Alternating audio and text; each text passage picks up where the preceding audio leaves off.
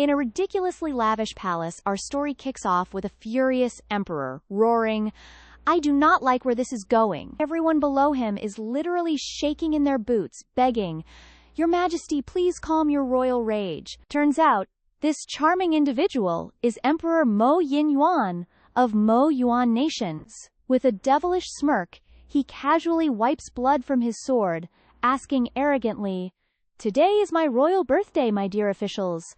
Have none of you prepared a gift for me yet?" A trembling official still kneeling stutters, "Your humble servant greets your Majesty." The emperor glances at him indifferently. "Oh, and who are you?" Trembling even harder, the man replies, "I am the ambassador of Yanjing Nation, your Majesty. We've prepared a very special gift for you. Please accept it. May your Majesty's blessings be as vast as the East Sea, and your longevity as tall as the southern mountains." Still looking utterly unimpressed, our emperor walks over to the gift, a mirror, and opens it. And what appears inside? A tiny, sleepy blue head, yawning its little heart out. This tiny baddie, face smudged with dirt, rubs her eyes with a tiny arm, mumbling, "Are we here already?" Our emperor instantly freezes, staring wide-eyed at the adorable little one with sparkling eyes, still nestled snugly in the mirror. Without a single word, the tiny terror pounces on him, boldly crying out, "Daddy! Your girl finally found you!" Before our emperor can even process what's happening, this adorable kid latches onto his head in a death grip hug, practically suffocating him. She happily exclaims, "Daddy, you're so tall." The ministers present? They're collectively having a conniption, their faces draining of color as they silently scream, "What in the actual cultivation world is going on?" Turns out, this adorable little queen is Qiao Qiao, the long-lost princess of Mo Yuan Nation. In her previous life, our girl entered the palace at age 9, only to witness her own father being brutally murdered. But in this life, Qiao Qiao has regressed back in time. She's determined to get into the palace 6 years early. Her mission? To save her daddy and save Mo Yuan Nation. Except, something's not quite right. Her little feet are currently dangling mid-air. The emperor, still furious, grabs Qiao Qiao by the scruff of her neck and hoists her into the air, leaving her utterly bewildered. Ignoring her flailing, our emperor grumbles with annoyance, "This filthy beggar child? Is this the gift Yanjing Nation wants to present to me?" Meanwhile, the Yanjing ambassador is having a full-blown panic attack. He immediately kowtows, practically smashing his head on the floor, begging, "Your Majesty, spare my life. This humble servant has no idea who this child is. The gift I prepared was a durian.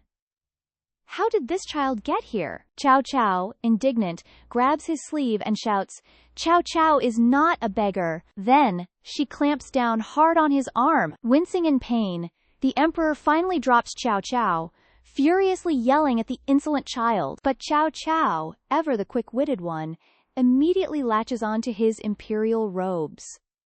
Thanks to her quick thinking, she slides safely down to the ground. Qiao Qiao looks up, her bright eyes shining with innocence, and says, "But Qiao Qiao ate the durian. Daddy, please don't punish Uncle. Qiao Qiao will pay you back with silver, okay?" The emperor stares at the prominent bite mark on his hand, and replies coldly, "Oh, really? Very well then. Where did this random street urchin come from? And she dares to claim she's my daughter?" He roughly shoves her aside and cruelly orders, "Lin Gong, drag this thieving beggar child out and give her 20 more strikes." Lin Gong quickly interjects, "Your Majesty, please reconsider. What if she really is the little princess?" At that moment, Qiao Qiao remembers she has a special token. She pulls out a jade pendant and holds it up to the emperor. "This is the jade pendant Mother gave Qiao Qiao."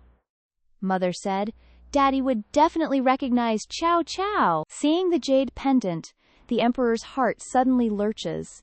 He thinks, could this jade pendant belong to her? Our emperor probably doesn't even remember which realm he had a secret rendezvous in, but looking closely, this beggar child's face and hair are eerily similar to hers. Could she really be my daughter? Seeing the emperor completely frozen, Lin Gong wisely suggests, "Your Majesty, If you're uncertain, this humble servant can send someone to investigate further. But he doesn't answer immediately.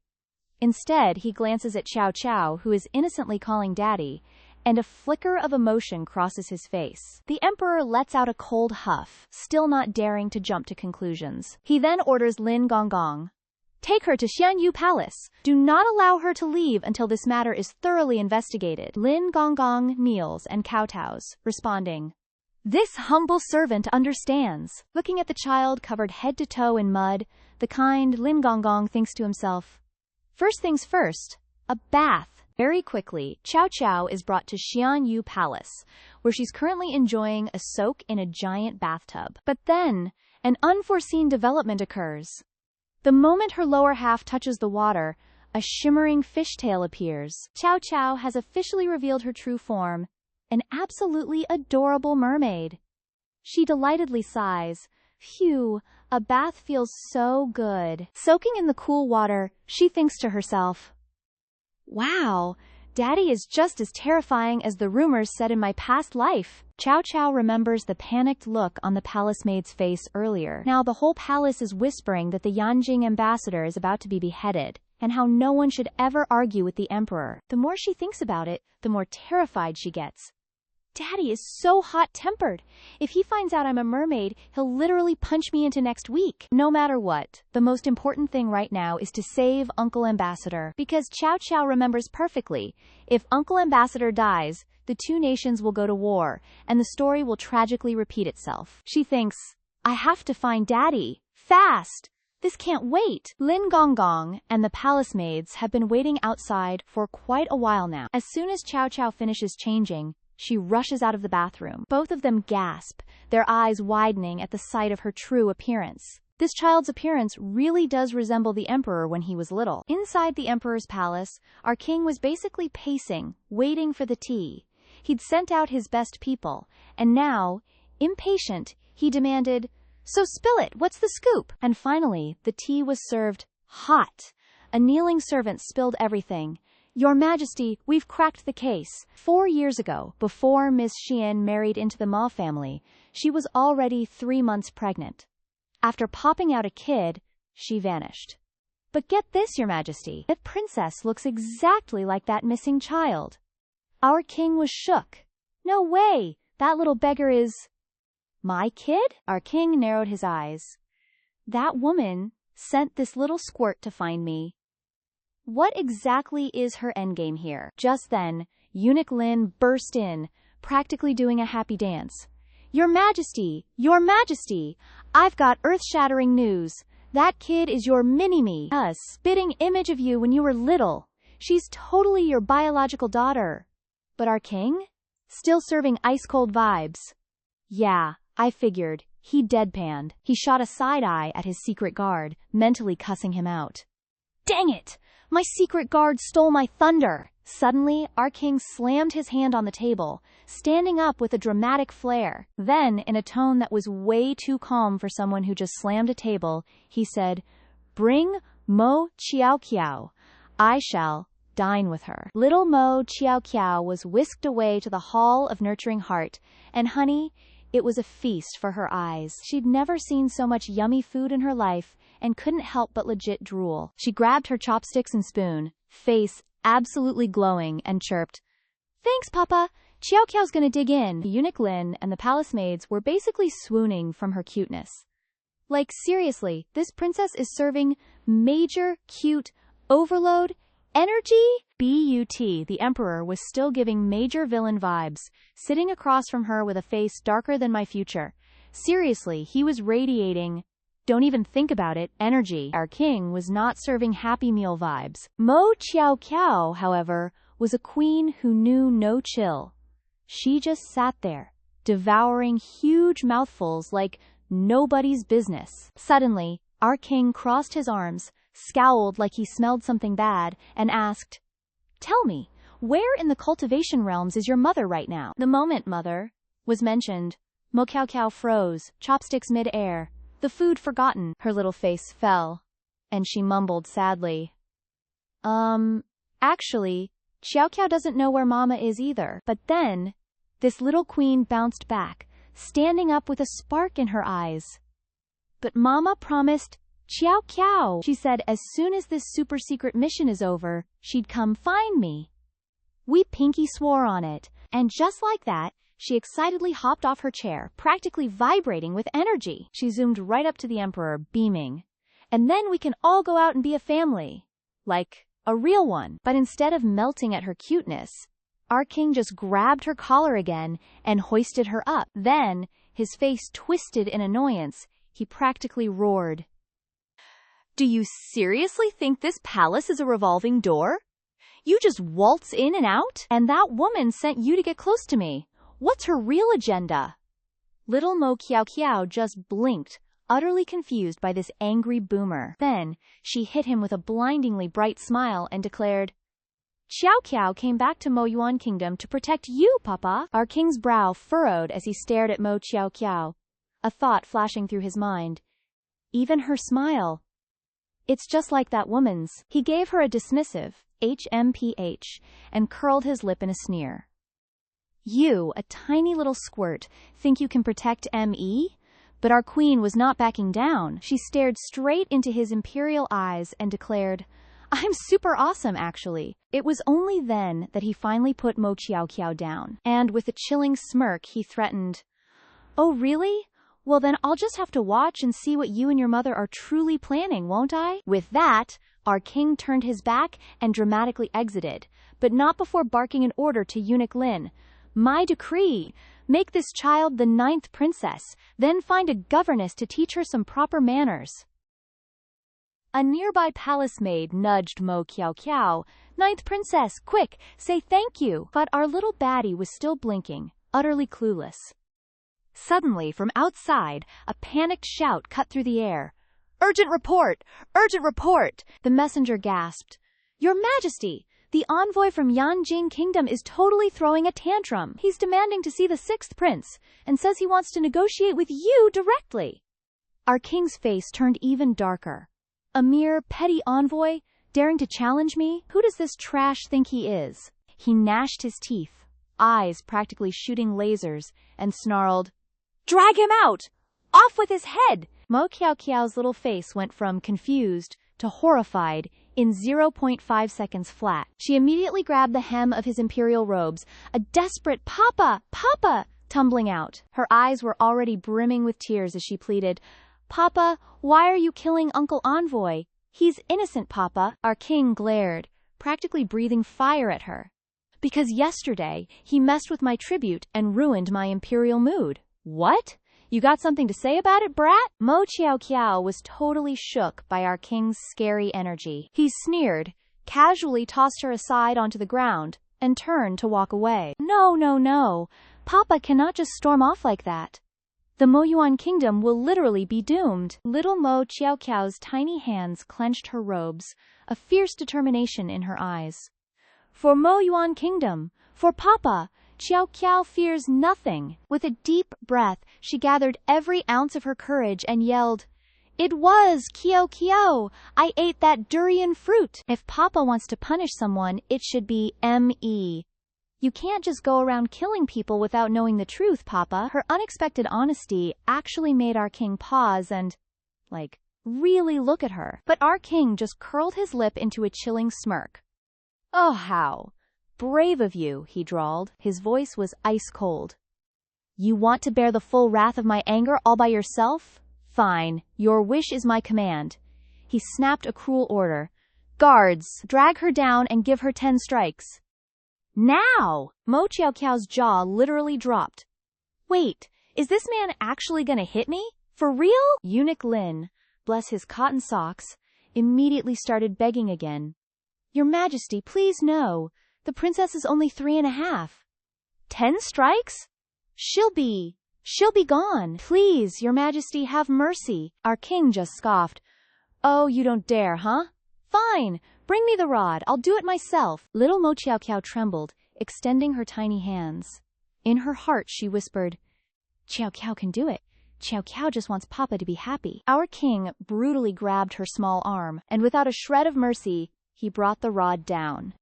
Even though she tried to be brave, Mo Qiao Qiao still let out a heart-wrenching scream of pain. The emperor saw this but didn't stop, instead continuing to smack Kyukyu's hand hard. Our girl, just a child, cried louder and louder from the pain. Seeing how pitiful she looked, the emperor finally loosened his grip. Lin Gongong rushed over. "Princess, this servant will get medicine for you right away. Please wait a moment." Waiting for the emperor's anger to cool, Kyukyu immediately turned to him, pouting, "Papa, carry me!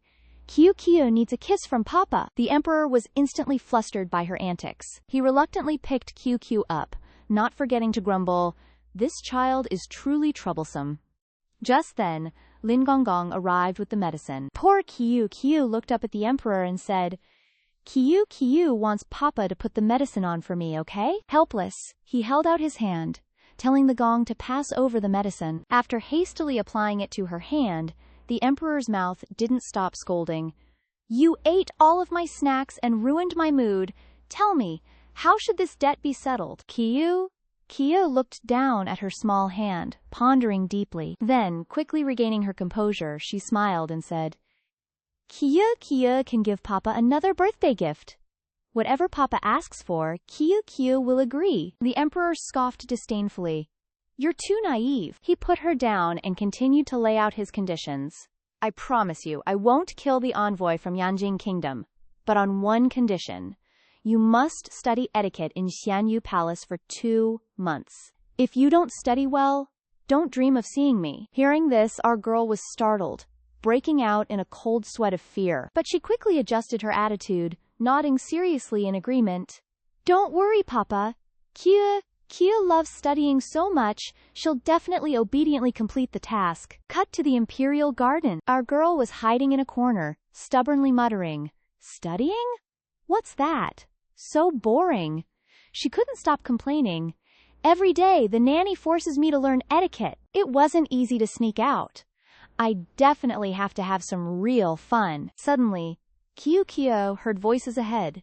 "Sixth Prince, why must you do this?" Curiously, she peeked out to see.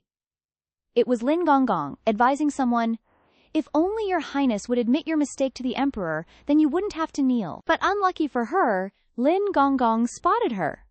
"Oh, my little princess, why are you here?" Embarrassed, Kyukyu crawled close to the ground, sticking her butt up and muttering, "I was just passing by. Uncle, just pretend I'm invisible." Behind her, a very handsome young man said disdainfully, "How childish. Your clothes are all exposed behind you, didn't you notice yourself?"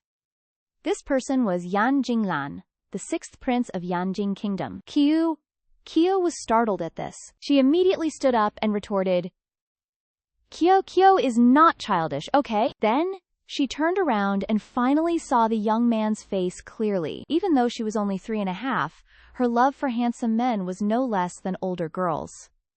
Bro's god-tier side profile was just that beautiful. But wait, why did he feel so familiar? Racking her brain for a moment, she suddenly remembered, it's him! In her past life, he was the one who invaded Moyuan Kingdom and killed her father. Standing before him, she trembled like a wild cat. His aura was too strong. She couldn't move at all. Quickly regaining her courage, Kyu reassured herself. No, Kyu must be brave. So she mustered all her courage and approached Yan Jinglan, whispering, Handsome Gurge, what's wrong with you? Ling Gongong quickly explained from behind, This is the 6th prince of Yanjing Kingdom, and also a hostage of our Moyuan kingdoms. Because he spoke up for the envoy and defied the emperor, His Majesty punished him to kneel. Kyu joyfully told the handsome man, Papa has agreed not to kill the envoy, uncle. Handsome Gare, hurry and stand up. Yan Jinglan warily dodged her, speaking with a tone of disdain. Many thanks for the princess's kindness. I defied the emperor, so being punished to kneel is just. The princess should stay away from a sinner like me. Kia steamed in her head, thinking, why is this guy still being such a mood? She naively looked up and asked again. So, what can handsome Gearge do to stand up? Hearing this, he curled his lips into a smirk. Then he coldly stared at the little girl and asked, Is the princess serious about this statement? Kia's eyes lit up as she replied to the handsome man. Of course, I'm serious. Yan Jinglan slowly made a request. Then, I'll ask the princess to help me with one thing. If I want the emperor himself to apologize to me, can Her Royal Highness the princess do that? After hearing that, the little girl was momentarily dumbfounded. How could that be possible? Our Chow Chow froze on the spot. She thought, Daddy has to apologize to this handsome bro? That's asking way too much. There's no way our girl could do that. His request is too extra. This guy just smirked faintly. Yan Jinglan then sighed. I was just kidding. The emperor agreed not to off the envoy, so I'm good. Thanks, princess. Emma, head out now. But when our pretty boy tried to bounce, he realized his legs were screaming from kneeling for too long. Ouch. Chow Chow enthusiastically reached out to help him up, but Yan Jinglan swerved away like a cold, cold boy. Watching this handsome man walk away looking utterly displeased made our girl beat herself up. He's mad, 'cause I was useless, right? What do I do now? With her mischievous little brain, she quickly cooked up a brilliant idea. He'll totally be happy with a friend. Chow Chow will be his friend. Chow Chow is so smart, lol. After that thought, our girl trotted behind Yan Jinglan, relentlessly barraging him with questions. Handsome big bro, you going home? Handsome big bro, where's your place? Can Chow Chow come with you? Chow Chow, ever so innocent, kept asking a million questions. Handsome big bro, do you not have a mom who makes you study 24/7? Annoyed by her constant chatter, he snapped, turning to yell, Princess, can you please stop following me? His unhinged attitude scared Chow Chow speechless. But our girl was sweating buckets and stammering, like she'd hit a major snag. Our girl, with her adorable stubby legs, struggled to say, But Chow Chow can't step over it. Help Chow Chow.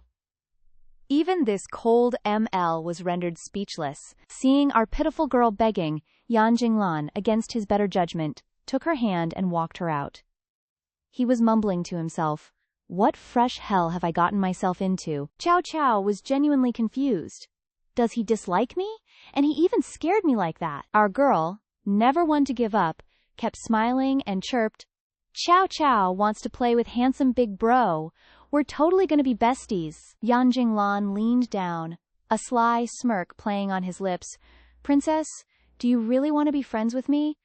Chow Chow, ever so naive, replied, Duh. Then our boy turned to the bushes and called out, Zhao Hei, come here! The very next second, a black snake slithered out from the bushes, and Chow Chow shrieked in absolute terror. But Yan Jinglan just walked up, petting the black snake's head, and said, Zhao Hei is my bestie.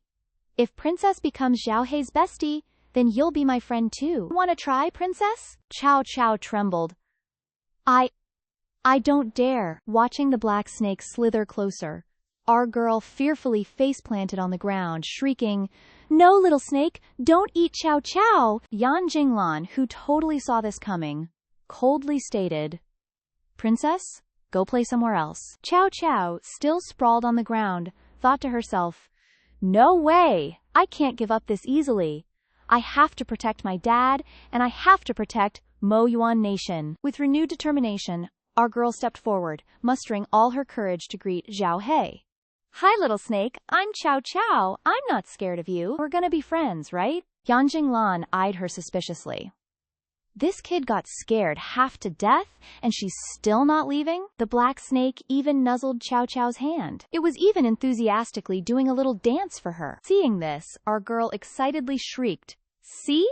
The little snake likes Chow Chow. Handsome big bro, we're friends now. He angrily cursed in his head. How in the actual F? Chow Chow enthusiastically pulled out a candy and offered it to Yan Jinglan. Mommy said friends share. This candy is for handsome big bro. It's so yummy, Chow Chow almost couldn't bring herself to eat it. He originally wanted to mess with her, but he never expected this girl to pull it off.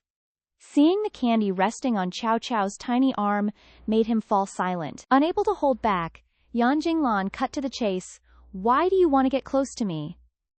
This left Chow Chow utterly flabbergasted. Suddenly, he snapped, yelling, You're just like everyone else. Trying to make a joke out of me?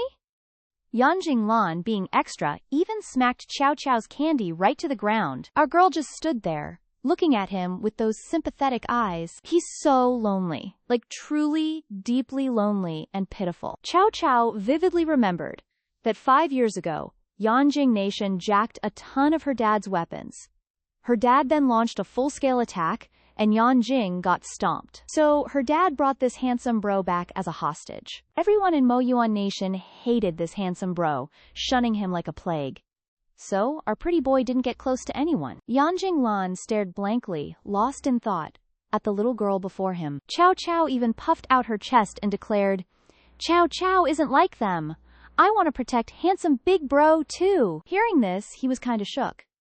This kid is the daughter of that trash emperor? Yanjing Lan still chose the cold shoulder.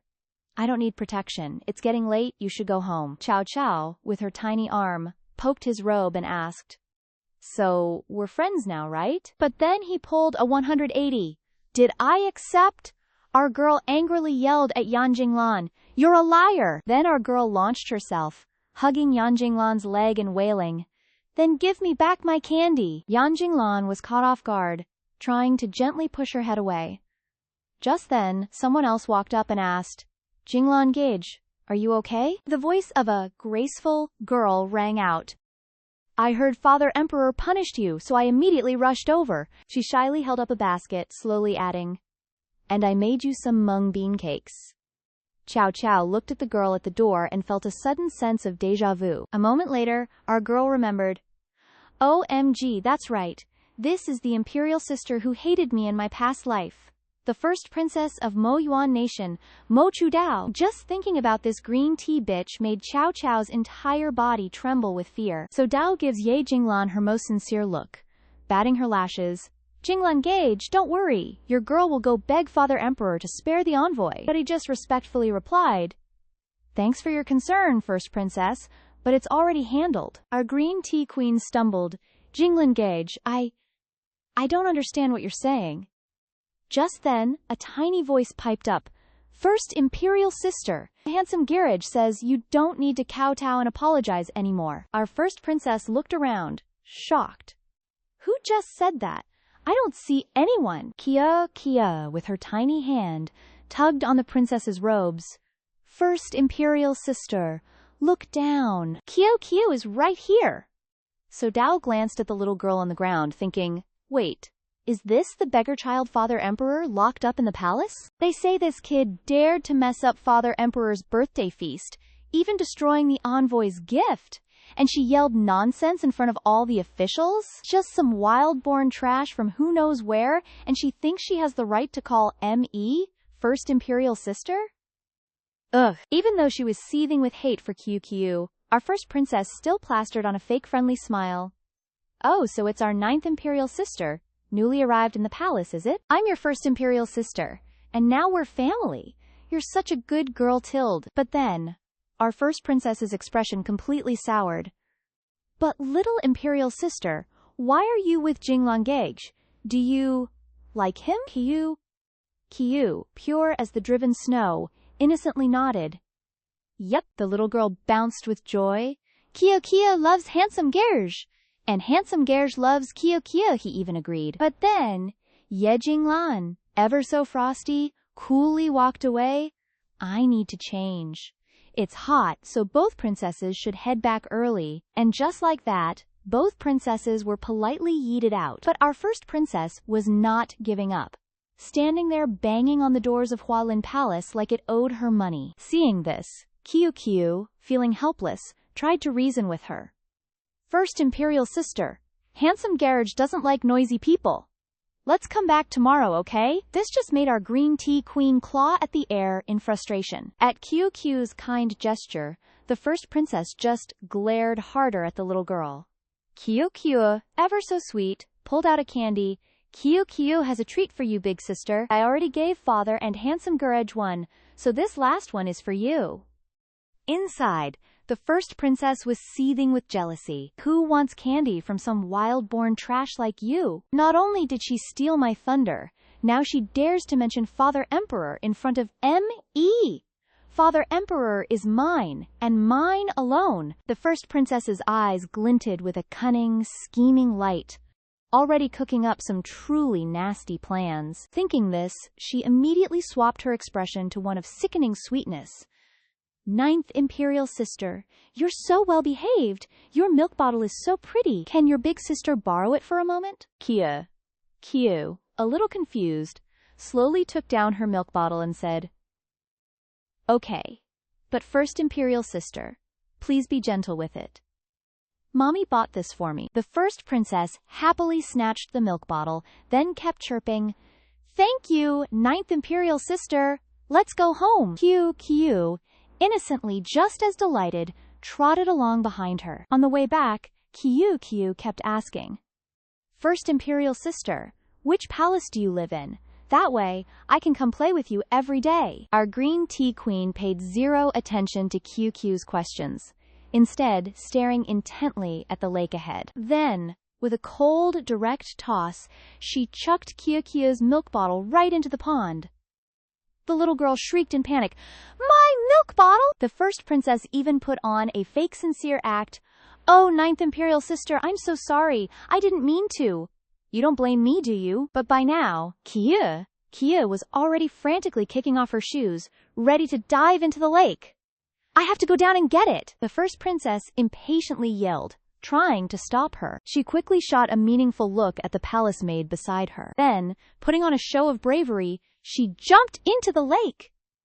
The water, conveniently, only reached her waist. Kyu, sitting on the bank, anxiously called out, First Imperial Sister, hurry up! I know how to swim. Our first princess had already found the bottle, but she deliberately stayed in the water, calling back, Don't come down, little sister. I'll find it for you. Kyu suddenly felt like something was off with this First Imperial Sister. Just then, the Emperor's voice boomed from behind them.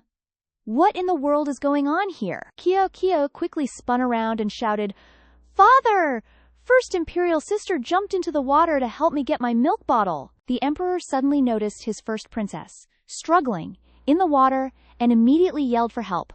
What are you standing around for? Get down there and save the first princess. If anything happens to her, I'll have all your heads. Seeing the first princess safely back on shore, Kyu happily thanked her. The Emperor walked over, frowning, and asked, So Dago, what exactly happened here? The first princess immediately put on her most pitiful face. Father Emperor, it has nothing to do with Ninth Sister. Your daughter wanted to go down and get it. Your daughter was willing to sacrifice herself. Kyu grew even more confused. What does First Imperial Sister mean by saying that? And just then, her palace maid suddenly knelt down, wailing, Your Majesty, please do justice for our first princess. She yammered on, accusing. This humble servant clearly saw Ninth Princess push the first princess. That's why Her Highness had to go down to retrieve the milk bottle. If the milk bottle hadn't fallen in, the first princess wouldn't have had to jump at all. She even wildly pointed at Kyu, screaming, The guilty one is Ninth Princess. Chow, totally horrified by their lies, quickly steps up to spill the tea. Daddy, she's lying. Your girl totally didn't push eldest princess. It was her who dropped my milk bottle into the pond, so she had to go get it. But this green tea maid, still fake sobbing, keeps on going. But eldest princess can't swim, and Ninth Princess forced her to jump in? Isn't that just asking for trouble? Our poor eldest princess, so clearly kind-hearted, yet someone would dare take advantage of her. We beg your majesty to do justice for the eldest princess. The emperor, giving eldest princess the most bone-chilling glare, stares her down. He orders her to confess everything herself. She tremblingly insists once more. This humble servant was just standing here, and I truly don't know why the milk bottle just fell into the pond. Father Emperor, please don't blame Ninth Imperial Sister. She's still so young and doesn't understand things. She didn't mean to harm your child. Chow, boiling with rage, snaps. Liar! You're a total liar. Our girl naively thought. I seriously thought eldest princess would be different this life, but nope. She's just as evil as in my past life. Chow's candy was totally given to the wrong person. As Chow gives the emperor the most pitiful puppy dog eyes, he coldly asks again, Suyao, are you sure this little one pushed you? But at this very moment, the emperor is surprisingly sharp. Let me ask you, he says, she's still so tiny. How much strength could she possibly have to push someone into a pond? Faced with the emperor's question, eldest princess is totally flustered. not knowing how to even respond. She bows and awkwardly makes excuses. This servant wasn't paying attention. Perhaps this servant just carelessly fell into the pond. Seeing eldest princess's attitude, the emperor is utterly disappointed. Oh, carelessly, you say? I thought Su Yao was obedient and kind, but who knew her true nature was this? The emperor roars in anger, S-Y-O! Making even eldest princess tremble in terror. I sentence you to house arrest for 5 days, and you will copy the clan rules 100 times. Any objections? At this point, she could only bow her head to the ground and accept her fate. At the same time, the emperor totally doesn't forget about that blatantly lying palace maid. He quickly orders, "Guards, drag her out and execute her." Just then, Chow Chow quickly grabs hold of the emperor. Our girl earnestly pleads, "Daddy, please don't kill anyone else. Killing people is super wrong, you know." The emperor looks at Chow Chow, totally baffled, and asks, "She wanted to harm you, yet you want to spare her life?" Chow Chow's eyes well up with pitiful tears as she continues. "Then Father Emperor can just cane her, don't kill her. Chow Chow will be your birthday gift, so Father Emperor, please spare her, okay?" The emperor, totally moved by our girl's kindness, spares the palace maid's life. Chow Chow is overjoyed, thanking him over and over again. Watching their backs as they leave together, eldest princess seethes with rage, clenching her hands tightly. Not only does she feel zero regret, but she actually thinks Chow Chow is humiliating her. "You little bastard, how dare you make me lose face? Next time, I'll show you what's what." And all of this drama just so happens to catch the eye of Yan Jinglang. It seems he's got some plans brewing too. Meanwhile, Chow Chow, feeling super uneasy, returns to Xianyu Palace. She anxiously peeks into the room. Is Mama here? While she's hesitating whether to go in, a palace maid spots her and makes her jump. "Little princess, so you've been here all along? Do you know how worried I was about you? I heard you were pushed into the pond, and I couldn't sit still." Chow Chow looks up and realizes, "Oh, it's Sister Ling." Our girl puffs out her chest and proudly declares, "Sister Ling, no need to worry. I've already handled everything." Seeing that ninth princess was perfectly fine, the maid immediately suggests, "Well, if you're okay, that's great. It's getting late. Come on in. Let me give you a bath. Then we can go eat, 'kay?" Chow Chow happily agrees, but then our girl suddenly remembers. Wait, something feels off. She quickly steps back and awkwardly says, "Hold on, Sister Ling, you don't need to bathe me. I'm a big girl now, I can totally bathe myself." The maid worriedly asks again, "Princess, are you sure? You're still so little, can you really bathe yourself?" "Don't worry, sis, I can totally bathe myself. I'm just gonna go for a bit and I'll be back, 'kay?" With that, our girl quickly sprints away. Chow Chow is utterly terrified at this moment. "I almost forgot I'm a mermaid. If she finds out my true identity, my secret might be exposed. Father Emperor is so scary, I can't let him know." The more she thinks, the more our girl panics. Just then, Chow Chow suddenly freezes. "Wait, where am I? I was too lost in thought and somehow wandered all the way here without even realizing it." Our girl spots a small lotus pond ahead and, curious, runs over to look. Ooh, the fish here are so pretty. Watching the beautiful fish swim freely and frolic around, her mood instantly brightens. Suddenly, our girl gets an idea. "That's right. I can use them as a gift for father." Our resident green tea, Mo Chu Jiao, got grounded by the emperor for trying to frame our queen Chow Chow. Guess karma's a queen too, huh? But then, she heard some singing from outside the palace walls. So, curious, she peeked out her window. And who does she see? Our girl Chow Chow, frolicking around, singing her heart out. Mo Chu Jiao, ever the schemer, asks, "Oh, is that my ninth sister? Where are you off to?" But after getting framed, our Chow Chow was not having it. She pouted, stuck out her tongue, and said, "Where am I going? Like I'd ever tell you." First Princess Mo Chu Jiao clenches her fists, barely holding back her rage. "Are you still mad at me, little sister? I told you, it was just a misunderstanding. I misspoke and made Father Emperor misunderstand you." Then, with the audacity of 1,000 green tea leaves, she smiles and says, "You'll forgive me, right? We can be good sisters again. Chow Chow, hands on her hips, just turns her head and snaps. Like hell I'd ever be sisters with you again. A malicious, cunning person like you? You're only fit to play with dogs? And with that mic drop, our girl just sashays away, leaving First Princess shaking with pure, unadulterated rage. But this green tea won't give up. She rushes after her. Hey! Where are you going? Wait for me. Plot twist. Chow Chow heads to the lotus pond and starts scooping up all these pretty fish into her basket. 1 fish, 2 fish, 3 fish. First Princess follows. Looking all innocent and curious, Chow Chow, what are you doing? Our girl, completely oblivious, replies, I'm catching fish to cook. First Princess hears this and panics. Catching fish? Do you know these fish were given by Father Emperor? But she stops mid-sentence. A wicked thought forming in her brain. Wait a minute. If she cooks these fish and Father Emperor finds out, he'll be livid. She clearly has no idea how rare these fish are. He'll chop her into 100 pieces. With that evil plan brewing, First Princess quickly changes her tune. She smiles sweetly. Little sister, you're so talented. But these fish are so beautiful, how could you bear to eat them? Chow Chow, too busy huffing, just ignores her and walks off with her basket. First Princess watches Chow Chow's small figure, a triumphant smile spreading across her lips.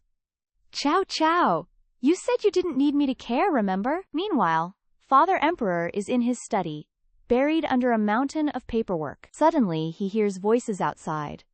Oh dear little princess, where have you been? Your face is absolutely filthy, and you're covered in dust. Chow Chow begs Lin Gong. Please, Lin Gong, let me in to see father. She dashes in, immediately yelling, Father Emperor! As soon as she sees him. But instead of being thrilled, the Emperor looks totally annoyed.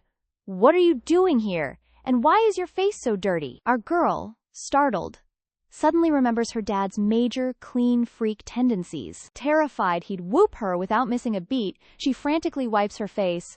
Chow Chow's face isn't dirty, just a little dusty. The more she wipes, the dirtier she gets. Why won't it get clean? The Emperor, looking utterly helpless, thinks to himself, how did I end up with such a foolish child? He asks coldly, what exactly are you here for? Chow Chow, beaming, presents a bamboo basket to him. Father Emperor, Chow Chow has a super special gift for you. The Emperor reluctantly takes the basket, but within seconds he feels like something's off. Food? This smell.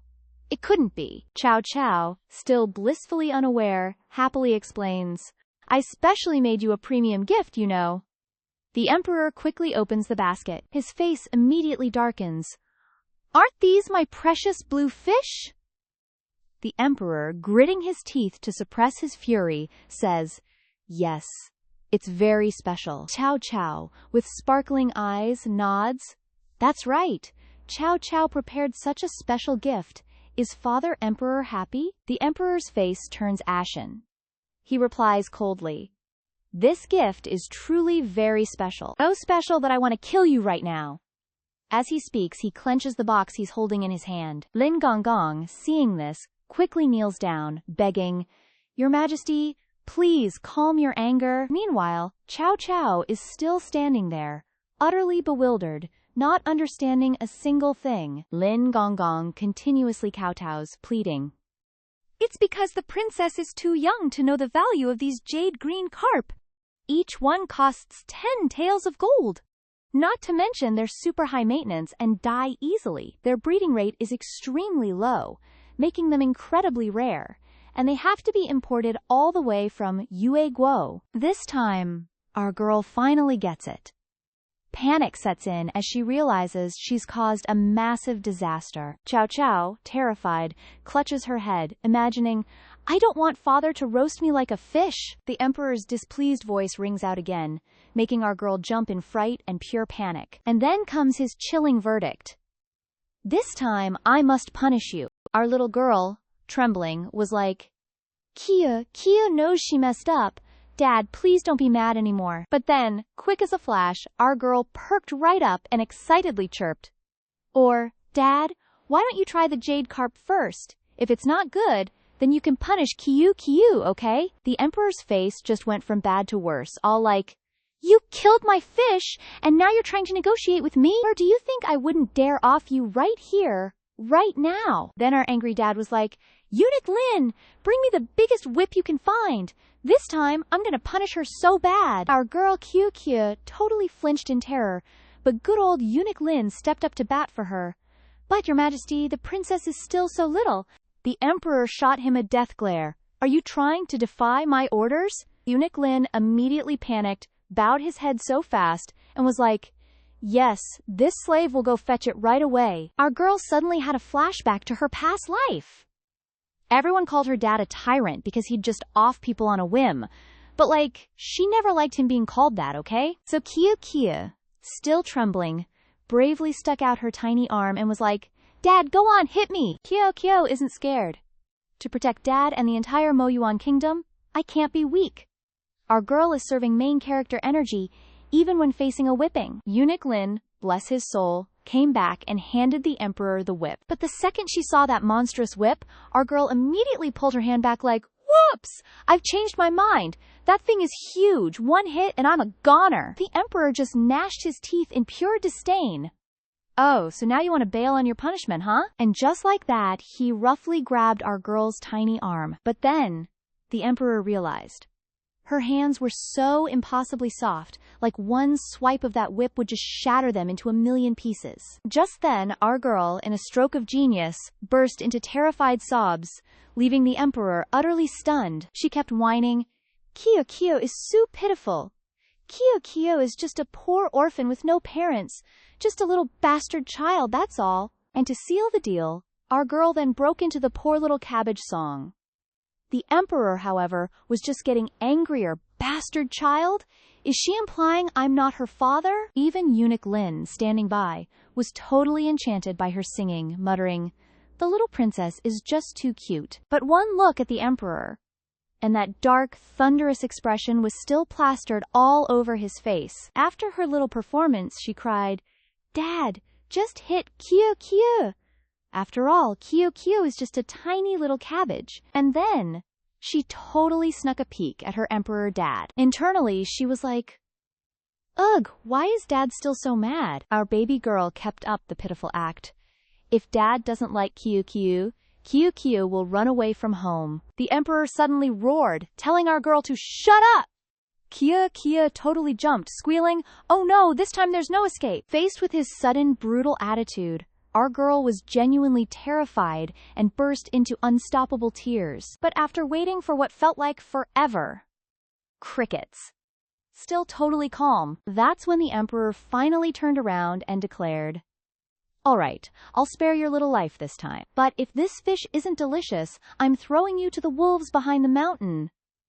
Kyu, immediately switching gears, burst out laughing. Thank you, Dad. I knew it. You're the absolute best. Then, the emperor picked up a piece of the fish and popped it into his mouth. He slowly, very slowly, savored every single flavor. And OMG, this jade carp. It was firm, not greasy, totally not fishy, and had such a unique taste. He was internally screaming, no way! She actually cooked something decent. The emperor, trying to keep his cool, raised his head and coldly asked, did you really cook this fish? Kyu, absolutely buzzing with anticipation, replied, yep, I did. So, Dad, is it yummy? But our tsundere ML-coded emperor just turned his head away, feigning disgust. Terrible. Absolutely inedible. Kyu, not having any of that, immediately clapped back. Lies! It's written all over your face in giant neon letters. Very delicious. Our girl, all excited, kept going. From now on, Kyu will make even more yummy dishes for Dad, okay? By now, the emperor's anger seemed to have totally deflated. But because a man has his pride, he majestically declared, honestly, no manners at all. Once we're back in the palace, I'm having Nanny Lee drill some proper etiquette into you. Who ever heard of a child talking back 3 sentences for everyone their father speaks? Kyu, totally unbothered, happily chirped, yes, Dad. Meanwhile, the Grand Princess, our resident green tea rival, had secretly followed them all the way to the imperial study. She was totally hiding behind a pillar, low-key giggling. Huh? Why is it so quiet? Did Dad already punish that little Kyu? Ugh, the satisfaction is just chef's kiss. A little while later, the imperial study door finally creaked open, and our rival princess was still glued to her corner, ready to spill the tea. But then, Kyu skipped out, humming a little tune, looking absolutely nothing like she'd just been punished. The Grand Princess was absolutely livid, asking herself, how is this even possible? She furiously clenched her fist and punched the nearby pillar, seething. That was Dad's precious rare jade carp. He should have punished her. Why is she just strolling out of there like nothing happened? This is so unfair, she fumed. But in her anger, she totally missed the ominous shadow that just appeared right behind her. Then the Emperor's voice, cold as ice, cut through the air. Shu Yao, what exactly are you doing standing here? Our resident green tea, sweating bullets, spun around and declared, your humble child is simply here to greet Imperial Father. Long live Imperial Father. The Emperor, clearly annoyed, narrowed his eyes. Shu Yao, last I checked, you were grounded in your room. What in the world are you doing here? Are you defying my imperial decree? Or do you just think your punishment was a little too soft? Our resident villainess trembled. Your child? Your child would never dare. The Emperor turned to leave, but not before dropping one last warning. If this little stunt happens again, don't you dare complain when my hand comes down harder. Now go back and copy those rules until your fingers fall off. Our villainess bowed her head so low it practically touched the ground. Yes, your Imperial Majesty, your child obeys. Watching her Imperial father's icy departure, our Grand Princess gnashed her teeth, a dark fury brewing. So it is true. Father is totally obsessed with that little wench, giving her everything. Just you wait. One day, I'm going to rip her head off by the hair. Meanwhile, our adorable little Princess Chow Chow was already happily settled at the dining table, radiating pure sunshine. A palace maid, bringing in a feast, sweetly asked, Little Princess, it's mealtime. Would you like this servant to feed you? Our girl, Chow Chow, beamed. Oh, no need. I'm a big girl now. I can eat all by myself. She even generously shared her steamed bun with the palace maid. One for Lingji, one for Chow Chow. The maid, practically in tears, gratefully accepted. Thank you, princess. Then, our tiny menace wrapped her arms around a steamed bun and a pork hock, devouring them like there was no tomorrow. The sheer ferocity of her eating even made the palace maid jump. But Chow Chow's next adorable move had Lingji bursting into giggles. Little princess, just keep stuffing your face. Lingji cooed. A little chubby and fair is peak cuteness. Suddenly, the room door creaked open. Turns out, it was Eunuch Lin. He cheerfully greeted her. Good morning, little princess. Chow Chow, ever polite, stood up and called out, Uncle Lin! Our queen even enthusiastically invited him. Uncle Lin, come eat breakfast with me. But he cleverly dodged. Thank you, little princess, but Uncle Lin has already eaten his fill. Chow Chow, being the observant queen she is, quickly spotted someone standing next to Eunuch Lin and asked, Who's that? He quickly introduced, Ah, this person? Let this old servant introduce you. Before Eunuch Lin could even finish, the other person spoke up, cold and stern. Greetings, Ninth Princess. I am Mama Li. From this day forward, I shall be responsible for teaching you proper etiquette. Our little princess felt a bead of sweat trickle down her back. Etiquette? What is wrong with Imperial Father? But I haven't even finished my breakfast. And I haven't even made my future simp-in-training play with me yet. I don't want to learn boring etiquette. Tears welled up in Chow Chow's eyes as she pitifully begged Eunuch Lin. Uncle Lin, Chow Chow really doesn't want to learn etiquette. Can't you tell Imperial Father to let Chow Chow off the hook? He looked uncomfortable. That's not possible, Princess. This is His Majesty's decree. It cannot be disobeyed. But then he leaned in conspiratorially. Little princess, don't you worry. Uncle Lin already told Mama Li to go easy on you. If anything makes you unhappy, Just tell me, and I'll totally help you out. And with that, Eunuch Lin made a speedy escape. If there's nothing else, I'll just be on my way now. Chow Chow wailed in utter helplessness. Uncle Lin, don't abandon me. Mama Lee's voice cut through the air, icy cold. His Majesty specifically ordered me to instruct the princess in proper etiquette. Therefore, no mistakes whatsoever shall be tolerated. Little princess, please follow this old servant. Our queen, utterly defeated, could only nod. 2 agonizing hours later, Mama Lee's strict voice rang out. As a young lady, your every move must be proper and respectful. And you, princess, even more so. Straighten your back, legs together, head held high, arms crossed neatly over your stomach. Chow Chow obediently tried her best, but her legs were already trembling from exhaustion. Drilling under the scorching sun, our girl felt like she was about to evaporate. She secretly thought, Mama Lee is seriously too strict. I'm about to be roasted into a crispy dried fish. Mama Lee was a broken record. No squinting, no frowning, don't stare directly into anyone's eyes, that's incredibly rude. And before she could finish her lecture, Chow Chow tugged at her robe, whimpering. Mama, can we please take a break? Chow Chow wants to go find Imperial Father. Mama Lee shut her down immediately. His Majesty has given me full authority over the princess. Now, princess, straighten your back and continue practicing. No more pouting, and do not, under any circumstances, pull on other people's robes again. That is extremely disrespectful. Our girl reluctantly pulled her hand back, a tidal wave of injustice and sadness swelling in her tiny heart. Mama Lee stared intently at the little girl, a flicker of thought crossing her mind. Is this child truly as vicious as that princess claimed? Somehow, I just don't see it. Our small princess, forced into etiquette boot camp, tried her absolute best to follow Mama Lee's every instruction. Back straight, arms crossed, legs together. But after just 2 steps, Chow Chow did a magnificent faceplant. She totally wiped out, face first, into the dirt, causing the nearby palace maid to shriek in pure panic. Little princess! Her tiny knees were scraped, and Chow Chow burst into tears. Lingji, it hurts! The maid quickly comforted her. Little princess, don't be scared.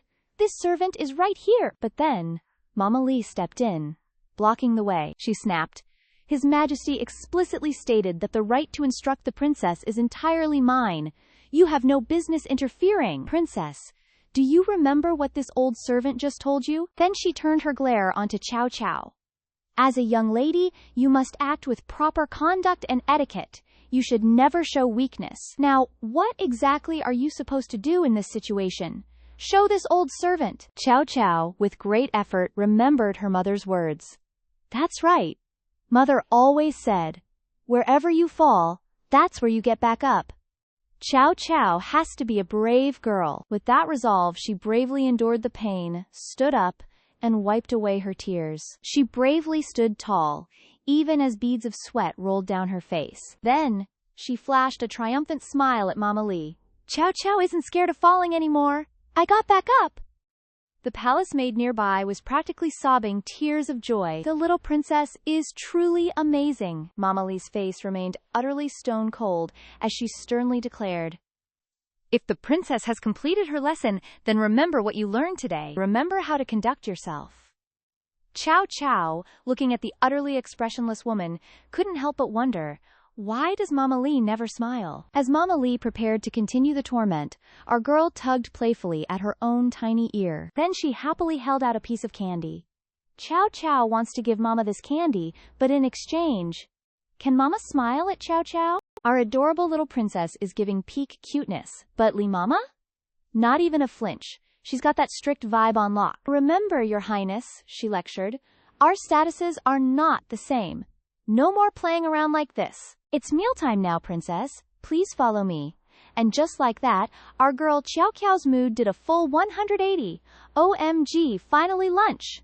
Thank you, Mama. Back in her room, our girl Qiao Qiao, utterly drained, just flopped onto the table, living her best tired life. Ugh, finally some rest. This is peak comfort. But her happy vibes? Gone in 0.2 seconds. Lee Mama was already on her case. Princess, back straight. You're a young lady now. so sit with your legs together, hands neatly placed, and a proper, polite demeanor. Our girl, Xiao Qiao, just grumbled, I'm hungry, why? Li Mama's face went from stone to full-on thunder. She roared, Princess! This servant demands you follow my instructions, or else I'll personally adjust your posture myself. Our girl Xiao Qiao just grumbled internally and reluctantly did as she was told. Only then did Li Mama finally leave the scene. I'll go get your meal now, princess. Please wait a moment. Our girl thought, ugh, sitting like this is actually so tiring. The palace maid standing by, basically heartbroken, squatted down and whispered, Little princess, how about we just stop studying? This servant feels so bad for you. You just need to fake being sick. If you're sick, Mama won't make you study, and you can finally rest. But our girl flat out refused. No way, Xiao Qiao can't do that. Mama said no lying, or you'll be a bad kid. Xiao Qiao doesn't want to be a bad kid. Xiao Qiao wants to be a beautiful and well-behaved young lady, because if Xiao Qiao doesn't study her etiquette diligently, then Father Emperor will totally punish Mama, and Xiao Qiao doesn't want Mama to get hurt. Hearing that, the palace maid was so touched she basically burst into tears, hugging our girl tight.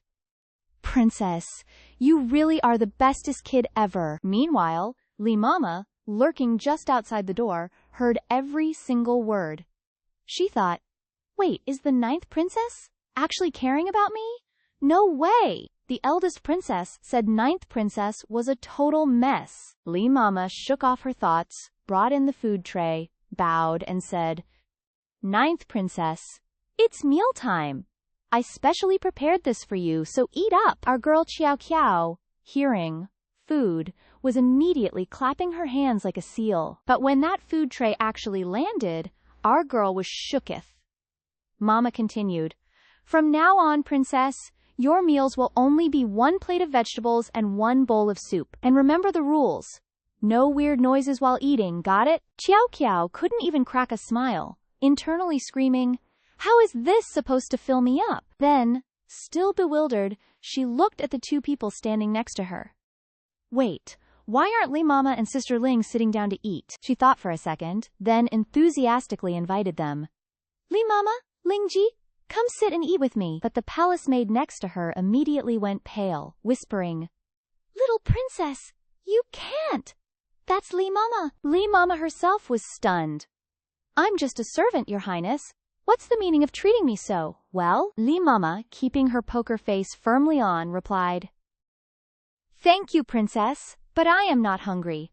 I will excuse myself. Also, as a princess, you are absolutely not allowed to just casually invite people to dine with you. Our girl Xiao Qiao was totally lost in the mountain of rules Li Mama just dumped on her, but reluctantly nodded her head. Watching Mama's retreating back, Xiao Qiao was genuinely stumped.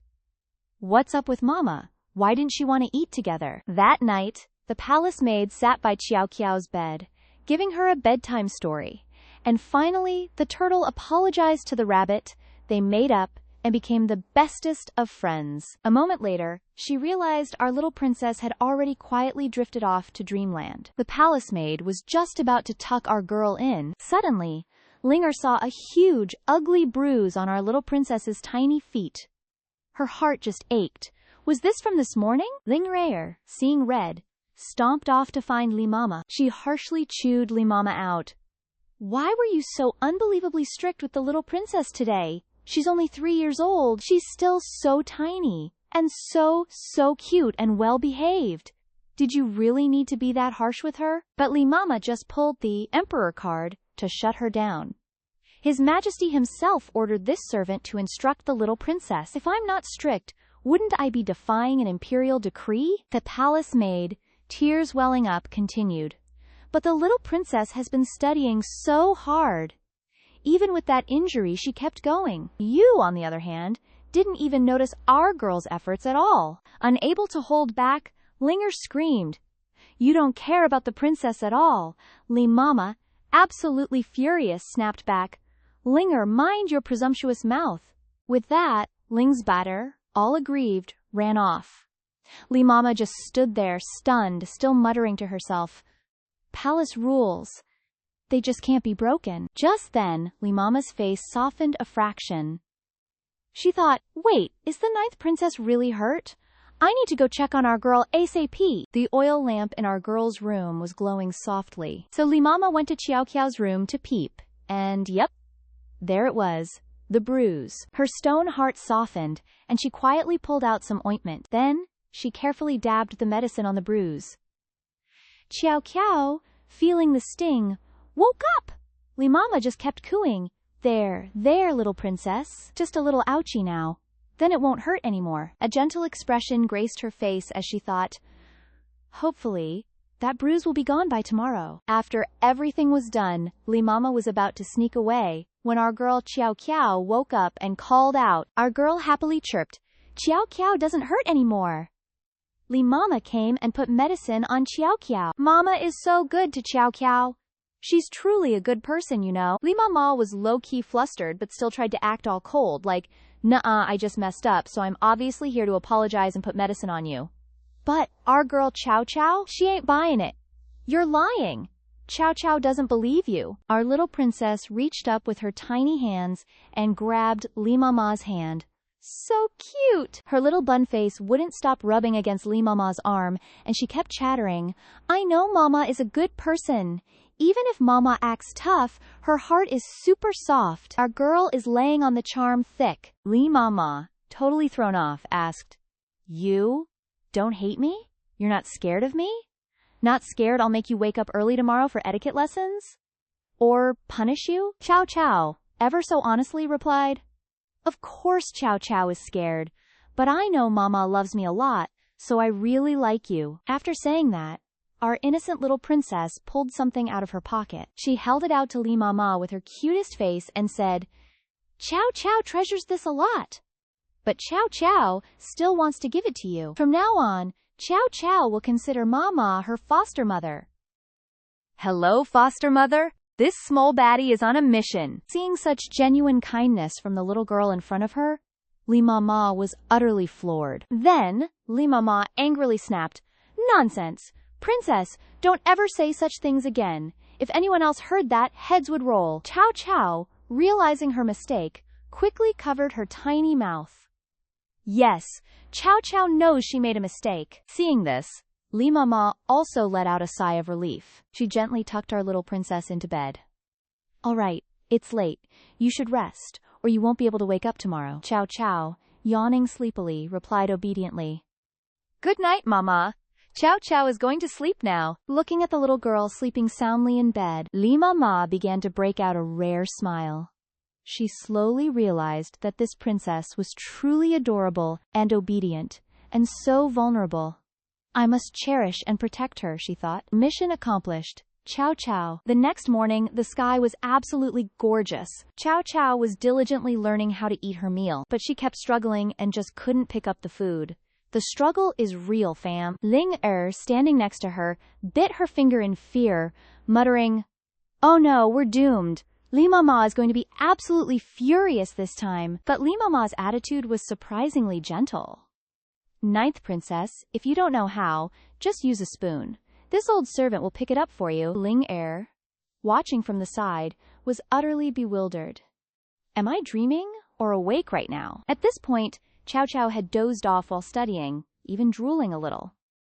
Relatable queen. Ling standing beside her, was startled once again. This time, she definitely can't escape punishment. The princess is 100% getting yelled at. But Lee Mama gently comforted her. If you're sleepy, go outside and play for a bit to freshen up. This left the surrounding palace maids completely shook to their core. What in the actual cultivation world is going on? Getting to play, Qiao Qiao happily scampered outside, cheering nonstop, Yay! Time to play! Ling stood there stunned, thinking to herself, Did the sun rise from the west today? How did Lee Mama change so fast? Our little princess, super excited, called out, Lee Mama! Ling Ji! Will you two play hide-and-seek with Qiao Qiao? The Mama, with a heart of stone, now gently replied, All right, then Ling can be the Kaom ghost, and the princess and I will hide. Qiao Qiao was totally thrilled with this suggestion, and immediately got into character. Ling Ji is the ghost. let's hide. Ling Er frowned, completely bewildered by what was happening, and said, wait a minute, Princess, Li Mama, what in the world happened to you two? Ling Er, still confused, asked the little princess, what's actually going on here? Chow Chow happily waved her over. Ling Ji, come here. Chow Chow will tell you something. Our little girl whispered into Ling Er's ear. Yesterday, Li Mama put medicine on Chow Chow, and Li Mama said she doesn't hate Chow Chow at all. After saying that, she quickly got back into character, pretending to be frantic as she ran off.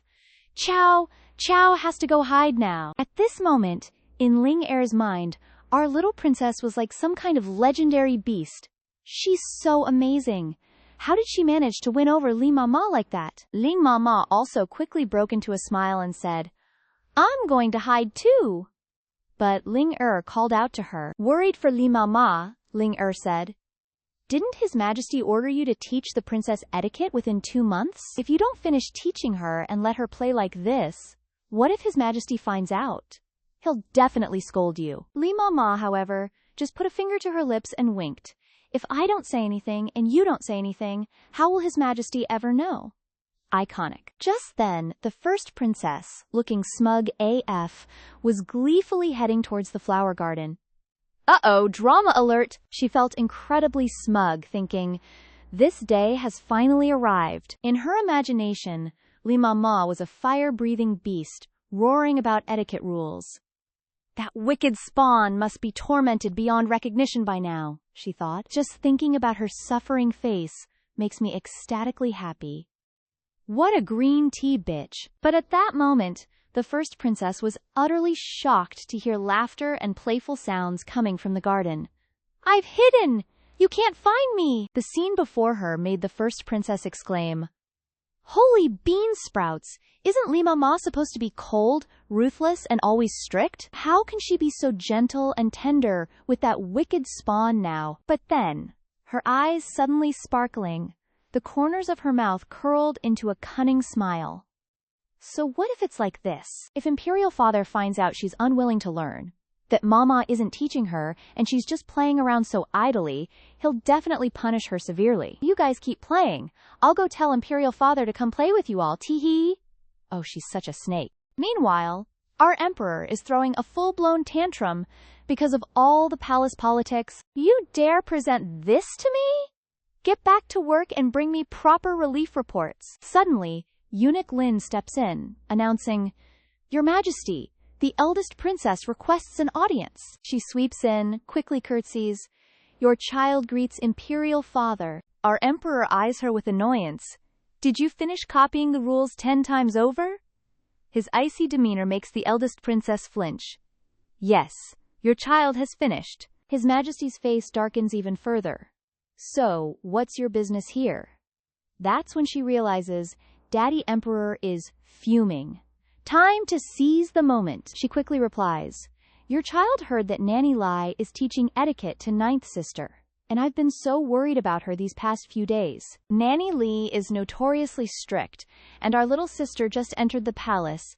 She doesn't understand the rules yet. If she accidentally offends Nanny Lai will be much harder on her. Your child was so worried about her suffering that yesterday, while copying, I accidentally tore several pages from my book. Our emperor suddenly remembers he almost forgot about his little girl. Must be all that disaster relief work, right? And just like that, Emperor Daddy commands, To Xianyu Palace, quickly! Behind him, the eldest princess smirks triumphantly.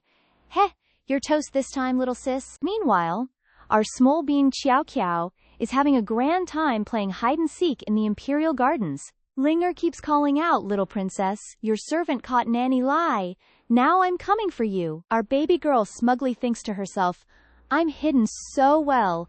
Linger sis definitely won't find me. But then, a voice like a demon's rings out. Having fun playing here, are we? Qiao Qiao looks up and realizes it's her Imperial Father. The other two immediately drop to their knees in terror. Your servants greet His Majesty. Our innocent baby girl happily chirps, Imperial Father, come play hide-and-seek with Qiao Qiao, it's super fun. But Daddy Emperor grinds his teeth and roars. Do you honestly think I enjoy these childish games? Qiao Qiao raises a tiny, determined hand. But Qiao Qiao likes playing with Imperial Father. If Imperial Father plays with Qiao Qiao, I'll love Imperial Father even more. Daddy Emperor's face darkens as he thinks. This little demon isn't just defying my will, she doesn't even know the meaning of remorse. She's practically asking for a spanking. He raises his hand, ready to discipline the little troublemaker. But then he looks down at Qiao Qiao's adorable, squishy bun face, and she repeats, Imperial Father, can you? His hand freezes mid-air. Our emperor quickly regains his majestic aura and barks, Nanny Li, do you know your transgression? She bows quickly. Yes, your servant knows her crime. Your servant was teaching the princess etiquette, but got carried away by fun and forgot her duties. Your servant begs for punishment. Suddenly, Qiao Qiao breaks out in a cold sweat. Crap, I totally forgot my daddy emperor is a bloodthirsty tyrant. Qiao Qiao quickly calls out, Imperial Father! Our emperor glares down at her, not an ounce of warmth in his eyes. When she realizes he won't play, our small bean's eyes well up. She puts on her most pitiful face. Don't blame Nanny Lai, it's my fault. I was too eager to play, so I made Nanny Lai play with me. Hearing this, he coldly turns his head. In that case, you'll be punished as well. Qiao Qiao, now absolutely furious, starts hitting Daddy Emperor, screaming, Evil Imperial Father! Mother said Imperial Father has to love Qiao Qiao. You can't yell at Qiao Qiao. Otherwise, Mother won't make stir-fried bamboo shoots with meat for Imperial Father to eat. Her words make our emperor freeze again. Our emperor's face immediately contorts in sheer terror at the mention of that dish. Flashback. Wasn't it years ago when I spoke one extra word to another concubine and she got so mad she chased me around with a bamboo stick, beating me until I lost all face? The terrifyingly sweet voice echoes in his memory. Hurry up and eat my stir-fried bamboo shoots with meat before you leave. Ugh. Truly the daughter of that woman. This kind should be thrown into the cold palace, not held like a precious jewel. The more he thinks, the tighter Daddy Emperor clenches his fist in fury. Innocent Qiao Qiao, completely clueless, looks up and asks, Imperial Father, what's wrong? Is stir-fried bamboo shoots with meat really that hard to eat? Our Emperor coldly commands, Eunuch Lin, bring the etiquette books. Today I shall personally supervise the 9th princess's practice. Qiao Qiao hears this and immediately freaks out.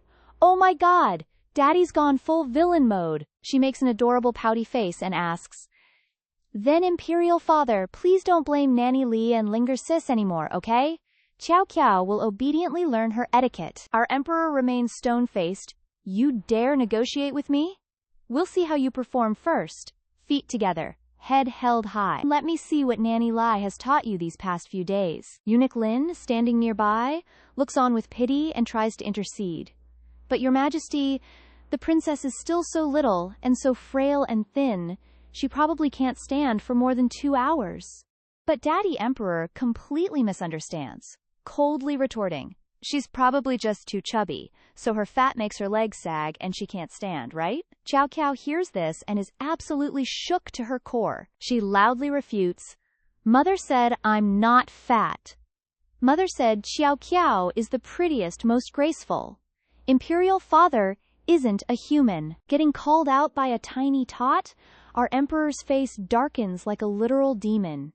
He asks, If I'm not human, then what am I? Tell me, should I sew your mouth shut and then throw you behind the mountain for the wolves to eat? Our baby girl is absolutely terrified by his aura.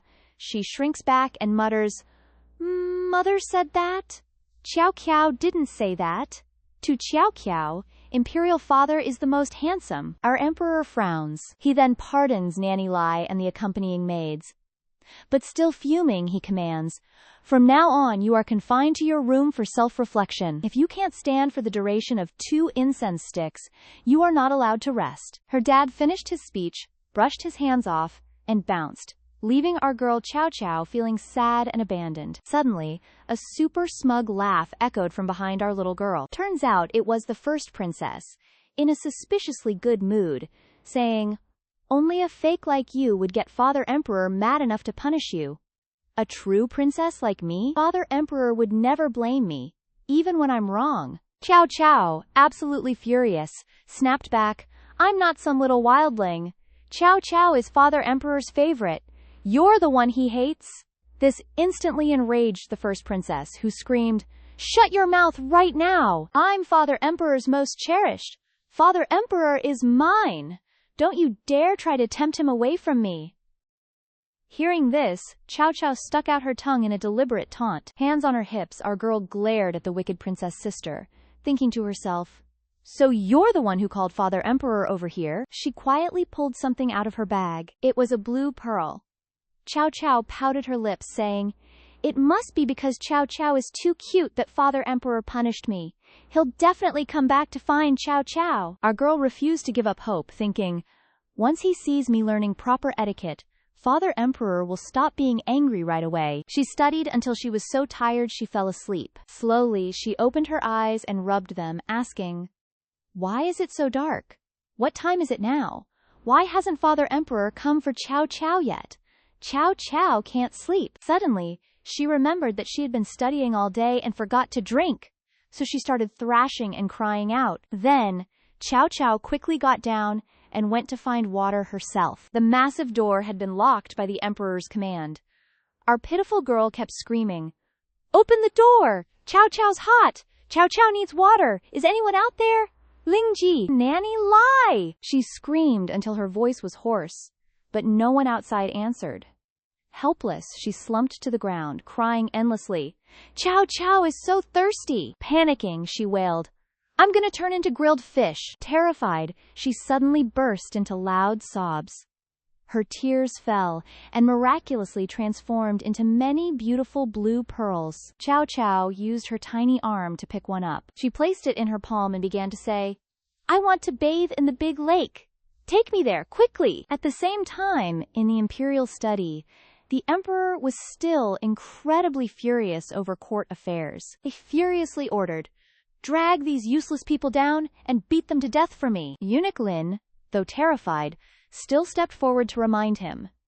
Your Majesty, the 9th princess has been all alone in Xianyu Palace this entire afternoon. Perhaps you should go check on her? The Emperor, already fuming, snapped back, No! Why would I go see that troublesome nuisance? Suddenly, someone rushed in from outside, frantically reporting, Your Majesty, bad news, the princess is gone. Ling Ji, who served in Xianyu Palace, said she couldn't find the princess anywhere. This made the Emperor even angrier. He slammed the table, stood up, and roared, What? What happened? Ling terrified, bowed her head and stammered, Your Majesty, spare my life. Your servant followed orders to deliver food to the princess's palace, but when I arrived, the princess was nowhere to be found. Your servant has searched all of Xianyu Palace, but she's still gone. The princess is just a small girl. Where could she have possibly gone? Xianyu Palace is surrounded by towering walls.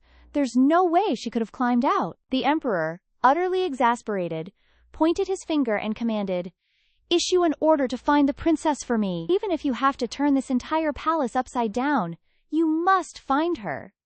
If you fail, be prepared to offer your heads. Eunuch Lin and Ling in a panic, kowtowed to accept the decree. Meanwhile, Chow Chow was indeed transported to the lakeside, but her tiny hand was now incredibly weak. Chow Chow lay prostrate on the ground, feeling a huge struggle.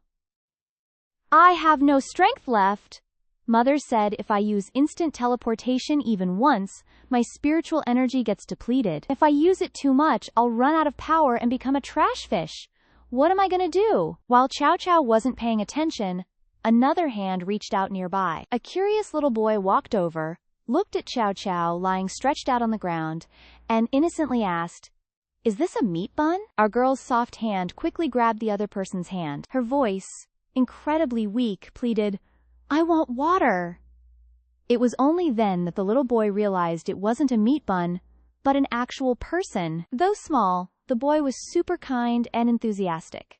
He pulled Chow Chow into the lake, saying, Water, huh? Hold on a sec, you'll have water right away. Talk about a fish finally getting water. Once she was in, Chow Chow was like she'd been given a second life, frolicking and darting around below without a care. After her mind cleared and spirit was refreshed, she quickly opened her eyes. With an excited expression, she declared, "Chow Chow isn't thirsty anymore." It was then that the boy on the shore curiously asked, "Are you okay?" Chow Chow looked at the person in front of her and quickly remembered. This was the crown prince of Mo Yuan Kingdom, the eldest prince, Mo Shi Yi. The boy anxiously kept asking, "Is this enough water now, right?" With happy eyes, Chow Chow recalled, "In my past life, I returned to the palace at 9 years old and was always bullied by my sister. But only Mo Shi Yi was genuinely kind to me. We're definitely going to be good friends later." Because she wasn't paying attention, she accidentally revealed her fishtail, causing Shi Yi to discover it. He pointed at the water and asked, "Are you a fish?" Knowing her identity was exposed, Chow Chow retorted, "I'm not a fish, I'm a little mermaid." "Oops, looks like I scared my little imperial brother." But he still firmly stated, "No, you're a fish," leaving Chow Chow completely speechless. Then, he smiled and held out his hand, proposing, "Little Yi really likes fish. Can Little Yi be friends with you?" Our girl Kyo happily agreed, of course. Big Bro Imperial Prince saved her, so Kyo, thanks Big Bro Imperial Prince. But then he insisted, "No way! My royal mom says my name is Zhao Yi." Kyo, with a totally serious face, declared, "Exactly. Shi Yi is the first Imperial Prince. Big Bro Imperial Prince, you are Shi Yi." Then, out of nowhere, he curiously grabbed our girl's tail. He wouldn't stop swinging it back and forth, examining it like it held the secrets of the universe. A moment later, Shi Yi clapped and cheered, "A new toy! So interesting! What a fun magic trick!" QQ just stared at him, dumbfounded. "Wait, is this Imperial Bro actually seeing me as a toy right now?" Annoyed, she frowned and explained, "This isn't some magic trick, it's real. If Imperial Bro doesn't spill the beans about me being a mermaid to anyone, then I'll teach you a little bit of real magic. But if you do tell someone I'm a mermaid, then Kyo won't play with you anymore. Got it?" Shi Yi quickly agreed, "I got it." Suddenly, our girl heard frantic voices all around her. "Have you checked over there yet? Hurry and look on that side. If we don't find the princess, our heads are gonna roll." Given the emergency, Kyo quickly scrambled onto the shore. The moment she hit the shore, her tail vanished faster than your last brain cell, replaced by 2 tiny legs. The first Imperial Prince, standing by, just blinked and asked, "Did the fishtail just disappear?" But as soon as she left the water, Kyo felt super dizzy and lightheaded. Kia fainted almost immediately, leaving the first Imperial Prince, who was sitting next to her, utterly terrified and clueless. Luckily, some eunuchs nearby came running over, but their descriptions were a little extra. Blue hair, big eyes, fair skin, chubby. This child looks kind of familiar. While the first Imperial Prince was still fumbling around calling her fishy, quote, these folks quickly swooped in and confirmed, "Yes, this is indeed the princess from Xianyu Palace. She matches Eunuch Lin's description perfectly. Go, quickly report to His Majesty." Just then, the announcement of the Emperor's arrival echoed through the air, completely startling the first Imperial Prince. The boy eagerly called out, "Imperial Father!" But the Emperor coldly walked past, not even sparing him a single glance. Instead, he quickly strode over and gently picked up Kyo. The Emperor, his face etched with worry, ordered, "What are you still doing here?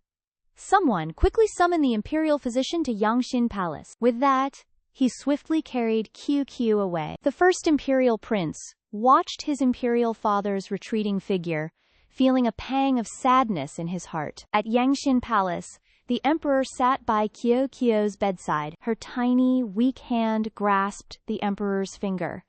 He wondered, why is her body so cold? Inside, he was fuming, impatiently yelling, "Why is this Eunuch Lin so slow? He's still not here?" Finally, Eunuch Lin brought the Imperial Physician. "Your humble servant greets, Your Majesty." The Emperor angrily roared, "What are you just standing there for? Roll over here and examine the princess. Now!" The Imperial Physician stepped forward, and quickly took her pulse. Then he spoke. "Reporting to your majesty, the princess is perfectly fine. She merely fainted from dehydration and hunger. Just give her enough water and some kanji, and she'll recover immediately." At this moment, Kyo weakly whispered, "Imperial father." Eunuch Lin, standing nearby, cried out with overflowing emotion, "The 9th princess is awake!" Our girl, with tears welling up, didn't stop complaining. Kyu was bullied by meanies. She was locked in a dark room, and they starved her. Then she pounced, hugging the emperor's arm and whining nonstop. Kyu was about to die of thirst. "Imperial father, please help Kyu beat up the bad guys." The emperor angrily pulled his hand back and retorted, "I'm the one who ordered you locked up. You were only confined for a little while and you're already thirsty and fainting from hunger? So weak! Who else are you going to blame?" Kyo burst into loud sobs, scolding, "Mo Yinyuan is a meanie. He's a cruel monster who doesn't care about anyone." The emperor, hearing himself being cussed out, frowned deeply. Then he leaned in close to Kyo, his face terrifying, and asked, "You're asking for a punishment, aren't you?" Still crying, our girl wailed, Kyu doesn't want to." The emperor coldly scoffed, "Truly a creature that doesn't know the vastness of heaven and earth." With that, he waved his hand and turned to leave, but not before giving a chilling order. "Someone, bring the 2 guards who stood watch at the Xianyu Palace gate. Execute them all." Hearing this, Kyu broke out in a cold sweat and ran over to stop him. "Imperial father, you can't just kill people for no reason. If you do, no one will see you as a wise ruler." He heard that and let out a cold smirk. "A wise ruler, huh? I'm the king of a nation, and I still have to care what other people think?" Seeing her imperial father's attitude, our girl got shook and panicked, secretly thinking, "Oh no, devil imperial father is angry. What do I do now?" Suddenly, our girl gathered all her courage, raised her tiny finger, and beckoned him over. "Imperial father, come here! Kyu has a secret to tell you." The emperor, grinding his teeth, lifted our girl into his arms and threatened, "No matter what you say, I'm still going to kill those 2. Kyu quickly changed her expression, smiling brightly. Kyu's secret is, whether imperial father is a wise ruler or not, Kyu still cherishes imperial father so much. Then she hugged the emperor tightly, flattering him nonstop. "Imperial father is Kyu's only dad. Even if the whole world turns its back on imperial father, Kyu will always be by your side." The emperor shoved our girl away, shocked. "What did you just say, child?"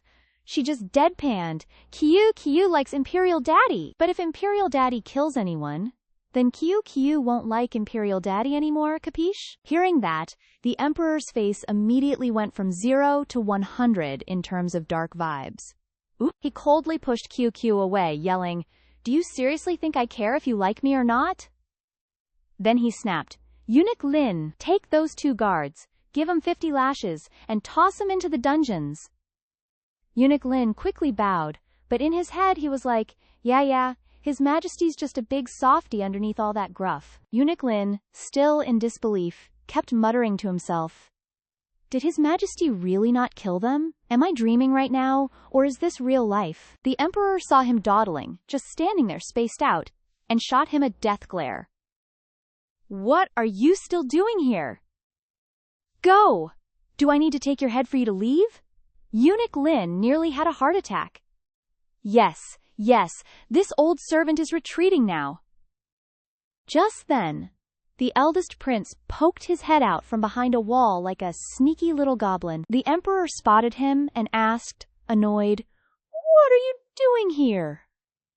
The eldest prince just stood there, awkwardly mumbling for ages, completely speechless. The emperor, having 0 patience, just coldly ordered, "Guards, take the crown prince back to his palace. Don't let him roam around like a lost puppy." Faced with his imperial daddy's absolute aura of, "Don't mess with me," the eldest prince just got even more terrified. Suddenly, Kyu, our little hero, marched right up, grabbed his hand, and shouted, "Eldest imperial brother!" Eldest imperial brother came here to play with Kyu. Imperial Daddy, you can't just send him away like that. The Emperor furrowed his brows and gritted his teeth, demanding, You dare to plead for him? Let me ask you something. The guards at Immortal Roaming Palace said you never left the gates. So how exactly did you get out, huh? Kiyu, for a hot sec, just froze like a deer in headlights, completely at a loss for words. She awkwardly mumbled, Well, I climbed over the wall, duh. And because she's our iconic little menace, she added, I'm super good at climbing trees, Imperial Daddy. Wanna see? The Emperor, clearly not amused, just casually grabbed QQ by the scruff of her neck. Then he coldly chided, You dare to climb trees again, huh? Are you asking for a spanking, young lady? Kiyu immediately went into full-on, pouty princess mode, begging, I know I messed up, Imperial Daddy. The eldest prince, watching from the sidelines, saw Kyu's totally natural and unbothered interaction with their Imperial Daddy, and got super sad. #relatable. Meanwhile, our simp ML, the Emperor, was actually super worried about our little princess. He knew she'd fainted from hunger, so he ordered the Imperial kitchen to whip up a whole feast. Kiyu saw the spread, and her eyes literally turned into hearts, drooling as she squealed, OMG, so much food! Kiyu will never be hungry again. Imperial Daddy, you're the bestest! I love Imperial Daddy the most. But our Emperor, ever the tsundere, kept up his cold facade, sternly warning, Don't get it twisted, kid. The Imperial physician said you needed to eat, that's it. Nothing to do with, feelings or anything. Our girl, Kiyu, just brushed off his denial like it was dust, munching happily and even demanding more milk. The Emperor, looking utterly exasperated, darkened his face and shot a frantic look at Eunuch Lin. What are you waiting for? Get the milk, stat! But Eunuch Lin fumbled around for a hot minute, then nervously shuffled over.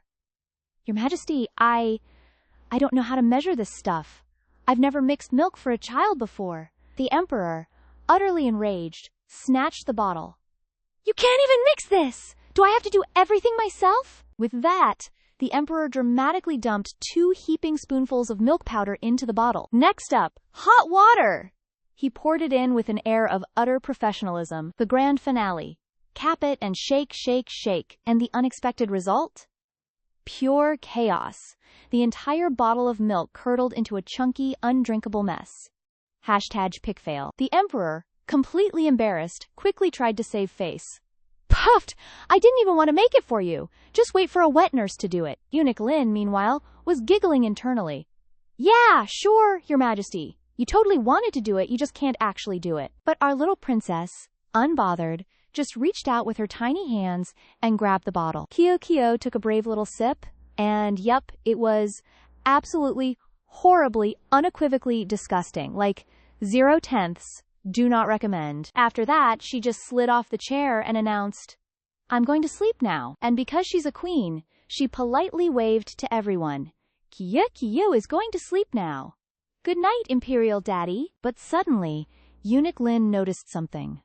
Wait a minute, that direction? But it was too late. Kiyu had already climbed onto the Emperor's majestic dragon bed and was happily conked out for a refreshing nap. The Emperor, face darkening in fury, stomped over. This child!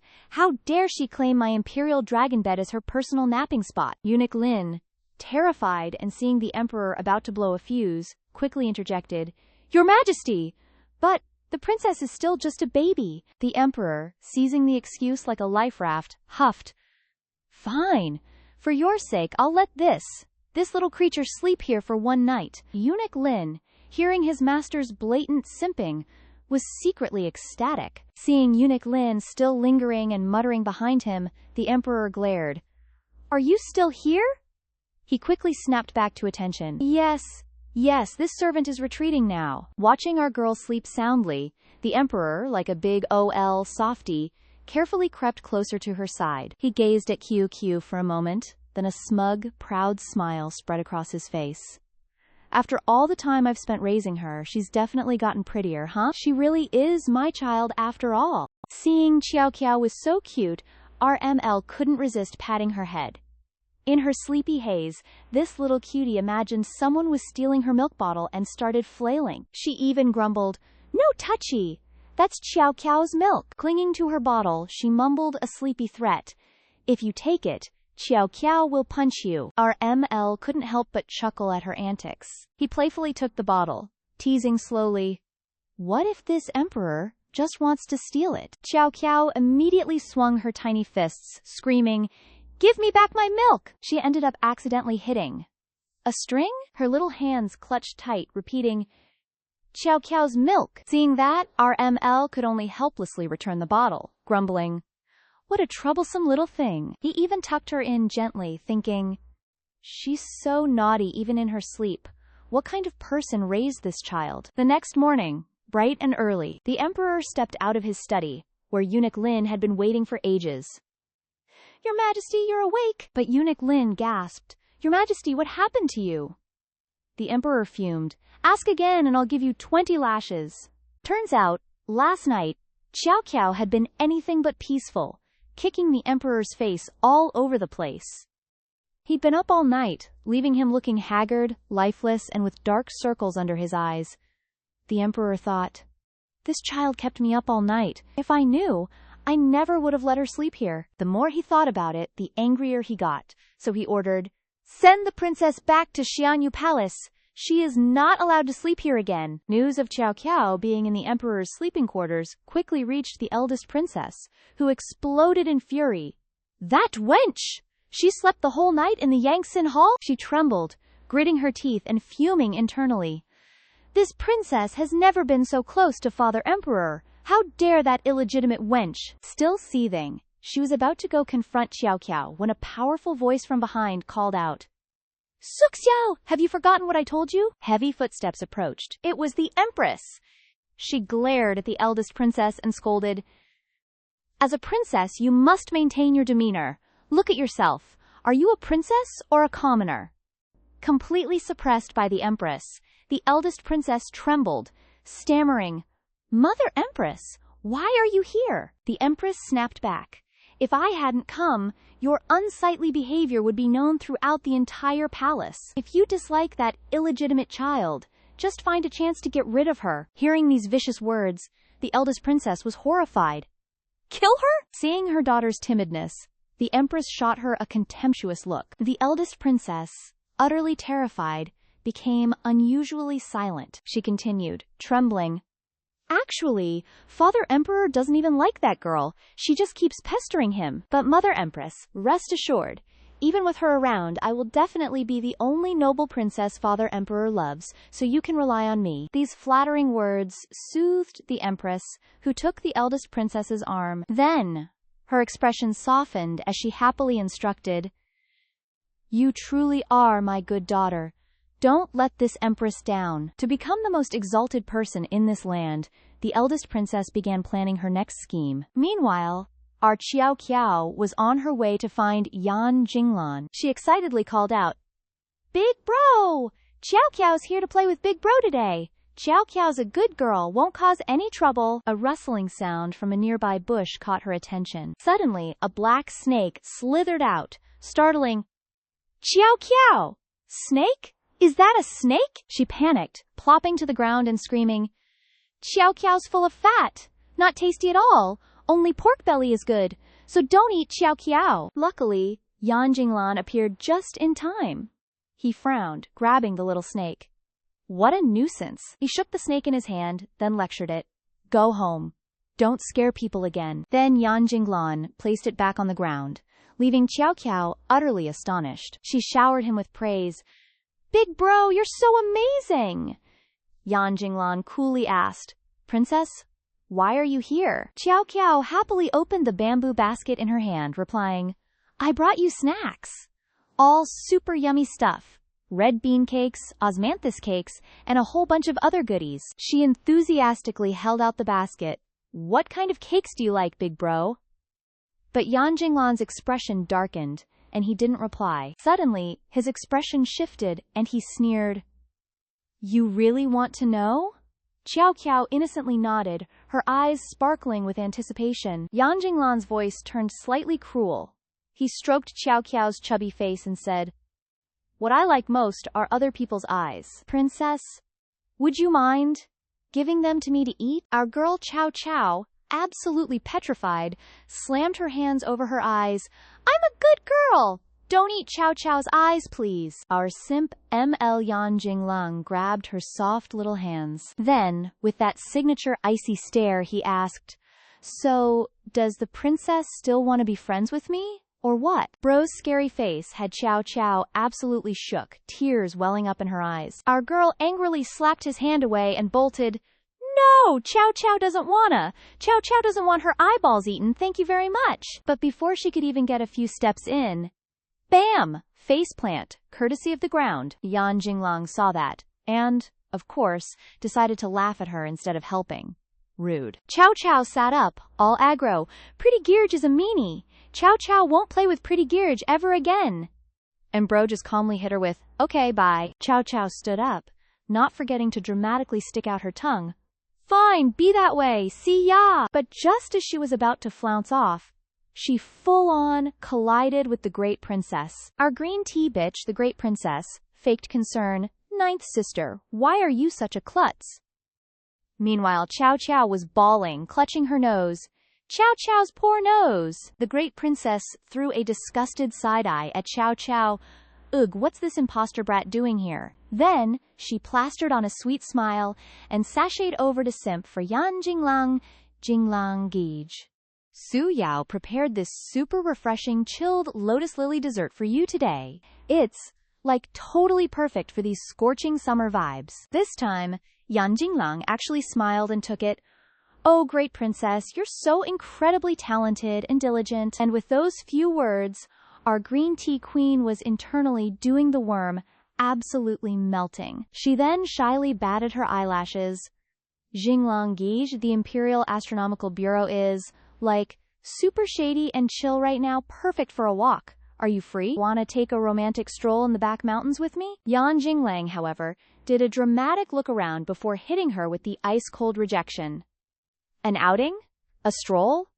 Nah, this shady weather is actually worse for going out. If you go now, Great Princess, you might catch a cold, and that's just not ideal. PLS, my humble status? Totally not suitable to hang out with a Great Princess like you. If we're seen together, people will totally gossip and side-eye you, and we can't have your pristine representative taking a hit, can we?" She just stood there, totally dumbfounded. And then, the delusion hit. OMG, Jinglang Geej cares about me so much. He totally has a thing for me, I knew it. Her brain rot was strong. Thanks to her utter misinterpretation of his soft rejection, she actually blushed and declared, "Jinglang Geej, you don't have to be scared of gossip. I don't care about that at all, because I just like being with Jinglang Geej." The second those words left her mouth, Yan Jinglang's brain went 404, error. He was absolutely floored. She then covered her face, all flustered. I really, really like you, Jinglang Geej." Then, she grabbed Qiao Qiao's arm in a death grip and dragged her out. "We have, things to do. Gotta go." Poor Qiao Qiao, a true victim of circumstance, was just screaming, "Why are you dragging me? Pretty Gearge, save me." Yan Jinglang just let out a cold HMPH and muttered, "Ugh, so annoying." But then, his eyes suddenly went light bulb. Yan Jinglang spotted some super pretty pearls sparkling on the ground. "Wait, these are actual pearls," he thought to himself. "Hold up, mermaid tears are the only way to get these kinds of pearls. Could they belong to that little princess who just face-planted?" Meanwhile, in the Imperial Garden, the Great Princess and Qiao Qiao were in a full-blown verbal sparring match. "You little wildling, stop clinging to Jinglang Geej every single day. Let me tell you, he only likes me, not some little savage like you." But Qiao Qiao, our feisty queen, wasn't having it. She puffed up her cheeks and fired back. Speak properly? Much? You haven't even done your research, and you're already claiming Jinglang Geej likes you? Sis, maybe dial back the main character syndrome and the delusion, okay? Those words sent the Great Princess into a full-on rage spiral. She spat. You caused the death of my maid who was with me for 15 years. Why would this princess bother speaking properly to a monster like you? Chow Chow was just like, excuse me? Chow Chow's a good person. Chow Chow doesn't murder or burn things down. The great princess was literally grinding her teeth in fury. You're still playing innocent? If it wasn't for you, how could Imperial Daddy have killed someone so close to me? I hate you. This princess has absolutely nothing more to say to you. You're just wasting my precious time. And with that, she dramatically flounced off, butt shaking and all. Chow Chow was on the verge of full-on ugly crying. Imperial Daddy is a good person. Imperial Daddy promised Chow Chow he wouldn't just kill people willy-nilly. Imperial Daddy would never kill anyone. Meanwhile, back at the Hall of Mental Cultivation, the Emperor was staring down a whole banquet of food, but his soul was just not in it. Zero appetite, fam. Eunuch Lin, ever the attentive servant, saw his Emperor looking super down and asked, Your Majesty, why aren't you eating? Internally, our Emperor was just thinking, how is it that the famous Imperial chef's food isn't even as good as what a child cooks? Just then, our girl, Chow Chow, absolutely fuming, stormed in to confront the Emperor. He, maintaining his perpetually icy expression, asked, What now? Did you run here again because you want to eat with me? She immediately went full, hands on hips, I mean business mode, and then, full volume, she interrogated him. Imperial Daddy, you're a bad person. You killed someone, didn't you? Our Emperor awkwardly turned his face away. No way! How could I possibly kill someone? Meanwhile, Eunuch Lin beside him was internally screaming, Wait, His Majesty can actually lie? Chow Chow's next words made the Emperor's face go from deadpan face to pouting real quick. But you killed Big Sister Su Yao's maid, didn't you? He snapped back. That wench dared to harm my daughter. Dying 1,000 times wouldn't even cover her crimes. What, are you here to put M.E. on trial now? Our girl stomped her foot and yelled, Imperial Daddy, you're a liar. Chow Chow is so overplaying with Imperial Daddy. Chow Chow will never, ever care about this evil demon again. And with that dramatic declaration, she toddled off, leaving our Emperor sitting there, absolutely fuming. Our Emperor is absolutely seeing red, screaming, What are you all just standing around for? Go catch him for us right now. Today, we will personally choke him to death. Eunuch Lin is practically shaking in his boots. Yes, this servant is on it, Your Majesty. After all that yelling, our Emperor's head is legit throbbing. But plot twist. He suddenly changes his mind and calls Eunuch Lin back. Grinding his teeth, he snaps, Go tell the Imperial Kitchen. From today, no food for that person. Eunuch Lin is practically having a heart attack, sweating bullets. Our Emperor's brow furrows as he thinks, Let's see if you can starve to death. Let's see just how stubborn you really are. Meanwhile, our little princess Jiao Jiao runs back to the immortal roaming palace and immediately throws herself on the bed, sobbing. She's so disappointed. Papa Emperor is mean. He's a bad, bad person. Jiao Jiao doesn't like him anymore. Just then, a worried palace maid walks over and gently pats her shoulder. Little princess, what's the matter? Can you tell your sister Ling? Jiao Jiao sadly sits up. She vents furiously. Papa Emperor is bad. He told Jiao Jiao he wouldn't kill anyone, but he totally did. Jiao Jiao won't trust him ever again. After hearing her out, Linger gently takes Jiao Jiao's soft, little arm. The palace maid slowly begins to explain.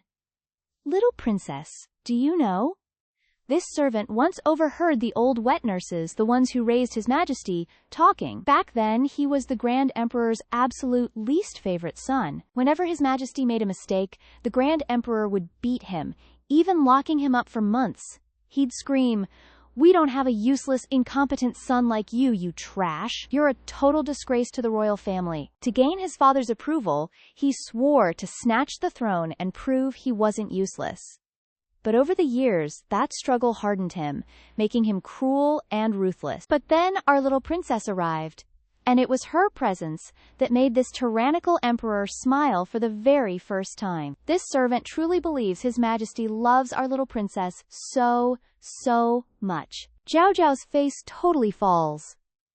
OMG, Papa Emperor had such a painful past? He's been so lonely all these years, and I said mean things to him. I gotta go apologize and explain. Our girl's heart is melting. Meanwhile, back at the royal study, our emperor is still in full tyrant mode. He's yelling at the prisoners, "Take these people away and execute them all!" He even lunges forward, wildly choking one of them. The prisoner is absolutely terrified, begging, "Your Majesty, please, spare my life." Suddenly, Zhao Zhao's image flashes in his mind, with her voice echoing, "Papa Emperor, no killing! Killers go to hell! If you kill people, Zhao Zhao won't like you anymore." OMG! The ultimate threat. Our emperor's face immediately darkens, his eyes filled with agonizing pain. Then, he completely changes his mind, lets go of the person, and screams, "Get out! Get out of here now!" He falls silent, grinding his teeth in pure, frustrated anger. He's like, "Damn it, why am I always thinking about that little menace?" Our emperor internally screams, "That woman's spawn is absolutely not worth my time or care." As he's lost in thought, his eyes suddenly blaze with killing intent, sensing someone's nearby. He whips around and roars, "Who's there? Come out now!" And then, from behind the door, a tiny, scared Zhao Zhao slowly pokes her head out. He even swings his sword in her direction. Good thing Zhao Zhao's so small, the sword went right over her head.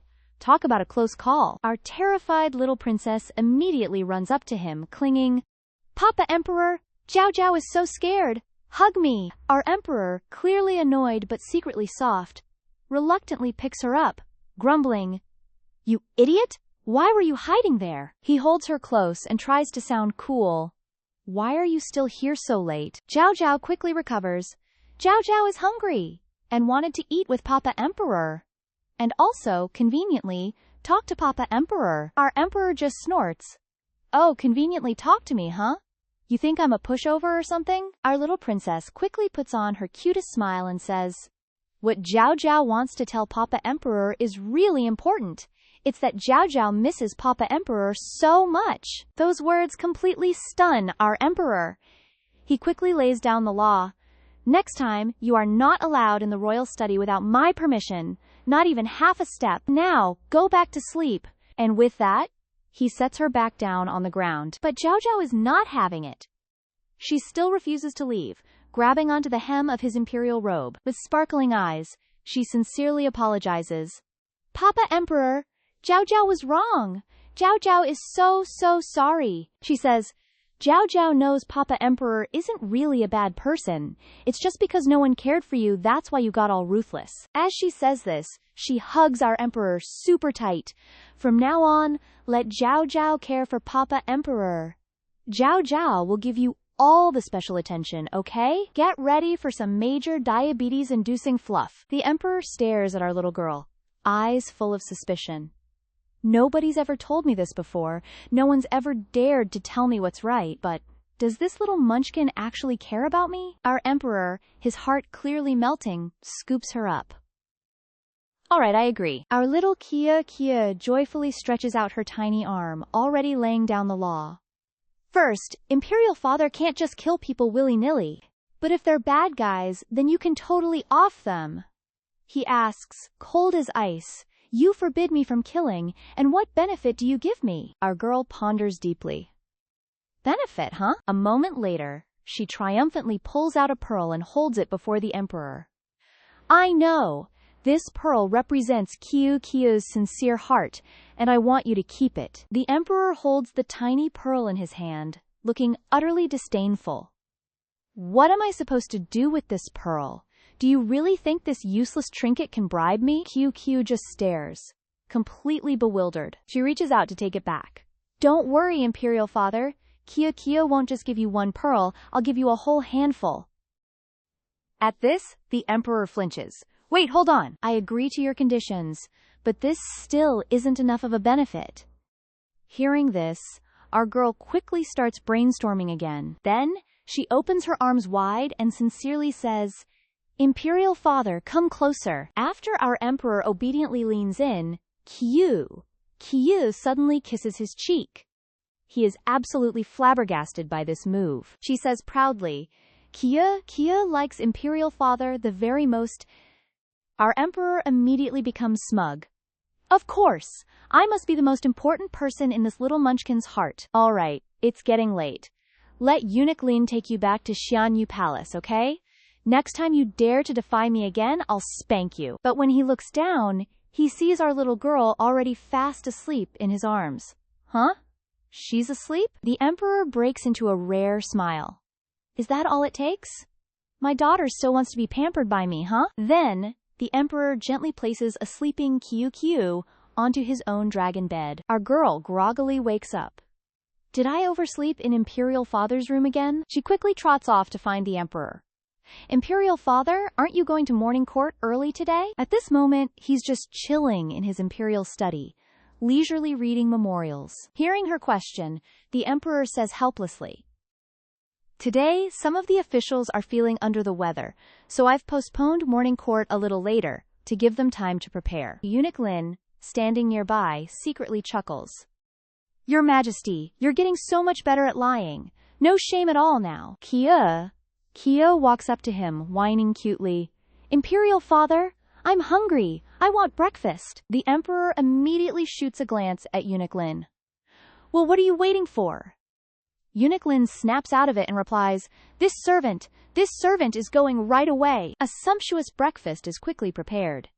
Kyo's eyes crinkle in excitement as she exclaims, Lotus seed porridge, flour pastries, ginkgo soup. Imperial Father, you're so good to Kyo. But seeing him looking gloomy and not touching his chopsticks, she immediately asks, Imperial Father, aren't you eating? Our girl stands up, full of conviction. Mother says the body is very important and breakfast should be eaten properly. You can't just casually skip it. The Emperor asks curiously, Mother? Did that woman teach you these things? Kyo nods proudly. That's right, Mother taught me so many things. And Mother is good at everything she does. Mother is especially good at scolding, beating, and fighting with others. Eunuch Lin is utterly speechless. Oh, my little princess, you really shouldn't say such nonsensical things. Seeing his silence, our girl freezes, suddenly terrified. The Emperor's face darkens as he broods. Kyo, seeing this, panics. Imperial Father, are you angry? Kyo even adopts a teasing tone. Or do you think getting beaten by Mother is super humiliating? She totally hits a nerve. He angrily grabs her clothes and threatens, Kyo, will you shut up right now? Do you believe that The scarf from around her chest falls off. At this, Kyo panics and runs off. Still teasing, Imperial Father is so angry he wants to kill people. Let's run! Just then, the older princess, excitedly holding a stack of assignments, makes her way to Yangxin Palace to find the Emperor. She smugly thinks to herself, I finished my assignments ahead of schedule. This time, when I show Imperial Father, he'll definitely praise me so much. But just as she reaches the door, she hears Kyo's voice.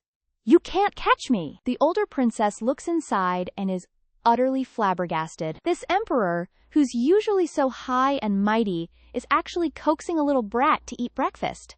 Be good for me, hurry and finish this. This makes the older princess incredibly jealous. Imperial Father is actually having breakfast with her? How can this be? The Demon Emperor has never even smiled at anyone, let alone eaten breakfast with someone else. She stares at the scene inside, horrified, her hands trembling as she mutters, Imperial Father's attitude towards this wild child is completely different from everyone else. The eldest princess was absolutely fuming, but she quickly composed herself before stepping inside. Before the Emperor, she quickly curtsied, Your child greets Father Emperor. The Emperor, ever so cold, simply asked, What are you doing here? She presented a stack of completed assignments. Father Emperor asked me to do a bit of homework every day, and these are what I've finished over the past few days. Please take a look. He took them, seemingly satisfied, and replied, Let me see. The eldest princess side-eyed Kyo, jealousy blooming in her heart. Seriously? That little brat is still eating? Not even paying attention to me? After reviewing them, the Emperor simply said, All right, keep up the good work. Just these few words made her absolutely overjoyed. Inwardly, she was already high on her own supply. Father Emperor is praising me. Aren't you super jealous, Q? Our girl was only thinking about food, and after she was full, she casually let out a little burp. Then, she pouted her little lips and declared, Q is full. Q can't eat all of it. Our girl casually held out the leftover bun towards the emperor. Mommy said we shouldn't waste food? Father Emperor, can you help Q finish it? The eldest princess, standing beside them, gasped. What? The emperor angrily swatted Q's hand away. I don't eat other people's leftovers. Get that thing away from me. Seeing this, the eldest princess was absolutely smug. Yes, Father Emperor. Hurry and scold her. Our girl, feigning being scared and pitiful, whined. If Father Emperor scolds Q will leave home. Father Emperor doesn't love Q. Father Emperor already has another child. Those words instantly made the emperor's heart soften. And he froze. Then he snatched the bun from Q's hand and roared, Shut your mouth! Say one more word and I'll throw you behind the mountain for the wolves to eat. Right now! He reluctantly ate the bun, and Q, overjoyed, hugged his arm, praising him. You're still the best Father Emperor. The eldest princess's eyes widened in shock.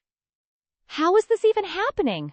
Father Emperor was clearly a clean freak before. Why is he letting Q feed him, even eating her leftovers, and letting her dirty hands touch his clothes? Inside, the eldest princess's jealousy flared. How does this wild child get everything I've ever wanted? Just then, Eunuch Lin stepped in to remind him. The emperor quickly stood up and instructed, I'm off to the imperial court. You, he said, looking at Q, behave yourself and return to the immortal dwelling palace for me. Don't cause any more trouble. He then gave the eldest princess a cold look. As for you, remember to take care of your 9th imperial sister, understood? Q happily replied, Yes, Father Emperor.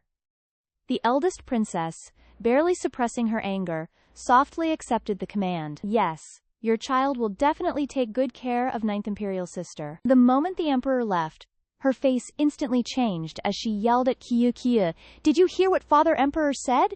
Behave yourself and stay put. Don't you dare cause any more trouble. Q frowned. Big sis is so fierce. Our girl even feigned cuteness to tease her. Are you jealous of me because Father Emperor treats me so well? The eldest princess immediately shot back. Who would be jealous of you? Father Emperor has loved and cared for me for over 10 years now. You just arrived. How could Father Emperor possibly love you? Don't flatter yourself. Our girl nimbly slid off her chair. Q doesn't care. Q only knows Father Emperor is good to Q. The eldest princess continued to shriek. Stop being delusional! Ignoring her, Q quickly ran off to play, sending the eldest princess into a panic. Hey, where are you going? Father Emperor told me to watch you, not to let you go out and cause trouble. Stop right there. Meanwhile, the eldest prince was desperately begging someone. Imperial physician Leah, I beg you, please help me.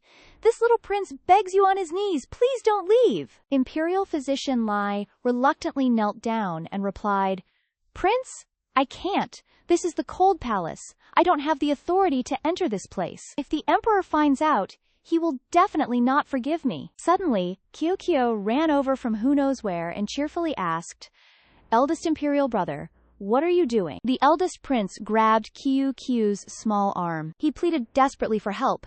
Please, an imperial physician. I don't want Mother Consort to die. Mother Consort is sick. Kia suddenly remembered. Oh, so that's why he came to find Father Emperor a few days ago. He wanted an imperial physician, but Father Emperor just drove eldest imperial brother away, leaving him no chance to beg. Just then, So Dio also ran over and roughly grabbed Q from behind. Come back with me now. Q kept arguing. But eldest imperial brother's mother consort is sick. If she doesn't get treated by an imperial physician, she'll die. So Dagyo threatened. That has nothing to do with you.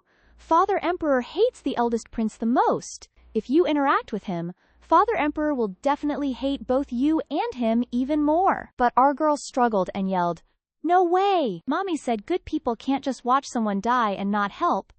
Kia definitely can't be a bad person, so Dawa was too angry to speak.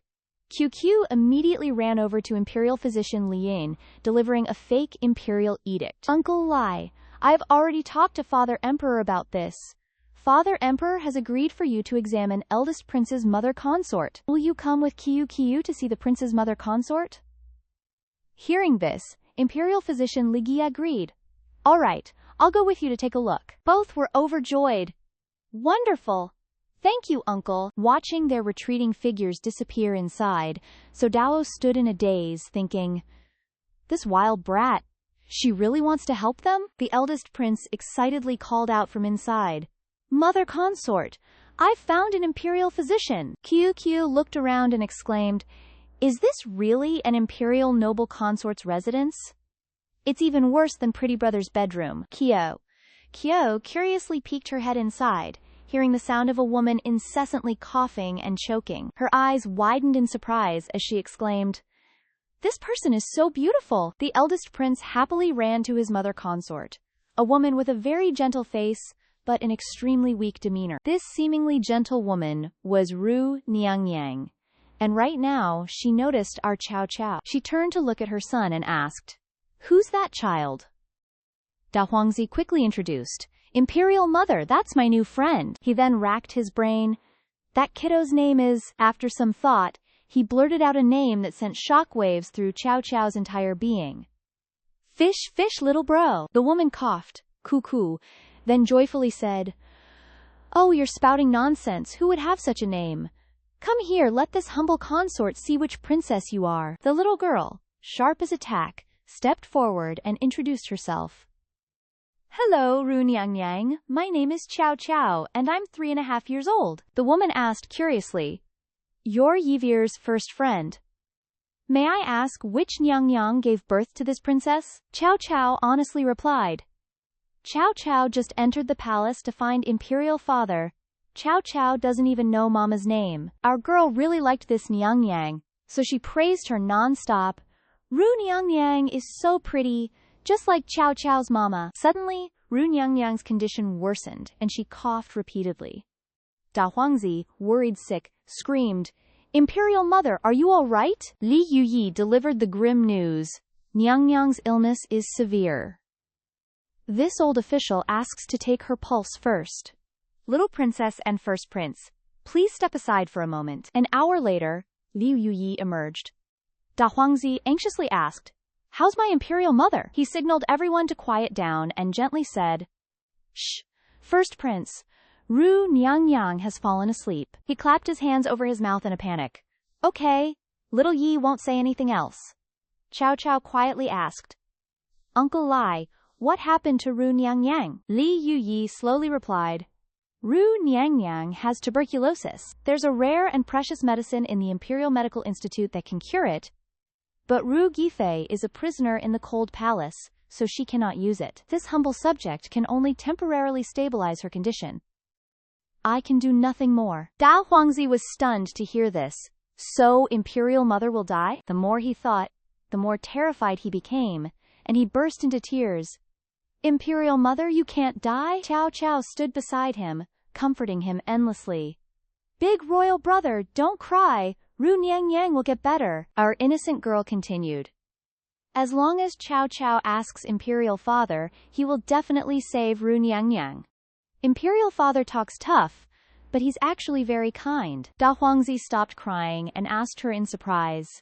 You can make Imperial Father save Imperial Mother? At this moment, Chow Chow confidently thumped her chest and affirmed, Yup, of course. He happily picked her up and cheered, Fish is a good friend. Da Huangzi excitedly took the little girl to play. Li Yuyi watched, admiring. Ninth princess is truly formidable. She even managed to soothe the first prince. He cheerfully said to Chow Chow, Fish, look!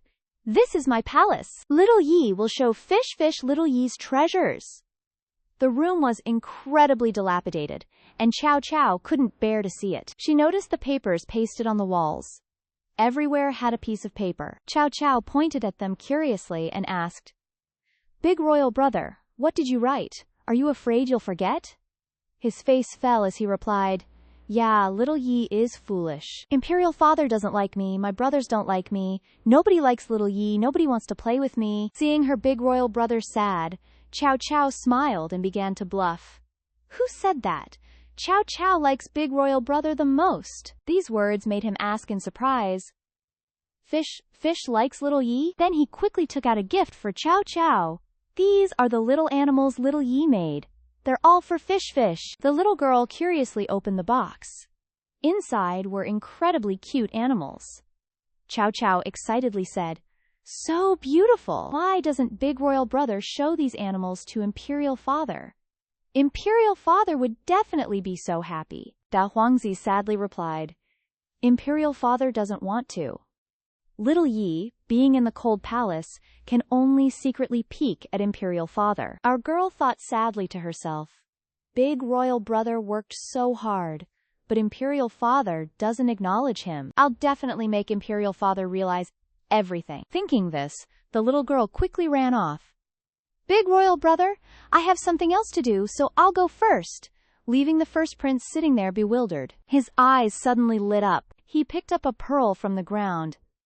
This pearl is so pretty. Meanwhile, at the Golden Dragon Hall, our emperor was sitting grandly in the center, while the old officials knelt below, ceaselessly pleading, We beg your majesty to reconsider. A war between our two nations cannot be started.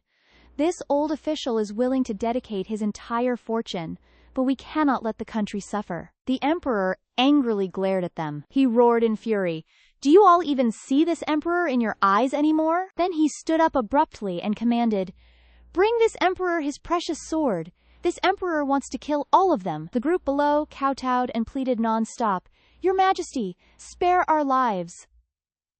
Suddenly, a pearl fell out of the emperor's sleeve. The sound of the pearl caught his attention. Our emperor bent down to pick it up, thinking to himself, This is from that little troublesome one. Chow Chow's innocent image appeared again in his mind. Imperial father, don't kill people anymore. He curled his lips into a disdainful smile. Truly a troublesome little thing. Our emperor tried to calm himself down, then coolly snapped his fingers and commanded, Cancel the declaration of war. Court dismissed, leaving the officials below, who had been crying and kowtowing for half the day, utterly dumbfounded with their jaws dropped. After court dismissed, our emperor finally made his way back to the Hall of Mental Cultivation. He was staring thoughtfully at a pearl in his hand, probably deep in thought about someone. Suddenly, a chaotic pitter-patter of tiny feet broke his focus, making him reluctantly look up. Turns out it was the little menace our emperor was definitely not secretly missing, who excitedly yelled, Royal father! Our little queen, Chow Chow, innocently ran into his arms and asked, Does royal father miss Chow Chow?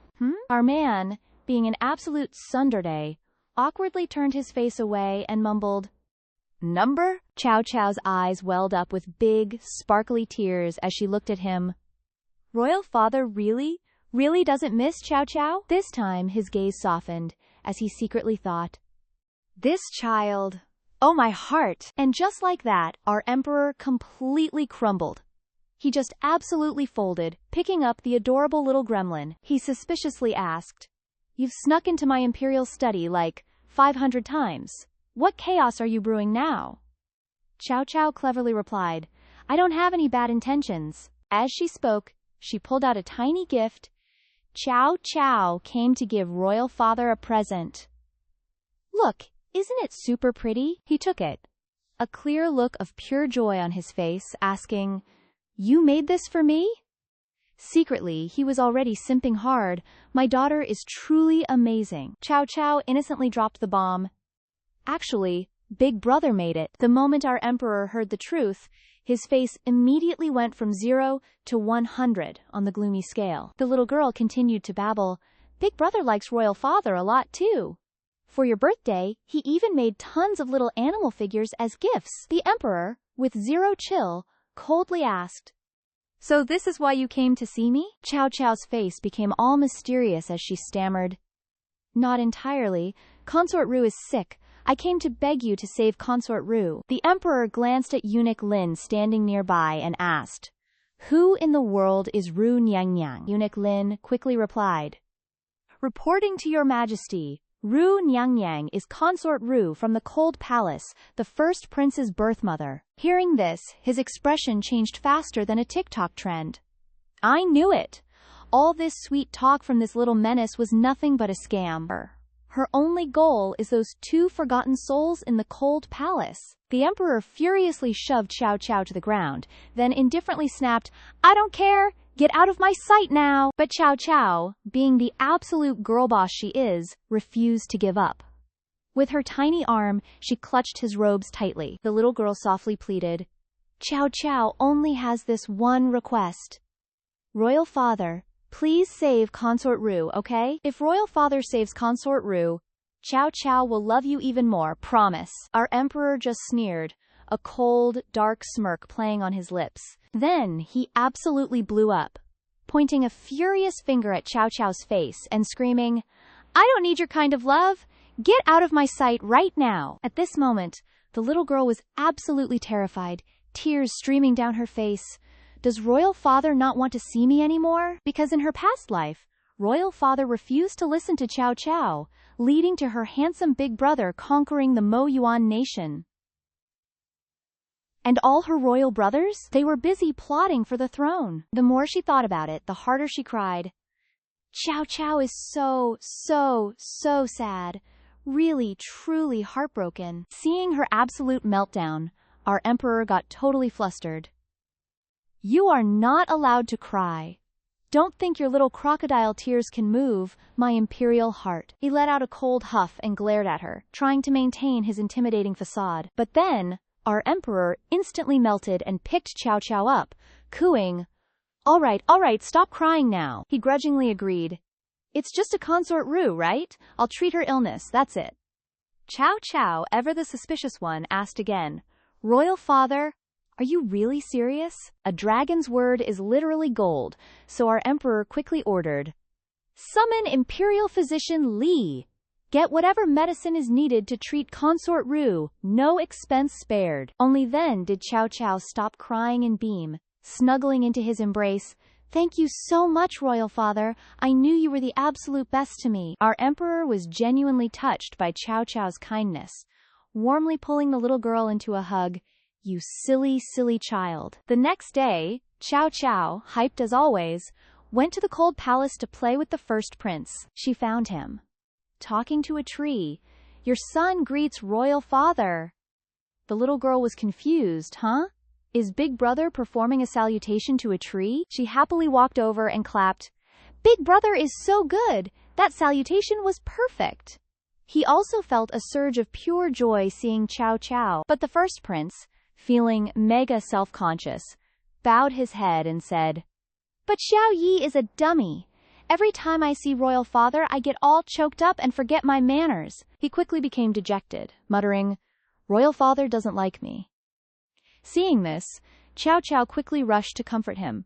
Don't be sad. Mother said, what others think is their problem. We just need to do our best. Oh, and Xiao Xiao will tell you a super secret. Next time, just pretend Royal Father is a cute little bunny in a scary tiger's costume, and you won't be scared anymore. The first prince totally pictured that image in his head. Instantly, he became cheerful. Little bunny! Xiao Yi isn't scared. Xiao Yi loves little bunnies so much. Just then, a teasing voice echoed from over the wall. Ooh, where did this fat pig come from? It turns out it was the third prince, Mo Jingxuan of Mo Yuan Nation. He arrogantly continued, This prince has never seen you before. What's your name, peasant? Seeing the two of them speechless, Jingxuan absolutely rages. Hey! Cat got your tongue? Why aren't you saying anything? Our first prince saw him and got so scared, he grabbed Xiao Xiao's hand and bolted. NGU, run! Our sweet, unlucky girl, not knowing what's up, innocently asks, Where are we going now? Jingxuan, meanwhile, swiftly hops down to the ground. He furiously asks his attendant, Muye. Who's that kid? Muye peeks his head out from behind the wall and replies, Your Highness, if this servant isn't mistaken, that little one is the princess who just arrived at the palace not long ago. Jingxuan, hearing this, looks quite amused. Oh? So this prince has a new little sister now? Interesting. Meanwhile, our first prince and Chow Chow had no idea how far they'd run. The two of them stop, panting heavily on the ground. Chow Chow looks up and asks, "Big royal brother, who was that just now? Why did we suddenly run away?" He says, his face still showing fear. "That's our third royal brother, Jing Xuan. He's super evil. He even bites people, and it hurts a lot." Chow Chow is totally freaked out after hearing this, because that guy, he's a total freak. In her past life, she just went to the third royal brother's palace to play for a bit, and he threatened to rip her heart out. Our first prince, still worried, reminds Chow Chow, "Our four royal brothers? They're really not good people. NGU. Don't play with them, okay?" Our girl nods firmly. Don't worry, Chow Chow won't play with bad guys. But, except for her handsome big brother, as long as she can be friends with her handsome big brother in this life, then the four royal brothers won't be incited by him to rebel and seize the throne. Our Chow Chow is just too smart. At the same time, Ling Er arrives at the sleeping chambers to look for her. "Little princess, it's time to eat." But there's no one inside. Huh? Where did the princess go? Just then, the emperor, with some free time, comes to visit the little princess. "The emperor has arrived. Your servant greets his majesty." He glares and asks the palace maid, "Where did my little troublemaker run off to this time?" Ling Er trembles as she replies, "This servant doesn't know where the little princess went either. This servant will go search immediately." He feels worried, secretly thinking, did something happen again?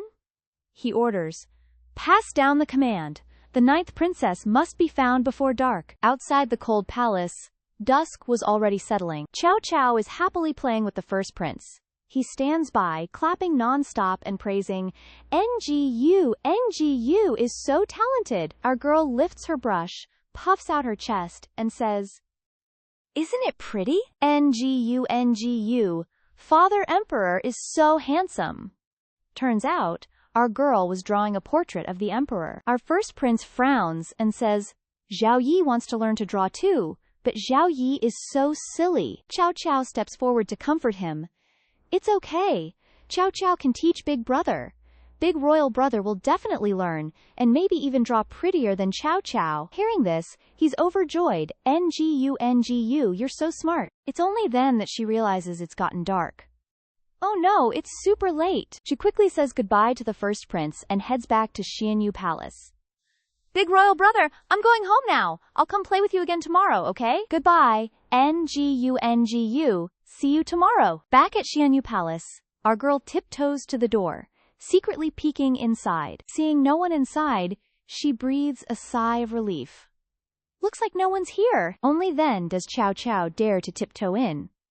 Phew. Good thing Sister Ling didn't notice.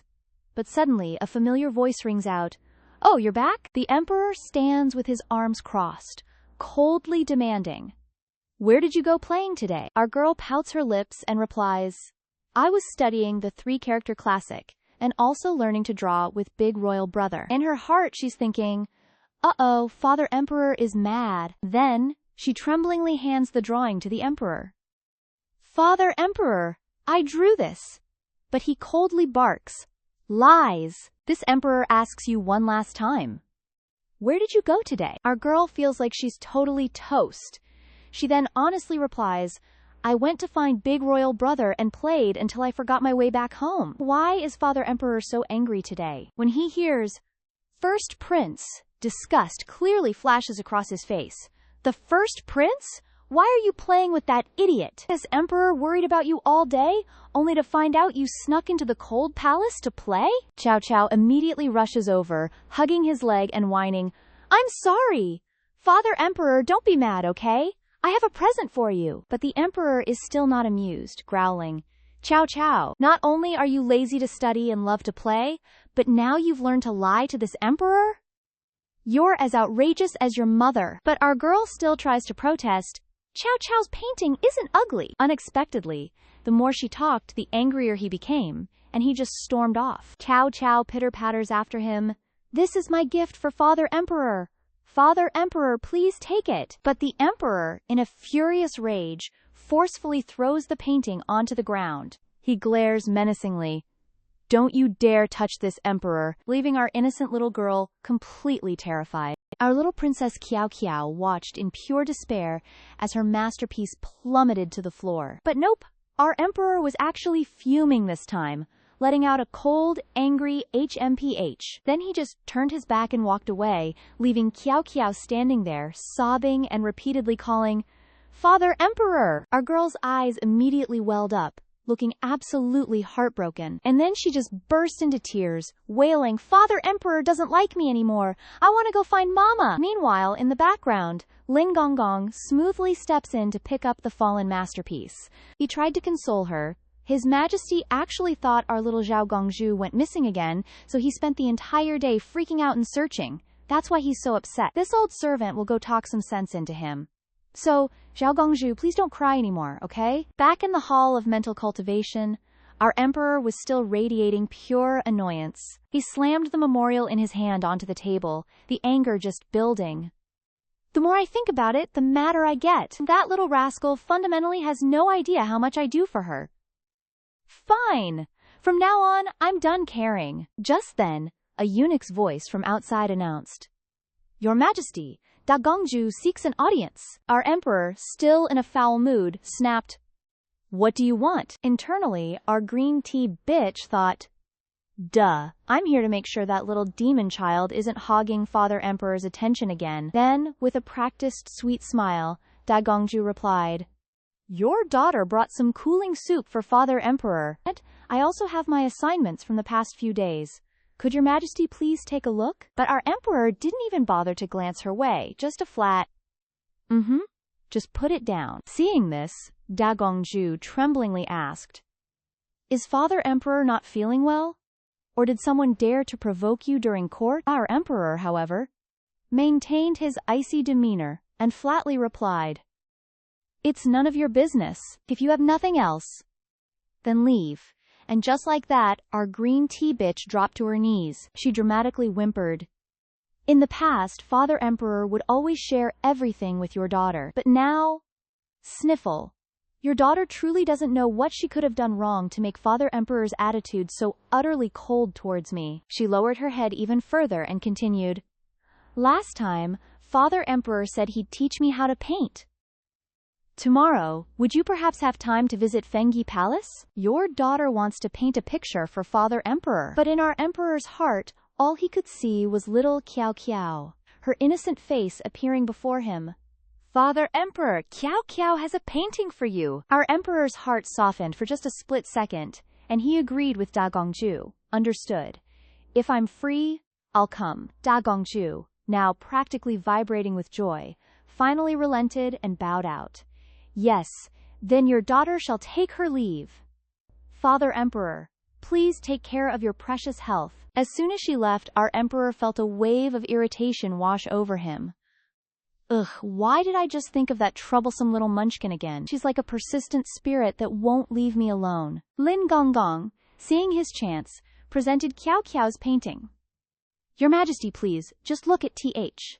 But before he could finish, our emperor coldly shooed him out. But alas, our simp ML's heart couldn't resist. He finally softened and called out, "Wait! Bring it here!" He carefully opened it, a slight frown on his face. "So, this is the painting that little Munchkin wants to give me, huh? Ugh, it's so ugly." On the painting, a few overly sweet, childlike words were scrawled. "For Father Emperor, hoping Father Emperor is happy every single day." This instantly melted his annoyance, even coaxing a rare, gentle smile from his lips. Our boy thinking, "Oops, I think I might have been a little too much with her." Our emperor decided to sneak over and check on Kiao Kiao late that night, only to find our little girl lying in bed, looking absolutely miserable and in pain. Our emperor, now completely frantic, barked, "Why aren't you hurrying over to check? Is she burning up?" Lin Gongong calmly replied, "Your Majesty, please don't worry. Let this servant take a look." After a quick check, he reported, "Reporting to Your Majesty, our Zhao Gongzhu doesn't have a fever. She's likely just having a bad dream." Little Kiao Kiao, still in her fear, mumbled in her sleep, Father Emperor, please, don't abandon Kiao Kiao, okay? Kiao Kiao is so scared." Dai Huangxiong isn't wrong, he loves Father Emperor very much too. Qiao Qiao wants Father Emperor to be happy. Qiao Qiao wants Father Emperor to have lots of people by his side. Hearing these pure words, our Emperor was utterly stunned. He gently stroked her head. Our Emperor realized, so everything this child did, it was all for me. She's only a 3-year-old kid, and I've been so utterly impatient with her. And for the first time ever, our Emperor gently, softly, consoled Qiao Qiao. Shh, it's okay, don't be scared. Father Emperor is right here with you. The very next morning, Qiao Qiao rubbed her sleepy eyes, finally waking up. Oh, it's already morning! Her eyes suddenly widened in pure panic. Lying right beside her was the Emperor? Wait, am I still dreaming? Father Emperor is so handsome. Her eyes landed on a suspicious wet spot on the Emperor's arm, and Qiao Qiao nearly jumped out of bed.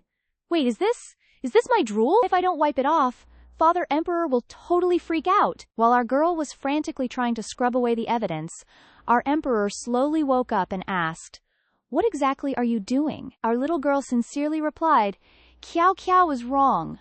I won't drool anymore, I promise. Father Emperor, please don't abandon Qiao Qiao, okay?" As he reached out his hand, our girl instinctively flinched in fear, terrified that Father Emperor was going to hit her. But his demeanor was utterly, unbelievably gentle now. He even softly patted Qiao Qiao's head to comfort her. "Father Emperor was wrong, sweetie. Father Emperor takes back everything he said last night. Father Emperor should never have been so mean to you. Can you please give Father Emperor another chance to be a good father?" Our little Queen Qiu Qiu's eyes went wide with suspicion. "Dad Emperor, what is going on?" Then, her tiny hand trembling, she reached out and quickly touched the Emperor's forehead. "You're not sick, are you, Dad Emperor?" Our boy was utterly speechless at her antics. This stinky little rascal? Once she confirmed the Emperor wasn't sick, Qiu Qiu happily declared, "All right, Dad Emperor, don't be mad. Qiu Qiu knows best and totally forgives you." But Qiu Qiu still has a question. Why does Dad Emperor hate Mom? She actually cries every night missing you, you know. The Emperor was speechless. Cries? I've never seen that woman shed a single tear.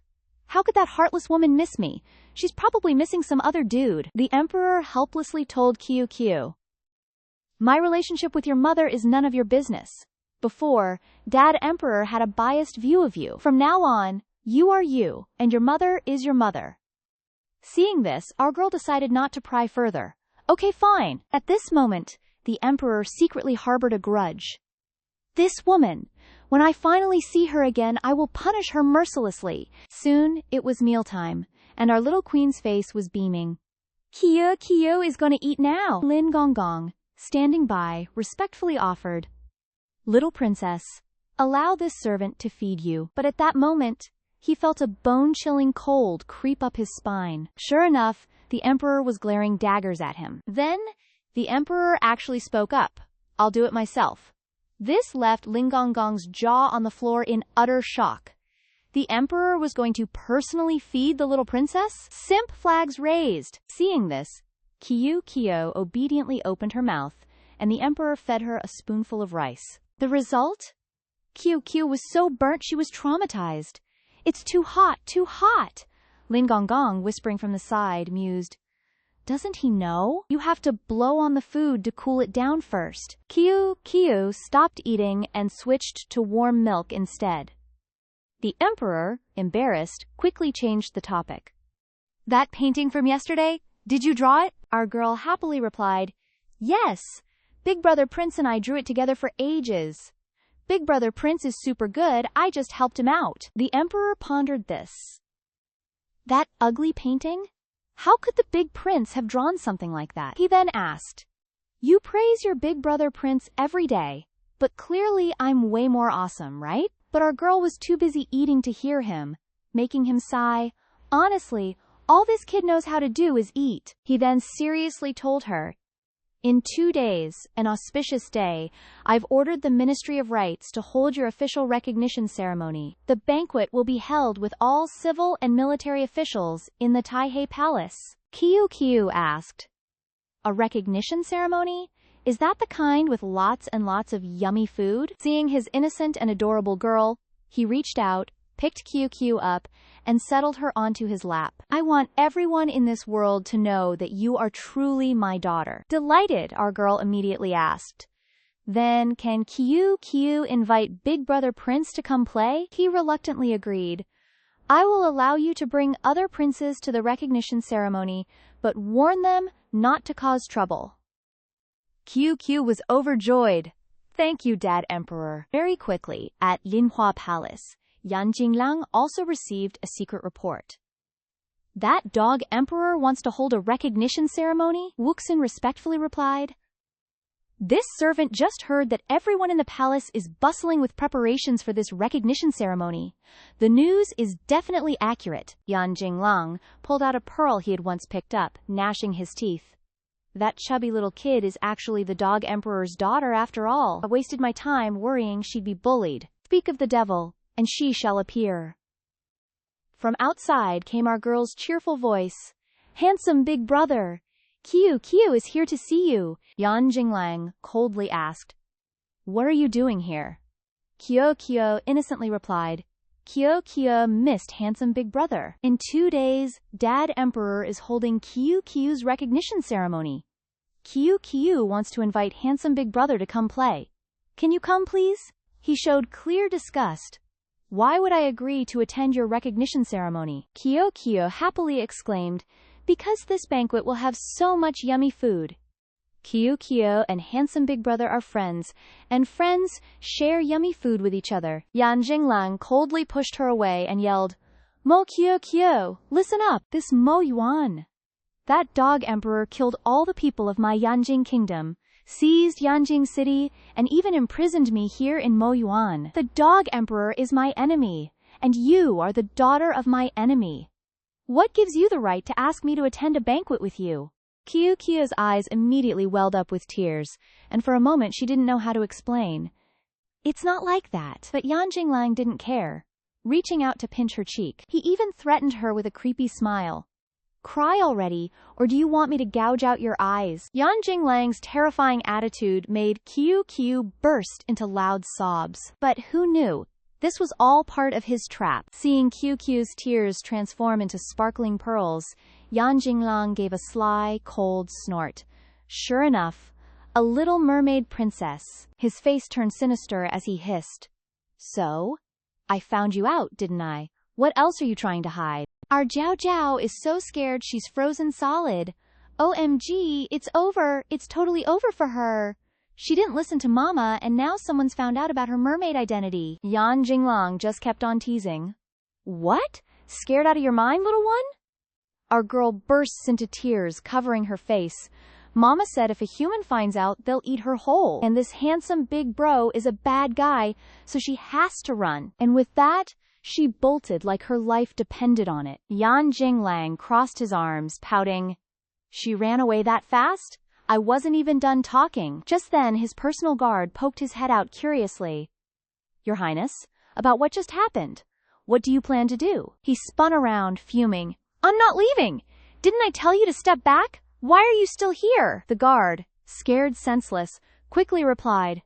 Yes, Your Highness, going right away! At the recognition banquet, inside Taihei Palace, all the officials bowed in unison. Long live the Emperor! Long, long live the Emperor! Seated high above, the Emperor majestically declared, Rins, my beloved ministers, be seated. The crowd below immediately started whispering and gossiping. The Emperor is usually so cold and ruthless, never caring for his own children, but now he's adopting the 9th princess and throwing this lavish of a banquet? Like, what kind of charm did this 9th princess actually use? Just then, our Jiao Jiao was led in by a palace maid, presenting the 9th princess. It was her first time in such a grand place, and she was absolutely awestruck. So many people. Our girl politely greeted them. Hello everyone, my name is Jiao Jiao, and I'm 3.5 years old. With her tiny little legs, Jiao Jiao struggled to climb the stairs. After a bit of waddling, she finally made it up. All the eunuchs nearby were absolutely obsessed with her cuteness. The emperor looked at our girl with a seemingly cold gaze and said, "Come, sit with us." "Yes, imperial father." Hearing this, our girl immediately scampered over to her imperial father, but after just a few steps, she tripped and fell face first onto the ground. Zhao Zhao pouted and held out her hands. "Imperial father, hug me." Seeing her fall, the emperor's heart completely melted, his eyes even looking a little red. "Is our little nuisance scared now?" Without another word, he quickly stepped down and scooped her up, gently asking, "Look at you, all dirty? Why aren't you more careful?" The other princesses watched, green with envy. "Is this the legendary tyrannical emperor? He's never treated us like that." The emperor quickly placed Zhao Zhao beside him and ordered, "Bring the footrest here." Down below, the eldest princess was absolutely fuming, but all she could do was chew on her handkerchief. Zhao Zhao looked down, searching. "Where's eldest imperial brother hiding?" Shi Yi was hiding in a corner, fearfully mumbling a chant. "People at birth are naturally good, their natures are similar, their habits diverge." Our girl finally found him, joyfully exclaiming, "Eldest imperial brother, Zhao Zhao found you." Zhao Zhao asked curiously, "What are you hiding here for? Is there something yummy?" Shi Yi, still tense, replied, Little Yi is just practicing his lesson. I don't dare let imperial father hear, he'll be unhappy." But Zhao Zhao excitedly said, "Eldest imperial brother, you've practiced for so long you can totally do it. Let's read it for imperial father." With that, our girl happily grabbed Shi Yi's hand and led him before the emperor. "Imperial father, eldest imperial brother wants to pay his respects." But the emperor just looked annoyed. "What? We don't want to hear his ramblings." Ignoring the emperor's coldness, Shi Yi gathered all his courage and stepped forward to bow. "Your humble son greets imperial father. May imperial father always be healthy, with blessings as vast as the East Sea. May the Mo Yuan kingdom be rich and prosperous, flourishing for generations." The emperor gave a cold HMPH. But, internally, he was already looking at the boy differently. His mind is like a 2- or 3-year-old's, yet he can articulate a sentence like that? The emperor's heart softened, and he asked, "Have you been learning anything recently? Read it for us." Finally being asked by his imperial father, Shi Yi was overjoyed and listed them out. Reporting to imperial father, "Your son has learned many things." A 3-character classic, The Rules for Students. The emperor's demeanor also softened. "Good, read it for us." He began to read fluently. "People at birth are naturally good, their natures are similar, their habits diverge." Everyone below was astonished by Shi Yi's newfound confidence. "Did we hear that right? The eldest prince is finally speaking. Has he been cured of his illness?" But just as he was serving peak main character energy, the eldest prince suddenly forgot the rest of his lesson. Even Zhao Zhao was speechless. "Eldest imperial brother, why?" Our girl immediately stood beside him and reminded him, "If not taught, the nature changes for the worse." Thanks to their perfect teamwork, Shi Yi successfully finished reciting the poem. If not taught, the nature changes for the worse.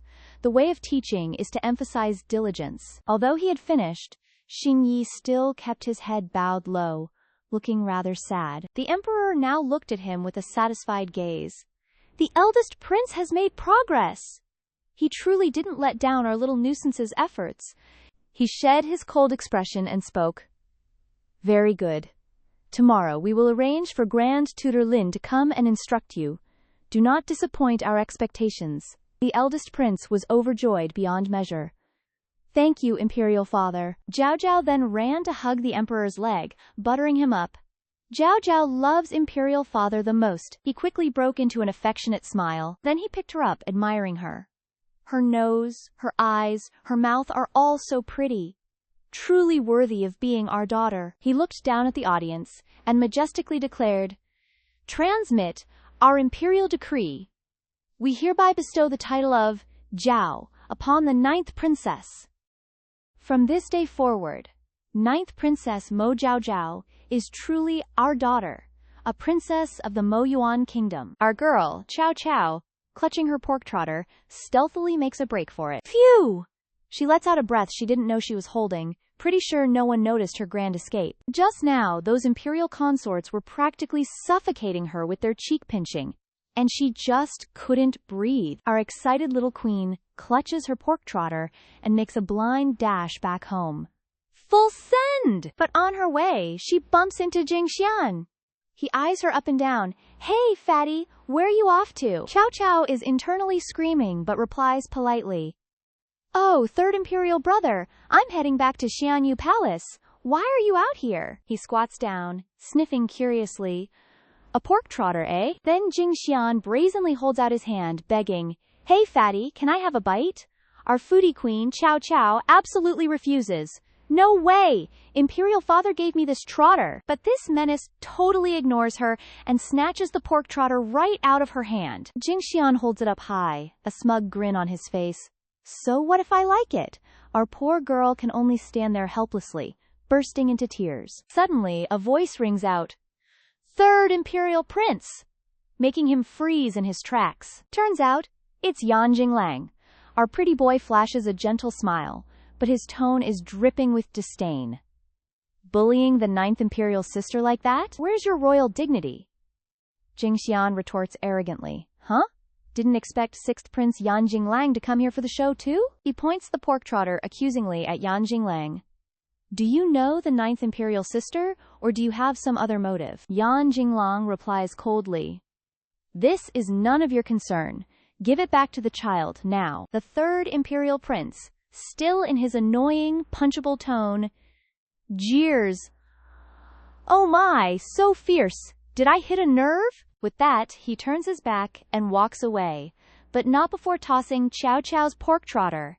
See ya, fatty! Our girl freaks out and sprints, like her life depends on it, to save her precious food. Chow Chow asks curiously, Handsome big brother, what were you two talking about? But Yan Jinglang doesn't answer, just grabs her hand and pulls her along. Come with me. When they arrive, Chow Chow looks around, utterly bewildered. Big brother? Why did you bring Chow Chow here? Yan Jinglang stares at the little cutie and just thinks, wow, that dog emperor really does have a ridiculously naive daughter. He crosses his arms, annoyed. Stop talking so much!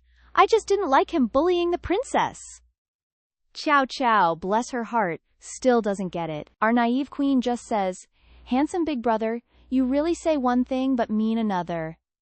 This totally stuns our pretty boy. She puts on a shy act. Actually, Chow Chow already forgives handsome big brother. If you don't want to admit it, that's fine. Yan Jinglang stares at this boy-crazy little munchkin, utterly speechless. Our girl even excitedly offers him the pork trotter, making him think, this kid is truly a huge airhead. But Yan Jinglang doesn't take the trotter. Instead, he asks coldly, do you have any pearls left? Our girl honestly replies, Yep, lots and lots of pearls.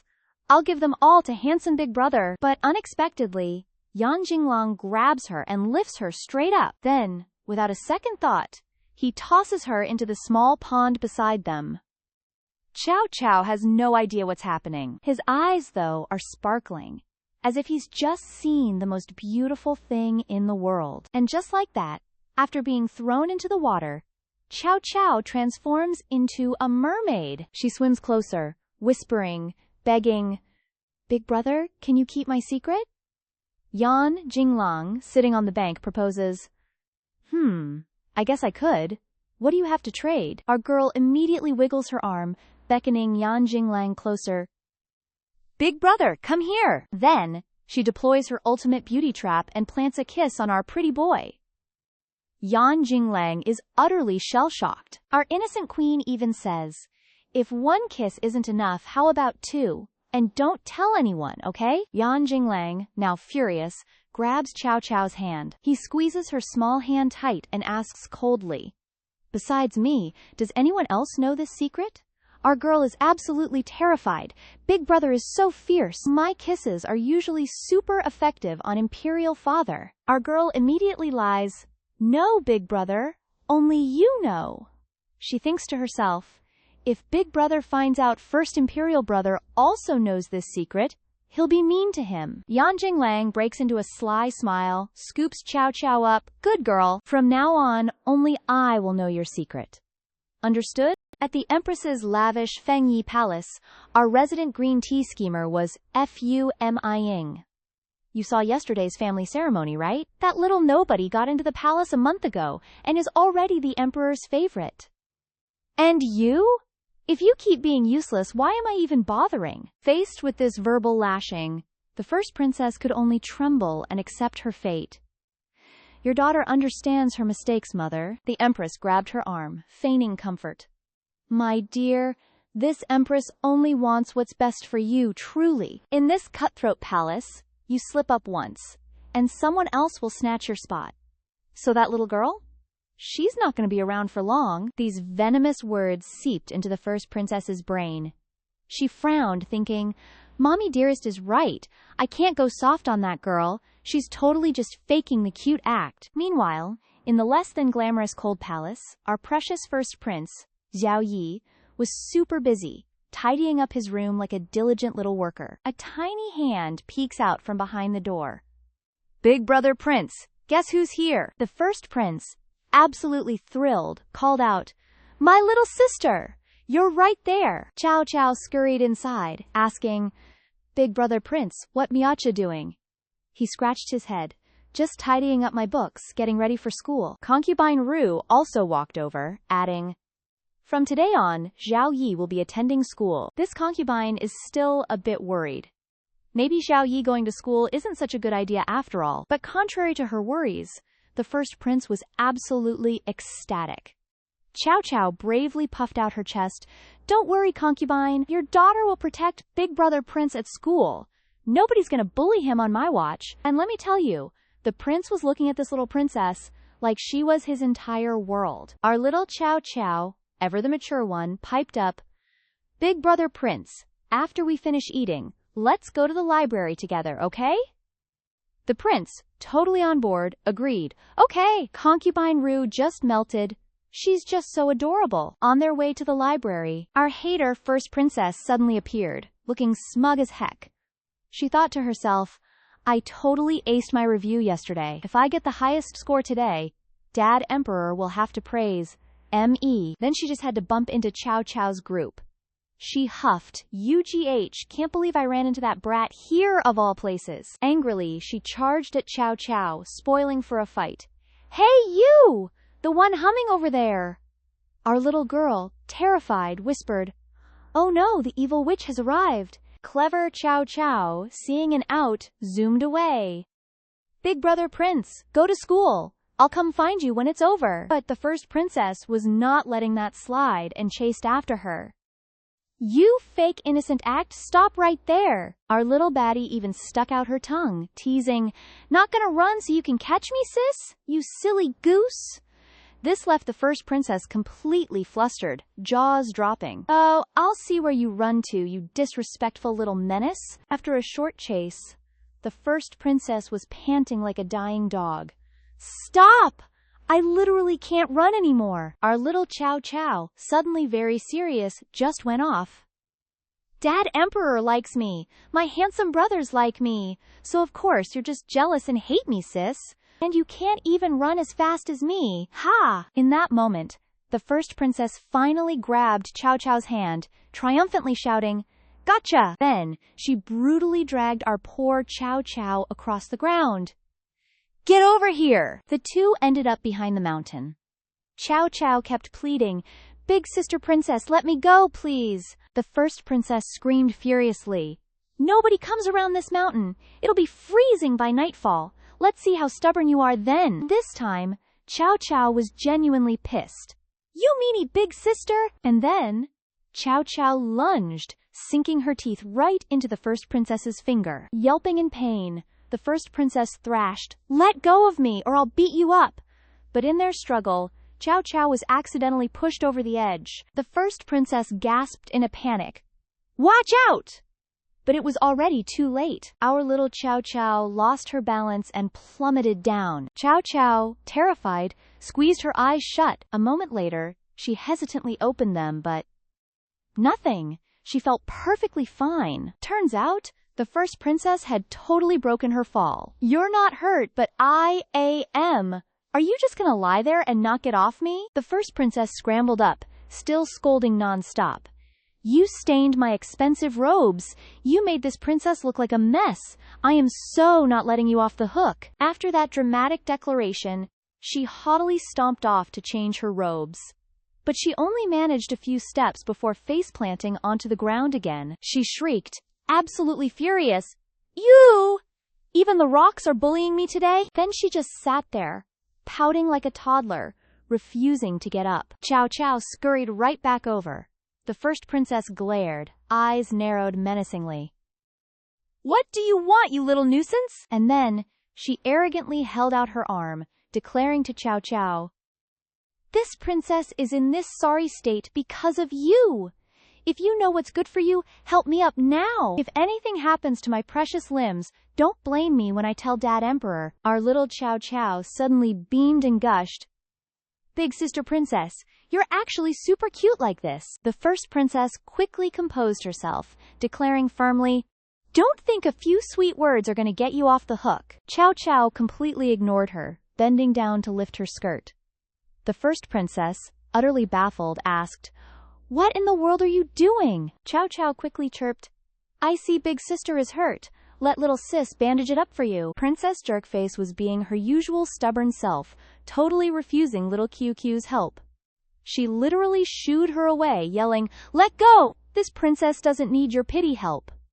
Our little Florida just sighed, like, here we go again. But our observant QQ noticed Princess Jerkface was actually trembling. Big sister looks like she's really hurting, she thought. So our sweet Florida held out a piece of candy to the princess, and in the most innocent way, she chirped, "Big sister, if you're scared of Owies, just eat QQ's candy." The princess, however, doubled down on her denial. "Huh? Scared of what? Who's scared of pain?" Still refusing QQ's kindness, she snapped. "And who wants your stupid candy anyway?" "This princess."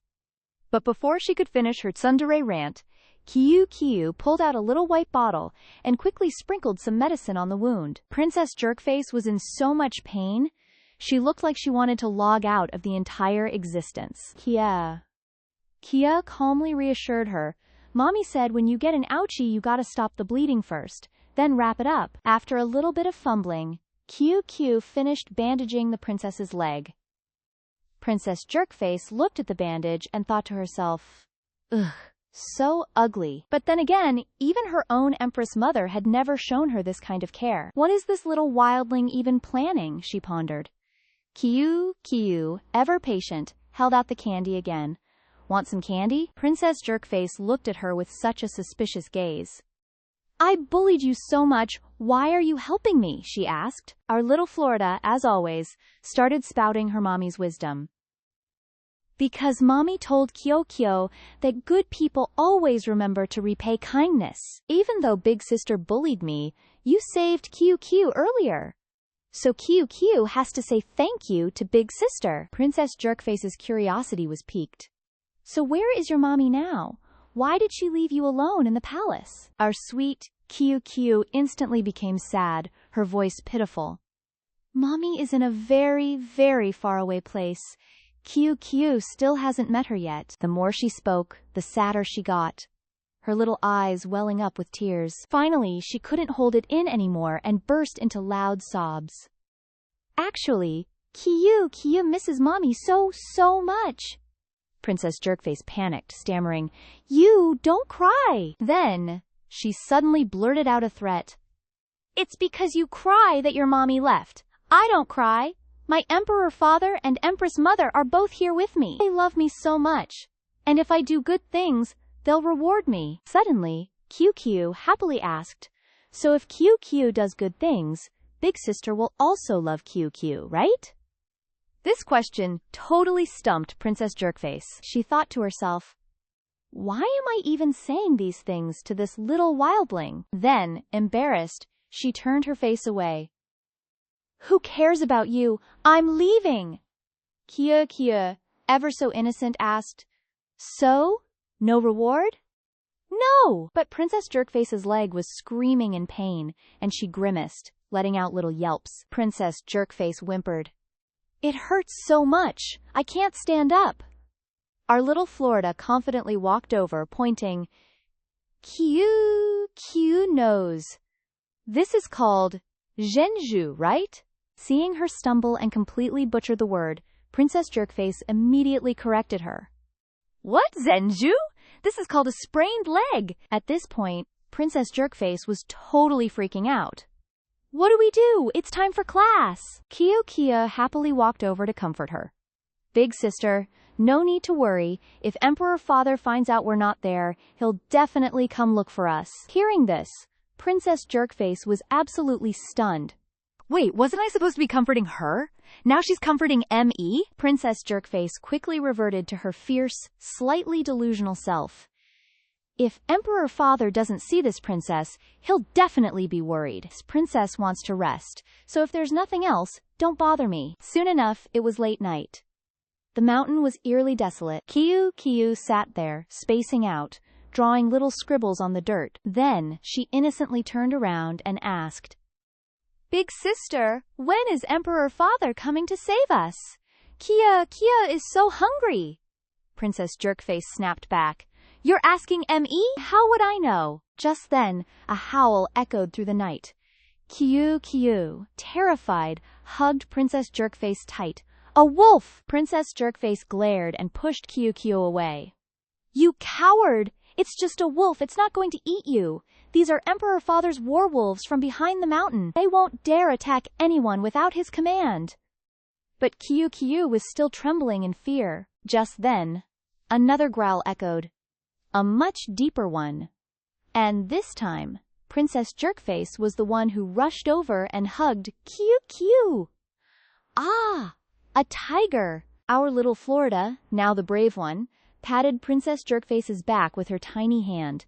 Big sister, it's okay now, it's nothing. She even optimistically chirped. Listen, big sister, they're just playing together. Princess Jerkface quickly composed herself, turning her face away in embarrassment. Ugh, to be scared in front of this little wildling. Listen. What happened tonight? You are not allowed to tell anyone, understand? Kia, looking completely bewildered, nodded. Okay, if Kiyu can't tell, then Kiyu won't tell. But Kiyu just has one question. Big sister, why do you act so different in front of Emperor Father? You're not like you are now, at all. Princess Jerkface angrily pointed a finger at Kiyu's face. What do you know? Emperor Father likes noble daughters who are famous, elegant, and talented. So I have to be a proper lady. This princess isn't scheming like you, using petty tricks to steal Father's affection? Kiyu, with sparkling, sincere eyes, said, But Kiyu thinks people would love Big Sister more if you were just like this. Mommy said that if you treat others with your true heart, they'll treat you with their true heart back. So Kiyu thinks Big Sister just needs to be herself. These words made Princess Jerkface lower her head in thought. Could it be? I misjudged this little wildling? No! How could I let myself be swayed by her? Just then, a voice called out. Little princess! Big princess! Where are you two? Kia heard someone, and her face lit up with pure joy. Our little queen Xiao Chao, full of chaotic energy, shouts, Uncle Lin! Daddy Emperor! Xiao Chao is right here! The eldest princess is shooketh by the Emperor's appearance. Daddy Emperor? You're here too, she gasps. Just then, a whole troop shows up, torches blazing. Found her! She's here! They yell. Our precious girl, trembling with fear, rushes into her daddy's arms, leaving the eldest princess behind, quaking in her boots over what she just pulled on our innocent Florida. Xiao Chao immediately switches to full-on Egyo mode. Xiao Chao was so scared. Xiao Chao thought she'd never see Daddy Emperor again. Our simp ML gently scoops her up to comfort her. Shh, it's okay. Daddy's here now. Seeing this, the eldest princess can't help but feel a pang of jealousy. Ugh! This little wild child stole his attention again! She seethes. Then, trembling, she throws Xiao Chao under the bus. Daddy Emperor, your daughter failed to look after Imperial Sister 9 properly, letting her run off to play in the back mountains. Please punish your daughter. Our ML knows the full tea, but he doesn't expose her. Instead, he coolly replies, If you know your mistake, Then go back and copy the imperial rules 20 times. The eldest princess bows her head. Your daughter accepts her punishment. The emperor, ever so nonchalant, turns and leaves. To the Hall of Cultivating the Heart. Back at the Hall of Cultivating the Heart, Zhao Qiao, being the drama queen she is, dramatically pouts and extends her tiny feet.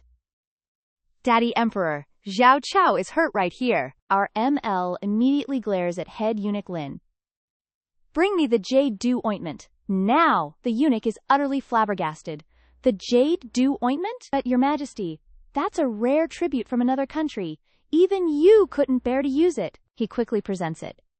Your majesty, here is the jade dew ointment. The emperor gently applies the medicine to Zhao Qiao's tiny feet, while she cries from the pain. At this moment, our ML starts blaming himself.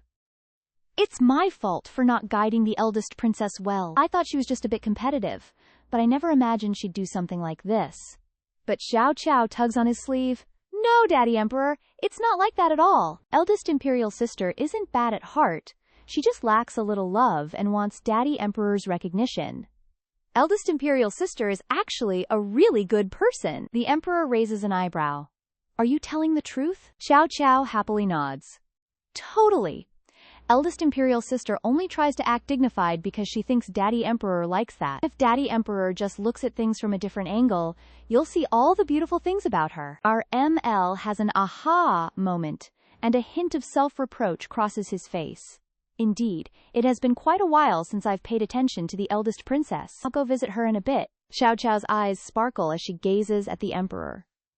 Looks like Daddy Emperor has changed his mind, she thinks. Our girl keeps snuggling into his arms, showering him with praise. I knew Daddy Emperor would be a good father, he playfully teases back. Didn't you used to call me a big scoundrel? What's with the sudden change of tune? I was wrong, Daddy Emperor. Don't mention it anymore, she whines. Meanwhile, back at the Phoenix Abode Palace, the eldest princess is fuming. Daddy Emperor only cares about that little wild child. And here I was, actually starting to change my mind about that little wild child. Guess I should have listened to Mother Empress after all. While she's still stewing in her thoughts, the eunuch's voice rings out. His Majesty has arrived. The eldest princess jumps. Daddy Emperor? Why is he here? She quickly hops off the bed and puts on her shoes. Then she rushes to the mirror to fix her hair. The eldest princess gracefully bows. Your daughter greets Daddy Emperor. He coolly says, Rise. I have something to discuss with you about today's events. The eldest princess's heart plummets. Oh no, she thinks. That little wild child totally snitched on me. Panicked, she blurts out the whole truth. Your daughter knows her mistake. Imperial Sister 9 is still young. Your daughter shouldn't have slandered her like that. But then the emperor just says, I only came to ask how your injury is. The eldest princess is shooketh once more. He looks at her with a pained expression and continues. Zhao Qiao told me I haven't cared enough for you, that I've never truly understood you, and that I should try to care for you from a different perspective. The eldest princess stares, utterly dumbfounded. That little wild child. She actually spoke up for me? I clearly tried to frame her. Why would she say such things for me? The eldest princess still tries to play the understanding role. Daddy Emperor has cared for your daughter very much. It was your daughter who made the mistake. Please punish me. He raises an eyebrow at his daughter and sighs. Then, he steps forward and gently pats her head, and gently advises. As a princess, you don't need to be a prim and proper lady. In front of me, you just need to be yourself. Understood? The eldest princess is deeply moved by his words. Su Dao, overflowing with emotion, latches onto the emperor and sobs her heart out. Our emperor, ever so gentle, softly tells her, It's getting late, my child. You should rest now. He gently places a hand on her shoulder, comforting her. I've already summoned the imperial physician. If your wound still hurts, tell Imperial Physician Lin. Hearing this, the eldest princess brightens up. Thank you, Imperial Father. Your daughter understands. After the emperor leaves, she falls into deep thought. How could I have misunderstood that little wild child for so long, and done so many awful things to my little sister? Next time I see her, I must talk things through properly. Early the next morning, The sun begins to peek out. Chow Chow gazes adoringly at the emperor, who's still sleeping soundly beside her. Our little girl uses her soft hand to poke his cheek. Imperial father Tilde. But no matter what she does, he won't wake up. Chow Chow grins slyly. Imperial father isn't awake yet? Perfect! Let's go find eldest imperial brother. A mischievous idea sparks in her little head. Chow Chow, using her tiny legs, stealthily climbs off the bed, her heart fluttering like a victory banner. Today, eldest imperial brother also has school. She'll be the best Chow Chow bodyguard for him. While our little girl is lost in her thoughts, a questioning voice comes from behind her. Where are you trying to sneak off to for fun this time, young lady? Chow Chow jumps, turning her head to look. Imperial father, why are you awake so early? I was going to the library to pick up eldest imperial brother after school. And then, we'd go to school together? She stumbles over her words, completely flustered. The emperor rubs his head, suspicious. What time is it right now? Go to the library for what? Our girl is left completely speechless. But the emperor doesn't scold her. Instead, he gently offers his next suggestion. However, I see you love reading so much. Why don't you go to school with the eldest imperial prince from now on? These words hit our little girl like a lightning bolt out of a clear sky. Her imagination starts soaring high and far. Ling Gigi said that at the library, there's a strict teacher who hits with a ruler, and if you make a mistake, your hands will swell up super big. She quickly waves her little hands in protest. Chow Chow was wrong. Actually, Chow Chow doesn't like school at all. Our little girl pouts at him. Imperial father, can Chow Chow not go to school? He crosses his arms, saying coolly. Don't think I don't know that you taught the eldest imperial prince those 3 characters. Such a small child, yet so talented. If you don't go to school, won't your talent be wasted? This leaves our little girl utterly speechless. He rubs her head, but his tone is full of playful menace. Or perhaps, you'd really prefer to study etiquette instead? Chow Chow doesn't reply. Instead, she quickly plops face down onto the ground. The emperor's face darkens, and he thinks to himself, playing dead with me, huh? This little brat is getting more stubborn by the day. He makes a firm decision. These past few days, I've already arranged for an imperial tutor to come teach you. Go to school diligently and don't cause any more trouble. At this moment, Chow Chow is already at the library. Our little girl pouts, secretly complaining to the heavens and the earth. I'm only 3 years old. Why do I have to go to school? Imperial father is such a meanie. Suddenly, a hand appears from behind her, covering her eyes.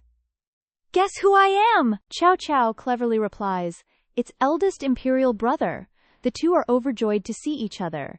NYU is so clever. Praised, our little girl is incredibly smug, chattering non-stop. Of course, Chow Chow is amazing. Chow Chow also wants to escort eldest imperial brother home, and then we can draw together. He asks, puzzled, you want to teach Xiao Yi how to draw? Yes. Our girl continues to ask curiously. That's right, eldest imperial brother. What do you learn at the library? He quickly lists with his fingers. Eating, playing, reading, drinking water, and so on and so forth. He grins brightly, excitedly adding, and also missing NYU. Hearing this, Chow Chow feels a bit relieved. Maybe school isn't so scary after all. Our little girl asks worriedly. So, eldest imperial brother, do you get bullied? If anyone bullies you, Chow Chow will help you teach them a lesson. Xiao Yi is very kind-hearted. He gently soothes Chow Chow's tiny arm. That's not right. Nobody bullies Xiao Yi. NYU is the best for Xiao Yi. The two happily return home together. Meanwhile, the eldest princess has already prepared a letter. She holds the letter in her hand, wondering. I don't even know if that, little wild child, will accept this. She keeps searching frantically around, annoyed. But where did she run off to? I've been looking for half a day and still can't find her. Suddenly, the happy voice of the little girl rings out. Oh, eldest imperial sister! This makes the eldest princess jump and turn around. She still maintains a fierce attitude, saying, Finally, you show up. This princess has been looking for you all day. Suddenly, her eyes widen, as if she's discovered something. Chow Chow looks up, asking innocently, "Eldest imperial sister, why are you looking for Chow Chow?"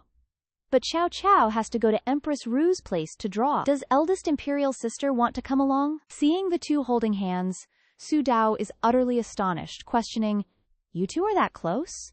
The little girl replies excitedly, "Yeah, Chow Chow really likes eldest imperial brother." This kid tells everyone she likes them, making Su Dao Ko feel a pang of jealousy. She clenches the letter in her hand, her emotions in turmoil as she thinks. She says it so casually. "I guess what she said to me yesterday was also just casual talk. All that effort I put in, thinking she liked me?" Thinking this, she turns around in a huff and stomps off. "Immature! I wouldn't even think of playing with those two." Leaving behind eldest imperial prince Zhao Yi and Chow Chow, utterly bewildered, like two confused fish wondering what just happened. Chow Chow watched Su Dao storm off, innocently asking, "Why's big imperial sister so pressed?" This small bean does not understand. Just then, Shi Yi glanced over and spotted Yan Jinglan emerging. And guess who was looking back with the biggest resting BTCH face? Our unhinged prince, Yan Jinglan. Their eyes clashed, and Shi Yi flinched. "OMG, it's the sixth prince of Yan Kingdom, the one who just called me dumb." He broke into a cold sweat, gripping her hand and urging, "You, we gotta bounce! Mom will totally freak." Chow Chow, being the sweetie she is, agreed. "Okay, big imperial brother." Our resident red flag, Yan Jinglan, just stood there, sporting a contemptuous smirk. As dusk settled, our little Chow Chow skipped her way back to Xianyu Palace. She was absolutely buzzing with joy, hopping around and cheering, "Today I got to draw imperial father with big imperial brother again. He's gonna be so happy when he sees it." A chilling voice rang out, making our girl freeze in her tracks. "Oh, so you do know how to come home?" Yan Jinglan materialized right in front of her like a jump scare. Our clueless cutie asked, "Handsome big brother, what are you doing here? Did Chow Chow take a wrong turn or something?" Yan Jinglan's footsteps landed heavily as he advanced. "I'm asking you." He placed his hand on Chow Chow's head, then his eyes narrowed as he demanded, "Why did the first prince call you this morning?" Our girl's eyes went wide, and she thought guiltily, "OMG, he heard that." Sweat beaded on her brow as she stammered, Well, actually..." Internally, Chow Chow was on crisis mode. "Come on, Chow Chow, you're smart. Think of a lie, fast." Yan Jinglan's expression shifted. "Wait, does he know you're a little mermaid now?" Chow Chow nervously waved her hands, giggling. Actually, big imperial brother just likes you. That's why he calls me you. He definitely doesn't know I'm a little mermaid. Absolutely not." He squinted, staring at our girl with literal daggers in his eyes. Chow Chow's heart felt like it was doing a whole parkour routine, trying to escape. Yan Jinglan sighed, reluctantly getting up. He scoffed. "Ugh, kids these days." He gave her a serious warning. "Hide that tail well, don't let anyone see it. If you get exposed, I can't guarantee some shady people won't try to use you." Our naive Chow Chow, meanwhile, was all like, "Oh, my handsome big brother is protecting me." Our girl instantly brightened up. "Chow Chow promises to be super obedient. Handsome big brother, don't you worry." Yan Jinglan's smirk returned. "Oh, obedient, you say?" He then gleefully suggested. "Well, if you're so obedient, how about you come study with big brother at the library starting tomorrow?" Hearing the word, study, Chow Chow's head instantly started spinning. "UGH, not school again!" Our girl freaked out. Why is handsome big brother acting just like imperial father now?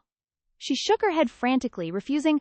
I don't want to go to school. If I do, I won't be able to play with imperial father anymore." Ignoring her pleas, Yan Jinglan effortlessly scooped her up with one hand. He coldly grilled, "Chow Chow, you don't want to hang with big brother, huh?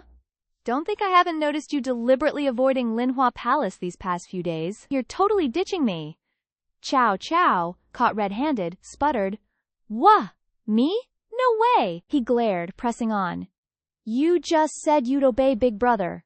Already regretting it now, huh?" At this close distance, Chow Chow could clearly see the chilling gentleness in Yan Jinglan's eyes. "Wait, why does handsome big brother look like a completely different person right now?" She stammered. "I don't..." Without a second thought, Yan Jinglan simply yeeted her right into the water with a splash. Chow Chow thrashed around furiously, yelling, "Handsome big brother is a stinky egg!" He threw Chow Chow again. He gripped her small, soft arm tightly. Then he loudly threatened, "Big brother is asking again. Do you want to go to school?" Chow Chow stammered, terrified. But then she reluctantly gave in. I want to go to school with handsome big brother. Yan Jinglan, having secured the correct answer, released her hand and flashed a deeply unsettling, meaningful smile. Then he, gently, patted her head, praising, "So obedient, let's lock that in."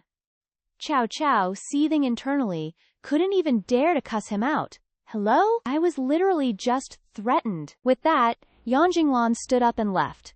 "All right, I'm out." He didn't forget to carefully instruct, "Tomorrow, remember to tell that dog emperor you're off to the library for studies." Yan Jinglan's eyes narrowed. A clear threat. "If I catch you lying to me, I will kill you." Chow Chow, lying through her teeth without a blink, waved her hand, affirming, "Don't you worry. Chow Chow will definitely be a good, obedient girl." At the gates of Linhua Palace, just as Yan Jinglan was about to enter, someone blocked his path. Wuxin suddenly materialized. "Halt, Your Highness!" Wuxin has always had one burning question. "She's the Dog Emperor's daughter, so why does Your Highness keep trying to get close to her?" he asked curiously. "Could it be that Your Highness likes her now?"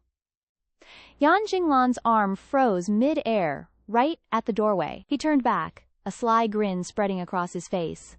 "Like the Dog Emperor's daughter? Bro, am I out of my mind? Even if every single woman in this whole damn world vanished, I still wouldn't like that little brat." He glared, a profound meaning in his eyes. "I have my own plans, and more importantly, I need to make that Dog Emperor pay." Meanwhile, at the Hall of Mental Cultivation, our Emperor Dad was just trying to get through his royal to-do list. Suddenly, a chaotic whirlwind of tiny feet came pitter-pattering, immediately grabbing his attention. And then, bam! Our little Qiao Qiao bursts in, looking like a drowned kitten. Papa Emperor immediately goes into full dad mode. "Sweetie, why are you soaking wet?" He's already furrowing his brow, practically vibrating with concern. "Lin Gong Gong! Towels, pronto!" His face turns from concerned dad to protective dragon.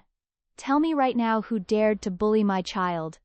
Qiao Qiao, internally. OMG, Papa Emperor's face is scary now. Our girl is already calculating. If I snitch on my handsome big brother, Papa Emperor might actually unalive him.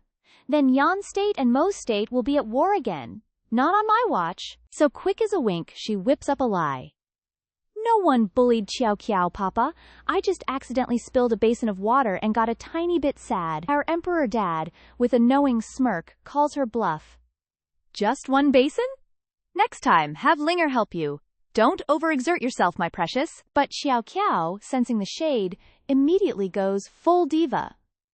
"Papa Emperor, don't you dare underestimate a 3-year-old. Xiao Qiao knows lots." The Emperor, however, just casually snags the towel from Ling Gong Gong, clearly unbothered. Then, out of nowhere, she gets all mopey again. "But Papa, today I learned that, in books, there are golden houses. In books, there are beauties like jade. Reading is actually amazing." But Xiao Qiao just wants to play and be a couch potato, not study. So, Xiao Qiao dramatically retracts her previous statement from last night. Actually, now Xiao Qiao totally loves school. Our Emperor Dad is visibly shooketh by this sudden 180. His face full of suspicion, he asks again, "Are you for real right now?" She puts on her bravest face. "Yes, Papa. Xiao Qiao has decided to go to school." The second the words leave her mouth, he scoops her up, beaming like a proud papa. "Yes, that's my girl. Just as brilliant and eager to learn as your old man." He immediately barks orders. "Prepare the princess's things, and take her to the Imperial Library. Tomorrow!" Xiao Qiao's tiny brain just short-circuited. "Tomorrow? My head hurts already." Our little schemer, seeing an out, points to a wound on her leg. "Papa Emperor, my boo-boo isn't all better yet. Can we postpone for a few days?" He sighs, slightly annoyed but still soft. "Ugh, you're such a pain. fine, if it still hurts tomorrow, we'll postpone. Our girl immediately perks up. Victory secured. The next morning, Xiao Qiao wakes up fuming. Why? Why is this happening to me? She dramatically pulls up her leg to find absolute perfection. No boo-boo. How did my injury heal so fast? Just then, a voice from outside bellows. Little princess, time to wake up for the Imperial Library. Xiao Qiao breaks out in a cold sweat. Oh no! Ling Jiji is here for me. She immediately curls up into a ball, burrowing under the covers, chanting like a tiny exorcist. Can't hear you, can't hear you. Xiao Qiao does not want to go to school. But then, the ultimate jump scare. The Emperor's voice booms. Mo Xiao Qiao, are you getting up or not? He stomps over, radiating pure, unadulterated fury. Were you lying to me last night about wanting to study? Xiao Qiao internally shrieks, OMG! Papa Emperor and my handsome big brother sound exactly the same when they're mad. She immediately folds. Xiao Qiao was wrong. I'm up! Our Emperor Dad just lets out a long, helpless sigh. Xiao Qiao, thinking he's had a change of heart, literally glows with false hope, but then his expression hardens. Perfect timing. I have an early court session, so I'll personally escort you to the Imperial Library. Xiao Qiao just faceplants back onto the bed, cursing the heavens. All that excitement for absolutely nothing. And just like that, our little queen is unceremoniously delivered to the library. The tutor leads her in. Everyone, meet our little princess. Time to make some friends, Your Highness. Xiao Qiao, with the most unwilling yet adorable shy face, mumbles. My name is Mo Xiao Qiao. I am 3 years old, and it looks like only the great princess is giving her the side eye. Meanwhile, all the other boys are screaming, So cute! Look at that chubby face! Can I pinch it? Bro is down bad. The tutor quickly brings order to the chaos. All right, settle down, everyone. Noticing Xiao Qiao keeps glancing around, he asks, Little princess, who are you looking for? She immediately pipes up. Is my handsome big brother, the 6th Prince of Yan State, not here today? The tutor replies. Ah, the 6th Prince of Yan State has been on leave for a few days. He then points to an empty seat. Little princess, go sit next to him. That spot is free. Xiao Qiao happily agrees. Okay. Her internal thoughts are a party. Yes. Handsome big brother isn't here. I can get away with anything. Time flies when you're not really learning. The tutor finally announces, All right, that's it for today. All the students immediately scatter like rats. Bye. See ya tomorrow. Shi Yi walks up to her. Xiao Qiao, big brother is here. From now on, we're classmates, so we can walk to school together. Our girl practically jumps for joy seeing him. Hee hee! I love my big brother the most. Shi Yi, for his part, also adores his little sister. Suddenly, a new voice chimes in. Oh really? Then, little cutie, do you like me? A boy above them strikes a pose. Xiao Qiao, completely unimpressed, deadpans. Who are you? This absolute clown, Xiao Jingyu, the son of Duke Xiao, immediately puffs out his chest. My future wifey, listen closely. I am the one and only great young master Xiao Jingyu. As he says this, he throws a cringe-worthy wink. Our innocent Xiao Qiao, who has no idea what love is, internally thinks. Did his eye just get hit by something? #red flag. Xing Yi, seeing this buffoonery, immediately gets annoyed. Xiao Qiao is my little sister, not your wifey. This actually makes Xiao Jingyu flinch. Huh? This dumb big prince is actually mad? Xiao Qiao, ever the schemer, pulls Shi Yi close and whispers conspiratorially, Big brother, Mama said never talk to fools or you'll catch their stupidity. Xing Yi immediately nods in agreement. Xiao Jingyu, hearing himself being called a fool, completely flips. You! What did you just say? You called M.E. stupid? You two, stop right there. Don't you dare run. But Xiao Qiao is already skipping ahead, not forgetting to stick out her tongue for maximum taunting effect. Meanwhile, a gentle voice whispers to the great princess, Mo Chuyao. Is that the 9th little sister you were talking about? The one who hurt you? This is Li Jingxian, Chuyao's bestie and desk mate. But Chuyao just acts all aloof and ignores her. Seeing Chuyao's silence, Jingxian's face twists into a cunning smirk. I have a genius plan to teach that brat a lesson. Wanna hear it? Hashtag green tea bitch mode activated. Meanwhile, our chaotic good Qiao Qiao is just frolicking happily, completely unaware that a storm of green tea bitchery is brewing just for her. Hearing this green tea's toxic words, our queen Su Yao furrowed her brows and looked up. Then, still absorbed in her book, she snapped, "Do whatever you want, just don't bother me while I'm reading." Her sudden change in attitude completely stunned Li Jingxian. Li Jingxian crossed her arms, scoffing coldly. Fine, whatever. This girl is no pushover, Li Jingxian thought resentfully. Turns out she's secretly crushing on that young master from earlier. She even stole Xiao Jingyu's attention. Not only did she make Su Yao sad, but she also snatched away everyone else's attention. Fine, I'll deal with you personally. Meanwhile, that other guy was still relentlessly chasing after Cao Cao. I'm leaving now, my beloved wife. See you tomorrow morning. The crown prince roared in fury, spitting fire as he warned, She's not your wife. That's Cao Cao, my little sister. Cao Cao's eyes suddenly lit up, looking at the person behind Li Jingxian. Li Jingxian suppressed her anger, changing her attitude to an overly enthusiastic one as she approached. Are you Cao Cao? The innocent little girl replied, Yes, that's right. My name is Cao Cao. What's big sister's name? Li Jingxian cunningly and quickly changed the subject, pointing forward. I think I just saw someone by the door looking for you. Go check it out quickly. Cao Cao was startled, guessing, Is it my handsome big brother? The little girl impatiently asked.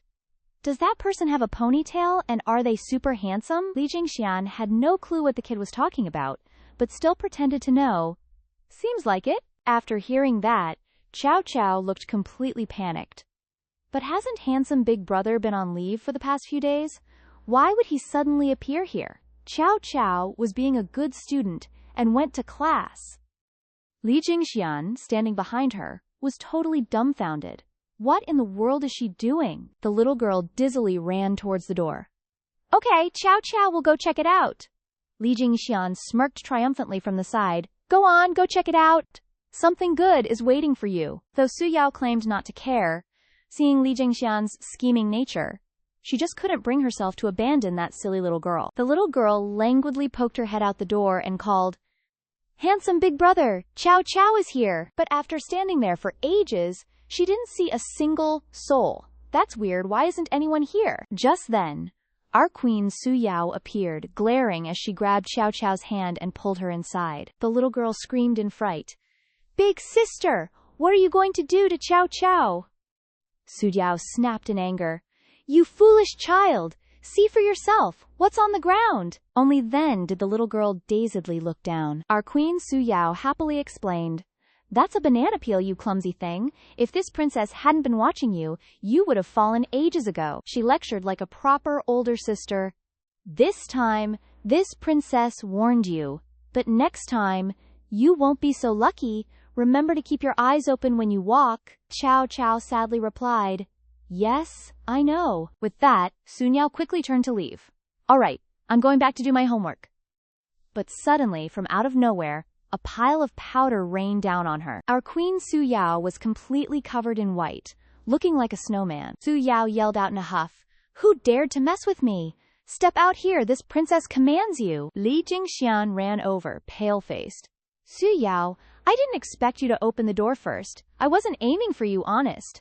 Let me wipe you off. Our queen Su Yao, utterly furious, narrowed her eyes and demanded, So it was you! Then she roughly shoved Li Jingxian's hand away. Don't touch me! Li Jingxian, I'm warning you. Know your place, or this princess will make you. If you dare pull a stunt like this again, don't blame this princess for what happens. Li Jingxian, still competitive, stubbornly argued back. Why are you letting Cao Cao frame you? Don't you want revenge on her? Besides, you're older than her. Why are you still scared of her? Su Yao raised her chin and arrogantly replied. So what? That's my little sister. This princess is. We're family. We're one family. An outsider like you shouldn't interfere. Cao Cao, standing below, was dumbfounded. Big sister sees me as family? Our queen Su Yao huffed and walked away. That's all there is to it. I don't want to explain anything else to you. Chow Chow scampered behind her. Big sister, wait for me! The two quickly ran to the imperial garden. The little girl happily grabbed the hem of our Queen Su Yao's clothes and cheered, Big sister, wait for Chow Chow! The little kid was so happy, saying, Royal Big Sister just saved Chow Chow! Chow Chow hasn't even thanked Big Sister yet. Our Queen Su Yao, face still covered in powder, glared furiously. She turned her head and said, Don't pretend! This princess was just scared you'd get bullied and then run to tattletale to Father Emperor that I wasn't taking care of you. That's why I saved you, not because I'm a good person or anything. Chow Chow's heart melted at her actions.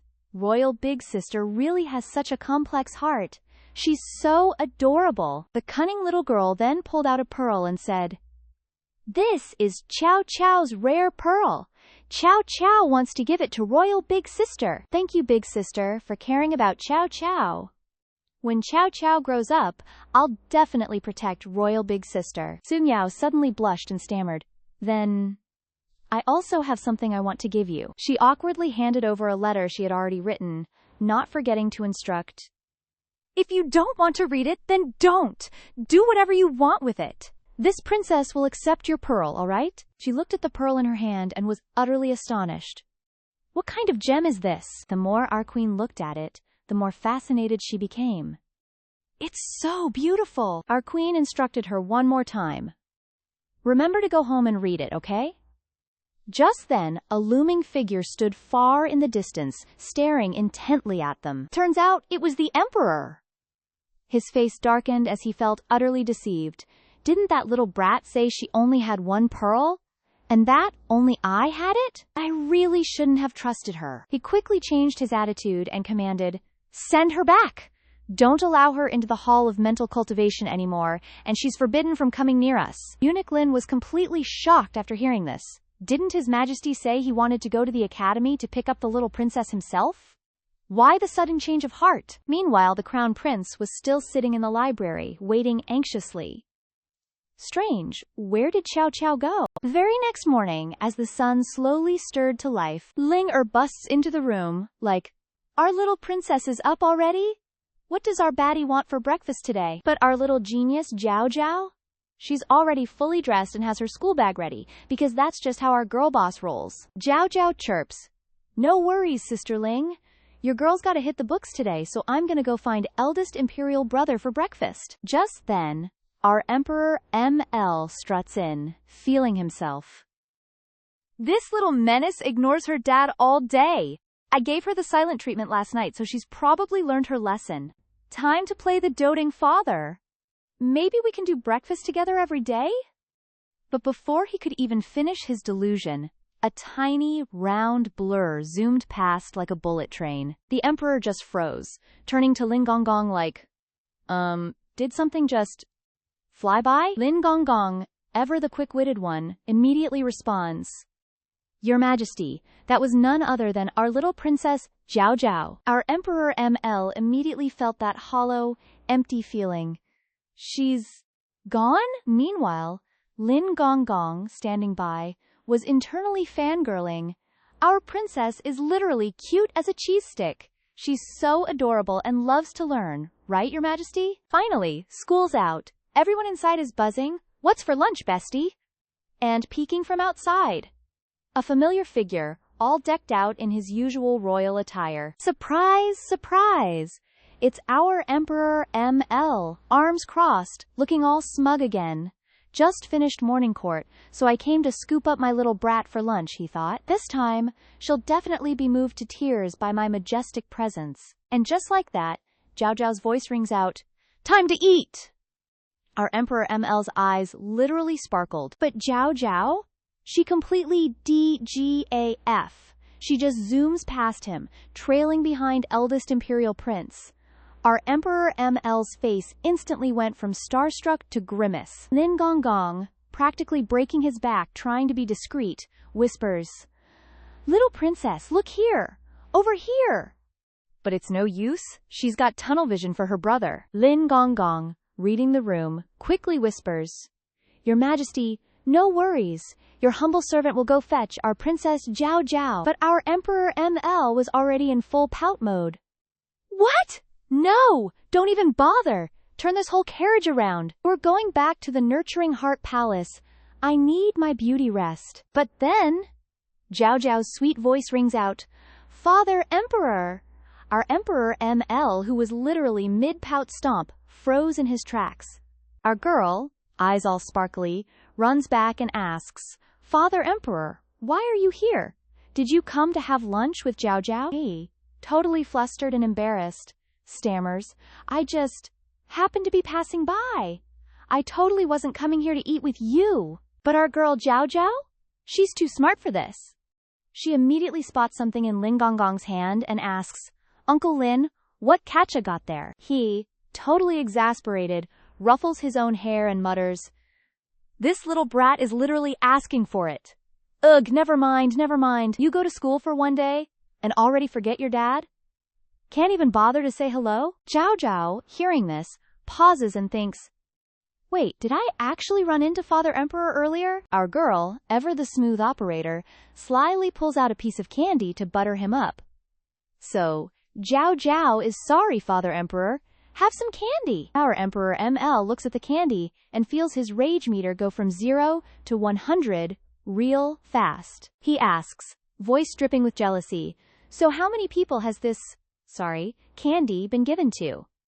Zhao Zhao, innocent as a lamb, replies, Oh, tons of people. Our girl then starts listing them off. Sister Ling, Uncle Lin, Mama Li, and my handsome big bro. Our Emperor ML is literally speechless. This kid, he thinks, she's exactly like her birth mother. Both of them, so enthusiastic. Our Emperor ML hears this and immediately feels a migraine coming on. Okay, STOP, he says, pinching the bridge of his nose. Our Emperor ML then pulls out his ultimate daddy energy card and sternly declares, From now on, you are only allowed to give candy to ME. Got it? Zhao Zhao, ever the perceptive one, frowns. Ooh, Father Emperor isn't mad anymore. His pout gone, our Emperor ML gently scoops Zhao Zhao up, saying, All right, let's go get some lunch. Just us two. Meanwhile, Yan Jinglan, hiding in the shadows, is giving them the death stare, eyes practically radiating pure hate. Uh-oh, yandere flags raising? And, just like that, lunch break was over. The eldest princess is standing outside, dramatically sighing. But then, Zhao Zhao toddles right over. Zhao Zhao, curious as ever, asks, Eldest imperial sister, why the dramatics? Su Dao, startled out of her emo moment, gasps, Girl, you scared the living daylights out of me. She waves her hand dismissively. Ugh, what do you know, little brat? Shoo, go away. Suddenly, the eldest princess's eyes light up like she just discovered the meaning of life. The eldest princess, suddenly serious, asks, Tell me, where has Jinglan Gege been these past few days? Zhao Zhao, startled, replies, Beats me. Why are you so obsessed with handsome big brother? The eldest princess rolls her eyes. Ugh, you're literally useless. But then, handsome Yan Jinglan just materializes out of nowhere, and suddenly, the eldest princess is all sunshine and rainbows again. Zhao Zhao, also a total simp for eye candy, just stares blankly. Wow, handsome big brother. Long time no see. You're literally getting prettier every single day. But wow, handsome big brother is kinda intense. Zhao Zhao is like, Nah, too scary, I'm good. Meanwhile, the eldest princess, all flustered, rushes over. Jinglan Gege, where have you been the last 2 days?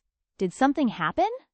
Yan Jinglan, faking a smile, replies, Oh, no need to trouble yourself, eldest princess. I'm perfectly fine. She awkwardly tries to continue. Well, about that thing from before.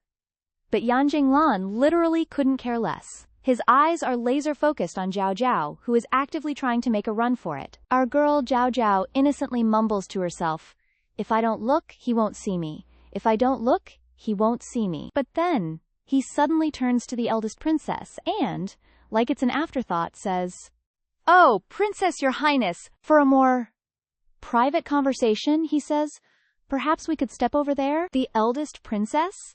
She's literally swooning, agreeing instantly. Convenient?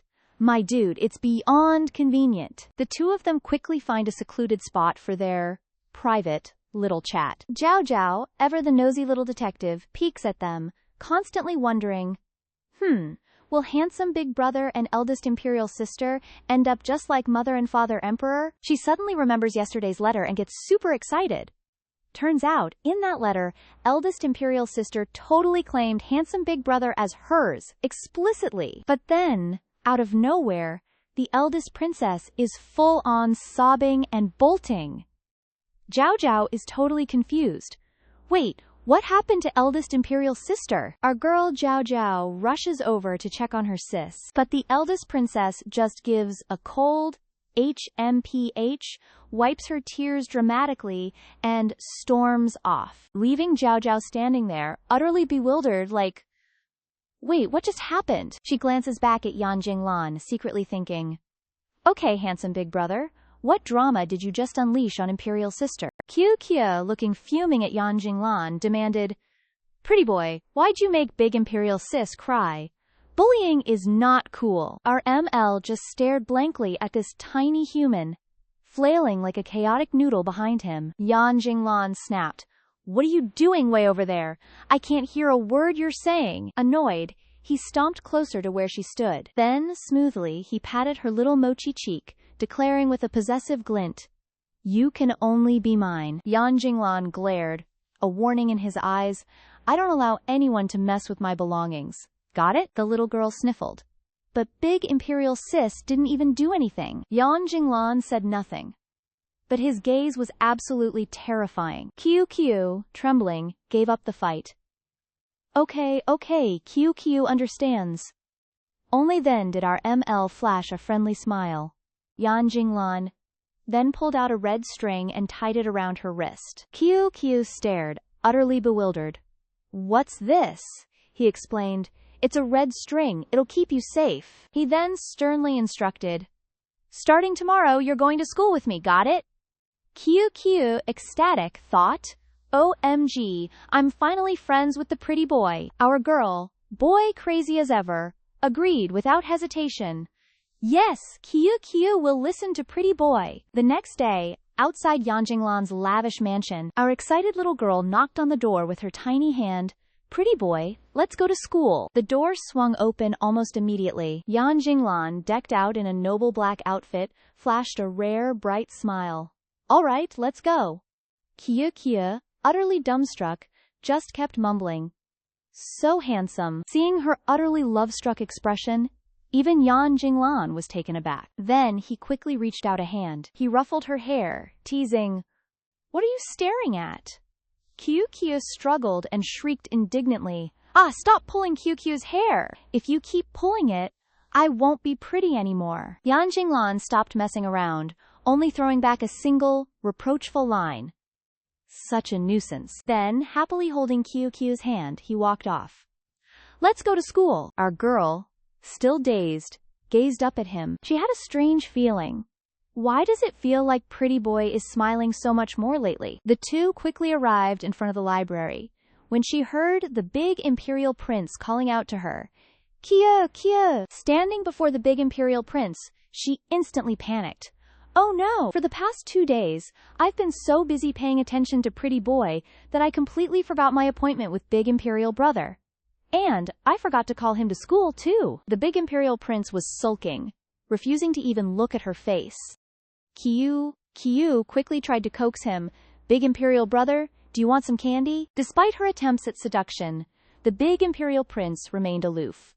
Qiu tugged at his sleeve, pleading sincerely, I'm so sorry, big imperial brother. Qiu won't go with other friends tomorrow. I'll go with you. Please don't be mad anymore, okay? Our girl kept pouting and coaxing. Can we do that? Big imperial brother is the bestest. He couldn't resist and softened, turning back to glance at her. But the big imperial prince quickly put on a resolute face, declaring, a single green candy won't be enough to coax Zhao Yi. Qiu, innocent as ever, pulled out 2 more candies and held them out. More for big imperial brother. Finally, he melted. With drool practically escaping his mouth, he mumbled, fine, Zhao Yi will forgive Ngu Ngu then. Just as their relationship was mending, a hand suddenly shot out and grabbed our girl from behind. Yan Jinglan violently dragged QQ across the floor, annoyed. Get back to your seat. The imperial tutor is about to arrive. Our girl struggled, gasping, Pretty boy, slow down. QQ can't breathe. Seeing this, the big imperial prince became incredibly agitated. He rushed forward and grabbed Yan Jinglan's arm. His anger flared. You are not allowed to treat Ngu Ngu like that. At his action, even Yan Jinglan was momentarily stunned, thinking, he's gripping my hand that tightly? Is this prince really as dumb as the rumors say? The big imperial prince maintained his resolute gaze, glaring fiercely at Yan Jinglan. Yan Jinglan snatched QQ back, then coldly stated, I like it this way. Do you have an opinion about my belongings? The big imperial prince fiercely defended Ngu Ngu. Annoyed, Ngu Ngu is not a belonging. He even shouted a threat. Let go of Ngu Ngu right now. Yan Jinglan smirked cunningly. And if I don't let go, what are you going to do about it? Two pairs of eyes, blazing with fierce intent, locked onto each other. Neither boy was willing to back down. With her pretty boy and her big imperial brother arguing, QQ was stuck in the middle, feeling utterly awkward. Their squabble turned the entire classroom into a full-blown chaotic meme. Everyone was like, OMG, what's happening? Are they fighting? Then someone yelled, The Grand Tutor is here! The crowd scattered like roaches when the lights came on, rushing back to their seats. Even the Great Prince and Yan Jinglang broke it up. Cao Cao was still down there, soothing her great imperial brother. Yan Jinglang side-eyed them, clearly vexed. Our boy Yan Jinglang, out of nowhere, ordered his trusty guard, Wu Xin, figure out a way to get the Great Prince into the Imperial Academy. Wu Xin's brain was basically a giant question mark emoji. Wu Xin quickly replied, The Imperial Academy? There are ways, but, the Great Prince is kinda a dum-dum. He's no threat to us, so why bother, master? Yan Jinglang, all tense, snapped. Because he stole my pet, okay? Do you get it now? But Wu Xin still had that blank, I don't understand SHT, look on his face. After class, our little queen bee Cao Cao zoomed straight to the emperor's palace. Imperial father! Cao Cao's done with school! Eunuch Lin saw Cao Cao lugging a mountain of books and nearly cried. Oh my heavens, my little princess!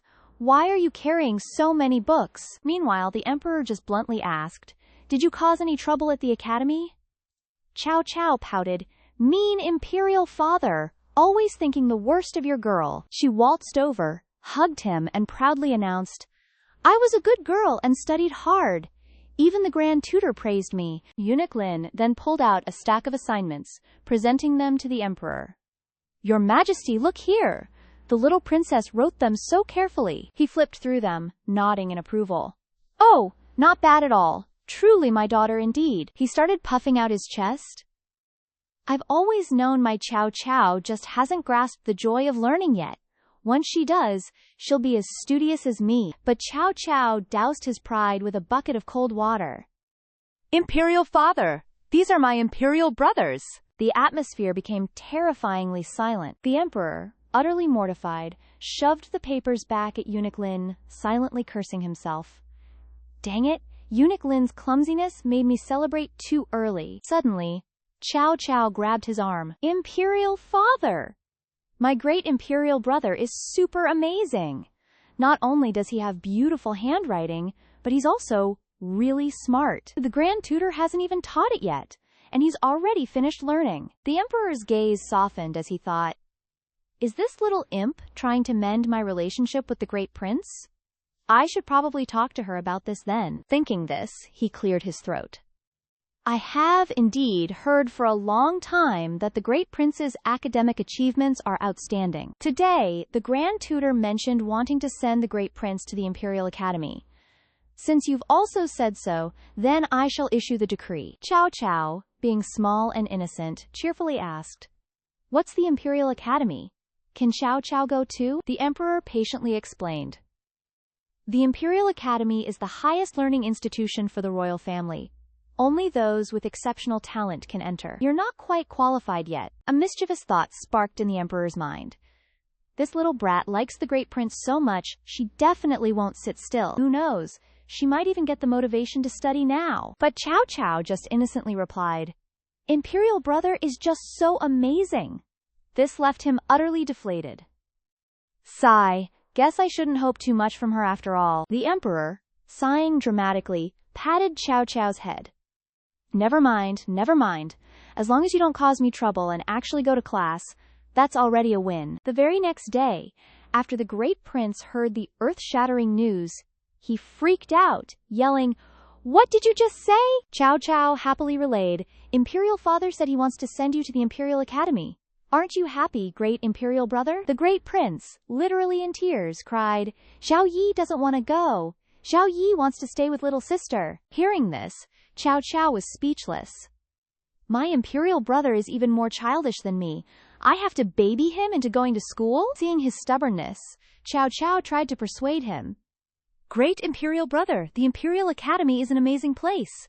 You'll learn so much more and make lots of friends." But the great prince firmly refused. "Xiao Yi doesn't need any of that." Hearing his refusal, our little queen resorted to threats. "If you don't go, Imperial father won't like you. And Chow Chow won't like you either, got it?" Yan Jinglang, standing to the side, let out a snicker. He even turned to provoke him. "The dignified great prince of Mo Yuan, afraid of going to the Imperial Academy? Seriously?" Triggered by these words, the great prince finally agreed. "Fine, I'll go, but don't you dare think I'm scared." The next morning, our queen, Qiao Qiao, was reluctantly dragged back to school, as per usual. Yawning a whole ocean, our girl stumbled next to Yan Jinglang. "Good morning, handsome Gerje Tilde." Meanwhile, Xiao Jingyu on the side was putting on a whole performance. "Look at me! Pick me! Choose me!" But our girl Chow Chow only had eyes for the pretty boy next to her. Our pretty boy George didn't look too thrilled, though. After admiring her pretty boy for a hot minute, our queen Chow Chow had a genius idea. So she pulled out a candy, presenting it to Yan Jinglang like it was a national treasure. Our girl chirped happily, "Handsome George, want some candy?" Yan Jinglang, looking a little green with jealousy, grumbled, "Are you treating me like I'm invisible?" But our little schemer Chow Chow quickly denied, "No way, Chow Chow totally loves Da Huanggi. But Chow Chow loves handsome George, the absolute most cliquiest." These sugar-sweet words instantly made our pretty boy blush like a ripe tomato. Yan Jinglang quickly recomposed himself. "Ugh, fine. It's not like I can't accept this measly candy." And just like that, the yondered flags started waving. He put on his "I'm only looking out for you" face and warned, "But from now on, you are not to give candy to anyone else, got it?" But when he looked down, our girl Chow Chow was already dead asleep. Yan Jinglang's gaze softened into pure adoration as he watched her. He gently patted Chow Chow's head, thinking, "The daughter of that dog emperor is so adorably dumb." While our queen was still catching Z's, a voice suddenly bellowed, "Wifey! Wifey! Wake up, Buttercup!" Chow Chow slowly, painfully blinked her eyes open. Seeing the somewhat familiar outfit, she thought it was her Da Huanggi. Xiao Jingyu pointed at his own face. It's me, not that other idiot." Chow Chow, being the absolute sass queen she is, just rolled her eyes. "I don't care about you. You're not my friend and you were mean to Da Huanggi." Xiao Jingyu immediately went into damage control. "Wifey, I was wrong. My head got caught in a door just now. He's totally not dumb, okay?" Our queen Chow Chow, still fuming, fired back. "Then Chow Chow doesn't want to play with you either. And Chow Chow isn't your wife or anything." But the words that just flew out of her mouth made her freeze for a second. Then she whispered to herself, "Wait, what even is a wife?" Xiao Jingyu's heart literally bloomed like a flower. This little munchkin has no idea. He seized his chance, leaning in close to explain. "A wife means two people with a super special bond, who play together, share all the good stuff, and stick together through all the bad stuff." Then, with a flourish, Xiao Jingyu pulled out a whole bag of candy and presented it to our girl. "Here, this candy, I personally went to the biggest candy shop in the capital to get it. It's super yummy. If you become my wifey, I'll bring you candy every single day." Chow Chow's eyes literally sparkled like diamonds, completely forgetting her troubles. "Wow, it looks so delicious." Suddenly, our girl Chow Chow beamed. Then Chow Chow wants the little whale to be her wifey. We can eat candy together forever. Zhao Jingyu was utterly speechless. Hold up. Wifey isn't a toy you can just assign like that. He quickly collected himself, smoothing down his hair and regaining his handsome facade. Ugh, whatever. This candy is for you. Guess I'm just too generous and magnanimous for my own good, huh? Just then, Yan Jinglang appeared out of nowhere from behind, like a literal ghost. Zhao Jingyu, mid-flirt, froze solid like a deer in headlights. His face instantly turned ghostly pale. Didn't this guy leave? Why is he back? OMG, he's full-on glaring at me. He's definitely just jealous of my god-tier good looks. Ugh, why is he still staring? So scary. Zhao Jingyu couldn't handle the heat, stumbling back to his desk. Whoa, suddenly I'm so into studying. Time to hit the books. Gotta be super serious about my lessons now. Yan Jinglang raised an eyebrow. What exactly are you two doing? Our girl Chow Chow, ever the innocent, happily presented him with a bag of candy. Handsome Geege, have some candy. He glanced down at the candy bag in her hand, and a little thought bubble popped up. Hold on, this munchkin usually only carries one kind of candy. This bag is all fancy schmancy, different shapes. Definitely not her usual stash. His gaze sharpened, and he shot a death glare across the room. Yep, it was 100% from Zhao Jingyu. Zhao Jingyu felt that icy stare and instantly panicked, burying his face in a book like his life depended on it. Chow Chow, oblivious to the simmering tension, called out again, Handsome Gage Tilde. Without a single word, he reached out and snatched the entire bag of candy from our girl. Even as Chow Chow started to tear up, he stone-cold declared, From now on, you get a maximum of 5 candies a day. You already finished today's allowance, so I'm confiscating the rest. Our girl's eyes welled up. But that's Chow Chow's candy. Yan Jinglang, leaning into his strict daddy persona, dramatically threatened, Eat too much candy and your teeth will fall out. Do you want to turn into a wrinkly grandma? Chow Chow was instantly terrified. No way! Chow Chow is just a little baby. Yan Jinglang, looking utterly pleased, gently patted her head. Good girl. Listen to your Giege, and you can have more tomorrow. Our poor Chow Chow spent the entire school session moping. Woe is my candy. Soon enough, evening rolled around. Yan Jinglang handed the empty bag back to our girl. School's done. Time to head home. She peeked inside the bag, and her face fell when she saw it was totally empty. Yep, Handsome George definitely confiscated all my candy. Our girl Chow Chow still grumbled as she trotted behind him. Every single time Handsome Gerge claims he's protecting me, but he's just bullying me. He's not good to me at all. Yan Jinglang turned his head. What are you still gawking at? Chow Chow instantly stuck out her tongue in a sassy taunt. Chow Chow doesn't want to go home with you, you big meanie. With that, our girl Chow Chow hit the gas and zoomed off. Tia Kandu spots our girl QQ walking solo, and this simp chases after her, yelling, Wifey, wait up for your man! Our little queen snaps. So you're QQ's wife, huh? Our boy, completely flustered, just blurts out, yeah! Before his brain cell kicks in, wait, something ain't right here. Suddenly, QQ declares dramatically, Then you gotta get revenge for QQ. That pretty big bro Yen King Lan stole all my candy. The moment that name dropped, Q Kandu visibly shrank. Bro instantly got cold feet. This simp quickly whipped out another bag of candy to bribe our queen. Whoa, no more pouting. Your man's got plenty of candy left for you. Tia Kandu fakes it. Oh, Yen King Lan? Nah, he's not a bad guy. He's just super pitiful, 'cause he has no candy, so he had to steal yours. Be a good girl now, don't be mad. Our innocent Kiyu, bless her heart, immediately fell for the trick. Kia suddenly muses, Oh, that's right. Handsome Big Bro's house is super poor, and he doesn't even have snacks. How sad. Tiu Kandu, seizing the moment, awkwardly asks, So, you won't make me avenge you anymore, right? But QQ asks again. But Handsome Big Bro said he doesn't like candy. Tiu Kandu, still spinning tails, replies, Nuh-uh, that's just because you're small. He was sharing with you. QQ's face falls.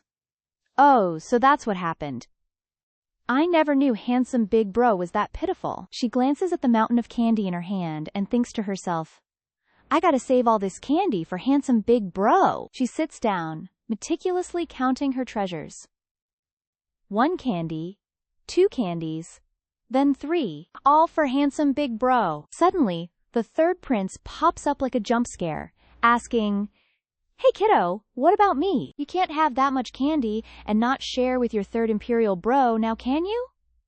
Q, panicking, snatches it back, yelling, Don't you dare steal from me, you meanie. He coaxes, Let go. Let your third imperial bro have 1 little candy.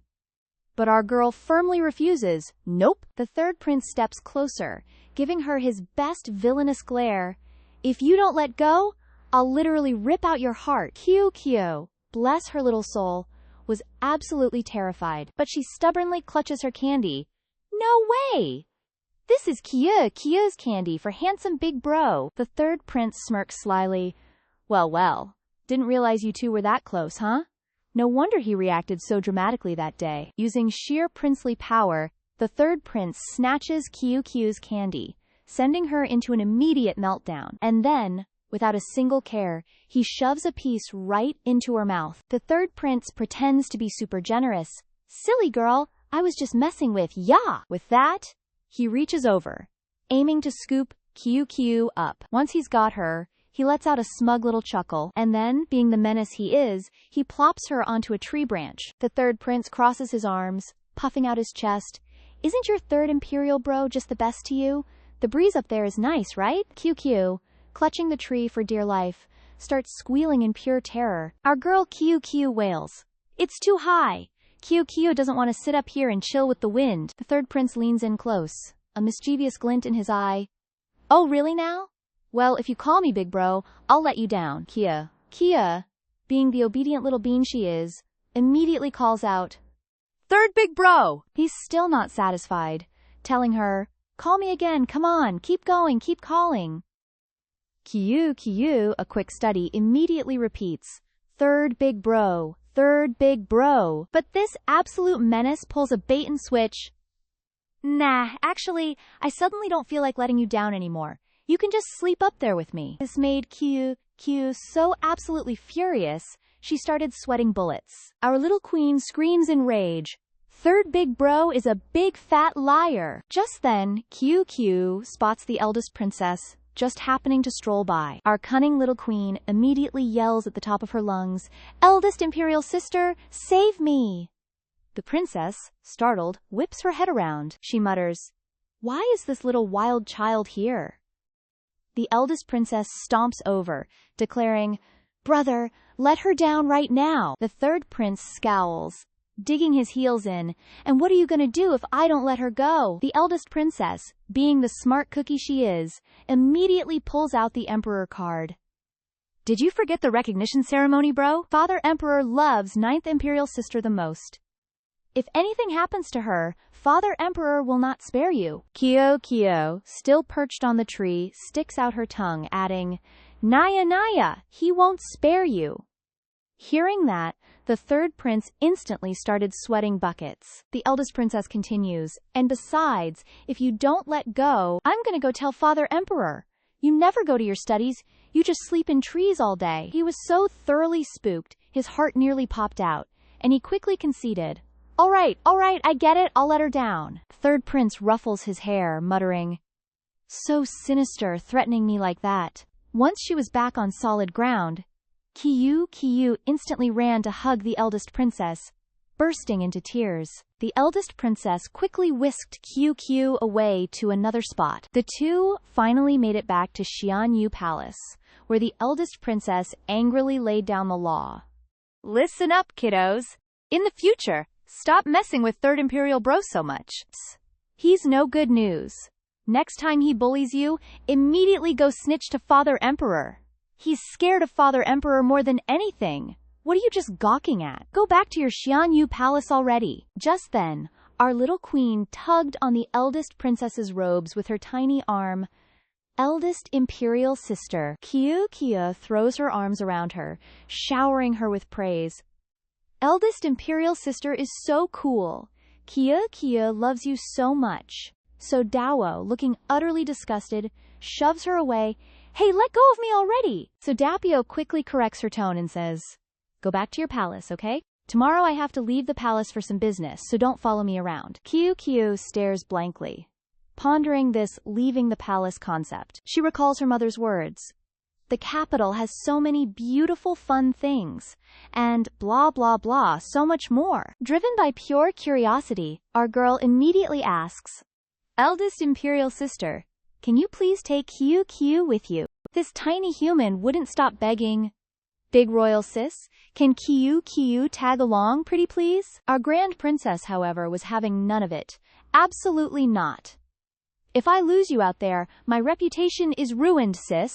Our baby girl, looking all pitiful, swore, I promise, I'll be super well behaved. I won't run off, ever. But our queen just pouted, yeah, right. Who's gonna believe that? Then Kiyu pulled out the big guns, whining, please, so Dao Gigi. And just like that, our queen was shook. She snapped back, what did you just call me?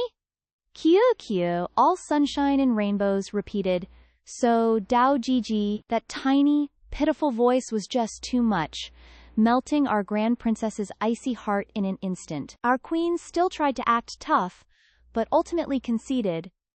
Fine, go if you want, but don't you dare cause any drama for me, got it? Kiyu, beaming, chirped, big royal sis is the absolute best. The two then huddled up for a secret powwow. So Dao whispered, tomorrow morning, I'll pick you up from the palace. Remember, this is our little secret. Don't let anyone know. Got it? The very next day, our dynamic duo snuck out in a carriage for some adventure. Outside the palace walls, it was pure chaos. A bustling marketplace. Vendors were yelling left and right. Steamed buns, candied hawthorns, and because this was literally our tiny human's first ever trip outside, she was absolutely buzzing with excitement. Our precious baby pointed at everything. Big sis, look! That bird is so pretty. Oh, and what are those little round red things over there? Our queen just rolled her eyes and muttered, total country bumpkin, but being the good sis she is, she quickly explained. Those are candied hawthorns. Wait, you haven't ever had them, have you? Kiyu, looking totally innocent, just blinked. Candied hawthorns? Then our little innocent looked down, all sad. Kiyu's never, ever seen those before. Our queen, putting on a show of sympathy, mused, wait, is Kiyu's mom from the boonies or something? How could she have never seen them? This little, wild child is seriously tragic. Suddenly, our little cutie tugged on the grand princess's arm. Big royal sis, what do those candied hawthorns taste like? Can Kiyu just try one itty-bitty bite? Seeing our little one look so utterly heartbroken, our grand princess's heart just wrecked. So she happily agreed. Okay, I'll take you down there. Kiyu, radiating pure joy, squealed, Big royal sis is the bestest best. Our queen then told Kiyu, all right, you stay right here. I'll go buy some for you. But before she could even finish her sentence, Kiyu had already zoomed off. Our little speed demon, moving at like 100 bananas per hour, bolted straight for the candied hawthorns. Kiyo's sheer adorable energy even caught the candied hawthorn vendor's attention. Kia, completely losing all chill and shamelessly drooling, gasped, "It smells so good!" The candy vendor, charmed, asked, "Little missy, how many sticks of candied hawthorns would you like? They're 5 coins each." But then Kiyu frantically dug through all her tiny pockets, only to discover she was completely broke. She slumped, looking defeated. Kiyu doesn't have any money. Then our little strategist quickly pulled out her go-to move, offering a single piece of candy. C. Can Kiyu use all her candy to trade for 2 sticks of candied hawthorns, please? Seeing how utterly precious she was, the vendor instantly melted. "Oh, Kia is just too cute, and so well behaved. Uncle here will just gift you these 2 sticks." Our baby girl's face just lit up like a Christmas tree. With her irresistibly adorable looks and charming personality, Everyone around was instantly captivated by Kyu, Kyu. OMG, how is this child so cute? And so polite. I want to adopt one too. She's so well behaved. But seeing her precious baby being pointed at and gawked at. So Dabo, our queen, snapped. Back off, all of you, she shrieked. She instantly swooped in, hugging Kyo tight, and then just screamed at the top of her lungs, "This is my sister! No one touches her, got it?" So Dio, in full girl boss fury mode, scolded her.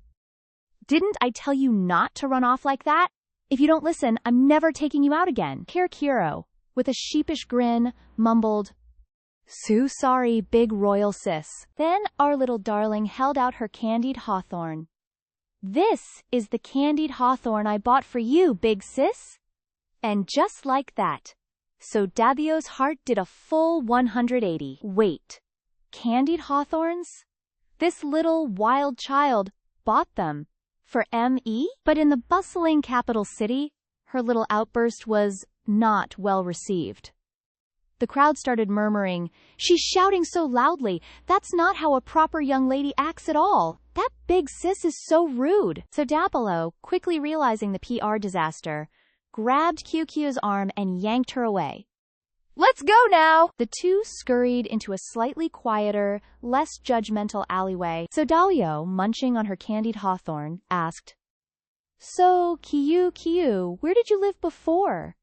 You've literally never mentioned it." Our little one, still with a mouthful, mumbled, Kiyu and Mama lived in a super far-off place. It was really secluded. Kiyu never got to go out and play." Our baby girl then looked down, a little dejected. "This is Kiyu's first time ever playing outside. Kiyu doesn't understand anything, and I didn't even know candied hawthorns could be this good." So Dao looked at this little munchkin and thought, okay, she's actually pretty pitiful. No wonder this wild child has zero social graces. She grew up in the middle of nowhere. Thinking this, she gently patted Kiyu's head. "Okay, fine. From now on, if you want to leave the palace, just tell me. I guess I can begrudgingly take you with me, all right?" Kia, absolutely pumped, beamed, "Yes, it's a promise." Just then, a sudden noise came from behind them. So Dabo's senses instantly tingled, and she snapped her head back, vigilant. All she saw was a shadowy figure in black, hastily trying to disappear into a corner. Kyu, completely oblivious and adorable, just tilted her head. "Big royal sis, what's wrong?" So Dao, in a full-blown panic, shoved Kyo forward. "I think someone's following us. We gotta go now. Our girls are making a run for it. Go, go, go." Jiao, scared out dead of her wits, cries out, "Big sis!" Chu Dao, ever the leader, blocks her and barks, "Hide in the alley, quick, I'll cover you." Seeing the lil sis frozen, Chu Dao snaps, "What are you gawking at? Run!"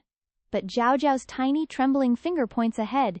"Him!" Chu Dao whirls around, and our girl is shook. A dude in black, already blocking their path, casually asks, "My dear princesses, running so fast? Where are you off to? Perhaps this humble one can escort you a short distance?" Without a second thought, both princesses bolt, Jiao's short legs pumping for dear life. But it's no use, they're caught. And then that guy just dopes the older princess with some knockout gas. Jiao screams in terror, "Big sis!" Our older princess's vision blurs, but even then, she worries for Jiao. "Don't look back, run!" But Jiao, bless her heart, clearly didn't get the memo. The last thing Chu Dao sees is Jiao running towards her. Who knows how much time passes, but our older princess slowly, groggily, wakes up. She tries to get her bearings, realizing she's in a carriage. It's dead silent. Did whoever brought her here just peace out? She's fuming, instantly thinking of Jiao. If anything happened to her, their dad would lose his mind. But when she turns her head, there's Jiao, butt up, snoozing like a baby, drooling all over herself and mumbling, "Can't eat another bite." Our older princess loses it. She bellows, "Still sleeping? Get up now." The poor lil sis jolts awake screaming, "My pork hawk!" Luckily, our older princess didn't have to kick her. Jiao, still sleepy and innocent, asks, "Big sis, why are you like this?" Chu Dao is absolutely speechless, Look around, sis. What do you think happened? Only now does Zhao Zhao freak out. Wait! Were we kidnapped? Chu Dao groans. Is that not obvious? And can you please stop crawling? Zhao Zhao, clueless as ever, urges. Big sis, let's untie ourselves and make a break for it. Chu Dao is shook again. Are you dense? There's no one around, but we're literally tied up. How do you propose we untie ourselves? The words barely leave her mouth when Zhao Zhao just raises her hands and unties herself, leaving Chu Dao utterly gobsmacked. Chu Dao's jaw drops. How did you do that? Zhao Zhao giggles sheepishly. Oh, I just kinda casually untied it. Zhao Zhao sadly asks. Big sis, do you know who kidnapped us? Chu Dao rubs her wrists, shaking her head. How would I know? They peek outside. Normally, we're safe in the palace. Who'd dare make enemies with us? Even those nerds in the Imperial Academy wouldn't touch us. Our older princess's eyes widen. Wait, could it be? Mom? Suddenly, Zhao Zhao pipes up. Big sis! Big sis! This place looks kinda familiar. It's just like the back of the mountain. Chu Dao gasps. What? We're outside the city again? Chu Dao gets serious. Alright, we're in too deep now. We'll take it one step at a time. Listen up, you gotta stick to me like glue. If you get lost, I'm leaving you. Instead of being scared, Zhao Zhao looks at Chu Dao with pure adoration. Big sis always acts tough, but secretly cares so much. Zhao Zhao suddenly thumps her chest. From today on, I'll protect Big sis too. Chu Dao, raising an eyebrow, asks, You'll protect me? Just then, noises come from outside. Zhao Zhao recognizes footsteps, and Chu Dao immediately deduces, uh-oh, the kidnappers are back. And sure enough, that dude is back. He swiftly pulls aside the curtain. Then, in a chilling voice, he asks, My dear princesses, awake already? Even though she's trembling inside, Chu Dao keeps her cool and threatens him. Listen up. No matter who sent you, this princess commands you to release us immediately. Or else, when Father Emperor arrives, you're all toast. The dude in black isn't scared, he just laughs, mocking her. Kidnapped and still got that big mouth, huh? He sneers. We dared to kidnap you, so of course we're not afraid of that dog emperor, Mo Yinyuan. I advise you to behave, or don't blame me for being impolite. With that, he drops the curtain, leaving our two princesses in the carriage, utterly bewildered. Zhao Zhao, eyes welling up, cries, The bad guy's back! What do we do, big sis? Seeing the poor Lil sis, Chu Dao can only soothe her for now. Don't be scared, we'll figure something out. Outside, the goons in black are scheming. Heard that dog emperor really dotes on these two princesses. Let's just trade him for the sixth prince. The other guy agrees. All right, I'll send a letter to the palace right away. Tell him to hand over the sixth prince. Every single word, Chu Dao and Zhao Zhao hear loud and clear. Chu Dao gasps. The sixth prince? Zhao Zhao is equally stunned, thinking, wait, are they talking about my pretty big brother? Chow Chow, because she's a simp, denies this suspicion. No way, my handsome Gearge isn't like that. But Chu Yao scoffs. Figures. Yan Jinglan is totally a white-eyed wolf. Just you wait, till this princess gets back. You're the first one I'm coming for. Our little cutie, still deep in her delusion, asks, Big sis, didn't you totally like handsome Gredge? Why the sudden change of heart? Chu Yao turns away, scoffing. That was just this princess being young and naive. This princess is so over him now. But Chow Chow, with that lovesick look, insists. But Chow Chow still likes handsome Geege. Hearing this, Chu Yao goes full berserk. No, absolutely not. From today onward, you are not allowed to like him either. Outside, the black-clothed goons hear the sisters squabbling, and thinking it's over an ice cream, one barks aggressively. What's all this racket? Shut up, or I'll sew your mouths shut. The two girls quieted down in fear. Chu Yao whispers, What do we do? They're still guarding outside. We can't get out. Suddenly, Chow Chow's eyes light up, like she's just cooked up a master plan. She holds up all 10 fingers excitedly. Big sis, pretend you're tied up first. I'll rescue you. Chu Yao looks at Chow Chow skeptically. Huh? What kind of plan could a little squirt like you possibly have? But our tiny genius is full of confidence, even giving a cheeky wink as she assures, Even a little kid can have a plan. Chow Chow then timidly calls out, "Big brother Tilda." The two black-clothed goons outside immediately perk up, noticing the little girl. One of them lifts the curtain, annoyed. "What is it? You want me to sew your mouth shut already?" Chow Chow, looking pitiful, whimpers, "Big brother, I want water." But the goon lazily replies, "Don't have any." She then pouts, continuing, "But if Chow Chow doesn't get water, Chow Chow will die of thirst. And if Chow Chow dies, you won't be able to threaten my imperial father anymore." Chow Chow's acting is so convincing, even Chu Yao, sitting beside her, is impressed. She actually looks really thirsty. Quickly catching on, Chu Yao plays along. "Don't you hear her? Give her water. She's Imperial Father's most beloved daughter. If anything happens to her, you guys can forget living peacefully." The black-clothed goon scoffs, TCH, typical princess attitude. He grudgingly goes to get a water skin for Chow Chow. Our girl chugs it all down in one gulp. After chugging it down, she even remembers to thank him. The black-clothed goon stares, wide-eyed in disbelief, seeing the water skin completely empty. Done with his task, he quickly leaves, barking, "Now stay put." The two girls immediately start whispering their plan. Chow Chow seriously instructs, "Big sis, you need to close your eyes obediently, okay?" Chu Yao agrees, "Got it, I remember." Chu Yao tightly closes her eyes, thinking, what kind of wild stunt is this little menace going to pull now? Chow Chow seizes the opportunity to unleash her mermaid clan magic, and in her palm, a sphere of water begins to condense. She then directs this water sphere towards the two black-clothed goons, who stare at it, clueless about what it is. Before these guys can even react, the water sphere attacks them. Hearing the commotion outside, Chu Yao cautiously peeks open one eye. What's that noise out there? What on earth is she doing? But what she sees is Chow Chow lying there, parched and crawling, mumbling, "Water, water, Chow Chow wants water." Chu Yao glances around worriedly, but those two goons are still out there. After a moment's thought, she decides to risk it, carrying Chow Chow to find water. "Whatever, I have to save her first," Chu Yao reassures. "Water? You need water? Just hold on a little longer.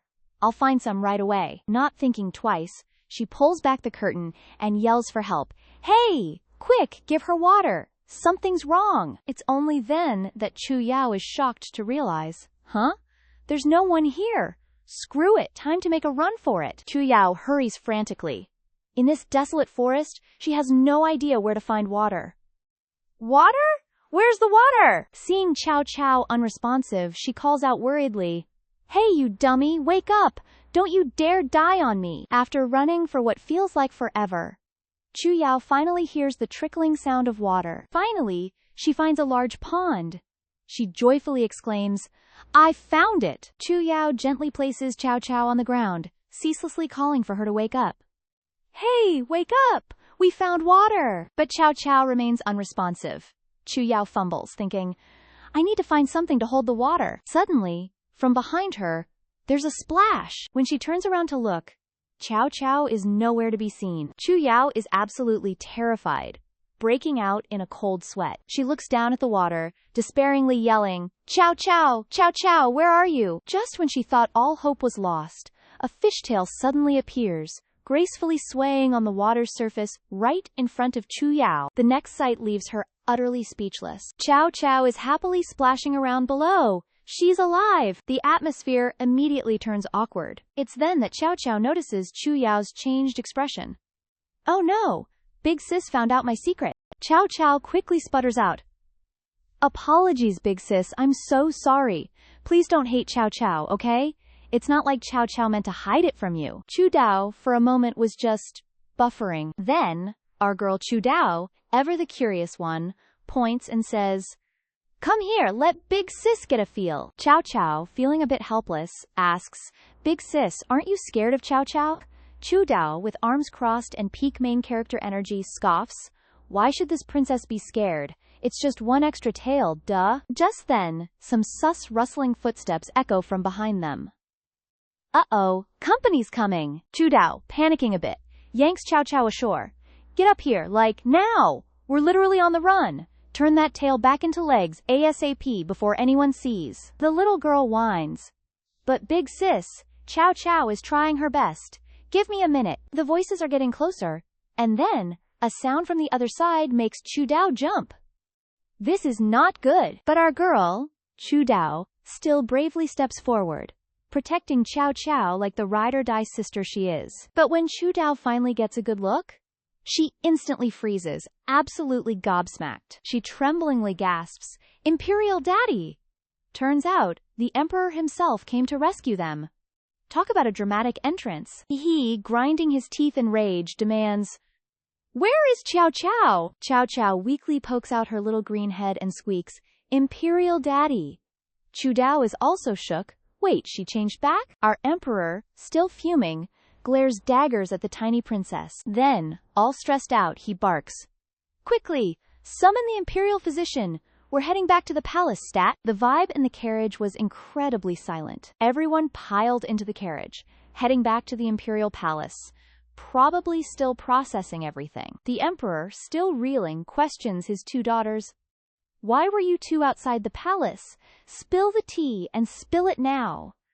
Both princesses immediately break into a cold sweat. Oh. Chu Dao forces a smile, explaining, "Imperial Daddy, your daughter and 9th Imperial sister were just chilling in the palace, right?" Then, suddenly, we blacked out. Woke up, hands tied, chilling in a random carriage. Chow Chow, ever the drama queen, chimes in, "So weird, right?" The Emperor, not buying it, presses on. "So how exactly did you untie yourselves?" Chu Dao, caught off guard, stumbles. Your daughter also has no clue. Seeing her sister's predicament, Chow Chow pulls out her ultimate weapon, the damsel in distress card. She runs and clings to the Emperor's leg, bursting into dramatic tears. "Imperial Daddy, hug me, hug me. Chow Chow hurts." Our Emperor, truly concerned, asks, "Where does it hurt, my child?" "The Imperial Physician is literally right outside. I'll have him check you out." Little Chow Chow, looking pitifully up, sniffles, "It's my throat. Those two evildoers tied me and Big Sis up and didn't even give us water. The audacity." Our Emperor, heart-melting, says, "Here, drink some tea." Then, his voice turns ice-cold. "Rest assured, I will not let you two suffer this injustice. I will find whoever is behind this. Mark my words." Just then, Eunuch Lin, from outside, reports, "Your Highness, those two clowns have spilled the tea. They're apparently goons for the 6th Prince of Yan Kingdom. They kidnapped the princesses to trade for Yanjing Lang." Chow Chow hears this and immediately scrunches up her face. "Imperial Daddy, those two bad guys are totally lying. Pretty Big Brother would never kidnap Chow Chow. We're, like, besties." The Emperor, grinding his teeth, snaps, "Are you seriously pleading for him right now?" He glares, giving a full-on scolding. "Do you honestly think I don't know you only go to school to simp over Yanjing Lang? As a royal princess, you need to remember your status. At Yanjing Lang? He's just a glorified hostage, period." Our little princess looks up at the Emperor, her face all sad. "Imperial Daddy." Soon enough, the sky was serving twilight aesthetics. Meanwhile, at Yanjing Lang's swanky manor, our pretty boy, Yanjing Lang, is shirtless and busy bandaging his wounds. Fan's self, Wu Xin, steps up, offering, "Your Highness, let this humble servant assist you." Yanjing Lang mentally facepalms. "So those guards who just gave me a beatdown are saying I'm involved in kidnapping that little gremlin, huh?" He's seething inside. Being wrongly beaten? Whatever, small potatoes. But who dares mess with his people, and then frame him for it? Wu Xin, absolutely furious, rants, "That dog Emperor really went for the jugular. That green tea bitch definitely wants to use him to off someone. This time, your subordinate will spill the beans to the dog Emperor so he knows." Before he can finish his tea, Yanjing Lang cuts him off. No need. He drapes his robe on, cool as a cucumber, and analyzes, "Mo Ganyuan is not as simple as you think. He absolutely won't let anyone pull strings behind his back. He'll definitely reinvestigate this whole mess. The fact that he let me walk? That proves I didn't do it. You can go now. I need to rest." "Understood, Your Highness." Yanjing Lang rests his hand on the window, lost in thought. He sadly thinks to himself, she clearly said she liked me, but where is she? Not even a visit. That little gremlin really played me for a fool, didn't she? Suddenly, a suspicious rustling sound comes from outside. A bush rustles, and a flash of green hair peeks out. Our ML's eyes widen as he quickly realizes, it's that little brat! Ye Jinglang couldn't help but crack a smile at our little cutie's adorableness. Our innocent little Qiao Qiao peeks out, all curious. Then she dashes over, yelling, handsome gay gay! Qiao Qiao's here to see you. He's all smiles, asking, well then what are you waiting for? Come on in. But our tiny Qiao Qiao's small legs couldn't quite make it over the threshold. Yi Jinglang sighs but can't resist, reaching out to scoop her up. Such a troublesome little one. Get over here already, he teases. Our little Qiao Qiao, full of concern, asks, Garage, I heard you got whipped. Does it hurt a lot? Let Qiao Qiao check for you. He honestly replies, yeah, it hurts a lot. Do you have a miracle cure, little one? Qiao Qiao happily pulls out a small box. Look, Garage, Qiao Qiao brought medicine. Put it on, and the pain will disappear. Ye Jinglang glances at it, slightly startled. This is Supreme Jade Dew Paste, something only the Emperor possesses. How did she get it? He asks. Did you specifically get this for me? Yup. Our poor little Qiao Qiao lifts her skirt, revealing bruised knees. Qiao Qiao told Fu Huang that Garage didn't kidnap me, but Fu Huang didn't believe me. He wouldn't even let Qiao Qiao come find you. Qiao Qiao begged and begged Fu Huang until he finally agreed to give me the medicine. Yi Jinglang's heart aches. He bends down. Did you hurt yourself kneeling? Let me see. Qiao Qiao, ever the optimist, spins around and says, Yep, but it doesn't hurt anymore. Garage doesn't need to worry. Look, Qiao Qiao's still super lively. He knows she's lying, so he gently takes her hand. Ye Jinglang's face darkens as he asks, does it hurt? Qiao Qiao pouts, finally admitting, okay, maybe just a little bit. He gently takes the jade dew paste from her hand. Then he carefully applies the medicine for Qiao Qiao, not forgetting to instruct her, don't do such silly things again in the future. I don't need your concern. He takes this chance to ask her, do you remember the faces of the people who kidnapped you? Qiao Qiao pauses, thinking hard.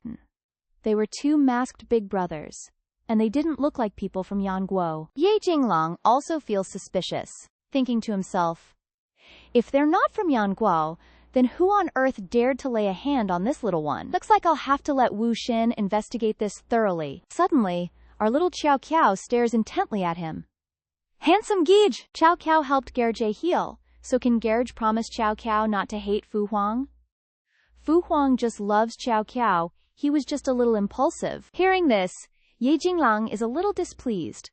This little one, turns out she's worried about that dog emperor, but he maintains a cheerful demeanor, pinching Qiao Qiao's cheek.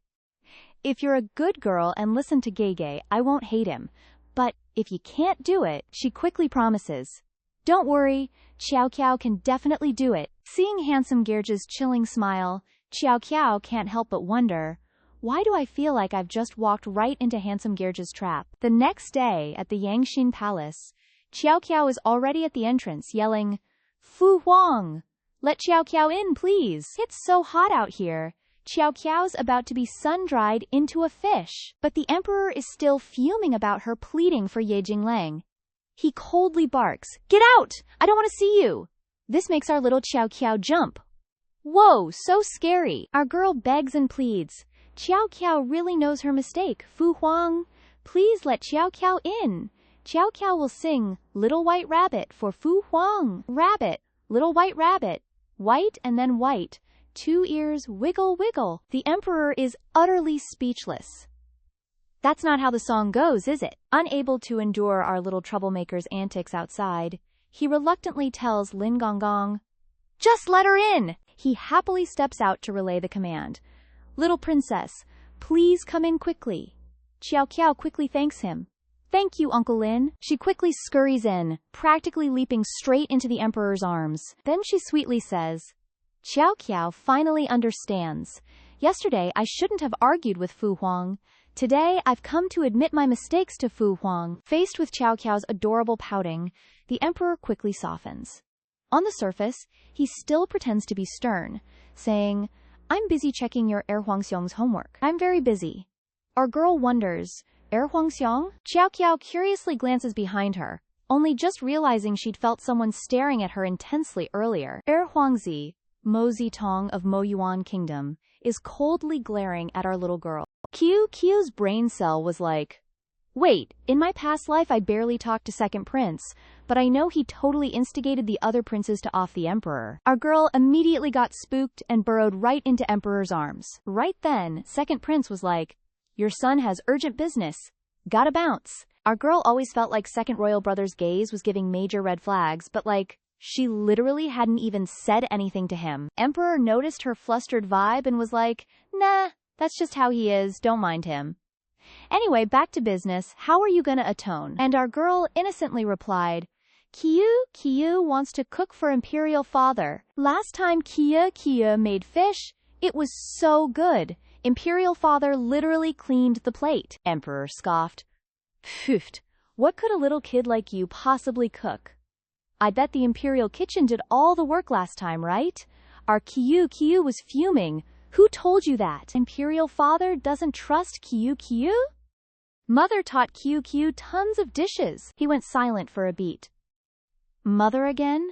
What exactly did that woman teach you? But then he totally caved and was like, fine, let this emperor see what tricks this little munchkin has up her sleeve. I'm only giving you one chance. If it's not good, I'm not forgiving you. And our girl, oozing confidence, replied, don't you worry, Imperial Father. Meanwhile, outside the Yangxin Palace, Second Prince was rolling out in his wheelchair. Third Prince had been waiting for him for ages.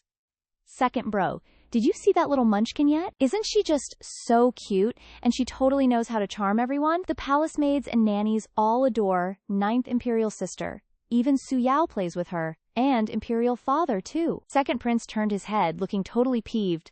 What exactly do you want, bro? Third Prince flashed a cunning smile. Nothing, Second bro, don't get me wrong. I just want to chat with you so you don't hate Ninth Imperial Sister so much. But Second Prince coldly retorted, an outsider like her? Not my problem. With that, he glared and demanded, let go! Third Prince didn't push it. Fine, I'll release you. After Second Prince rolled off, Third Prince stood in a corner, flashing a sinister grin. Not related to you, huh? Others might not get you, but I know you, my second bro. You think I don't know that Ninth Imperial Sister's kidnapping was totally connected to you? This is getting spicy. Meanwhile, back in the Imperial kitchen, QQ was diligently whipping up a storm. Su Yao saw her and, full of curiosity, asked, what even is this? Su Yao, looking worried, was like, giving this to Imperial Father, he won't get poisoned, right? Qiu was fuming. How could you even think that? This is a gourmet dish from abroad. It's called French fries. Mother specifically went overseas to learn it. It's super delicious, okay? If you don't believe me, eldest Imperial Sister can try it. Su Yao was still giving major side-eye. You want me to eat this? Su Yao put on the most disgusted face, picked up a piece, and reluctantly tried it. Fine, just don't poison me to death, sis. But immediately after, her eyes went wide in pure shock. The flavor was so rich, it was like a party in her mouth. Su Yao's face lit up with excitement. It's so good. QQ was all smiles, see? Told ya so. Su Yao immediately grabbed a huge bowl, stuffing massive handfuls into her mouth, utterly addicted to the crispy goodness. She gasped, this is so good! How did you even make it? From now on, this princess is staking her claim on your cooking skills. You can only make it for Imperial Father and me. Got it? Now, go make more! Seeing this, QQ's face went white with fear, and she quickly bolted. Eldest Imperial Sister, I gotta go find Imperial Father first. I'll come back later and make more for you. But Su Yao wasn't even close to satisfied, screaming after her, don't you dare leave! Share some with me! Our girl ran like hell to the Imperial Garden. The guard uncle at Yangxin Palace said Imperial Father was here, so where is he? After a quick scan, QQ finally spotted Emperor's silhouette. Our girl happily toted the snack box and ran over. Imperial Father! QQ brought snacks for Imperial Father. Our girl, with sparkling eyes, sincerely announced, this is a snack QQ made herself, especially for you. Emperor was a little shook to hear that. Personally? As expected, this little munchkin still thought of me. He adjusted his voice, acting all cool and aloof. Cough, cough, I know. I still have matters, you can go back first. Eunuch Lin happily took the box. Here, little princess, let this servant carry it. Before skipping off, our girl happily reminded him. Okay then, Imperial Father. Remember to eat it, okay? Our girl skipped away. Goodbye, Imperial Father. Goodbye, Uncle Lin. Little princess, be careful. The second Qiu was out of sight. Emperor impatiently urged Eunuch Lin. Quickly, bring it here. Eunuch Lin, looking totally bamboozled, asked. Your Majesty, you want to eat this on the go, or should this servant bring it back to your bedchamber? But Emperor just coldly rejected. No need. He quickly opened the food box, then looked absolutely stunned. What is this? Emperor picked up a piece of potato from the plate and reluctantly took a bite. The taste started to melt in his mouth, making Emperor exclaim in pure awe, how can there be such an unbelievably delicious dish? The Emperor's taste buds conquered. He's secretly thinking, is this kid's skill all thanks to that woman? A small smile plays on his lips. Chow Chow truly cares more about me than Tang Li now, huh? Meanwhile, somewhere in the vast ocean, Chow Chow's mom, Tang Li, is just out here swimming and suddenly sneezes. Back at the Imperial Library, our little Chow Chow is lazily dragging her very existence to school. She sprawls across the table, groaning. Been playing for days, and now I gotta do days worth of homework all at once? Ugh, why do students even have homework? She sneaks a peek at the seat beside her, wondering if her handsome big bro, Jing Lan, has recovered from his injuries yet. As she's still dramatically flopping around on the table, several pretty Gigi noisily swarmed around Chow Chow. Little princess, we heard brother Jing Lan got beat up, is that true? Chow Chow tiredly lifts her head, huh? Someone eagerly presses on. Was brother Jing Lan badly hurt? Our innocent Chow Chow replies. It was a bit serious, there was even blood. Hearing this, the Gigi are absolutely heartbroken. They immediately pull out all the gifts they prepared and hand them to Chow Chow. So, can you please give this to brother Jing Lan for me? And mine too. She happily accepts. Chow Chow will personally deliver them to brother Jing Lan. Today, she just realized how unexpectedly popular her handsome big bro is. Suddenly, from behind, a commotion and a chase. Zhao Jingyu, you stop right now! We see Zhao Jingyu frantically bolting into the library, coldly declaring, Li Jingyan, a forced melon isn't sweet. This young master doesn't like you. But Li Jingyan shamelessly ignores him and chases after. If you're so good, then don't run. He's clearly not dumb enough to stop, retorting, if you're so good, then don't chase me. Zhao Jingyu spots Chow Chow sitting up ahead and immediately accelerates to like a bazillion bananas per hour, practically flying towards our little girl. He joyfully points at Chow Chow's face, announcing, Li Jingyan, let this young master tell you something. The person I like is none other than Chow Chow, so stop clinging to me. Our innocent as a lamb Chow Chow hasn't even processed it before Zhao Jingyu drags her away. Wifey, let's head home already. The two hold hands as Chow Chow confusedly asks, Little whale, why don't you like Sister Jingyan? He huffs indignantly. You don't know the half of it. That girl has 0 brain cells. She runs around telling everyone I like her, and even showed up at my house. I would never like a woman like that. Chow Chow giggles and says, that's just because Little Whale is so handsome, that's why Sister Jingyan likes you. He looks suspicious and asks, are you telling me the truth? Xiao Jingyu happily squats down and excitedly says, come on, praise me more. Our little girl mischievously sticks out her tongue, teasing, Nu-uh. Chow Chow is not praising you anymore. Seeing Chow Chow and Xiao Jingyu being all cozy, Li Jingyan stands to the side, seething with jealousy, stomping her foot and snarling, damn it, it's Chow Chow again. Xiao Jingyu, you can only be my man. Li Jingyan's man. By now, the sky has already shifted to late afternoon. Chow Chow lifelessly shuffles out of class. Ugh, so tired. School's finally over. Suddenly, Li Jingyan blocks her path. Stop right there. Our girl tiredly pleads. Please, make way for Chow Chow. Chow Chow wants to go home. But Li Jingyan maintains her fierce attitude, spitting, I won't let you just do whatever you want. She then hurls insults at Cao Cao. So young and already snatching men? How exactly did your mother raise you, huh? Lin Jingyan doesn't stop, proudly sticking out her chin and continuing. Did you learn all these tricks from your mother? No wonder the emperor abandoned you and your mother. Turns out you're both just the same. Cao Cao's face darkens and she clenches her tiny arm, refuting. No, that's not true. Our girl agitatedly trembles and pushes Lin Jingyan to the ground. You're not allowed to badmouth my mom, you wicked, wicked person. Just then, Grand Tutor Chen and a few classmates walk over.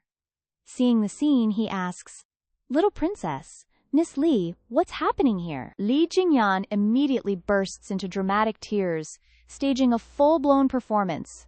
You must give me justice. Today I went to find Zhao Jingyu, and the 9th princess got upset and blocked me on the road, wanting to fight.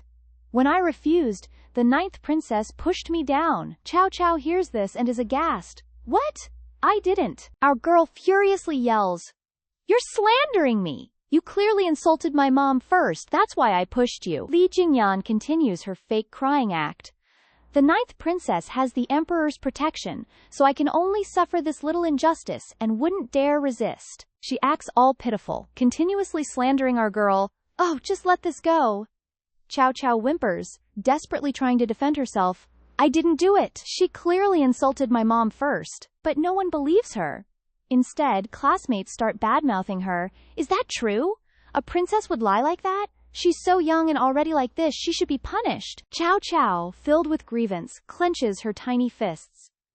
Wicked! You're all wicked! Then she screams at the top of her lungs, I'm going to find Imperial Father and demand justice. Right at that moment, the 3rd prince's voice echoes from behind.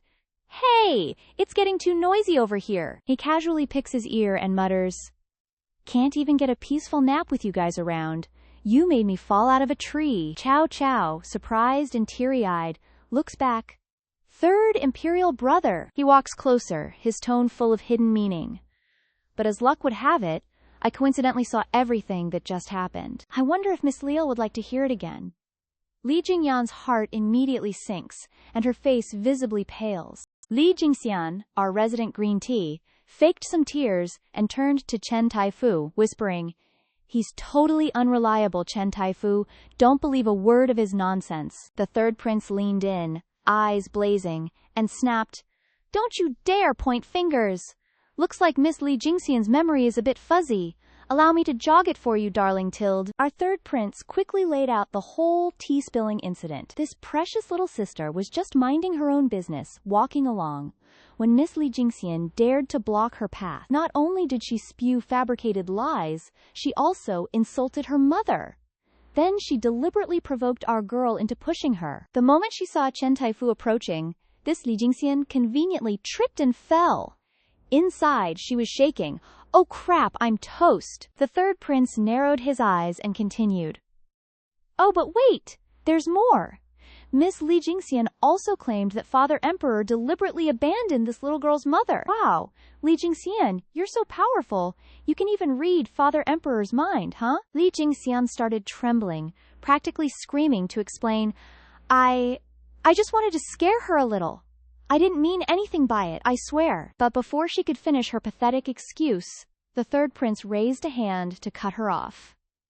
Oh, honey, apologies are officially not needed anymore. He then smugly looked up at Chen Taifu. Excuse me, Taifu, but what exactly is the penalty for slandering the imperial family? And what about falsely accusing and framing a princess, huh? Please, Chen Taifu, punish this rule-breaker from the academy and bring justice to my precious little sister. Chen Taifu, now fully caught up on the drama, sighed deeply and said, All right, I've heard enough. Miss Li Jingxian, please come with me. Li Jingxian was absolutely dumbfounded, not a single word escaping her lips. Everyone around quickly scattered, muttering, The show's over, folks. Nothing more to see here. But our little Qiao Qiao was still standing there, totally bewildered, staring at her 3rd imperial brother. He walked over and flicked her forehead so hard it probably sent her spirit flying. The 3rd prince ruffled Qiao Qiao's hair and asked, Feeling better, my precious 9th sister? Our girl just stared blankly. 3rd imperial brother? Qiao Qiao was a little taken aback, secretly thinking, Whoa, I never knew Third Imperial Brother had such a chaotic good side to him. She happily threw her arms around him. Thank you, Third Imperial Brother. You're the best. He just smiled. Only now you realize? Qiao Qiao likes Third Imperial Brother.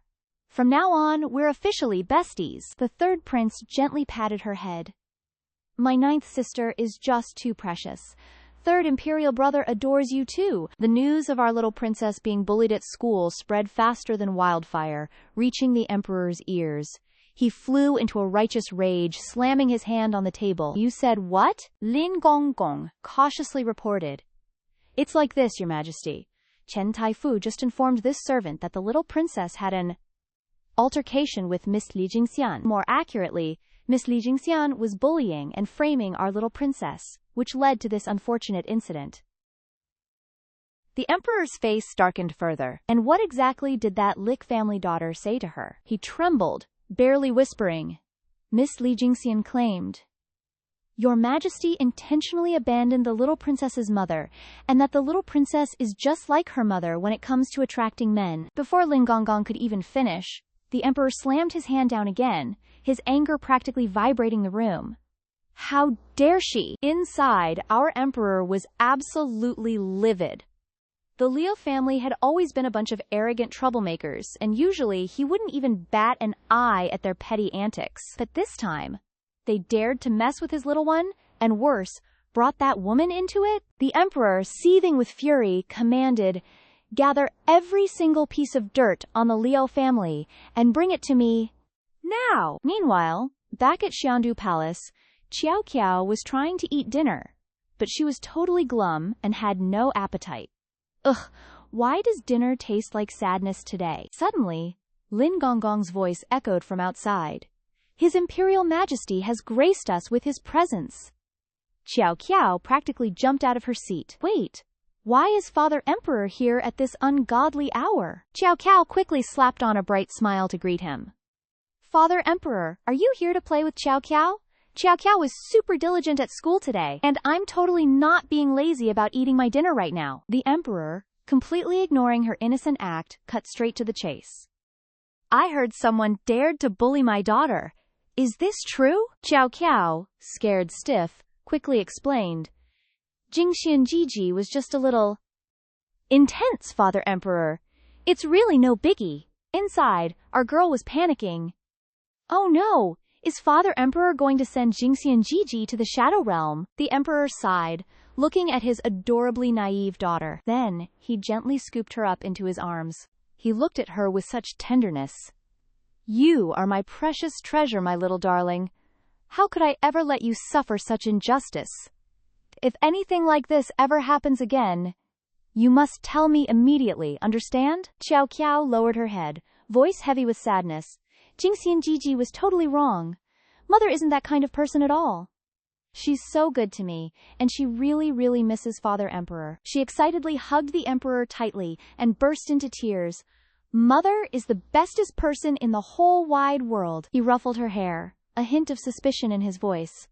You always say your mother is super far away, so how exactly do you two stay in touch? Qiao Qiao's eyes darted to the seashell on the table. With that conch shell right there. The Emperor's eyes widened. A conch shell? She gleefully explained. This is the super special conch shell Mother personally gave me. You just whisper into it, and poof, you can talk to her. The Emperor picked up the conch, examining it very closely. Meanwhile, Qiao Qiao was silently sweating bullets next to him, suddenly feeling like something was very off. She nervously chuckled, quickly explaining, Oh, this is just something Mother got from, abroad.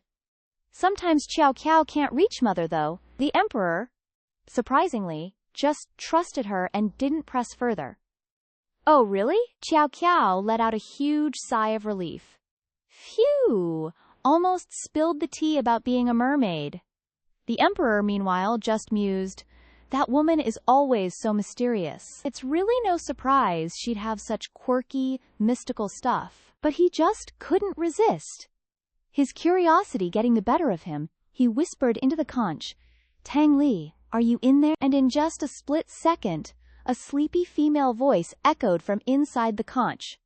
Ugh, who the heck is disturbing this queen's beauty sleep? Our emperor hubby is shook. It's clearly Tang Li, his ride or die. Our simp ML excitedly roars, Tang Li! How dare you mess with this emperor like a toy? And our girl just screams, Mo Yan Yuan, back at him!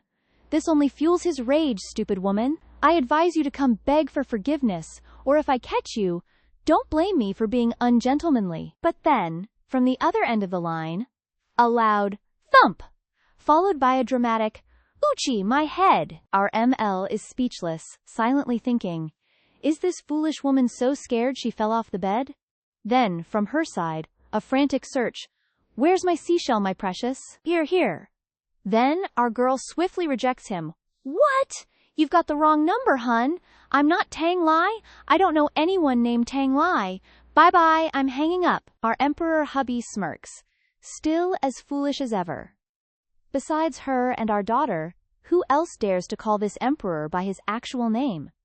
Chow Chow innocently pipes up, Father Emperor and Mother are so loving.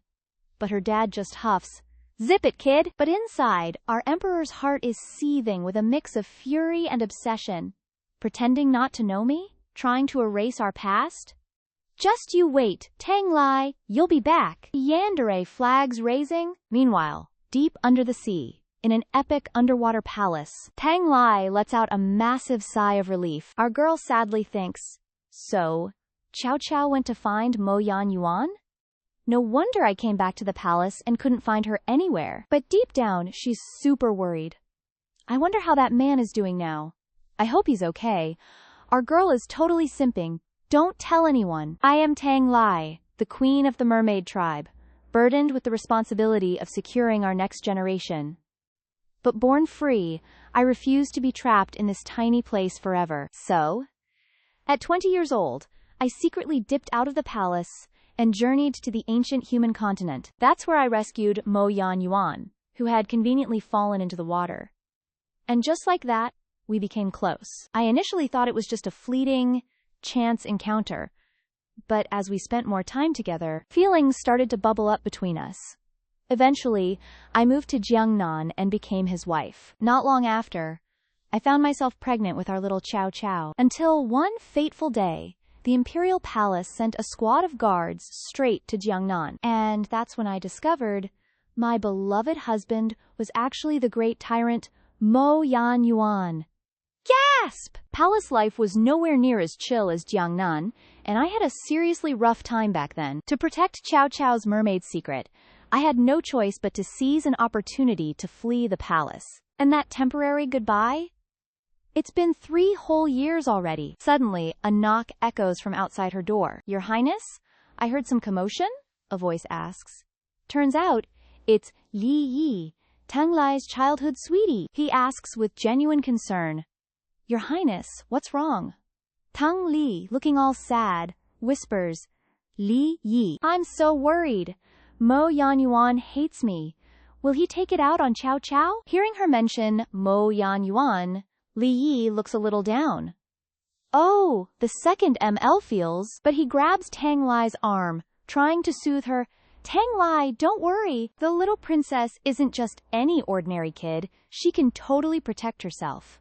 Plus, no matter how mad he is, she's still his daughter. He wouldn't actually hurt his own flesh and blood. Right? Tang Lai finally feels a wave of relief, and a tiny smile appears. Thank you, Li Yi. And he, the ultimate simp, vows, I will devote my entire being to you, my queen. Back at the Sparkle's luxurious Sparkle's imperial palace, we find Li Jingxian serving time in the royal restroom. She's gnashing her teeth in pure fury. That damn Mo Chow Chow, making this princess scrub toilets for 2 days? I have to tell father so he can get revenge for me. So she storms home to tattle. Li Shen sees his messy daughter and is all, oh, my precious daughter, what happened to you? Li Jingxian quickly puts on her best pitiful act. Father, I'm just so exhausted. He fumes. Who dares bully my daughter, the daughter of Li Shen? She screams in outrage, it was Mo Chow Chow. I just accidentally teased her a little that day, and Chen Taifu made me clean toilets.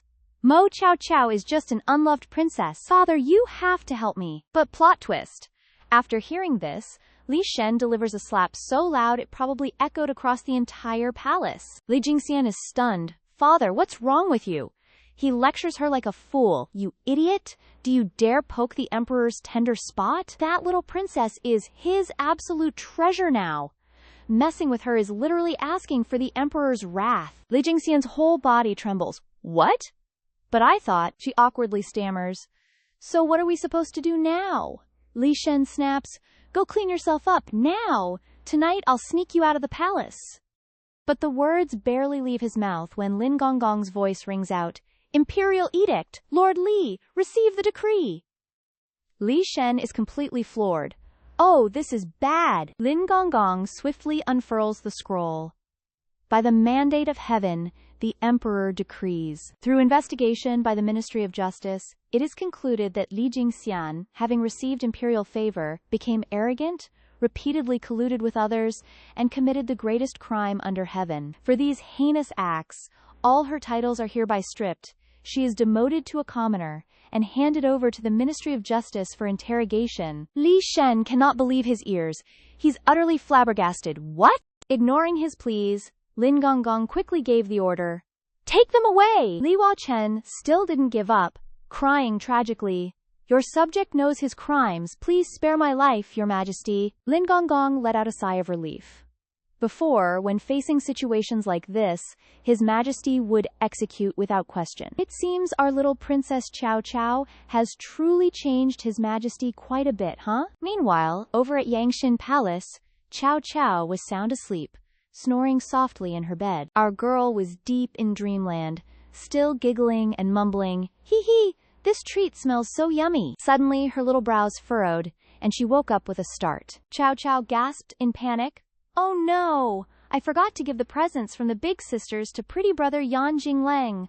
I gotta go find pretty brother ASAP. With that thought, Cao Cao quickly scrambled out of bed and rushed out. Just then, the emperor stepped in, his suspicion clear as he asked, It's so early. Where are you off to? Our girl stammered. Cao Cao needs to go to the library to study. Surely Father Emperor hasn't forgotten, right? The emperor, seeing Cao Cao's shifty expression, found her extremely suspicious and thought to himself, This guilty face. He stepped forward, continuing his interrogation. We already informed Chen Taifu.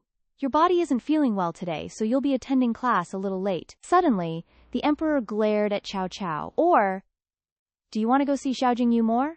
Yandere flags raising, anyone? Cao Cao innocently said, Little Whale is a good person. Is there something wrong with Cao Cao liking Little Whale? Her words made the emperor dizzy with anger. Lin Gonggong had to step forward to mediate. Your Highness, the little princess is only 3.5 years old. How could she know what liking means? The emperor angrily bellowed. Doesn't know what the hell? This little brat used to tell us she liked us all day long. He fell into a deep, dramatic thought for a long moment. Then, refusing to lose, he decided to grill Cao Cao to the end. What do you like about that stinky brat Xiao Jingyu? What do you like about us? Cao Cao happily spread her arms to explain. Little Whale often gives Cao Cao candy.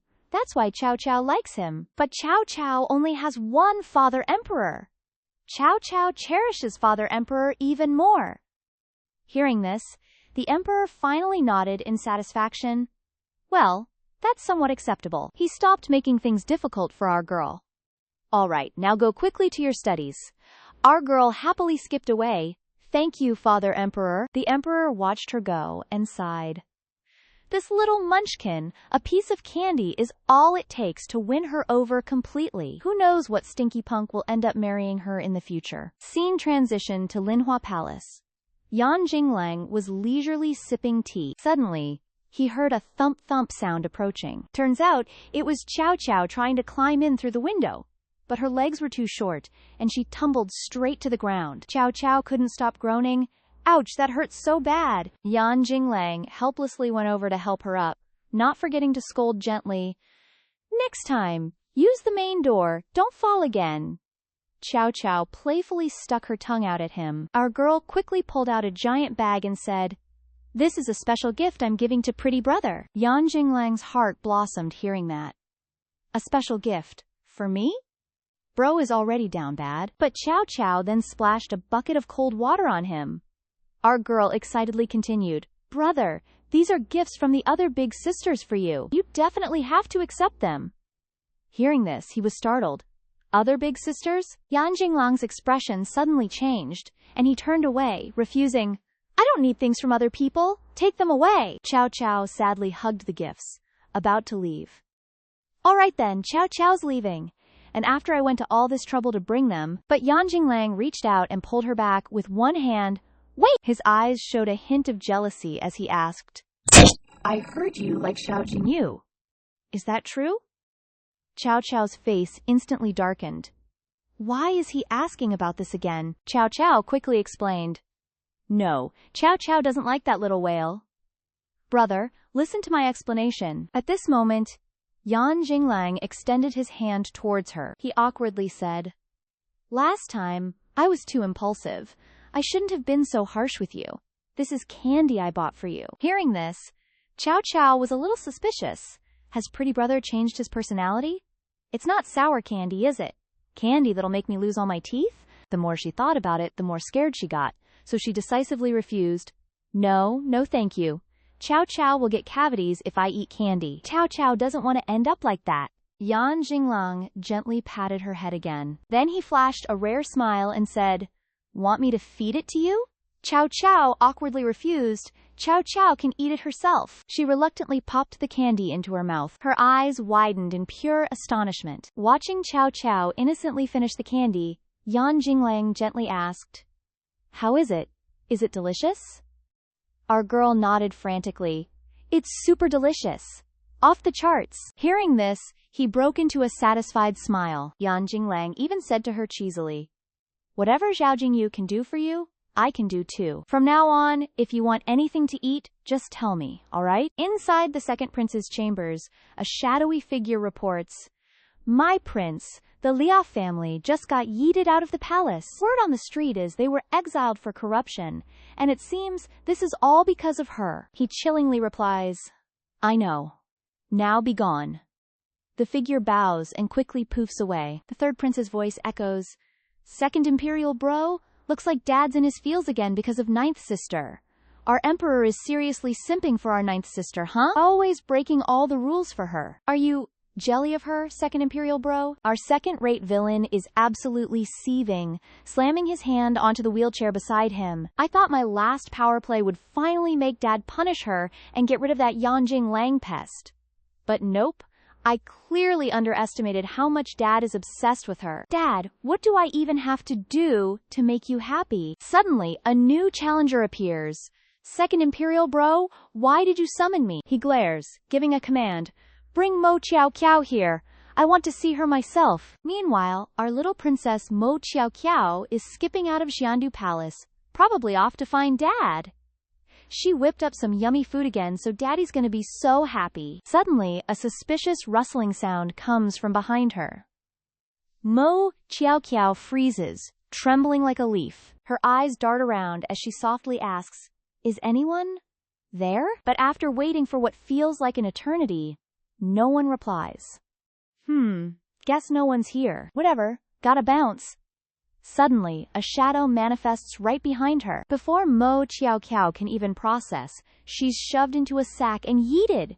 She struggles frantically. "Who is it? Help me!" After who knows how long, the sack is ripped off. Mo Kiao Kiao is so traumatized, she's ugly crying. She slowly, clumsily, peels open her eyes. A young man, a few years older than Mo Kiao Kiao, is staring at her with intense, hungry eyes. She smells divine, looks totally scrumptious. Then, he asks a question that will haunt her dreams. "Excuse me, can I eat you?" Little Mo Chiao Kiao is so utterly shook, stuttering, Are you some kind of monster? Like those legendary sea creatures that snatch mermaids?" But he shakes his head. "Nope, I'm just a guy." Then he pinches Mo Chiao Kiao's adorable, bun-like cheeks. This part looks especially good, she sobs, pushing him away. "Wait, don't chomp on me. I don't taste good," he continues chillingly. "But I'm starving, and when you're starving, you gotta eat. So why won't you let me eat you?" That's when it finally clicks for her. "Oh, So Big Brother is just hungry? Reluctantly, she pulls out her snack box. She happily offers it to him. Mo Chiao Kiao has yummy food. Mo Chiao Kiao made this herself. Big Brother, want to try some? He's surprised, picking up a piece of... What is this? Mo Chiao Kiao breathes a massive sigh of relief. Phew. Finally got him to chill. He takes a tentative bite. The flavor is absolutely chef's kiss. He proceeds to inhale the entire plate of potato goodness in one go. Still munching, he grabs Mo Chiao Kiao and declares, "This is so good! I want more!" She reluctantly agrees. Okay. Mo Chiao Kiao will make more for Big Brother. Just don't kidnap Mo Chiao Kiao again. Hearing that, he practically drags her out at warp speed. All right. To the Imperial Study we go. An entire shichen in the Imperial Study? Mo Chiao Kiao is panting like she just ran a marathon, ready to drop dead. She glances at the guy in front of her, lamenting, "Is this Big Brother a human vacuum cleaner? He eats everything I make. Does he have a black hole for a stomach?" The Imperial kitchen is almost out of potatoes. Yet he holds out his plate with an insatiable look. "I want more! Get to it!" she cries out in utter despair. "You want to eat even more?" Mo Chiao Kiao puffs up her cheeks in the cutest form of protest. Then she dramatically faceplants onto the floor, groaning. "Fine, just eat me already. Mo Chiao Kiao is beyond exhausted anyway." He falls into deep thought. If I eat her now, I won't get to experience this peak-level deliciousness ever again. Plus, I really can't let Second Imperial Bro find her. He extends a friendly hand, making Mo Chiao Kiao do a double take. He starts his intro. "I am Mo Zirang. I live in the south. Meet me at my palace same time tomorrow." Mo Chiao Kiao takes his arm and finally sits up. Only now does she realize this man is the fourth prince of Moyuan Kingdom. Our girl, Mo Chiao Kiao, looked confused. Wait, that's the fourth Imperial brother? Our girl, Mo Chiao Kiao, practically vibrated with excitement, grabbing his hand and gushing, "Your little sis is Mo Chiao Kiao, your ninth Imperial sister, BTW. Fourth Imperial brother just deadpanned, I know." She pressed on, "Fourth Imperial brother, we literally have the same Imperial dad." He just replied, "I also know. You can go first, just remember our date tomorrow." Mo Chiao Kiao, our girl, beamed and bounced. "Yes, sir." He leaned in close, not forgetting to add a little spice to his threat. "If you don't, I'll eat you up." Our girl jumped, nodding furiously. I know. I'm out. Bye." And just like that, she waved and skedaddled out of there. Why do I feel like the Fourth Imperial Brother's brain cells are doing their own thing? She sighed, completely over it. Your girl is just a tiny Zhao Ren. Why am I forced to deal with all this brain rot? She thought to herself, utterly defeated. Where's the Fourth Imperial Brother? Couldn't find him. Probably with Imperial Dad. The second Imperial Prince is like a human bloodhound. He can sniff out trouble from a mile away. He's got that milky scent of that little girl all over him. They must have been getting close. So he called out, and the Fourth Imperial Brother whipped his head around. His voice dropped, deadly serious. "Do not get close to her. She's not as simple as you think, bro." The Fourth Imperial Brother just stood there, radio silent. Then he just turned around and walked away, no F's given. The second Imperial Brother's hands started shaking uncontrollably. The third Imperial Brother wasn't wrong. This Mo Chiao Kiao really is a heart stealer. Nope.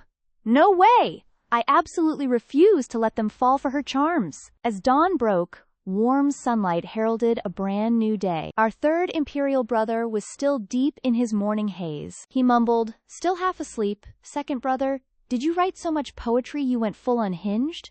Why drag everyone to the Imperial Garden this early?" Second Imperial Brother calmly replied, "I called you all here today because I have something important to say. Everyone, I suggest you all stay far away from Mo Chiao Kiao." Everyone who heard this literally choked on their breakfast, stunned. The third Imperial Brother scoffed, "Second brother, did you hit your head? That's our ninth Imperial sister. Why can't we hang out with her?" The first Imperial Prince, Shi Yi, fiercely protested, "Yu is the best. We must play with Yu." Second Imperial Brother snapped, "I'm not negotiating with you guys. I'm warning you. Shi Yi, getting close to her isn't good for you, okay? If you're bored, you can always hang out with me." Of course, Our first imperial brother, Shi Yi, immediately disagreed, yelling, "Who wants to play with a boring block of wood like you?" The second imperial prince looked at the third imperial brother, who was clearly ignoring him. "And you, third imperial brother, I know you usually love to tease Mo Kiao Kiao, but playtime is over, don't go too far." Third imperial brother just waved him off. Yeah, I know. I just think that little kid is super interesting, great for a bit of entertainment. What do you guys think? Shi Yi, our simp ML, got even more defensive. "No, Yu Yu is not a toy. Don't you dare bully her." Third imperial brother sneered. "Oh, if she's not a toy, then what is she?" Third imperial brother puffed out his chest. "Besides being cute for people to mess with when they're bored, what else is she good for? Honestly, only a simp like you would think she's some kind of precious treasure." This pushed Shi Yi's last nerve, and he lunged at third imperial brother, ready for a brawl. "Talk trash about Yu Yu one more time and I'll end you." Third imperial brother just smirked. "Ooh, look at this idiot, trying to throw hands with me?" And just like that, they were brawling, fists flying, until they were both bruised and battered. The second imperial brother, who couldn't even stand up, finally yelled, "Hey, you two! Stop it!" Just then, Imperial Dad happened to stroll by. His deep, ice-cold voice echoed, "My TSNS. Disregarding palace rules, brawling in the Imperial Palace? How should I handle this?" Both of them immediately went ghost white, realizing Imperial Dad was here. He sternly ordered the guards, "Take them away. I shall personally punish them." Meanwhile, outside the Hall of Mental Cultivation, our two brawlers were forced to kneel, doing penance. The old eunuch, looking helpless, could only pat their shoulders. "Your Highnesses, please don't be mad anymore." Both their faces were looking like puffy red tomatoes. "First imperial brother, third imperial brother, what happened to you guys?" Our simp ML, Shi Yi, immediately perked up when he saw her. "Yu Yu, is school already out?" The old eunuch, looking stressed, could only spill the tea. "Little princess, early this morning, the first and third imperial princes had a full-on brawl and were sentenced to kneel by His Majesty." Please don't get involved in this." Shi Yi immediately snitched. "Yu Yu, he talked trash about you. I was getting revenge." The third imperial prince pulled out the ultimate weapon. Crocodile tears. "Ninth imperial sister, look, I'm way more injured than your first imperial brother. Don't you care about me at all?" Our girl, Mo Chiao Kiao, clutched her robes, thinking to herself, "I don't even know why they fought, but seeing them all beat up still makes my heart hurt." Without a moment's hesitation, she bolted to go find help. "Your girl is going to find Imperial Dad and beg him." She was so fast the old eunuch barely had time to shout, "Wait, little princess!" Our queen's little pitter-patter footsteps immediately snagged Daddy Emperor's gaze. Daddy Emperor pipes up, "Why are you here? Have you eaten dinner yet?" And our girl comes barreling in. "Daddy! Daddy!" She launches herself at him, latching onto his leg like a koala. Our queen puts on her cutest pout, begging, "Daddy, pretty please forgive Big Bro Prince and Third Prince. They're super hurt, like, really badly." Our Daddy Emperor doesn't say a peep, just goes silent for a beat. Then, he scoops her right up. Holding her in his arms, he gently says, "Your emperor hasn't eaten dinner yet, come eat with me." But our queen mumbles, "But, Daddy," inside his head, the gears are turning. These two princes have never fought before, but today they're acting up? It's gotta be about QQ. Even if that's the case, they both still need a proper punishment this time around. Our little queen sees his expression shift ever so slightly, and her face immediately falls. She whispers, "Daddy, is Q totally useless?" Every time something big goes down in the palace, QQ can't even help Daddy carry the load. He sets our girl down gently on a chair, his voice warm and comforting. "Just remember, stay close to Big Bro Prince, but keep your distance from all the other princes, okay?" Our naive queen asks back, "But why?" He playfully pokes her little nose. He teases with a laugh, "You'll understand why when you're all grown up." So he orders the servants, "All right, bring up the food." Meanwhile, our girl is still absolutely clueless. These princes are all trouble, especially second prince and third prince. Your emperor has spent all his brain cells trying to protect you, he thinks, looking all gloomy. Meanwhile, those two dear brothers of hers are stuck kneeling until deep into the night. Suddenly, a tiny little shadow starts creeping closer. Big Bro Prince excitedly blurts out, "Ngoo Ngoo is here." Our girl beams, handing him a bun. "Big Bro Prince, I brought you a steamed bun. Eat up, quick." "Thanks, Ngoo Ngoo." Third Prince, simmering with jealousy beside them, snips, "Ninth Imperial Sister is so biased. Big Bro Prince gets a bun, but what about poor me, Third Bro?" Poof! A piping hot steamed bun magically appears. Our girl hands it to him. "This one's for Third Bro. Daddy has forgiven you two, so you can totally stand up now, and no matter what happens, you two cannot fight again, got it?" Then, our girl adds, reminding them, "Also, Kyo knows Big Bro Prince started it, so Big Bro Prince, you have to apologize to Third Bro." Big Bro Prince is utterly flabbergasted after hearing this. He's totally not having it, ratting on Third Prince. "That brat is a bad guy. He treats Ngoo Ngoo like a toy, that's why I hit him. Ngoo Ngoo, don't you dare fall for his tricks." Third Prince, having achieved his goal, brushes off his robes and stands up. "See, sister? Even now he's still stubborn as a mule. I didn't even..." "Ninth Sister, do you see who's really wrong here now?" Our girl glances over at Big Bro Prince, a little frown on her face. Big Bro Prince, stubborn as heck and totally unswayed, clenches his fists, gripping his robes in anger. You guys!" And with that, he storms off, yelling, "I'm not caring about you guys anymore." Seeing this, our girl frantically calls out, "Big Bro Prince, where are you going?" "Wait for Kia, she cries, trotting after him like a little duckling. Ugh, these two are way more chaotic and entertaining than I signed up for. No sooner did he speak than a numbing pain shot through his legs. And just like that, another beautiful, amazing day dawns. Kyo pouts, feeling gloomy. "Last night, Big Bro Prince zoomed off so fast I couldn't even catch him. He didn't even open the door for me. Was he really that mad? But like, for sure Big Bro Prince and I are still besties, right?" Just as she thinks of him, poof, he suddenly appears from behind her. Our girl turns around. "Oh right, he has to go to the Imperial Academy, so he'd totally pass by here." So she beams and waves, "Big Bro Prince, good morning." But plot twist, he's apparently the type to hold a grudge forever, so he just huffs and breezes past her like she's invisible. Big Bro Prince seriously doesn't care about me anymore? Did I actually blame him wrong? What am I even supposed to do now?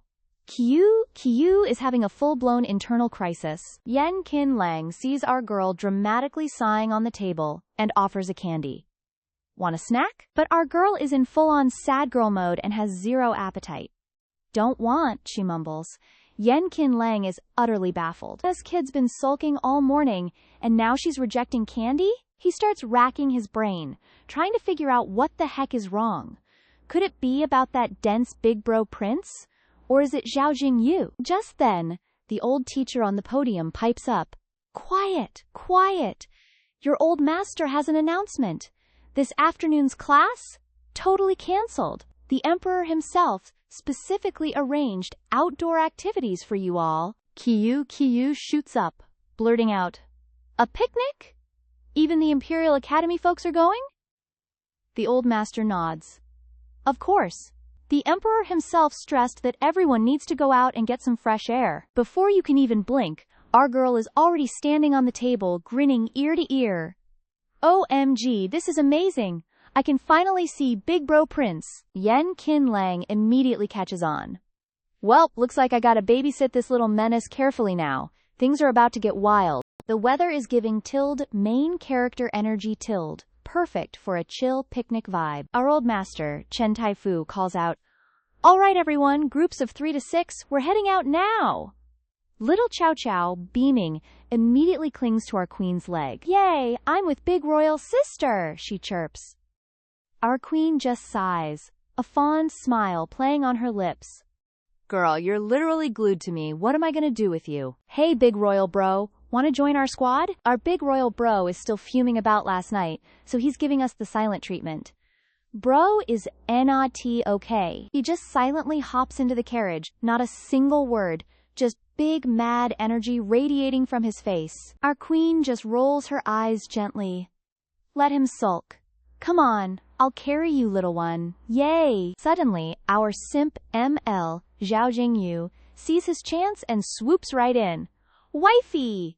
Wait for me! Our queen quickly scoops up Chow Chow, giving Zhao Jingyu a look that could kill. But little Chow Chow, ever the mischievous one, giggles. Big royal sister, let the baby whale join our team, please. Our queen, despite her visible annoyance, can't resist Chow Chow's cuteness, and grudgingly agrees. Fine, get in. The second he's in, Zhao Jingyu, ever the show-off, immediately whips out his picnic basket. Wifey, look! Your husband brought you so much yummy food! Little Chow Chow's eyes sparkle like diamonds at the sight of all the goodies. Fruit candies, malt candies, and even cakes. It's all Chow Chow's favorite treats. Zhao Jingyu puffs out his chest with a smug grin. Duh. Of course I remember what my wifey likes. Chow Chow, being the sweet angel she is, holds out the treats to the two silent, brooding figures in the back. Big royal sister, big royal brother, you guys eat too. But they both snap back in unison, no thanks, with total attitude. Little Chow Chow just blinks, completely clueless.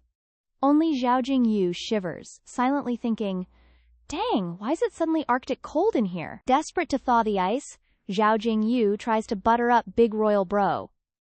Sue, Big Royal Bro?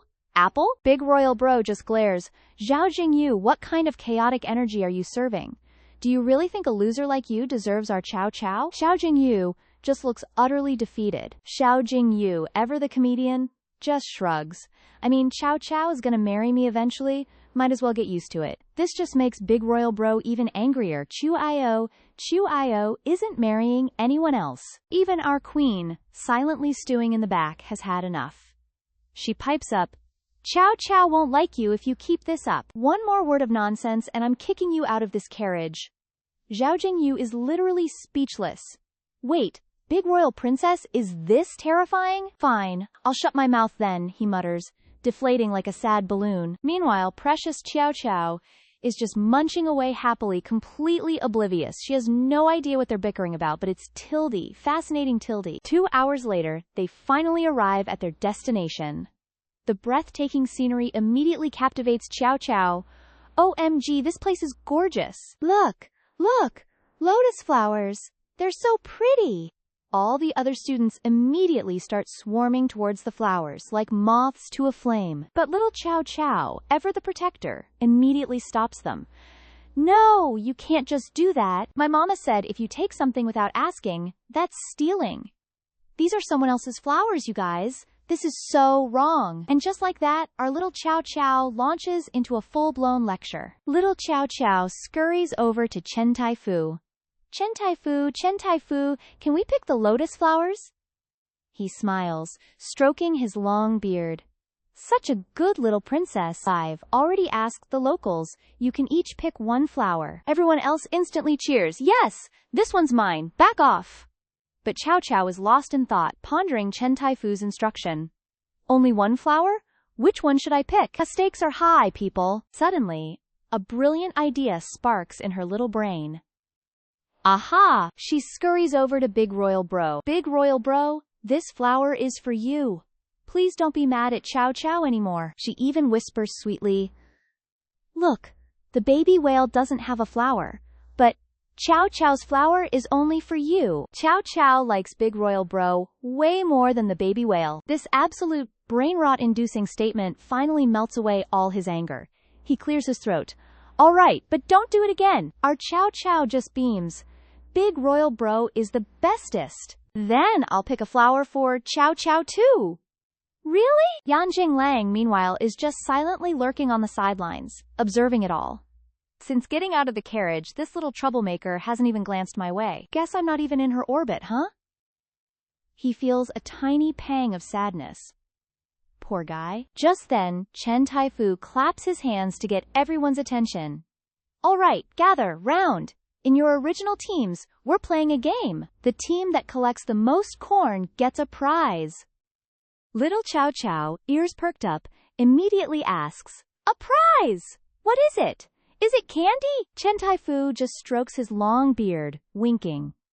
It's a secret, little one. Our Chow Chow's eyes practically glow with determination as she rolls up her sleeves, ready for action.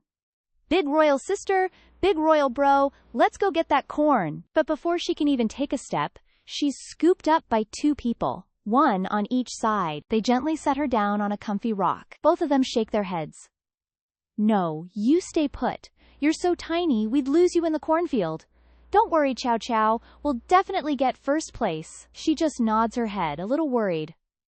Okay, don't you dare hold us back, Big Royal Bro says confidently. No way! This guy's super strong. Chow Chow slumps down, hugging her little bundle, totally bummed out. It's all because Chow Chow is too small.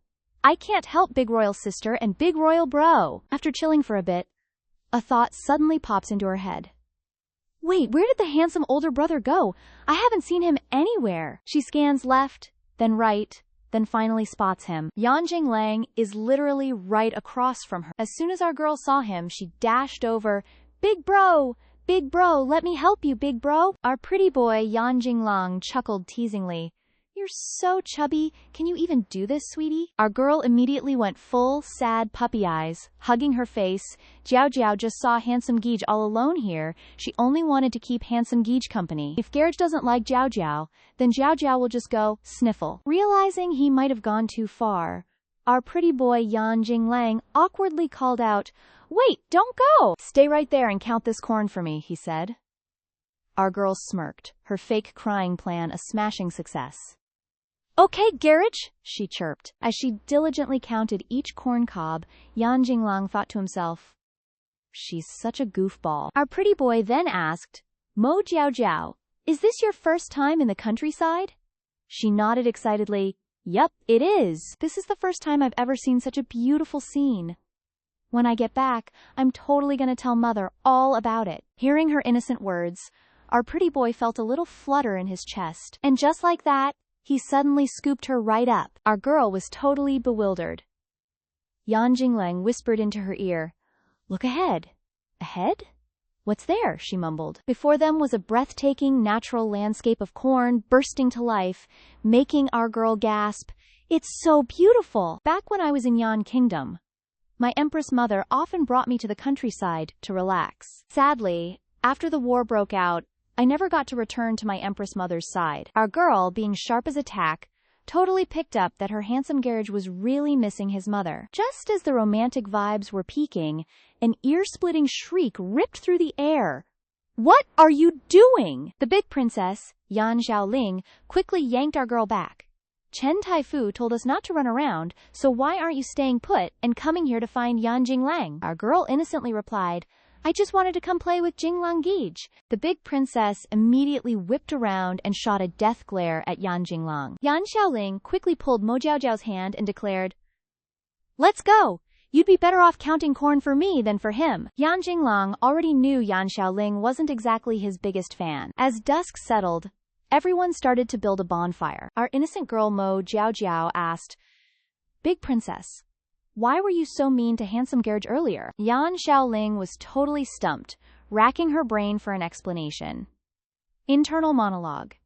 Ever since I dreamed of Yan Jinglang destroying Mo Yuan Nation, I've been super uneasy. Should I tell this little rascal? But then again, their relationship seems pretty cozy. Yan Xiaoling hesitated, then asked, Jiao Jiao, do you think dreams can actually come true? Our girl's eyes crinkled with a smile as she chirped, Dreams, you say? Totally. Last night I dreamed of a giant chicken drumstick, and guess what? I ate a giant chicken drumstick for lunch today. Tonight, Jiao Jiao wants to dream of giant chicken wings. Yan Xiaoling heard this and just gave up. Internal monologue. Yup. Shouldn't have expected anything profound from a foodie like her. Just then, Chen Taifu announced the day's competition results. Alright, I'll now announce the rewards for today's match. The losing team will be responsible for roasting corn for the victorious team. As for the losers, they get to eat and drink to their heart's content. The crowd immediately started muttering, That's it? Chen Taifu is such a cheapskate. Yan Xiaoling offered a perfectly roasted corn cob. My corn is ready, quick, eat it! Our girl eagerly took it. It smells amazing. Thanks, big princess. Then, the big prince, Yan Xiaoxuan, jumped into the fray. I finished roasting mine too. Take this one, it smells even better.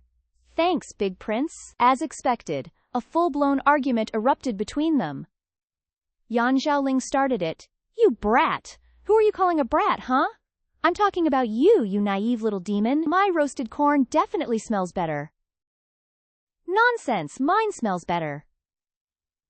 I roasted it better. Oh yeah? If you're so good, let's have a competition. Bring it on then, bring it on. While the chaos unfolded, Mo Jiaojiao was happily munching away, oblivious to the world. This corn is so good. That's when our girl noticed someone beside her. Our pretty boy, Yan Jinglang, was quietly roasting corn all by himself. Seeing him look a little down, our girl thought, handsome George picked the corn alone, and now he's roasting it alone. He looks so lonely. A brilliant idea suddenly sparked in her mind. I've got it. A moment later, she called out to him. Handsome Gage, little sister wants to eat Handsome Garage's roasted corn. Yan Jinglang was taken aback. He cleared his throat awkwardly a few times, then turned to face her. He then offered her the corn. Here, eat. Our girl happily grabbed the corn cob and started munching away. Her sweet little mouth praised, it's incredibly delicious. Meanwhile, Yan Xiaoling beside them was absolutely seeing red. It's that damned Yan Jinglang again. He's still trying to charm Jiao Jiao, even when everyone's full. What exactly is he plotting? No, I absolutely cannot let Yan Jinglang corrupt Jiao Jiao. I need to figure out a way to teach that scoundrel Yan Jinglang a lesson. So that night, our chaotic princess decided to cook up a grand plan. She called Xiao Jingyu in the middle of the night, while he was still half asleep, and he grumbled, What now? It's the middle of the night. Why'd you drag me out here? Don't you want to teach Yan Jinglang a little lesson? The moment she finished speaking, he wanted to yeet himself out of reality. He thought about turning back, because the night was seriously for sleeping and dreaming, but then she shrieked from behind him, Hey, I'm being serious here. Stop messing with me, princess. Everyone at the academy knows you have a thing for Yan Jinglang, she replied, annoyed. That was just my young and dumb phase, okay? Why are you babbling so much? Just tell me, do you want to teach him a lesson or not? He chuckled, rubbing his hands together. But I don't want any trouble. She glared at him, a clear threat in her eyes.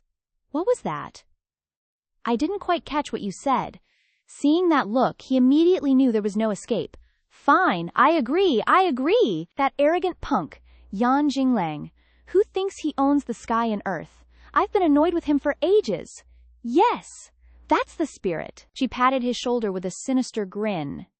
If he annoys you that much, I've got an amazing plan. He gulped, asking cautiously, Huh?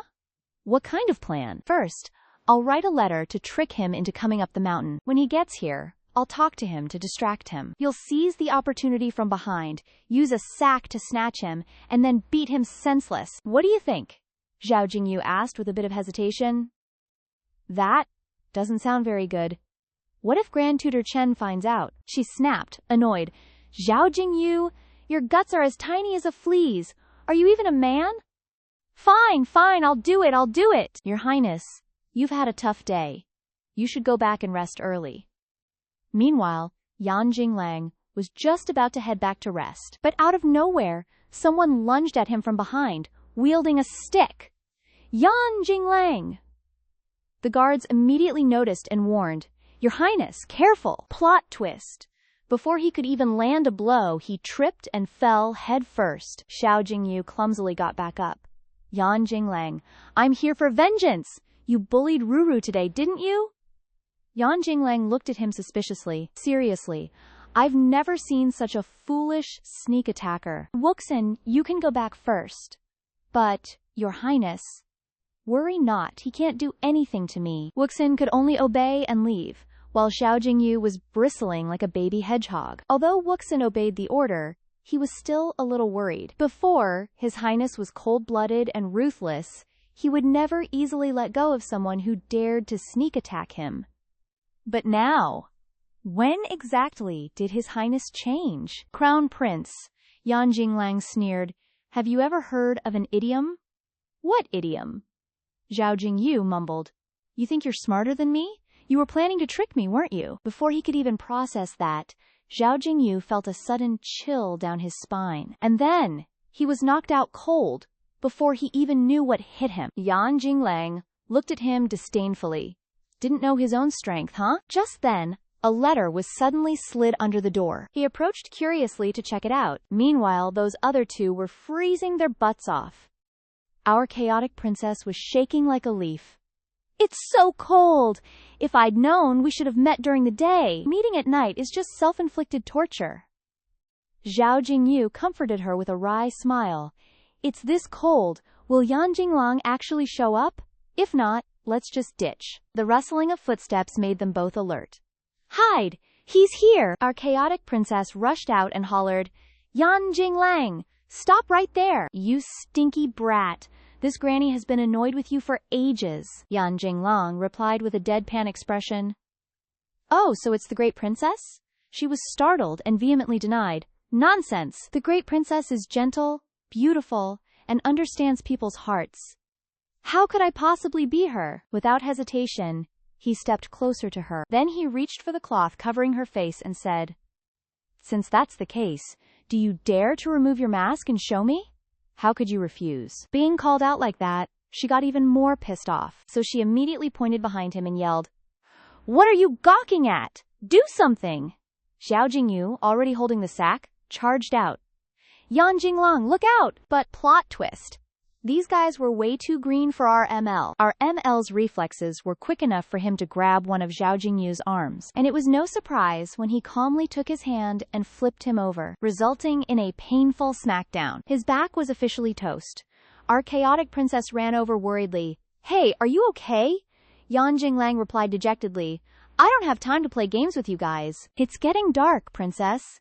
Young Master Xiao, please head back. Both of them desperately tried to save face, vehemently denying everything. I'm not the great princess. The great princess is beautiful after all. I'm not the handsome young Master Zhao either. Yan Jinglang was beyond hope. Every single one of you. You really are such a headache. Suddenly, he had a sense of impending danger. The rustling of the trees felt off. The two sitting behind him were also scared out of their wits. Something gleamed brightly from the thicket. An arrow was immediately aimed straight at our chaotic princess. Luckily, Zhao Jingyu was still quick on her feet, pulling our queen aside just in time to dodge the arrow. Jingyu, startled and worried AF, asked, You okay? You hurt? Our queen, ever the stoic, replied, I'm fine. But then, she gasped when she saw who they were up against. Oh no, their target is none other than Yan Jinglang. This random assassin, sword held high and menacing, sneered, Heh! Gotta thank the first princess of Mo Yuan Nation. Without her help, I never would have gotten Yan Lang. He immediately slashed forward, screaming, Die! Our poor ML accidentally got a slash to his bicep. Ouch. Knowing he couldn't stick around, he booked it out of there. The assassin, of course, gave chase. As Yan Jinglang ran, he couldn't help but wonder. Seriously, who wants me dead so badly they're willing to even risk injuring the first princess? He was quickly cornered at the very end of the path. Talk about bad luck, the assassin laughed, a twisted grin on his face, as he pointed his sword from behind. Yan Jinglang, just surrender quietly. Today's your death anniversary, fam. But then, out of nowhere, Qiao Qiao appeared, unleashing her power. Stop! A sudden gush of water blinded the assassin. WH! What the heck? He sputtered. Our tiny baddie rushed out in a panic, asking, Pretty brother, your girl is here to save you. Yan Jinglang stared. Mo Qiao Qiao? He panicked. Quick, go back, it's too dangerous here. Just then, our pretty boy suddenly jolted. The ground beneath his feet, which was just a rocky outcrop, immediately crumbled into dust. Faced with this unfolding disaster, she couldn't just stand there. Pretty brother. So without a second thought, she threw herself down, using her powers to slow their fall. What an absolute queen. By the time the other two ran to the edge, our faves had already plummeted. The first princess frantically screamed, Qiao Qiao! But below was nothing but a terrifying, bottomless abyss. Seeing this, she immediately burst into heart-wrenching sobs. She couldn't think of anything else. she wailed. It's all my fault. Xiao Qiao, please come back. Her voice was choked with continuous sobs, crying and hiccuping. It's all my fault, all my fault. If I hadn't led Yan Jinglang out here, Xiao Qiao wouldn't be in danger. Jingyu, though clearly devastated, quickly pulled herself together, pushing through her tears. Don't cry. We need to go inform Grand Tutor Chen right away. Maybe he can still save them. Meanwhile, His Majesty's chambers were still brightly lit. The moment the two ran into trouble, His Royal Highness's sixth sense went into overdrive. He didn't know why, but he'd been restless all day, unable to find peace. Sure enough, an old eunuch rushed in to report, Your Highness, this is terrible news. The ninth princess is missing. What? The emperor shot up in a panic. The old eunuch, trembling with fear, knelt to report. This servant heard Grand Tutor Chen say that the ninth princess was attacked in the forest. Her whereabouts are still unknown. This servant has already dispatched search parties. Your Majesty! Our Papa Emperor gritted his teeth, his heart swelling with absolute rage. He immediately barked out orders. Go! Keep searching! If the ninth princess isn't found tonight, I'll have all your heads. Over on Xiao Qiao's side, our queen slowly regained consciousness. She found herself lying on top of Yan Jinglang. Pretty brother, are you okay? He replied with a pained grimace. I'm fine. Just a little ache in my back. Where did we even fall? Looks like a small ledge on the cliffside. Yan Jinglang's injured shoulder throbbed, causing a sharp pang of pain. It hurts so much. Xiao Qiao panicked. Pretty brother, I brought medicine for you. Where did I put it? She frantically searched her sleeve pocket. Suddenly, a warm, comforting sensation enveloped her. It turned out Yan Jinglang had pulled her into a hug. He whispered softly, You saved me, Mo Xiao Qiao. Thank you. I'm sorry, she thought, confused. What's wrong with pretty brother? What's wrong, pretty brother? Are you scared? Xiao Qiao will protect you carefully, don't worry. Are those words you just spoke truly from your heart? Of course, pretty brother. Are ML's past? Not exactly a rom-com montage. From birth, he was the palace's least fave prince.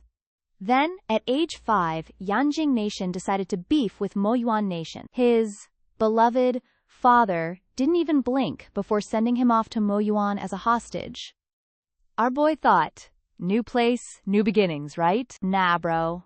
What waited for him was an endless stream of insults and shade. You loser! Is this really Yanjing's hostage? What, cat got your tongue? Then, our Florida, Chow Chow, showed up. And suddenly, our ML's life had a tiny spark of light. She was literally an angel, illuminating his dark world. Hi, I'm Chow Chow. Let's be friends, okay? Just that one simple sentence. And our ML's frozen heart started to thaw. From the second he laid eyes on her, he knew he wasn't going to be lonely anymore. Bro was done. Seeing him all moody, Chow Chow got even more worried. Pretty older brother, what's wrong? Are you scared? Don't worry, Chow Chow will protect you. Our ML, suddenly filled with hope, immediately grabbed her hand. Are you serious right now? Are those words for real? Of course, pretty older brother. Mama said good friends help each other, so Chow Chow will stay with pretty older brother. And just like that, those simple words were enough to melt a heart of ice. He pulled her into a tight hug. Come here, closer. Hold me tighter. Our precious Chow Chow didn't quite get what was happening. She just knew to wrap her arms around him and hug him even tighter. An hour later, someone finally found them. Your Highness! Your Highness! You're here? Chow Chow, totally ecstatic, yelled, Pretty older brother! Someone's here to save us! A rope was lowered, but Chow Chow, ever the curious one, asked, Only one rope?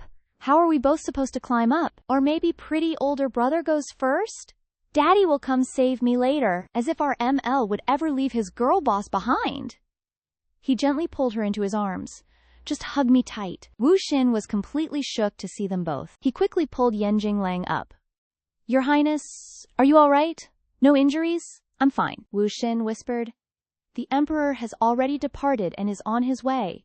The cliff situation has been thoroughly investigated. It was the second prince's doing. Oh, so the Emperor decided to give me a big gift then, huh? Our ML sneered. Hearing, Your Majesty, Chow Chow, ever the innocent, asked, Why are you suddenly talking about Daddy? Pretty older brother? What are you guys talking about? What's wrong with Daddy? He teased her. Oh, so you're really worried about him? Chow Chow, confused but honest, said, Of course. He's my daddy. Pretty older brother, if I save you, can you please not hate Daddy anymore? Daddy just looks a little scary, but he's actually tough on the outside, soft on the inside. Our ML stared at her for a solid few seconds. Then, he nodded, agreeing to her terms. You save me, and I promise you, I won't kill him. Chow Chow beamed, her eyes crinkling. Really? That's awesome. I knew pretty older brother would listen to Chow Chow. Let's go quick, Daddy will be worried. Our ML just smirked inwardly. Oh, I won't kill him, because I'm gonna make him wish he was dead. Meanwhile, Mo Chu Yao was absolutely spiraling with worry. Why hasn't Minister Chen returned? Has he still not found Chow Chow? Then, she spotted some figures in the distance. She instantly recognized them. Wait, is that Mo Chow Chow? As soon as our Florida saw her eldest imperial sister, she was super happy. Mo Chu Yao, however, was practically drowning in tears. Mo Chow Chow, you scared me half to death, you silly goose. Who told you to jump down there? I heard there were wolves back there. I thought you got eaten alive. Are you okay? Any injuries? Chow Chow's fine. Pretty older brother saved me. But before a full second of joy could pass, Mo Chu Yao pulled Chow Chow into a tight hug and shot a dagger stare at our ML. You're still thanking him? If it wasn't for him, you wouldn't have been in danger in the first place. Quick, quick! Get a physician here. Examine my little sister, she snapped, ordering Jing Yu around. Just then, the Emperor arrived, perfectly on cue. His Majesty has arrived. Chow Chow's eyes crinkled with joy as she saw His Majesty. Daddy's here. Chow Chow was wrong. Chow Chow made Daddy sad. Silly child, it's Daddy who wasn't good. Daddy didn't protect you well. Mo Zizun, that damn bastard. His Majesty's eyes blazed with fury. Our girl, Jiao Jiao, spots her Emperor Daddy and bolts like a bunny right into his arms. Baba, your little one finally found you. Don't worry, Baba's right here now. Our Emperor Daddy cooed, stroking Jiao Jiao's head. Sir, the simp energy is already off the charts for his daughter, but as she hugged her dad, our girl was already analyzing. His clothes? Kinda messy. She just knows he heard she was missing after midnight and rushed here like his life depended on it. Dedicated much? Our girl pouted and apologized. Jiao Jiao was bad. Jiao Jiao made Baba worry. But instead of scolding, her dad started blaming himself. My silly child, Baba messed up. Baba didn't protect you well enough. My heart, it hurts. Inside, our Emperor Daddy was absolutely seething. Mo Zisu, you damn piece of trash. If even a single hair on my little one's head was harmed, I swear, killing you wouldn't even begin to quench this rage. Yikes. Don't mess with a simp dad. As if she could literally read his murderous thoughts, Jiao Jiao whispered. Baba, are you gonna kill my pretty big brother? Heard that? Our Emperor Daddy's face just fell faster than a dropped phone, utterly, tragically disappointed. He could only sigh, gently setting his daughter down to explain, No, that wasn't me. I didn't want to kill your pretty big brother, though that dude did almost hurt eldest imperial sister too, just say Gulen. He comforted Jiao Jiao, I'll personally investigate. No need for you to trouble yourself. We're heading back to the capital first thing tomorrow, so go rest up. Our girl just gave a super cute, Okay, Baba. She then skipped off with eldest imperial sister to her room. Meanwhile, our Emperor Daddy was clutching his head. This little terror! She probably has no clue just how much she owns my whole heart. Ugh, the drama. Next morning, everyone packed up and got ready to hit the road. As she was about to climb in, she saw something wiggle at her feet. Hold up, what's this? It's a fluffy gray puppy. OMG, so cute, she giggled, squatting down to play with it. Zhao Kui, you remember me, right? Want to come along on our adventure? Eldest imperial sister, seeing our girl still dallying, snapped, Mo Jiao Jiao, what are you doing just standing there? Get your butt in the carriage. Our girl immediately held up the puppy, using her best puppy eyes. Eldest imperial sister, please can Zhao Kui come with us? Eldest imperial sister was like, absolutely not. shaking her head so hard. No way can you bring it. We don't even know where that stray mutt came from. It's probably crawling with germs. Zhao Zhao, however, deployed her ultimate weapon, the sparkling, puppy dog eyes of ultimate pity. Not even a tiny bit, Imperial Sister? Defeated by her cuteness, Imperial Sister finally caved. Ugh, fine, get in. Zhao Zhao was instantly like, Eldest Imperial Sister, you're the goat! Everyone zoomed back to the capital, quickly settling back into their chaotic, normal routines. Our girl was now playing hide-and-seek with Xiao Kui Kui. Xiao Kui Kui, where are you? Come out, wherever you are, she grumbled under her breath. Ever since I brought this furball to the palace, it's been zooming around non-stop. Who even knows where it runs off to? My stress levels are not decreasing, thank you very much. Just as she was reaching peak annoyance, a voice chimed in. You looking for this? It was fourth Imperial brother, who had, in fact, snagged Xiao Kui Kui for her. Our girl's eyes crinkled in a massive grin as she stepped forward to retrieve her puppy. Fourth Imperial brother, you're the best! Thanks! But plot twist, he wasn't letting her off that easy. He grinned mischievously. Oh, speaking of which, you totally ghosted me on that food promise the other day. Our girl instantly went red. He still remembered that random promise? She laughed nervously. Ah, fourth Imperial brother, my bad. I totally spaced on that. How about I cook you a super delicious meal today? I can make fish, big juicy chicken feet, and mega chicken wings just for you. I'll bring it straight to your palace chamber once it's ready, okay? Fourth bro thought for a second, then replied, My palace chamber? No need to come there. Second bro is currently getting trained. Ooh, what's that supposed to mean? Trained? What exactly are we talking about here? You don't know? Father Emperor caught the culprit who harmed Yanjing Lang that night, and it was second bro. But why would my Imperial brother hurt the pretty boy brother? They didn't even have beef. Our girl was utterly baffled. He just replied bluntly. He has his own hidden pain, he just never lets anyone outside see it. You're just a kid. How could you possibly understand his struggles? Our girl pondered for a moment, rifling through her past life memories. Wait, didn't Second Prince get totally manipulated into turning on his brothers and even killing Father Emperor in my last life? No matter what, in this life, I gotta find Second Imperial brother and get to the bottom of this. Without another word, our girl zoomed off, leaving Fourth Imperial brother utterly bewildered. Hey, where are you going? None of your business. Our girl just looked bewildered like, huh? Why does everyone think I'm so unlikable? Our Imperial father summoned the Second Prince for questioning. He started with, Mo Zitu. Imperial father came to Zhonghua Palace today. Do you know why? Mo Zitu, ever so calmly, replied. Imperial father, this subject does not know. The Emperor turned, going straight for the kill. The Ministry of War has captured the assassin who attempted to kill Yan Jinglang that day. They confessed they were your subordinate. Things have come to this. Do you still have any excuses to make? Our boy was left speechless, absolutely not expecting to be found out so quickly. He bowed his head, confessing, Imperial father is truly discerning.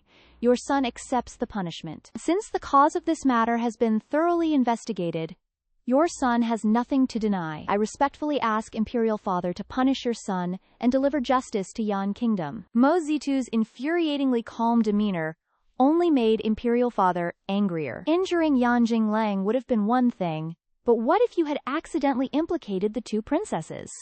Ooh, as a prince, how could you be so reckless? Our boy scoffed internally. Oh, so Imperial Father still remembers that your son is part of the royal family? Mo Zitu yelled. Your son actually thought Imperial Father had already buried me and my Imperial concubine mother 5 years ago. Those words immediately left the Emperor speechless. Shame quickly turned to fury, and he roared for punishment.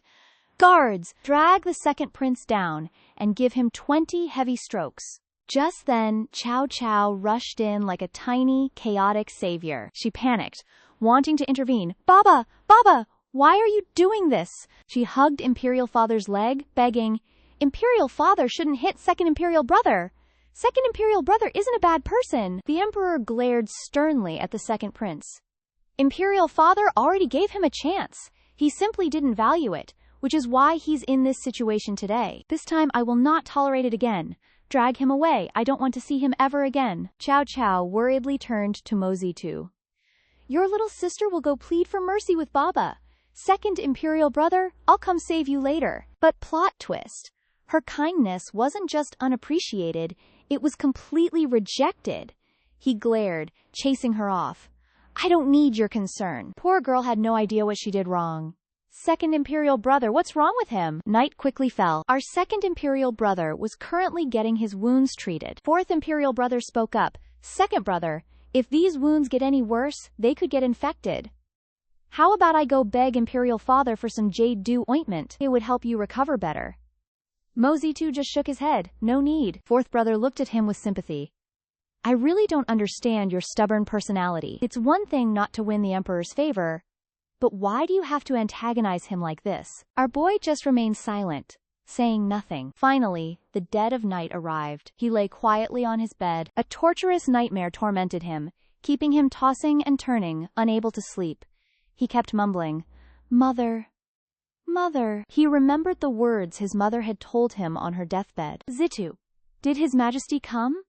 He timidly took her hand and replied, Reporting, Imperial concubine mother. He did not. Eunuch Lin said Imperial father went on an inspection tour to Jiangnan, and might only return in a few days. Tears streamed down her cheeks.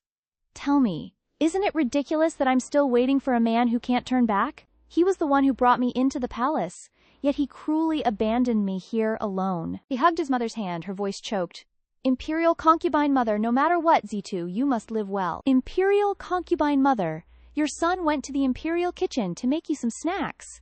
Hurry, try some. He eagerly brought the food to his mother, but tragically, there was no reply. He felt a terrible premonition in his heart. Before him was a horrifying scene. His mother had hung herself. Imperial concubine mother. No!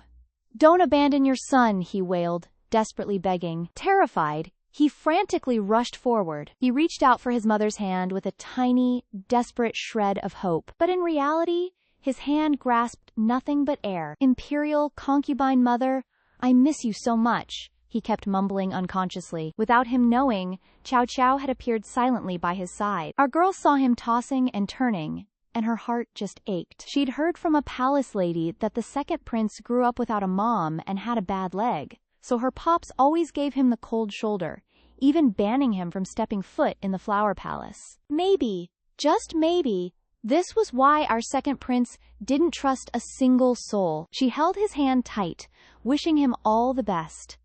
Sweet dreams, second Imperial brother. Another beautiful day just popped off. Our second Imperial brother slowly opened his hazy eyes. Wait, how long was I out for? While he was still groggy, he noticed a small bottle next to him. It was jade dew balm, and he recognized it on sight. He thought it was the fourth prince at first and snickered to himself, but then he realized, Q might seem a bit goofy, but her intentions? Chef's kiss. And the result of her sleepless night? Our girl was snoozing in class. Her big Imperial sister saw this and quickly nudged her awake. Q. Sis, why are you so sleepy today? Are you feeling sick? Our girl giggled, shaking her head. Nah, nothing like that, just stayed up a little late last night. She absolutely could not tell her the truth. If anyone found out she snuck into Second Imperial Brother's Zhonghua Palace last night, she'd be toast. So, what's Big Sis up to? Oh, just journaling. Tutor Chen said we have to turn in an essay about folk songs tomorrow. Here, check it out. It's a whole passage filled with deep thoughts and emotions. Big Sis, you write so well. Kia totally sucks at writing, our girl said, totally impressed. What? You don't even know this? Ugh. There's no hope, I guess I'll just have to teach you myself, her big sis said, completely smug. After an hour of exhausting tutoring, the Emperor suddenly showed up. Our girl playfully skipped over to show off her masterpiece. Papa, look! Q wrote an essay. He was beaming with pride over his super smart daughter. Truly worthy of being my daughter. Her literary talent? Totally overflowing, just like mine when I was young. But plot twist. When he actually read it carefully, he realized our girl was totally exposing him for all the stuff he'd said. Meanwhile, our girl thought she was getting praised and grinned wide. Papa, QQ wrote so much, right? I totally deserve a reward, don't I? Can Q have extra candy today? The result? Our emperor was fuming, steam practically coming out of his ears. Q. He bent down and poked her little head, giving her a stern warning. From now on, anything I've said to you, you are not to tell anyone else, got it? He let out a sigh of relief. Phew. Good thing he hadn't spilled any state secrets to this kid. Otherwise, if those got out, it'd be game over. Just then, the old eunuch outside announced, Your Majesty, the envoy from Yan Kingdom is requesting an audience. You kids stay here. I'll be out for a moment. The envoy bowed deeply, presenting the tribute. This humble servant greets Your Majesty of Mo Yuan Kingdom. Our king heard that the sixth prince accidentally injured the little princess, so he specially dispatched me to offer gifts as an apology. Oh. So the sixth prince didn't come personally to apologize and atone for my princess? Oh, no, the envoy quickly replied. This isn't about spoiling Your Majesty's fun. Our king has already sent people to punish the sixth prince. In fact, he can't even get out of bed anymore. Our girl, Qiu, was standing to the side, totally eavesdropping, her heart absolutely racing with worry for her beautiful brother. She pouted, But it wasn't my beautiful brother's fault. Papa misunderstanding is one thing, but why doesn't even the emperor of Yanjing Kingdom believe him? Sweetie, not every parent loves their child, Big Imperial Sister explained, all serious. If you gotta blame someone, just blame Yanjing Lang for being born into the wrong family. She also added a warning, so from now on, just avoid Yanjing Lang, okay? Who knows what kind of unhinged stuff he'll do when he's provoked, right? Got it? Our girl nodded. Kyo knows. That night, thunder boomed and lightning cracked. Heavy rain and strong winds just made the weather even worse. Suddenly, a tiny figure was spotted scampering through the downpour. Turns out, our girl QQ grabbed an umbrella and ran off to find Yanjing Lang. Beautiful brother, are you awake? She called out, barely a whisper, but all she got back was silence. QQ thought to herself, okay, so there's lightning and rain right now. My beautiful brother is scared of the dark. He's definitely hiding. Suddenly, a click from the door made her snap her head to the side. She realized the door was actually open. She eagerly ran inside, calling, Beautiful brother, but plot twist. A hand suddenly grabbed her neck from behind. Afraid of the dark, huh? I'm not as weak as you think. You should hurry back to Xianyu Palace before the rain gets even worse. And just as he said that, a bolt of lightning cracked, making him jump. Thunder and lightning crashed. Dark clouds swallowed the entire sky. In the dimly lit room, an adult held a small child close. Our girl boss whispered, Handsome big brother. It was only then that our simp ML looked surprised. Mo Kiao? Is that you? I heard from Uncle Envoy that my handsome big brother was being punished, so I wanted to come and see how you were doing. Besides, your girl knows handsome big brother is afraid of the dark. Xiao Qiao wants to stay with big brother. Our pretty boy stood up, trying to act tough as he pushed her away. Afraid of the dark? I'm not as weak as you think. You should go back to Xianyu Palace. Don't wait until it rains heavily. As soon as he finished speaking, the thunder roared. See? Big brother is afraid. Our girl was sharp enough to sense the fear in his heart, but he stubbornly insisted, Go on, leave. I'm not going anywhere. I want to tell handsome big brother a story. Time to lie down. Time to lie down. She quickly pushed Yanjing Lang back onto the bed. She tenderly tucked him in and began a bedtime story. Once upon a time, there was a mountain, and on that mountain lived a monk. The old monk told stories to a little monk, and he told him. Her soft voice soothed his heart. I don't know why, he thought, but hearing her voice makes me feel so incredibly at peace. He was mesmerized by her voice, slowly drifting off to sleep. Then, the little monk spoke. Our girl immediately noticed something. She saw that he had already fallen fast asleep. Handsome big brother, are you asleep already? She smiled, satisfied and content. Afterwards, she also snuggled up and slept in a small corner of Yanjing Lang's bed. The early morning had arrived. Our girl was now sniffling and sneezing. She wiped her nose, thinking, I didn't close the window last night, and now I've carelessly caught a cold. How am I going to explain this to Daddy? Why don't I ask Grand Tutor Chen for a day off for you? How can you study like this? No, no way. I still have homework to turn in, she said grumpily. You always liked studying so much? Yan Jinglang said skeptically. Xiao Kui Kui wagged its tail, excitedly greeting her. She laughed delightedly, picking it up. Why are you here? Do you miss me? What an obedient doggo. Meanwhile, Yan Jinglang noticed something strange. Silver gray fur and pointy ears. This isn't a dog, is it? He spoke up and asked. Mo Qiao Qiao, why did you pick up a wolf and bring it to the palace?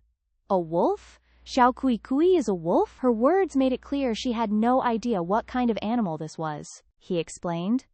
Look at its fur color and ears. These are not characteristics of a dog. I advise you to take it out of the palace. Otherwise, if your imperial father sees it, he'll scold you. The wolf, being held, got grumpy. It angrily pounced on our simp ML. Why are they fighting again? She thought helplessly. Suddenly, a voice called her from behind. She turned around to see Imperial Sister Mo Chuyao. Good morning, Imperial Sister. Why are you so early today? She said shyly, her mind in a complete panic. OMG, no! For the past 2 days, I've only been playing with and taking care of handsome big brother. I totally forgot about Imperial Sister. Imperial Sister Mo Chuyao took her hand, then approached Yan Jinglang and spoke. Regarding the folk song collection last time, I apologize. You were teaching Qiao Qiao, and I shouldn't have treated you so rudely. In a few days, the Imperial Palace will host a birthday banquet for the third prince.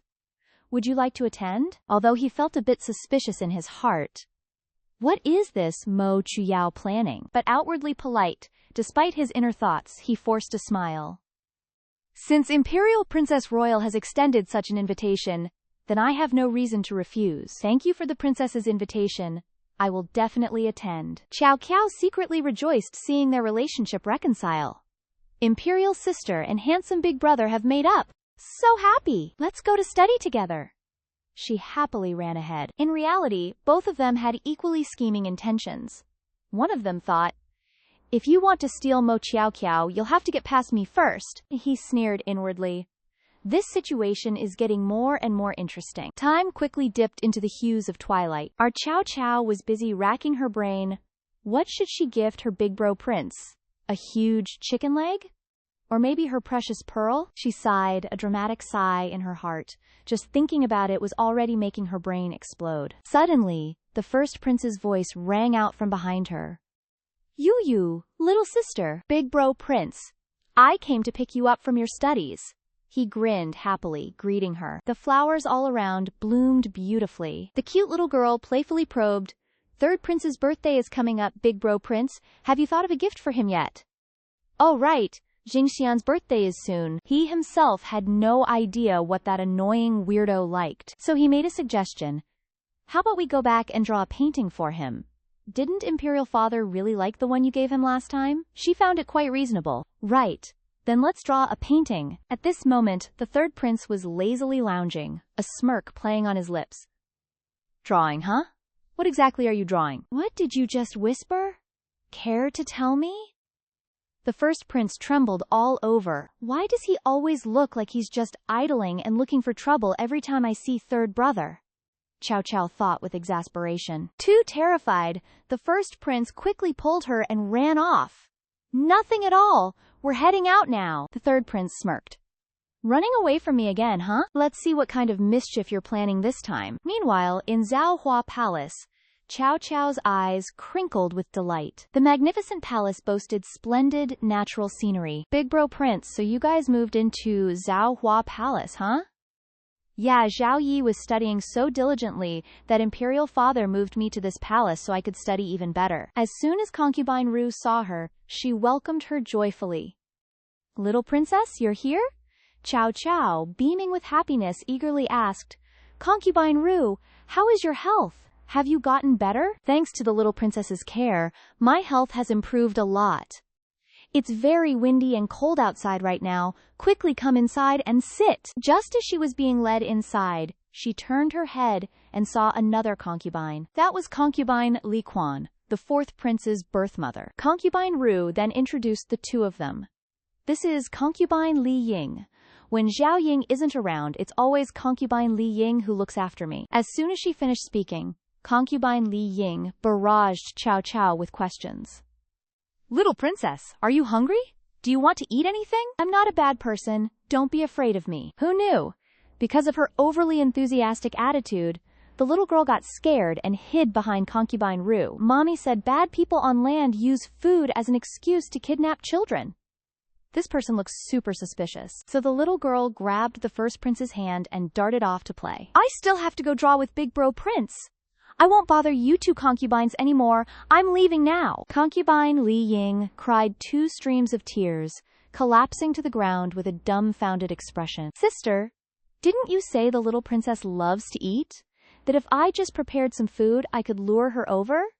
Why did the little princess run away when she saw me? The oil lamps illuminated the entire room. The first prince excitedly held up the stack of drawings he had just completed, cheering with joy. It's done! Big Bro Prince is too amazing. Only with Big Bro Prince could Cao Cao make such a great gift.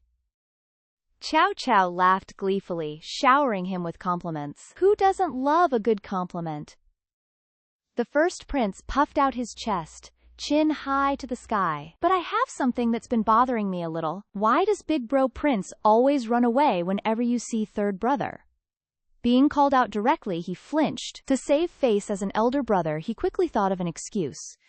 Because Jingxian is a bad guy. When I was little, Jingxian always used to tease me.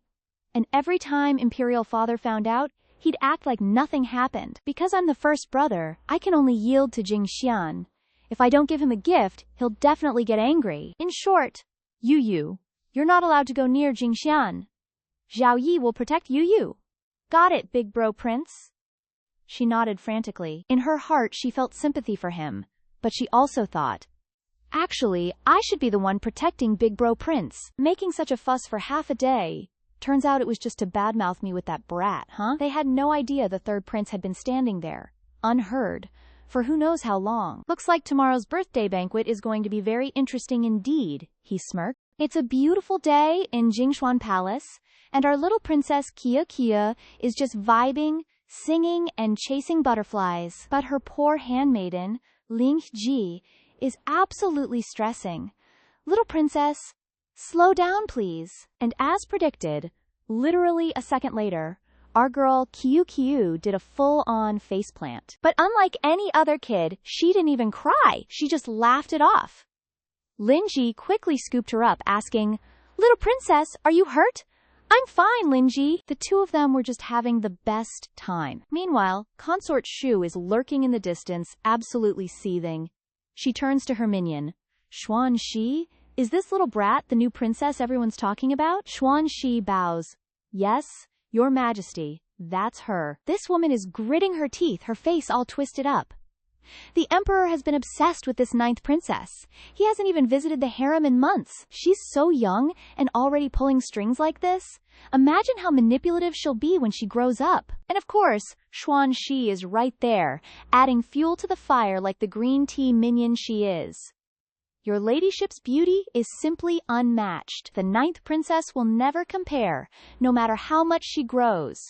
Consort Shu's eyes narrow. Oh, really? Well, I want to see just how much this little brat can actually do. How much power she truly thinks she holds. She stares daggers at QQ. All that playing made our small bean a little thirsty. She cutely wipes some sweat off her forehead. Being the naive little angel she is, QQ innocently turns to the consort. Your ladyship, are you well? QQ is super thirsty. Do you have any water? But Xuan Shi, who's been itching for a fight, immediately seizes the moment to scream, How dare you? This is Consort Shu.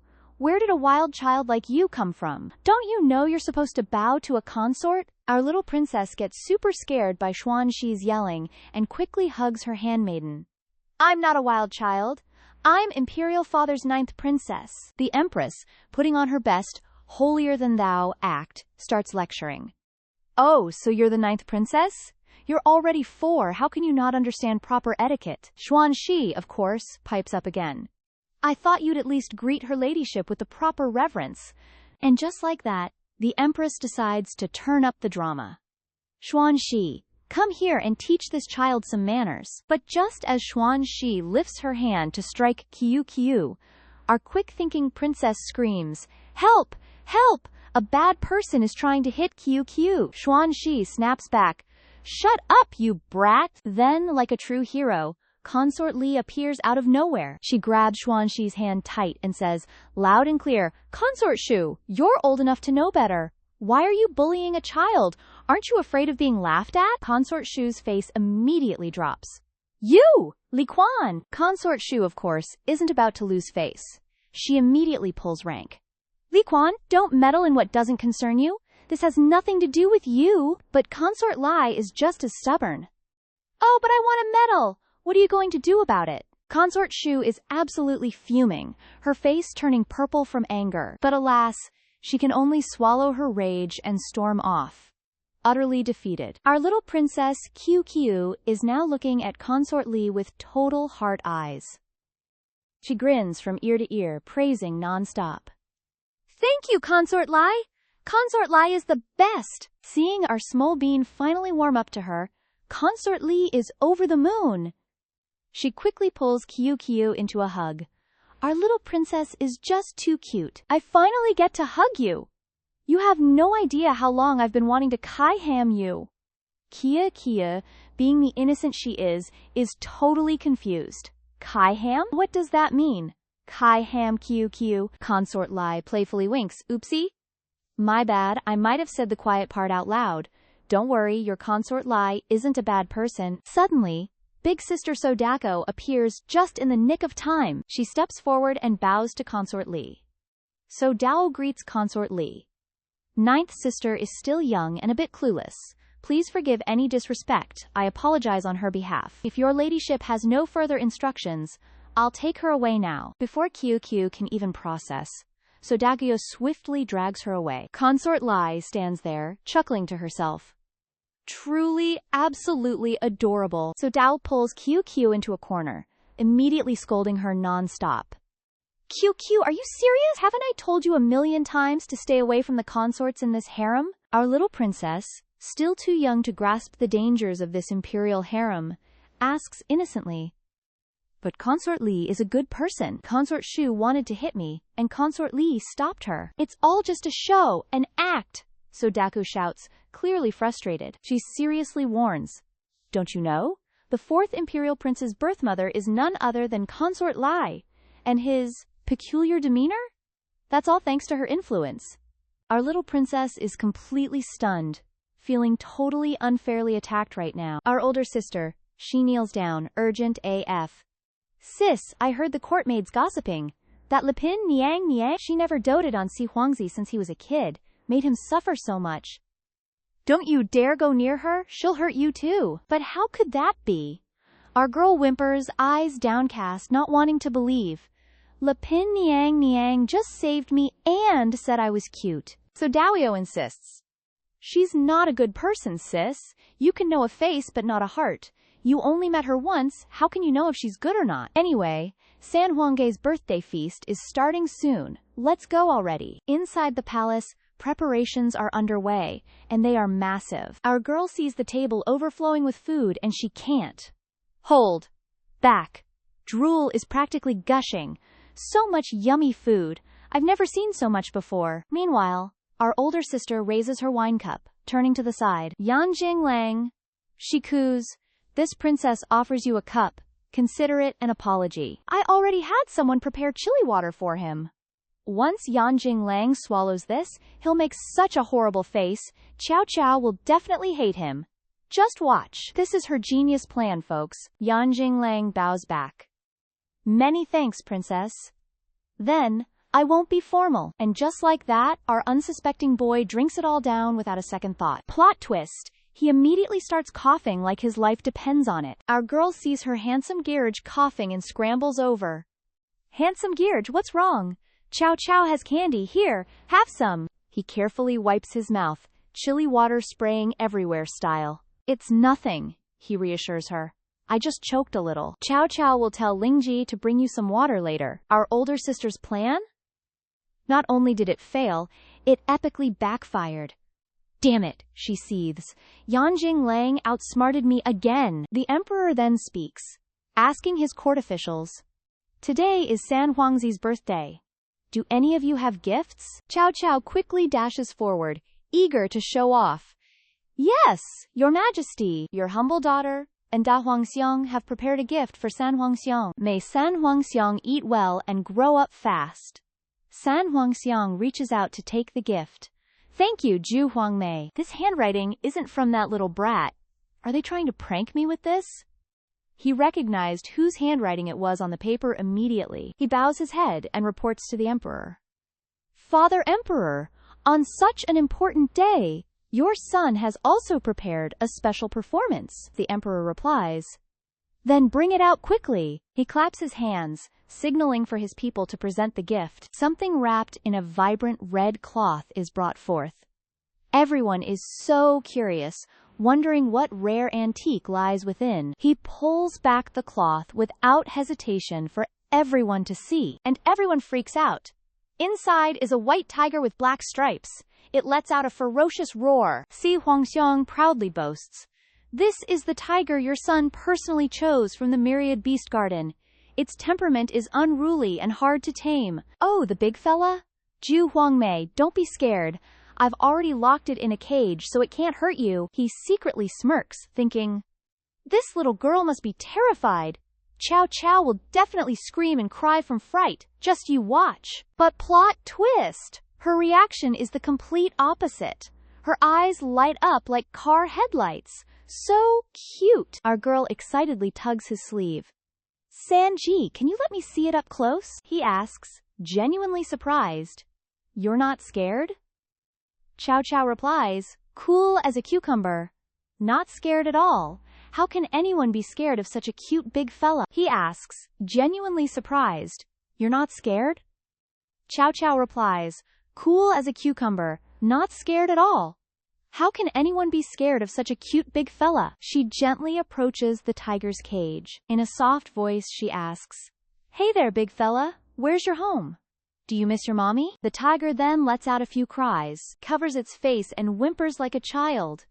Cao Cao reassures it, "You'll go home eventually, don't be scared." Si Huangxiang is utterly bewildered by her calm demeanor. This Cao Cao, she's talking to a tiger? Our little princess isn't even scared of a tiger this big, so what in this world could possibly scare her? Third imperial brother comes closer, observing our fourth prince's extremely displeased face. "San Huangxiang, that's really not a good look on you." Our princess, however, just smirks, a mischievous plan brewing in her little brain. She pulls a bag of catnip from her pocket. "Zhao Bai, look at this."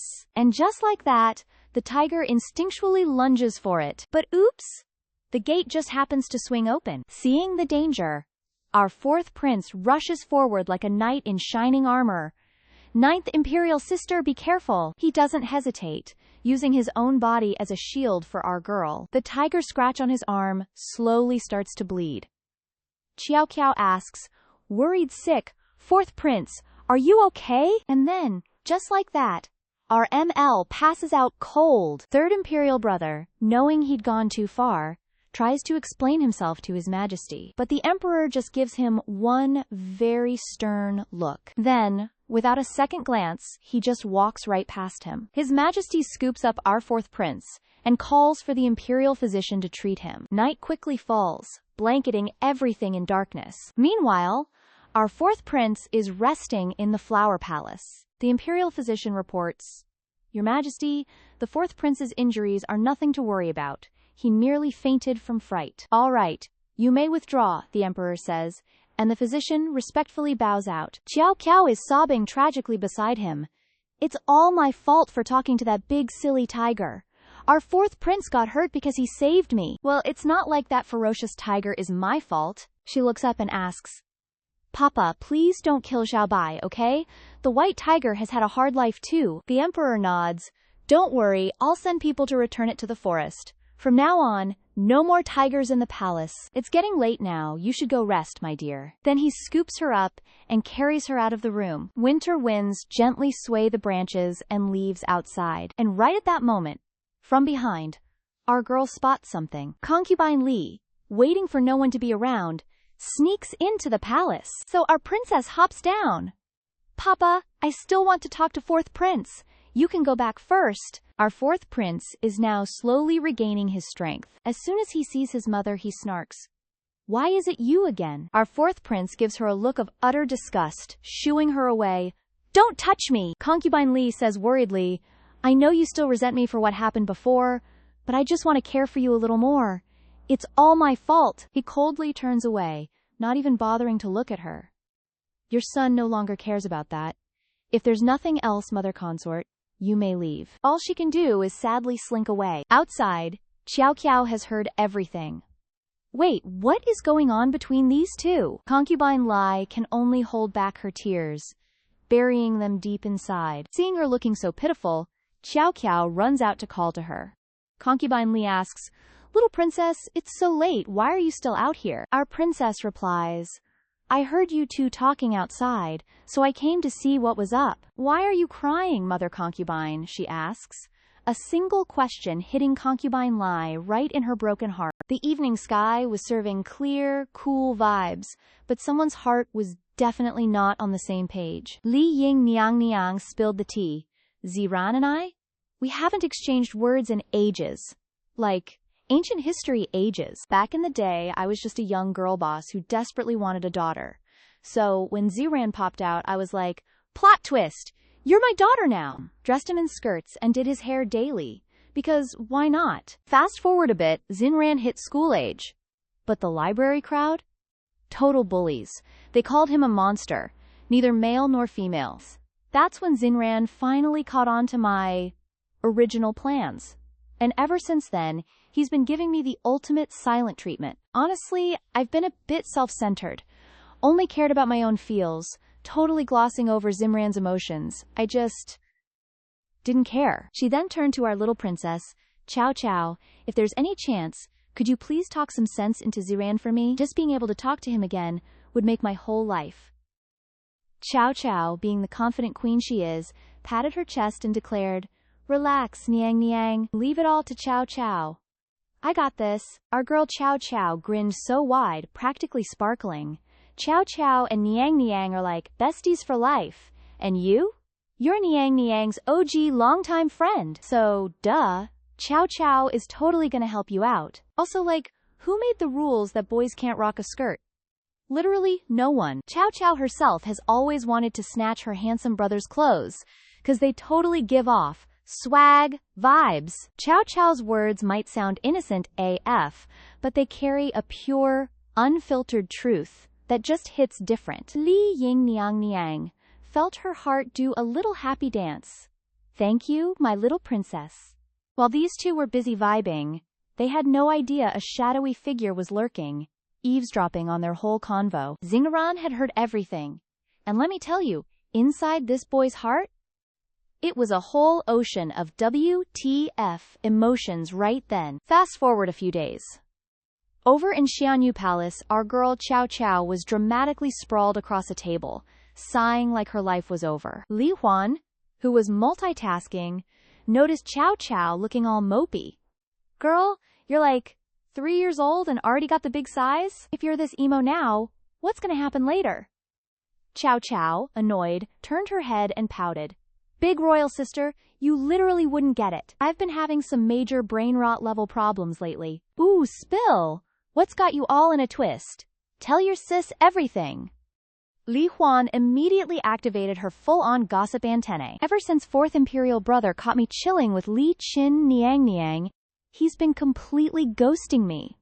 What am I supposed to do now? Instead of the comfort she expected, Li Huan jumped up and went full-on dramatic.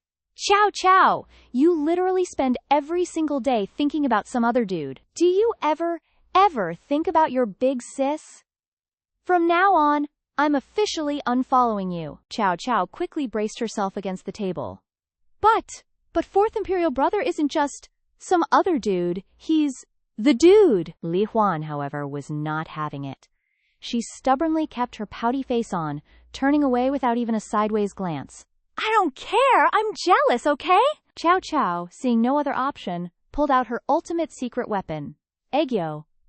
Please, my cutest big sis, Can you help Chow Chow just this one time? Pretty please?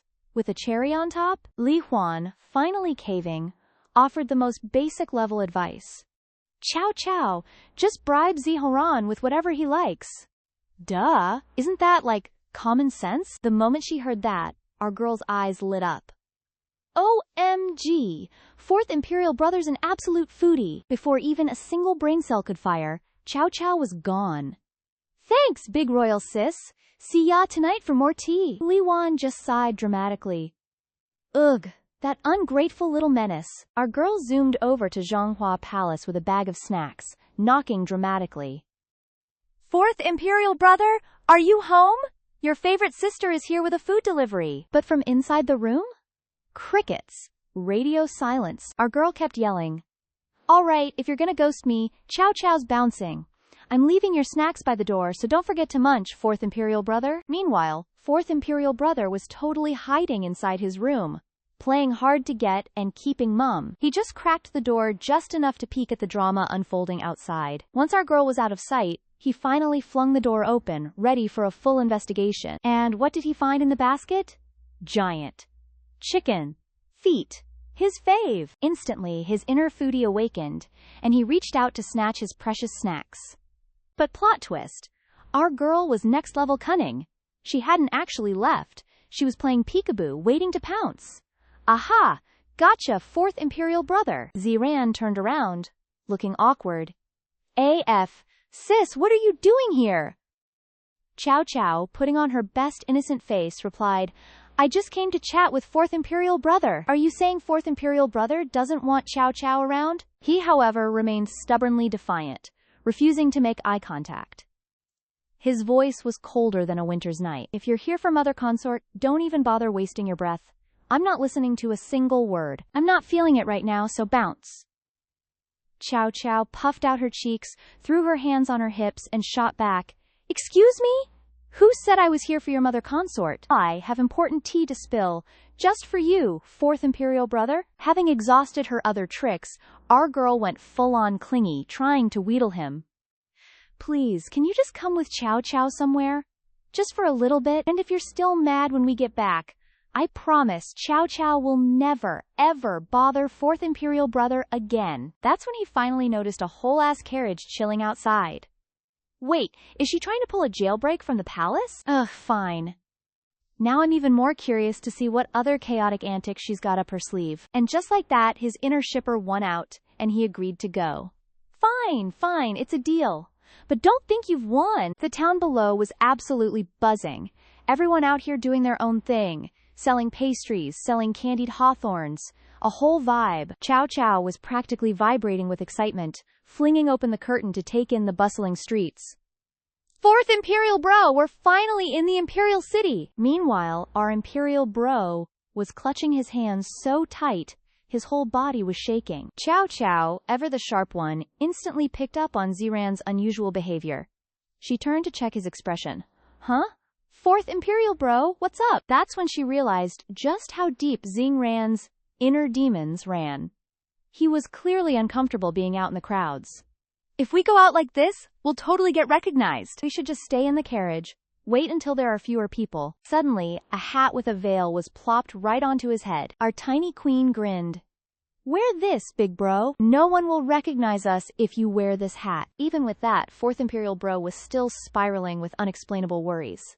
Second brother was right. She really does have some kind of weird charm on her. People just can't help but get close. Could she really be not as simple as I thought? Just then, Chow Chow was struggling to get down.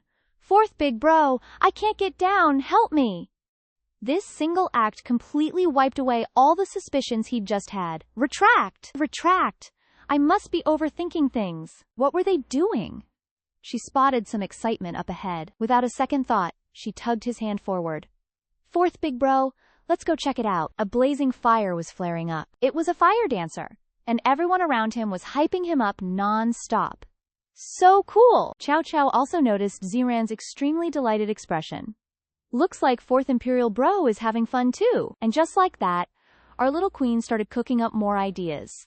Fourth Imperial Bro, look, he's only performing these tricks to make a living. Whether he actually likes doing it, we don't really know. You can't judge a person by their appearance, just like Imperial Father looks fierce but is actually super kind. Fourth Imperial Bro, you also need to learn to love yourself. Our girl was only 3, but she understood this incredibly simple truth, and it pierced his heart. He unconsciously blurted out, "Is that woman also like that?" If appearance doesn't matter, then why did she purposely make me pretend to be a girl? She made me the laughingstock of the entire palace, making it impossible for me to face Imperial Father. You don't need to speak for her anymore. This has nothing to do with you. Let's go! With that, he turned to leave. As she scampered after him, a stranger called out, "Excuse me, could you two stay for a moment? I run a ready-to-wear clothing shop. Are you two interested in taking a look?" Zinran was about to refuse, "No, we'll just..." But before he could even turn away, a tiny hand grabbed his veil. He turned back to find Chow Chow pleading, "But Chow Chow wants to see pretty clothes," she begged in the most adorable voice. Chow Chow worked so hard to get out of the palace just this once. "I want to play a lot. Can fourth big bro play with Chow Chow?" With Zinran's personality, how could he possibly refuse? Right, she's just a 3-year-old kid. Why should I get angry at her? Ooh, pretty. Our girl tried on a blue outfit that perfectly matched her hair and eye color. Though a young lady, when she wore men's clothes, she looked absolutely dashing and heroic. Getting complimented like that made Chow Chow's eyes crinkle with pure joy. Our excited little queen rushed out to show off to her imperial brother, "Fourth brother, am I pretty?" He just quietly turned his head and simply replied, "If you like it, then buy it. It's getting late." Just as he flung open the door, a strong gust of wind blew straight at him. And just like that, the hat he was wearing flew right off his head, making him panic. The hat slowly fell to the ground. Without thinking, Chow Chow looked directly into his eyes and gave him a truly sincere compliment. "Fourth big brother, you look so beautiful!" She didn't hesitate at all, grabbing his hand tightly. Her tiny mouth wouldn't stop chattering. "Look! Fourth big brother's nose is a nose, his mouth is a mouth, and he's just as adorable as Chow Chow." That's when he finally became conscious and looked straight ahead. It had been so long since he'd looked in a mirror. Suddenly, conflicting thoughts surged in his heart. Ever since I was ridiculed as a child, I haven't looked in a mirror once. Can I truly accept myself again? Just like she says? By the time our dynamic duo returned, it was already pitch black outside. Chow Chow, our little sunshine, looks up at our fourth bro and asks, "Hey, fourth bro, are you feeling better now?" His totally bland answer only made our girl's headache worse. She's internally screaming, "What does fourth bro even mean by that? Is he happy or not? Wait, did I mess things up?" Zinran, our fourth prince, just gives a cold shoulder, turns, and walks back to his room. "Why are you still standing there gaping? Aren't you heading back to Xianyugong?" Our queen notices he's taking a totally different path and asks, "So, where's our fourth bro off to? Pretty sure this ain't the way to Zhonghuagong." He just shrugs, all casual like, "I'm gonna see third bro. Royal dad punished him, so he's been kneeling all day in Jingxuangong." Our girl hears this and immediately goes into overdrive, rushing forward. "Then I have to go see too! Royal bro, let me tag along!" It wouldn't be good if our third bro got hurt. You know? Our fourth bro cracks a small, gentle smile, like a weight just lifted from his soul. Ugh, what a hassle. Meanwhile, in Jingxuangong, our third bro is just, like, lounging around. Chow Chow's voice rings out, making him practically teleport upright. "Third bro, we're here to visit you." "Chow Chow is here?" Oh, he's getting attention? Cue the drama. Our third bro milks it for all it's worth. "You finally remembered to check on me? Royal dad made me kneel all day because of that birthday banquet fiasco." Chow Chow, being the sharp queen she is, questions him. "But wasn't that, like, not your fault, third bro?" Clearly, Damiao was the naughty one. He pouts. "Ugh, who knows? Royal dad just is like that. Oof, my back. My poor back." He totally fakes a backache. This might fool our sweet Chow Chow, but our fourth bro? Nah, he sees right through it. Our third bro just gives an awkward, "Oops, caught me" smile. To save face, he quickly changes the topic. "What you got there? Is it yummy?" Chow Chow, bless her heart, proudly shows it off. "Duh, it's fried yogurt and waffles." Third, Bro, hurry and eat. Our third bro's eyes crinkle as he immediately shoves the snacks into his mouth. My ninth imperial sister is truly the bestest. I'm not going to be polite then. As he munches, he's like, wait, something feels off. He finally asks, okay, but this snack tastes totally different. This isn't from Yutianfang, is it? Chow Chow just beams, oh, third bro, you're so smart. Our fourth bro and I went out of the palace today and got these. Aren't they, like, super yummy? He hears that and immediately freezes, full-on buffering mode activated. His jaw drops, eyes bug out, and he springs up, yelling, wait, you two went out of the palace together? Yep, Chow Chow was literally with fourth bro all day. Chow Chow leans in, all conspiratorial, plus tell big bro. Our fourth bro ate 2 huge bowls. The owner was shook. Our third bro can't even force a smile. Since when did this little rascal get so buddy-buddy with fourth bro? Wasn't fourth bro, like, always a total recluse? Nope, absolutely not. I can't let them get close. Action speaks louder than words, so he immediately finds an excuse to subtly kick her out. Ninth imperial sister, fourth bro and I have guy talk. You should head back first. Shh. Chow Chow looks super bummed, huh? So sudden? Wait just a sec. But before she could even finish her sentence, she was yeeted out the door. The second third bro slams the door shut. He's grilling. Our fourth bro, spill. What exactly went down with you and Chow Chow? Our fourth bro, honest as a puppy, confesses, well, in the morning, she took me out of the palace. We went to eat delicious food, bought some clothes, and even caught a play. Third bro is shooketh to his core, totally disbelieving. He immediately starts interrogating, bro, did you forget second bro's warning? You're not supposed to get too close to Chow Chow. She might be, like, 3, but she's got some seriously weird stuff going on. Our fourth bro throws a sarcastic side-eye right back. Oh, and you? I've seen you clinging to Chow Chow too. Struck by the truth bomb, third bro immediately turns away, scrambling for excuses. I was just messing with her, okay? Like I'd ever be interested in her. Xingran cuts in. Look, before, I was too scared to ever leave the palace walls. But this trip? It made me realize I'm actually not that afraid of people anymore. The passers-by? Their eyes weren't full of disgust or scorn. Actually, some of them even looked a little admiring. It was Chow Chow who helped me shed my emotional damage and finally accept myself again.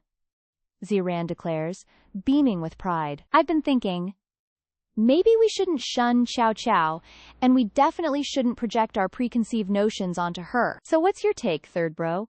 Xingran asks, looking him straight in the eyes, all genuine and stuff. Third bro just goes silent, looking away. Whatever, you do you. Fine, do whatever you want. Just one warning though, second bro is not a Chow Chow stan. Don't you dare mention her in front of him. Our fourth bro, grinning ear to ear, says, thanks, third bro. And guess who was eavesdropping outside the door this entire time? Our little queen. She knows her master plan was a total success. OMG, our fourth bro is so good to me. He even said nice things about me right in front of third bro. She's giggling internally. Coming back from our little adventure, he immediately spilled the tea.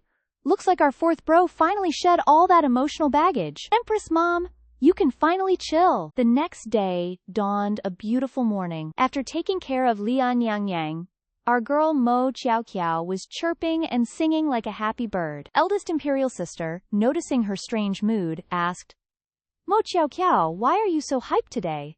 Our little queen gleefully declared, because I finally get to go to school. Mama said, only kids who love school are good kids. Why does that sound completely unbelievable? Shan Yao thought, eyeing our girl with serious suspicion. Just then she noticed the fourth imperial brother up ahead. She immediately dashed over, greeting him with overflowing enthusiasm. Fourth imperial brother, are you also here for school? Ziran nodded. That's right. Father Emperor and I spoke, and starting today I'll be studying diligently. Besides, he added, turning his face away, slightly embarrassed, his voice growing softer, ever since we left the palace together, going to school doesn't seem so terrible anymore. Our girl Mo Qiao Qiao was obviously thrilled by this news. Amazing! So we'll be classmates from now on. If you don't understand anything, you can always ask your girl Mo Chiao Kiao, she said, beaming. Shan Yao, witnessing this scene, stared with wide eyes, utterly confused. Mo Chiao Kiao and fourth brother? Since when did these two get close? Everyone knows fourth brother is notoriously aloof. To snare the fourth brother so quickly, my little sister truly is the best. While she said she was going to school, our girl was actually just heading to the Imperial Gardens to play. She decided to skip class to her heart's content.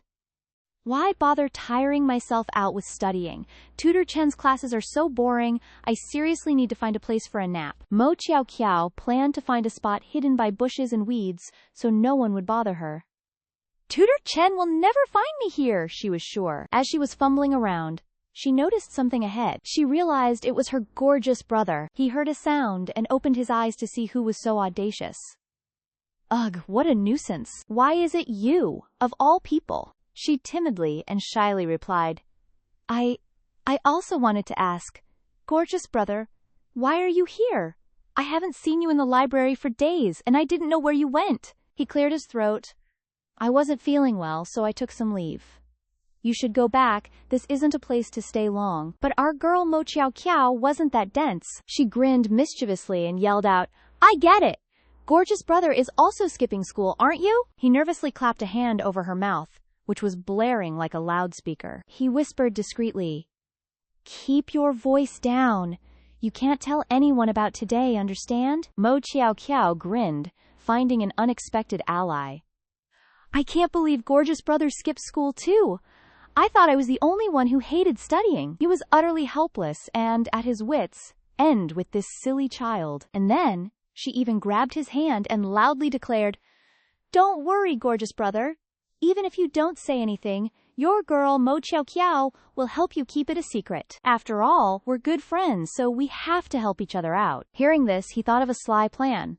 Good friends, huh? Since we're such good friends, how about you show me that little tail of yours? She looked blankly confused.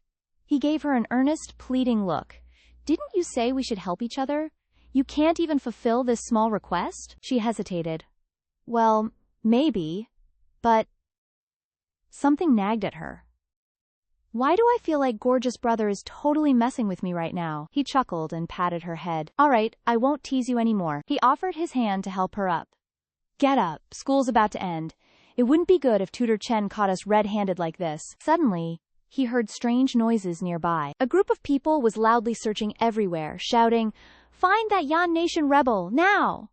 He was startled, realizing they had managed to track him all the way here. Mo Chiao Kiao, innocent and clueless, turned her head and asked, Gorgeous brother, why are they looking for you? What's going on? They continued to search everywhere. Without a moment's hesitation, he immediately pushed Mo Chiao Kiao's head down. The soldiers are like, Roger that, Commander searched high and low. No sign of that traitor from Yan Kingdom. Quick, tell His Majesty that punk dipped. Our Queen Kyo Kyo hears report to His Majesty, and her anxiety levels shoot through the roof. She quickly turns to him, worried.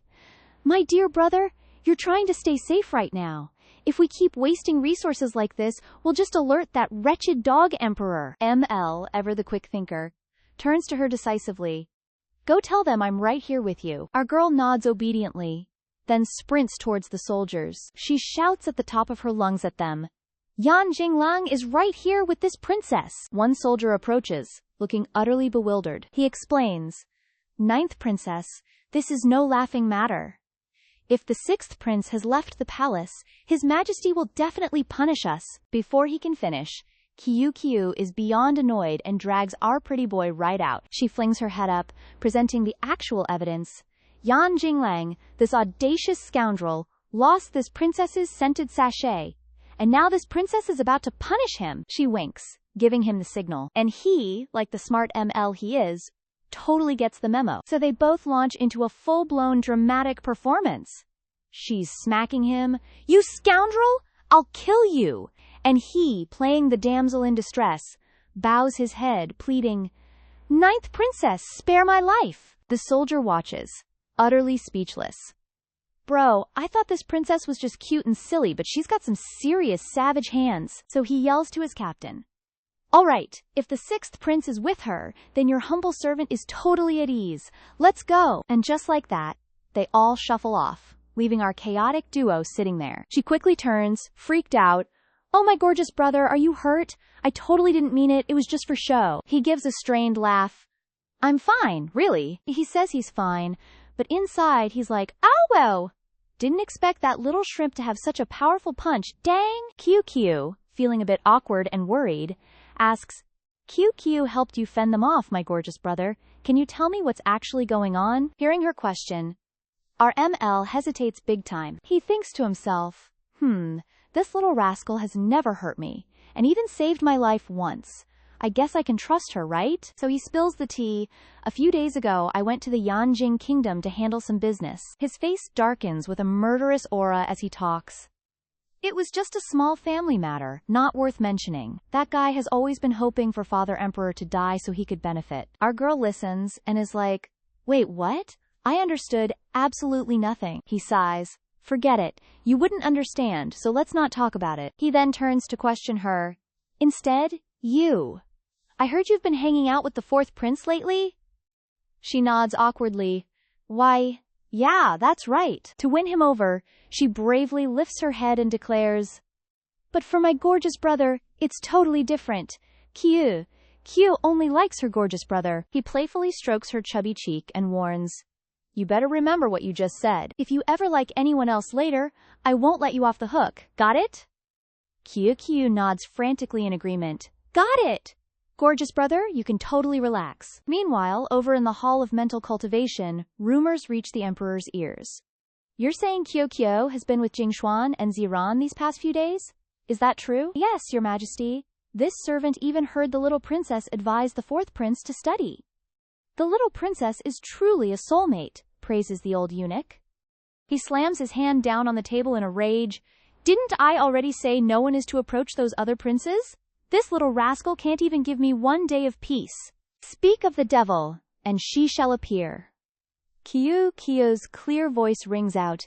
Daddy, your baby is here to have dinner with you. She bounces in with cheerful energy.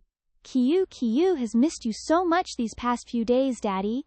I wonder if Daddy missed Kyo too. But before her joy can last a few seconds, a chill runs down her spine, because her daddy is staring at her with a gaze full of murderous intent. She starts sweating, thinking, uh-oh, Daddy looks like he's super mad. So, our Daddy Emperor and our little princess are still having a stare-down. Seeing Kyo's absolutely adorable, innocent face, our Emperor could only sigh and look away. A bit flustered, our Emperor asked, what does my princess want for dinner?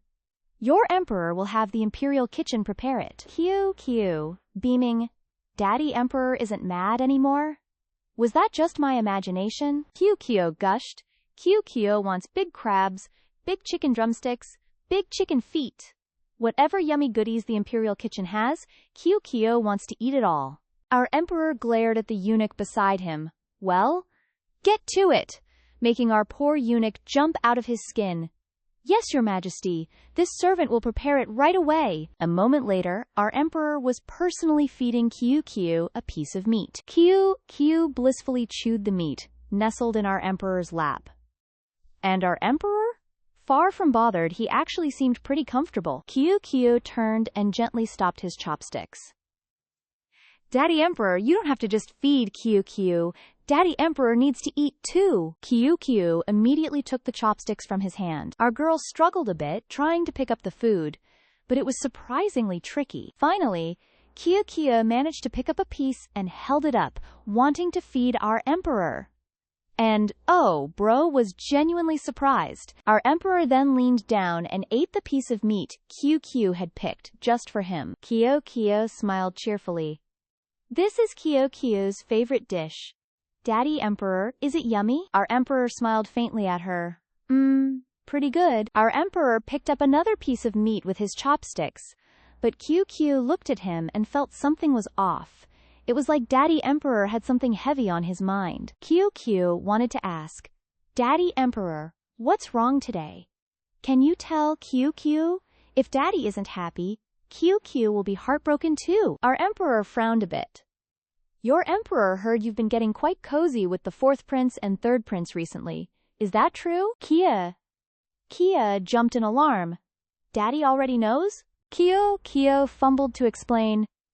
Daddy Emperor, I just went to check on Third Imperial Brother, he was. Before she could even finish her sentence, our Emperor reached out and patted her head. Our Emperor didn't seem angry at all.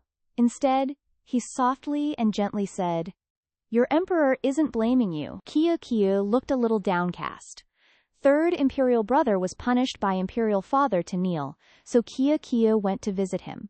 He's been sick in bed for days, the poor thing. Our Emperor looked at a slightly troubled Kyo. And what about the fourth prince? Why did you want him to go to school? Kyo explained. Kyo doesn't quite know either. Kyo just felt Fourth Imperial Brother was a bit pitiful, so I wanted to help him become a normal, functioning human being. Seemingly afraid our Emperor was angry, Kyo panicked.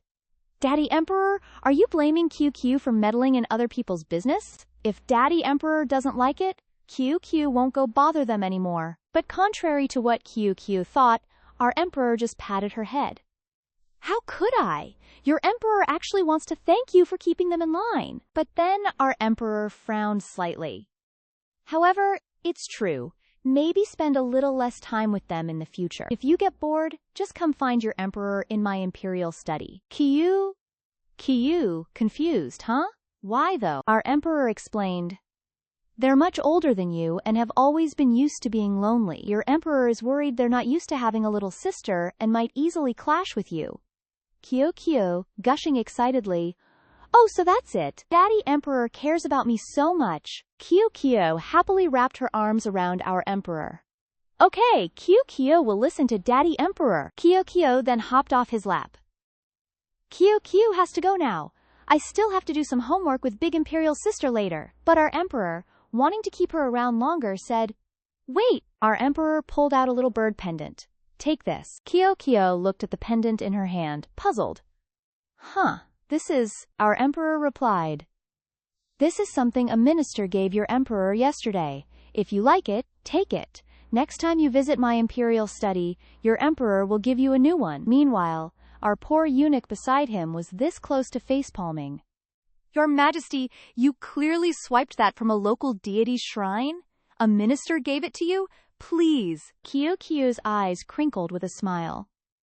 Thank you, Daddy Emperor. Kyo absolutely loves Daddy Emperor's gift. Kyo waved goodbye as she left. Kyo has to go now. Bye-bye, Daddy. Our Emperor raised his hand to wave goodbye, watching her receding figure. But in his heart he was thinking. The eunuch beside him, unable to resist, spoke up. Your Majesty, forgive this servant for being so talkative, but you're leaving the palace tomorrow. Why didn't you keep the little princess a bit longer? Our Emperor turned and gave the eunuch a glare. She's not as naive as you think. There are many things your Emperor can't exactly say. Our Emperor waved his hand dismissively. You may leave. Your Emperor needs to get some early rest. The eunuch could only obey. Yes, Your Majesty. Before leaving, the eunuch still glanced at our Emperor, his gaze holding a hint of understanding. His simp ML, pulling all these elaborate schemes, it's all just to protect our little princess. And looking at our Emperor's lonely figure, the eunuch thought, Little princess, you must ensure our Emperor's safe journey. Otherwise, the moon? She's way up in the sky, y'all. It's night. Peep the bedroom door. She's a little bit open, spilling some light.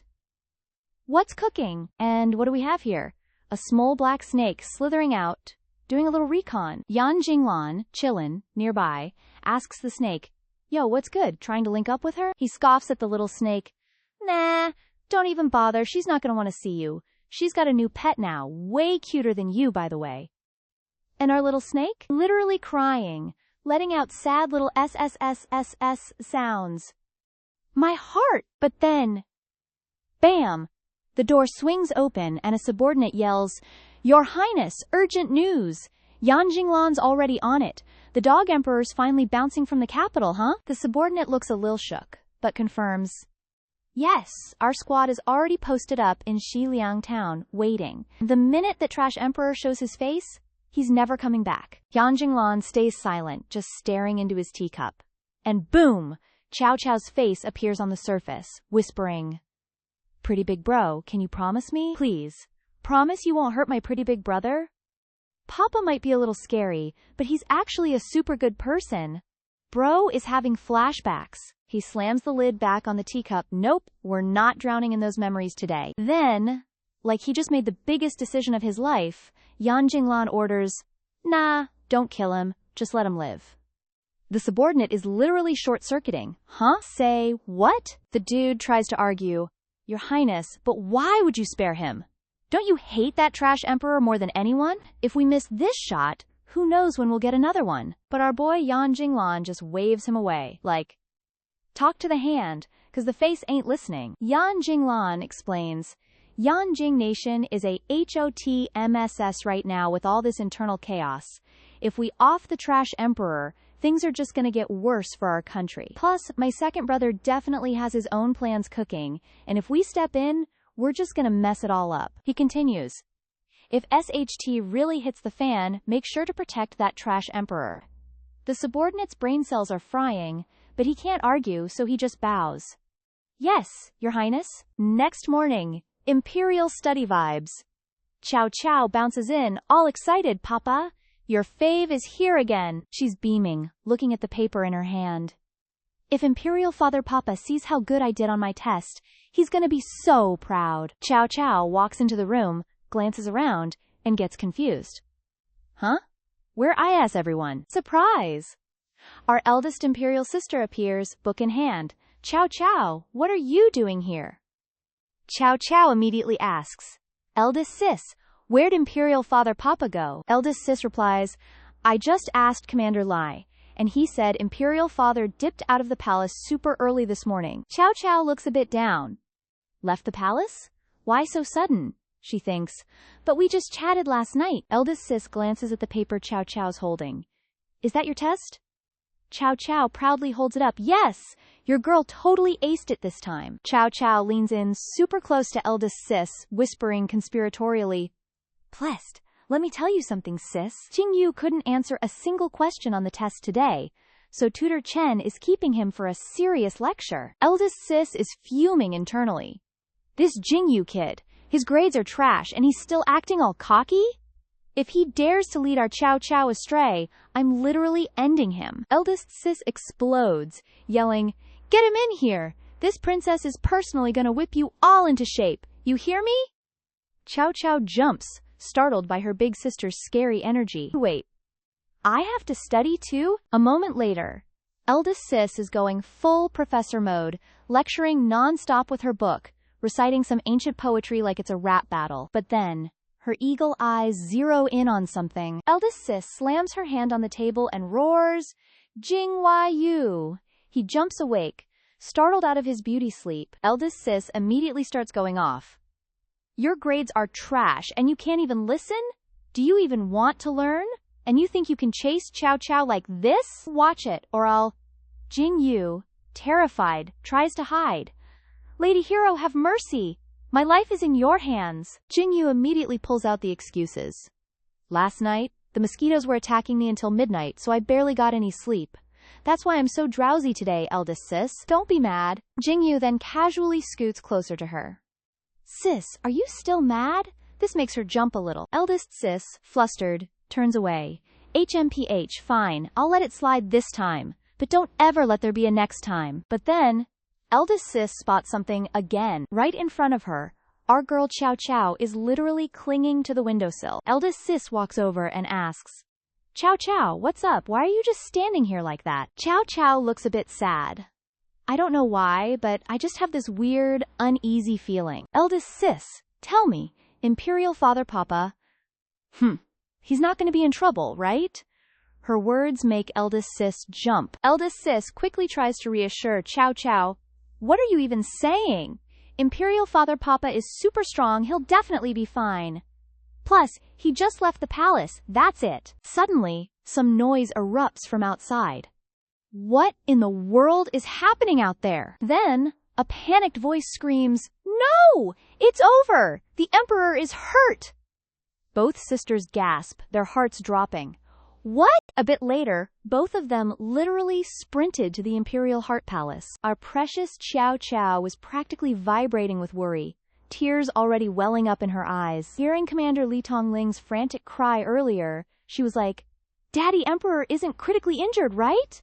Please, please, nothing bad better happen to Daddy Emperor. As the two sisters rushed to the palace entrance, they spotted a maid walking by. And in the maid's basin, blood-tinged water. Our little Chow Chow's worry cranked up to 11.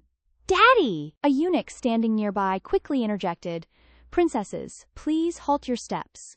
The imperial physician is inside treating his majesty, so you cannot enter just yet. But Chow Chow, being Chow Chow, protested, But Daddy Emperor must be in so much pain. Your girl just wants to comfort him. But big sister Princess Shu Yao immediately stopped her. Don't go in, she explained. This is no time for games, Chow Chow. If we interrupt the treatment, Daddy Emperor might get even worse. Our Chow Chow, though sad, relented. Okay. 2 hours later, 2 more princes came storming in, yelling, Daddy Emperor! The eldest prince stepped forward. How is Daddy Emperor doing? Big sister Princess Shu Yao replied, The imperial physician is still inside. The situation isn't looking good. Meanwhile, third Prince Jing Yu was panting heavily on the side. Suddenly, a tiny hand tugged at the eldest prince's sleeve. The eldest prince turned to see Chow Chow, who tearfully asked, Big brother prince, Daddy Emperor bled so much. If he bleeds that much, will he die? The eldest prince sighed, looking down at our anxious Chow Chow. Then he perked up. No way! Daddy Emperor isn't that easy to defeat. He's going to wake up and protect us, remember? Jing Yu watched the eldest prince, a storm brewing in his heart. Ugh, Chow Chow is totally gonna like Big Brother Prince if he keeps this up. What's so great about him? He's just a total airhead and a dummy. Jing Yu, unable to take it anymore, stomped over and physically separated them. He scooped Chow Chow into his arms. Little sister ninth princess, don't cry. You still have third brother here. This move totally blindsided the eldest prince. The eldest prince just tsked. Loudly, beyond annoyed. Jing Yu continued, Here, sweetie, have a candy. He pulled out a piece of candy and offered it to Chow Chow, who replied, Oh, thank you, third brother. But the eldest prince was not having it. He snatched the candy right out of Jing Yu's hand. He then pointed a finger directly at Jing Yu's face and yelled, Third brother! Little sister ninth princess is teething right now. She can't have too much sugar. She'll get cavities. Jing Yu looked utterly displeased. But I was only giving her 1. Big brother, you are seriously way too stingy. The 2 princes started glaring daggers at each other, and Jing Yu spoke first. Or maybe you're just jealous that I'm the one who gets to comfort Chow Chow with candy. The eldest prince sputtered, You! Suddenly, both boys broke apart to dodge a looming threat. Enough! Big sister Princess Shu Yao's voice cut through the tension. My 2 imperial brothers, Chow Chow isn't feeling well. Just give her to me. Just then, someone slowly emerged from the inner chambers. Chow Chow immediately spotted him. Imperial Physician Li! Chow Chow practically launched herself forward, scrambling to the physician and barraging him with questions. How's Daddy doing? Is he seriously hurt? Is he still in pain right now? The imperial physician quickly reassured her. Little princess, please rest assured. His Majesty is not in any life-threatening danger. He just has a minor injury. But our Chow Chow was still super worried and practically sprinted inside to see the Emperor. Daddy? Before her eyes, the Emperor lay on the bed, with a eunuch standing nearby. Chow Chow's eyes welled up with tears as she stared, consumed by worry. The Emperor remained unconscious on the bed, his brow slightly furrowed in pain. Finally, Chow Chow broke down, sobbing, Wah! Imperial Physician Leah lied to me. He said Daddy Emperor was fine, but he's clearly hurt. The eunuch quickly explained. Imperial Physician Li was just worried about scaring the little princess. That's why he didn't tell the full truth. Please don't cry, little princess. Chow Chow reluctantly rubbed her eyes, wiping away her tears. Chow Chow walked to the edge of the bed, a sad pout on her face. Daddy Emperor, don't be scared. Your Chow Chow will stay with you. Your hand is so cold, Chow Chow will warm it for you. You'll be okay, Daddy Emperor. Chow Chow is sending you all her good luck. This absolute sweetheart, y'all. The eunuch then lit some candles. He then turned to the two princesses, who were still so worried about the emperor. Princesses, it's getting late. You two should return to your quarters and rest quickly. Big sister Princess Shu Yao turned to him. It's fine. I'll stay with Chow Chow. You may withdraw first. The eunuch had no choice but to comply. Yes, this servant shall take his leave. Chow Chow gripped the emperor's hand, tears blurring her vision. Daddy Emperor, Chow Chow still has so many stories to tell you. Please wake up soon. Chow Chow couldn't help but feel incredibly sad, a little heartbroken even. She must have been absolutely exhausted, because she immediately dozed off right next to the emperor's bed. Then, a hand gently placed a blanket over Chow Chow's tiny form. Big sister Princess Shu Yao looked at her with equal tenderness. This silly little kid? Just sleep. Suddenly, the emperor's hand twitched. The emperor was awake. He tiredly looked to the side of the bed, spotting his two daughters, and softly called out, Shu Yao, Chow, Chow. Big sister Princess Shu Yao gasped in surprise. The emperor then asked, You two, what are you doing here? Da Gongzhu is shook. Imperial father? You're awake? Chow Chow hears the commotion, rubs her sleepy eyes. Wait, what? Chow Chow's eyes snap open, fully awake as she looks up. She beams, seeing Imperial Father finally awake. Papa! She immediately hugs. Imperial Father, Papa! You're finally awake! Chow Chow was so worried about you. Sniffle, sniffle! Imperial Father cups Chow Chow's face, scolding her gently. Silly child, I'm still right here. Don't cry. Chow Chow asks worriedly, Papa, does your wound still hurt? Do you want some candy? Or maybe some water? Imperial Father lets out a gentle sigh. I'm not hungry, nor am I thirsty. He then turns to fuss over Chow Chow. But what about you? You've been guarding here all day, aren't you tired?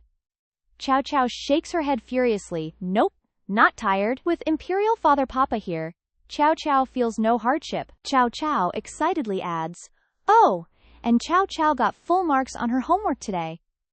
I'll show Imperial Father Papa later. But Imperial Father stops her. Whatever it is, tell me later. For now, listen to me, go to sleep.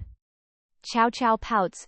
Okay. Chow Chow then asks, Imperial Father Papa, why did you suddenly get hurt? What even happened? Imperial Father looks a little displeased. When this emperor returned to the capital, I met assassins. They had already set up an ambush, and I was injured because I wasn't paying attention. Chow Chow is totally freaked. So, who actually tried to hurt Imperial Father Papa? Was it Yanjing Nation or some other enemy kingdom? But Imperial Father just gently pats Chow Chow's head. He replies, This emperor will personally investigate this thoroughly. You don't need to worry. After that, he glances over at Da Gongzhu, who's been standing on the side. Imperial Father speaks up. And Dower, how long are you going to stand there? She flinches. Yes? She's flustered. Your daughter just wanted to visit Imperial Father for a bit. If Imperial Father is fine, your daughter will take her leave first. But Imperial Father reaches out a hand. Come here. Totally surprising her. Da Gongzhu looks at Imperial Father's outstretched hand. Imperial Father gently says, I said, you should go get some sleep too. Da Gongzhu hesitates. Imperial Father. Then Imperial Father hugs both his little princesses, enjoying this peaceful moment. Da Gongzhu speaks up. You've been lying down all day. Ninth Imperial Sister and I were worried sick. This kind of thing absolutely cannot happen again. Imperial Father hears this and feels a mix of sadness and shame. This emperor has lived for 30 years and messed up pretty much everything, but the only thing I ever got right was having these two daughters. If this emperor is no longer here, who will protect them? Imperial Father replies, Silly daughters, now go to sleep. The next morning, in the garden, Yan Jinglan is chilling there with his subordinate beside him. Yan Jinglan asks, So, the trash emperor is awake? His subordinate replies, Yup, the palace maid said the dog emperor only got some superficial wounds and will recover in a few days. He casually glances away. HMPH. Looks like he got lucky and clung onto his pathetic life. Yan Jinglan's face darkens again. If my good elder brother had succeeded, the outcome would have been way more than just a minor injury. Suddenly, a familiar voice rings out. Handsome older brother! making him jump. Yan Jinglan is startled. Chow Chow? Chow Chow happily asks, "What are you doing here? It's cold outside. Handsome older brother, hurry back inside." Chow Chow reaches out to touch Yan Jinglan's hand. She flinches, quickly pulls her hand back, then gasps, "Eek! Your hand is practically frozen solid." Yan Jinglan slightly frowns and glances down, but then Chow Chow takes Yan Jinglan's hand, totally stunning him with this action. Chow Chow smiles brightly and looks up. "See? Now it won't be cold anymore." Yan Jinglan opens his mouth to say something. He quickly covers the half of his face that's already turning red. "You should be in the palace having lunch right now. Why did you run over here?" Chow Chow looks a little disappointed. Chow Chow just finished taking care of Imperial Father. He was very seriously injured, and I don't even know what bad guy hurt him. If I find them, Chow Chow puffs out her cheeks, a fierce expression on her face. "I'll totally get revenge for Imperial Father. I'll spray that scoundrel to death with seawater." Yan Jinglan watches Chow Chow's angry expression. Yan Jinglan asks, "What if that, stinky man, was me?" Chow Chow is totally blindsided. "Huh? What did you say?" Chow Chow lets out an awkward laugh. "Handsome older brother, stop joking. How could it possibly be you?" Yan Jinglan, completely serious, asks, "If I hurt your Imperial Father, would you also seek revenge on me?" Chow Chow looks at him, a little panicked. Chow Chow stares at Yan Jinglan, totally baffled. Yan Jinglan asks again, "Or, you just can't bear to?" Chow Chow is flustered. I. Yan Jinglan continues, "Just messing with you, chill." Chow Chow just stares with wide, bewildered eyes. Just as he turns to leave, Chow Chow pipes up, "Oh, pretty big bro is a big meanie. Don't tease me like that." Chow Chow says seriously. Chow Chow trusts pretty big bro the mostest. If pretty big bro says he won't hurt Imperial Father, then pretty big bro totally won't. Okay, hold up. Did Yan Jinglan just get a little heartthrob moment? Simp flags are waving, y'all. Chow Chow smiles and asks, "Right, pretty big bro?" Leaving Yan Jinglan completely speechless. Yan Jinglan is internally flustered. He doesn't know why, but the moment he looks into her eyes, he just can't say no. Bro is down bad. Yan Jinglan makes a pinky promise. "Yep, it's a deal." Chow Chow beams, all happy and bubbly. Suddenly, someone calls out, "Chow Chow, where are you?" Our girl panics. "Oh no, Imperial Big Sister is coming." Chow Chow frets. If Big Sis sees her chilling with Pretty Big Bro, she's totally gonna get yelled at. She bolts. "Pretty Big Bro, gotta go." He was about to say, "You!" Nearing the door, Chow Chow sees Daegongju opening it. Chow Chow feels a pang of guilt. "Imperial Big Sis, what are you laughing at? Why do you look so happy?" Daegongju grins like a blooming flower. "I just heard Chen Taifei say that in 2 days, the Academy's holding a Jianzi game. Both elementary students and Imperial Academy scholars can join." Chow Chow asks, baffled, "Jianzi game? What's Jianzi game?" Daegongju then breaks it down. Jianzi is a sport. Whoever kicks the Jianzi into the goal gets 1 point, and the team with the most points wins. Daegongju thinks, "Heh, if I win this, I can totally beat Yan Jinglan so hard he cries for his mommy and daddy. Then he won't dare bother Chow Chow ever again." Chow Chow, all hyped up, replies, "Then Chow Chow wants to play too." But Daegongju immediately objects. "Jianzi needs strength. What are you gonna do with those tiny legs of yours? Just save your energy and cheer me on, okay?" Chow Chow, disappointed, mumbles, "Oh, okay." Little did they know, Yan Jinglan was totally lurking nearby, hearing everything these two sisters just said. Chow Chow, meanwhile, is absolutely stuffing her face right now. Seeing this, our emperor reminds her, "Slow down, you'll choke. What's with you today, eating so fast?" Chow Chow declares with fierce determination, Chow Chow must eat fast and grow up quick. Only when Chow Chow is big can Chow Chow join the Jianzi competition. Our emperor looks at his silly little girl with such fondness. "If you want to go, I'll just put your name on the list for the competition. Why wait till you grow up?" But Chow Chow shakes her head, refusing. No. Chow Chow says sadly, Chow Chow won't kick. If Chow Chow messes up, she'll just get in Imperial Big Sis's way, and Imperial Big Sis won't be happy. Our emperor looks at Chow Chow, speechless. This kid really seems to be into Jianzi. Should I teach her a little? But me? Chow Chow suddenly asks. Oh right, Daddy Emperor. Have you ever played Jianzi? Our emperor avoids her gaze. How could I? I most certainly have not. But the gong gong beside him quickly spills the tea. Little princess, you don't know this, but His Majesty back then was the #1 Jianzi master in the entire palace, making a certain emperor jump, and his face turned dark. Chow Chow gasps excitedly. Huh? Really?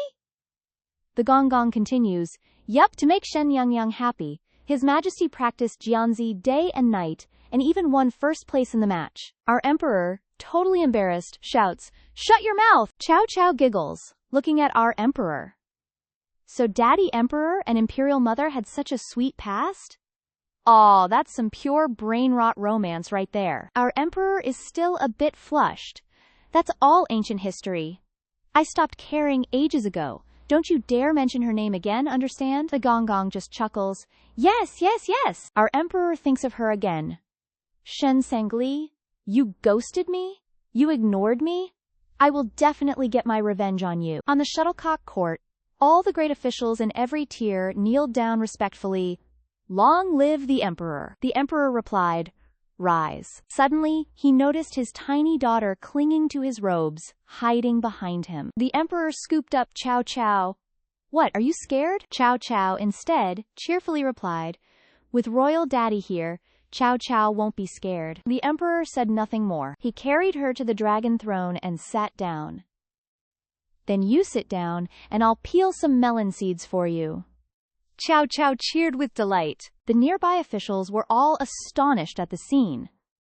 They'd heard the little princess was pampered, but they never imagined it was this much. Some even praised, The little princess is truly adorable. A eunuch came forward and announced, Now, please invite the players from both teams onto the court. The first person to step in was the big princess. Her appearance was dignified and majestic, a brilliant set of red robes highlighting her fair, rosy skin. Yes, Queen. Chow Chow excitedly pointed at the big princess. Daddy, Daddy, look, that's big imperial sister. The emperor looked too and replied, Truly worthy of being my daughter. She has my demeanor from back in the day. The big princess unexpectedly looked up at the father and daughter pair. She waved hello, and Chow Chow happily looked back at her. Chow Chow excitedly replied, Royal Daddy, Big Imperial Sister is calling Chow Chow. Chow Chow wants to go find Big Imperial Sister now. A moment later, Chow Chow ran down to the big princess's side and called out, Big Imperial Sister. Chow Chow sweetly praised, Big Imperial Sister, you look so magnificent today. The big princess, boosted by the compliment, thought, What a little flatterer. She turned to Chow Chow and asked, Today you can only cheer for me, okay? Got it? Chow Chow replied, Got it. The big princess then reached a hand behind her head and pulled out something. She brought it to the back of Chow Chow's hair. Also, wear this. Chow Chow wondered, What's this? The big princess explained, This red ribbon represents you standing on my side. She reminded her again, Once you put it on, you can't take it off. If I find out you did. Before she could finish, a voice chimed in, What would happen if Big Sister found out it was taken off? Jingyu walked over, a blue ribbon in his hand. Ninth Imperial Sister, I want to join the competition too. Won't you cheer for me? He put on a pitiful act. Or, are you saying you only like the big princess, and not your third imperial brother? Chow Chow stammered. No, Suddenly, an idea flashed in our little queen's head. I got it! Chow Chow walked over and took the blue ribbon from Jingyu's hand. She then tied it onto her other pigtail. Chow Chow happily announced, This way, Chow Chow can wear too. Chow Chow will cheer for Big Imperial Sister, and also cheer for Third Imperial Brother. The three chatted happily, unaware they had fallen into the gaze of someone else. Yan Jinglan saw the scene before him and let out a cold, displeased snort. Ooh, someone's salty! After that, both teams lined up neatly, facing each other. Someone wondered, why are the numbers uneven? Where did Zhao Jingyu go? The blue team is clearly missing a person. The big princess coldly spoke up, Zhao Jingyu is sick. He cannot participate in today's competition. Someone was bewildered. Huh? So what do we do now? All they saw was the big princess smiling with an amused expression. Oh, she's got something cooking, she spoke up. No problem. This princess feels Yan Jinglan is very suitable. Otherwise, let him be your substitute. The person next to her asked, Can Yan Jinglan really do it? She replied, I definitely don't want to be on the same team as him. How would he even know how to play? Yan Jinglan's face visibly darkened. Oof, that's a direct hit. Suddenly, a small hand grabbed Yan Jinglan's robes. Handsome older brother, Chow Chow asked. Handsome older brother, do you want to compete? If handsome older brother doesn't want to go, I can talk to my daddy. Yan Jinglan was a little flustered. This is the first time, from childhood to adulthood, that someone has actually asked for my opinion. If I wanted to. He swallowed hard. Consider it for this little rascal. I must go all out. Yan Jinglan replied with determination. I will participate. Our little princess just pleaded for the sixth prince, right? Did my eyes deceive me?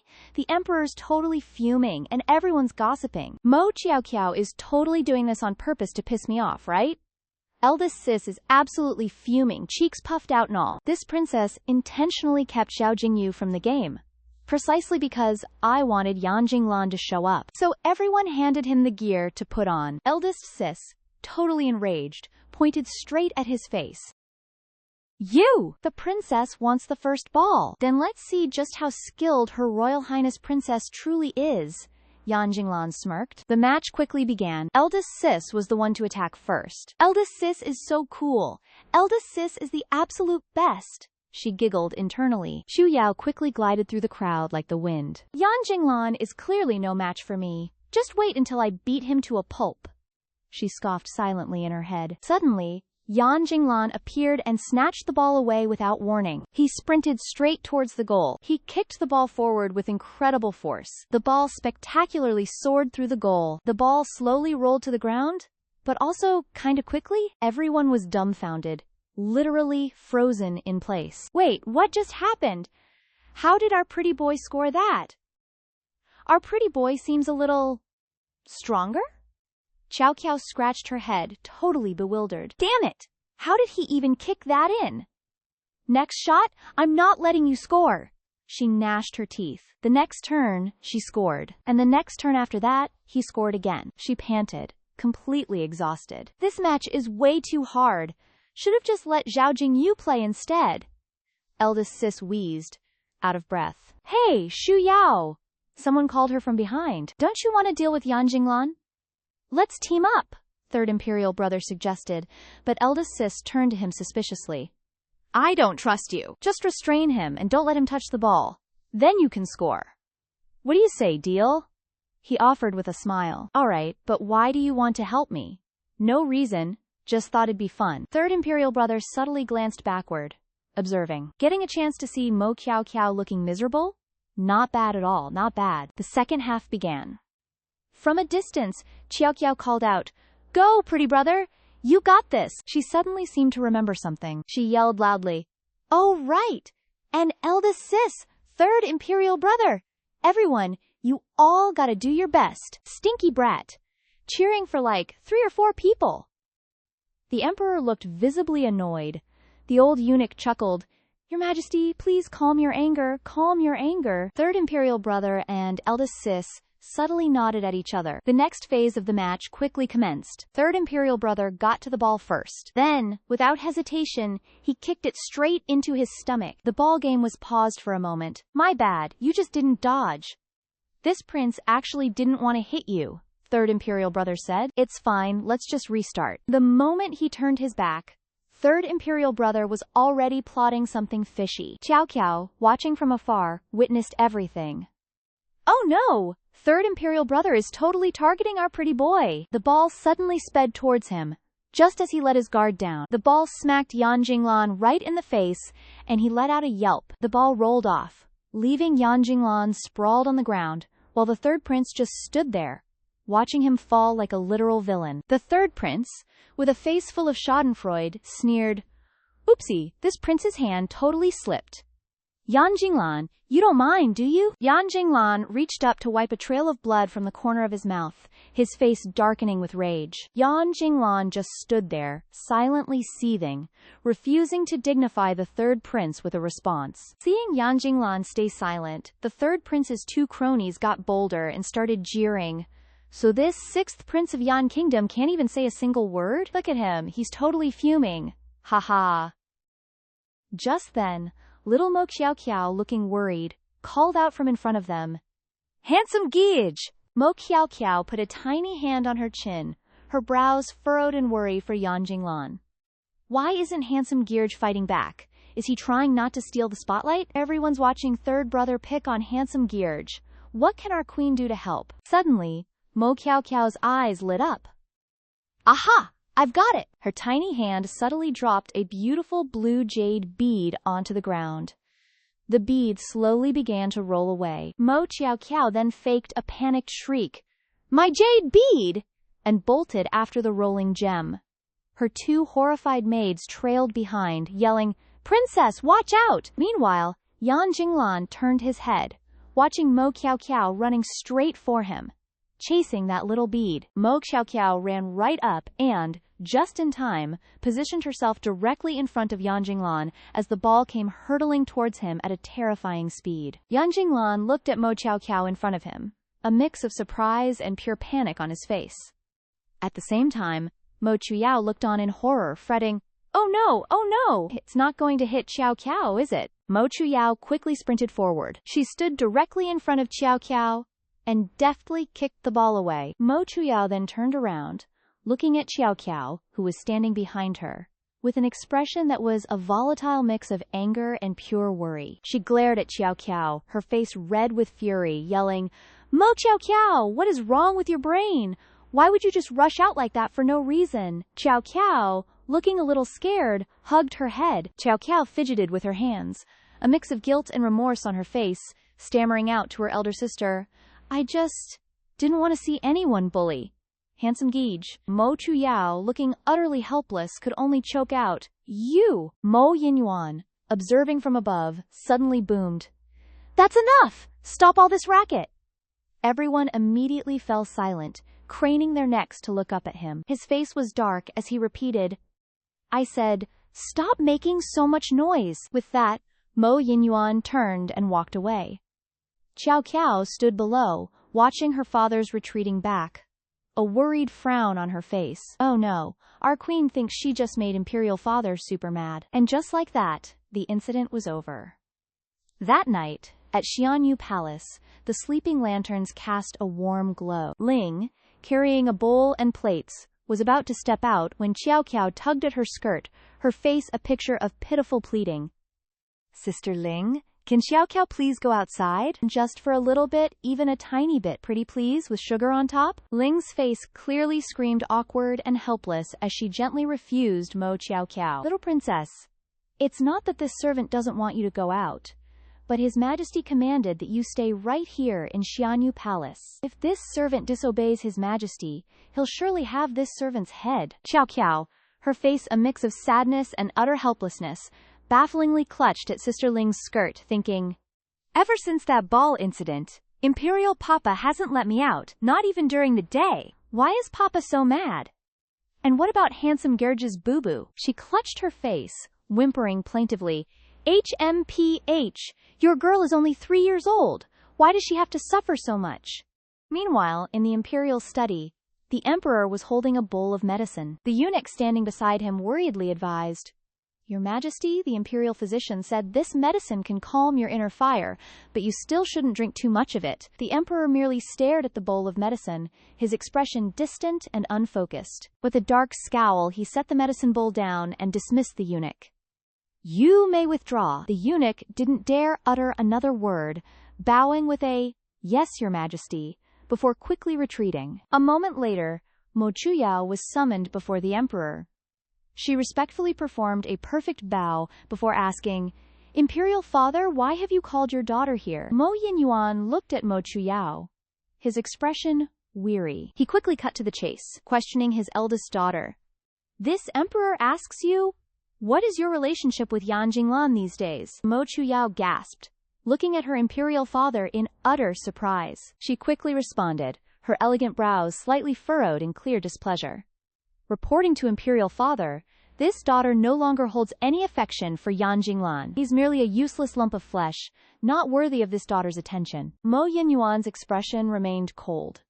You are not wrong, but your younger sister is hopelessly infatuated, obsessed with him despite everything. If you have time, speak with her on my behalf. Tell her to have less contact with Yan Jinglan. Mo Chuyao, surprised, pressed her imperial father. Imperial father, didn't you always treat Yan Jinglan as invisible? Why are you warning him like this now? Inwardly, she fretted. Could it be that the dream will actually come true? The emperor, his expression still cold and focused, stood up and replied to Mo Chuyao. This emperor suspects the incident a few days ago, the injury. It's connected to Yan Jinglan. Mo Chuyao's eyes widened in utter shock as she exclaimed. What? Mo Chuyao anxiously countered. But Yan Jinglan is just a hostage prince. How could he possibly pull off something like that?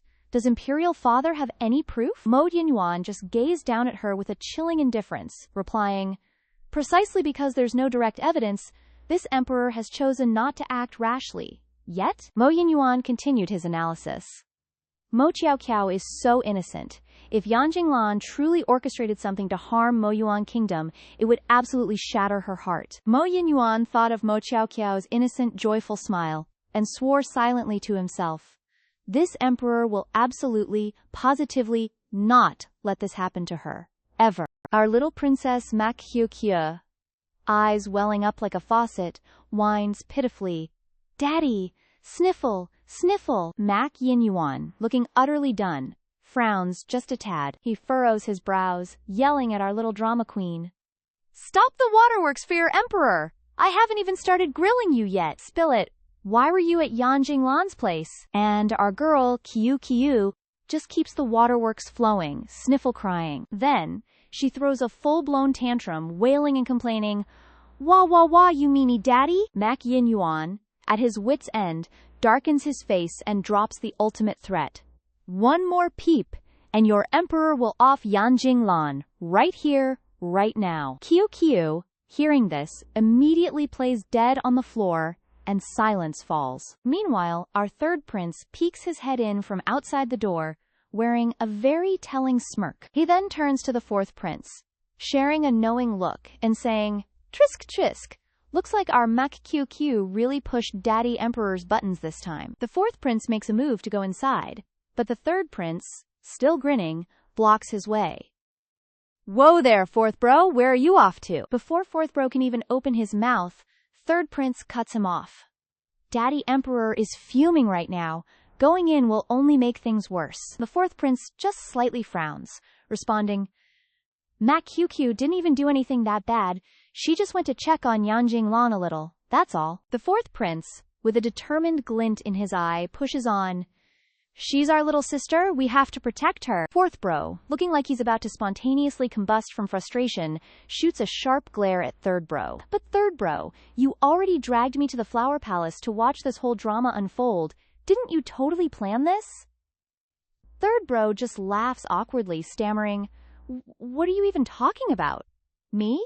Planning? Never. Just as these two bros are having their little debate, their daddy emperor, with a helpless frown, finally snaps at Qiu. All right, enough with the tears already. Daddy Emperor Mak Yinyuan, looking defeated, finally sits down to soothe his precious daughter. All right, I won't execute Yan Jinglan. Now get up for me. Qiu grabs the hand holding her, eyes still wide with suspicion. Really? Really? Daddy Emperor won't trick me? Our Daddy Emperor Mak Yinyuan avoids her gaze, clearing his throat. I am the Son of Heaven, and the Son of Heaven never lies. Hearing this, Qiu immediately glomps onto her daddy, showering him with praise. Qiu loves Daddy Emperor the mostest. Daddy Emperor is the best person in the whole wide world. Our Daddy Emperor secretly blushes, playfully chiding, Oh, you little sweet talker. Daddy Emperor hugs his daughter tight, still looking a bit helpless, and carefully lays down the rules. For the next few days, you better stay glued to my side. No wandering off, got it? Kyo, surprisingly docile, chirps, I got it. But from behind Daddy Emperor's back, Kyo sneaks a peek, her eyes darting straight to Yan Jinglan. She wears a little sad pout, secretly mouthing apologies to her handsome Gearge in her heart. Third Prince stands there, utterly bewildered. He's thinking, wait, that's it? It's over?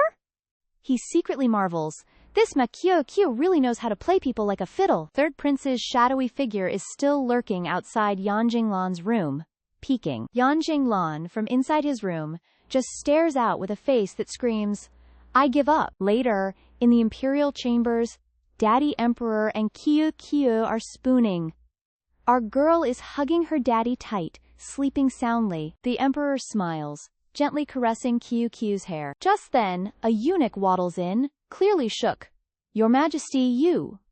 But before he can spill any tea, Daddy Emperor claps a hand over his mouth. Shh, he hisses, shushing the poor eunuch. Daddy Emperor throws on his robe and exits with the eunuch in tow. The eunuch, looking all flustered, reports, Your Majesty, the Empress has, accidentally injured herself and would like you to grace Changchun Palace with your presence. Daddy Emperor, already annoyed, scoffs, I'm not a doctor. What am I going to do? I'm not going. The eunuch, still freaking out, tries to reason, Your Majesty, you haven't even glanced at the harem in almost a year. The court officials are practically shedding tears. The harem has always been, super connected to the court. Please, Your Majesty, rethink. But Daddy Emperor just frowns deeper, grumbling, HMPH, it's all just a pain in my royal behind. He throws on his robe, marching out and barking orders.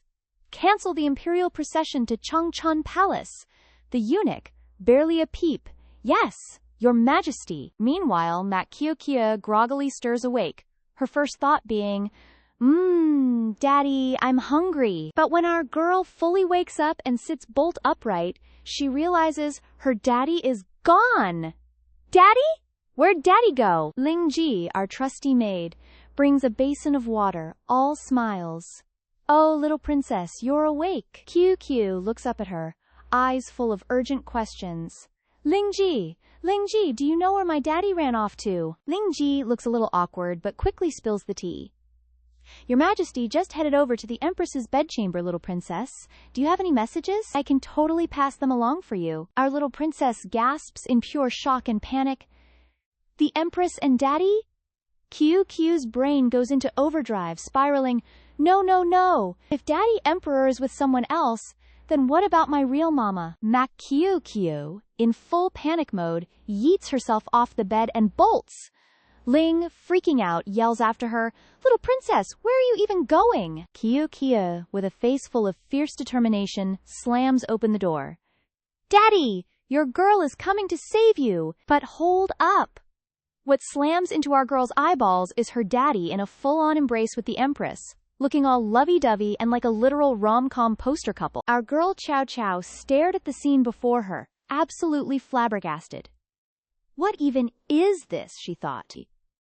The Emperor and Empress looked totally gobsmacked at Chow standing right by the door. Mo Yinyuan, startled, practically yeeted the Empress aside, looking at Chow and shouting, Chow? Why are you here? Chow, looking utterly confused and disbelieving, pointed a tiny finger at her Imperial Dad and the Empress. Imperial Dad! Empress Consort! You two! Our cunning Queen Chow then continued. Are you trying to make little siblings for Chow, or what? His Majesty immediately turned beet red. What? Meanwhile, the Empress shyly snuggled closer, secretly giggling. Mo Yinyuan, looking a tad flustered, quickly explained. Of course not. You, come outside with me right now. We'll deal with this later, young lady. Chow looked up at her dad, worry clouding her face. Our girl then pursed her lips, tears already welling up in her eyes. Chow burst into loud sobs, crying and accusing, Wah! Imperial Dad, you lied! Our little princess kept sobbing, Mommy said. When a man and woman are wrestling, it means they're doing naughty stuff. Chow was born this way. Chow doesn't want a little brother or sister. Wah! His Majesty's face totally froze over as he thought, this tiny terror is only 3 years old. How does she know so much? The emperor then thought about Cao Cao's mom. That wicked woman didn't teach her this, did she? Mo Yinyuan's face flushed a bit, and he lightly covered it, thinking helplessly to himself, ugh, gross. His Majesty, completely embarrassed and now angry, ordered his people to drag Cao Cao away. Lin Tuan, get her out of here! The head eunuch, looking flustered and confused, managed a shaky, yes, your Majesty. Cao Cao just lay there on the ground, looking surprised. The empress stood nearby, looking awkward and unsure what to do. The young eunuch gently scooped up the little princess. Let's go, little princess, he cooed, trying to carry her away. But Cao Cao... Nope. She squirmed unhappily, struggling to break free from the young eunuch, and screamed, I don't want to! Mo Yinyuan's face darkened, and he coldly asked, Mo Cao Cao, what are you doing? Both the eunuch and the empress looked pretty worried. But Cao Cao? She couldn't care less, stubbornly plopping herself onto the ground and answering, sleeping here, then closing her eyes. With her eyes still closed, Cao Cao continued, Cao Cao's super tired, so I have to sleep with Imperial Dad. Our girl was totally picturing His Majesty and the Empress together with a new baby, while she and her own mom were crying in a corner, worrying her mother would totally lose favor. His Majesty clutched his forehead, sighing helplessly. You really... Just then, the Empress glided over, snuggling into Mo Yinyuan's arms, and played the green tea card, begging for the little princess. Your Majesty, please don't be angry. Ninth princess. Although she doesn't understand things, compared to Zhao Nhu, at her age, it's ultimately because no one taught her right. The Empress shot a malicious glance at Cao Cao, still dramatically sprawled on the ground, then suggested, how about this concubine takes it upon herself to teach her some manners? Cao Cao, stunned, looked worriedly at her papa. The Empress saw His Majesty's face darken and smirked, thinking, His Majesty absolutely hates people with no manners. If he hears these words, he'll totally agree to my suggestion. But the Empress totally miscalculated. Mo Yinyuan turned his face away in disgust and snapped back, You're not her birth mother. What right do you have to teach her manners? With that, His Majesty bent down and scooped up Cao Cao, then shot the Empress a warning glance. Next time, if you use this lame excuse to trick me into Changchun Palace, don't blame me for being heavy-handed. Cao Cao, tears welling up, looked confusedly at Mo Yinyuan and called out, Papa! The Empress frowned, looking absolutely terrified and panicked as she stared at His Majesty. Mo Yinyuan carried Cao Cao, said, Let's go, and walked away without so much as a backward glance. Cao Cao, safely in her papa's arms, happily smiled. Our mischievous queen then playfully stuck out her tongue at the Empress. A total Nana-boo-boo moment. The Empress frowned unhappily, clearly annoyed her plan failed. Damn it! That little brat just ruined everything! Mo Yinyuan carried his youngest daughter back to their residence. Little Cao Cao, buzzing with excitement, happily said, To the immortal roaming palace! Cao Cao happily yelled, Imperial Dad, Papa, I want to jump down! But no sooner had she spoken than Mo Yinyuan grabbed her and carried her like a sack of potatoes. Cao Cao nervously glanced at her dad, then feigned ignorance, asking, Huh? Papa, what's up? His Majesty gloomily held Cao Cao up to his face.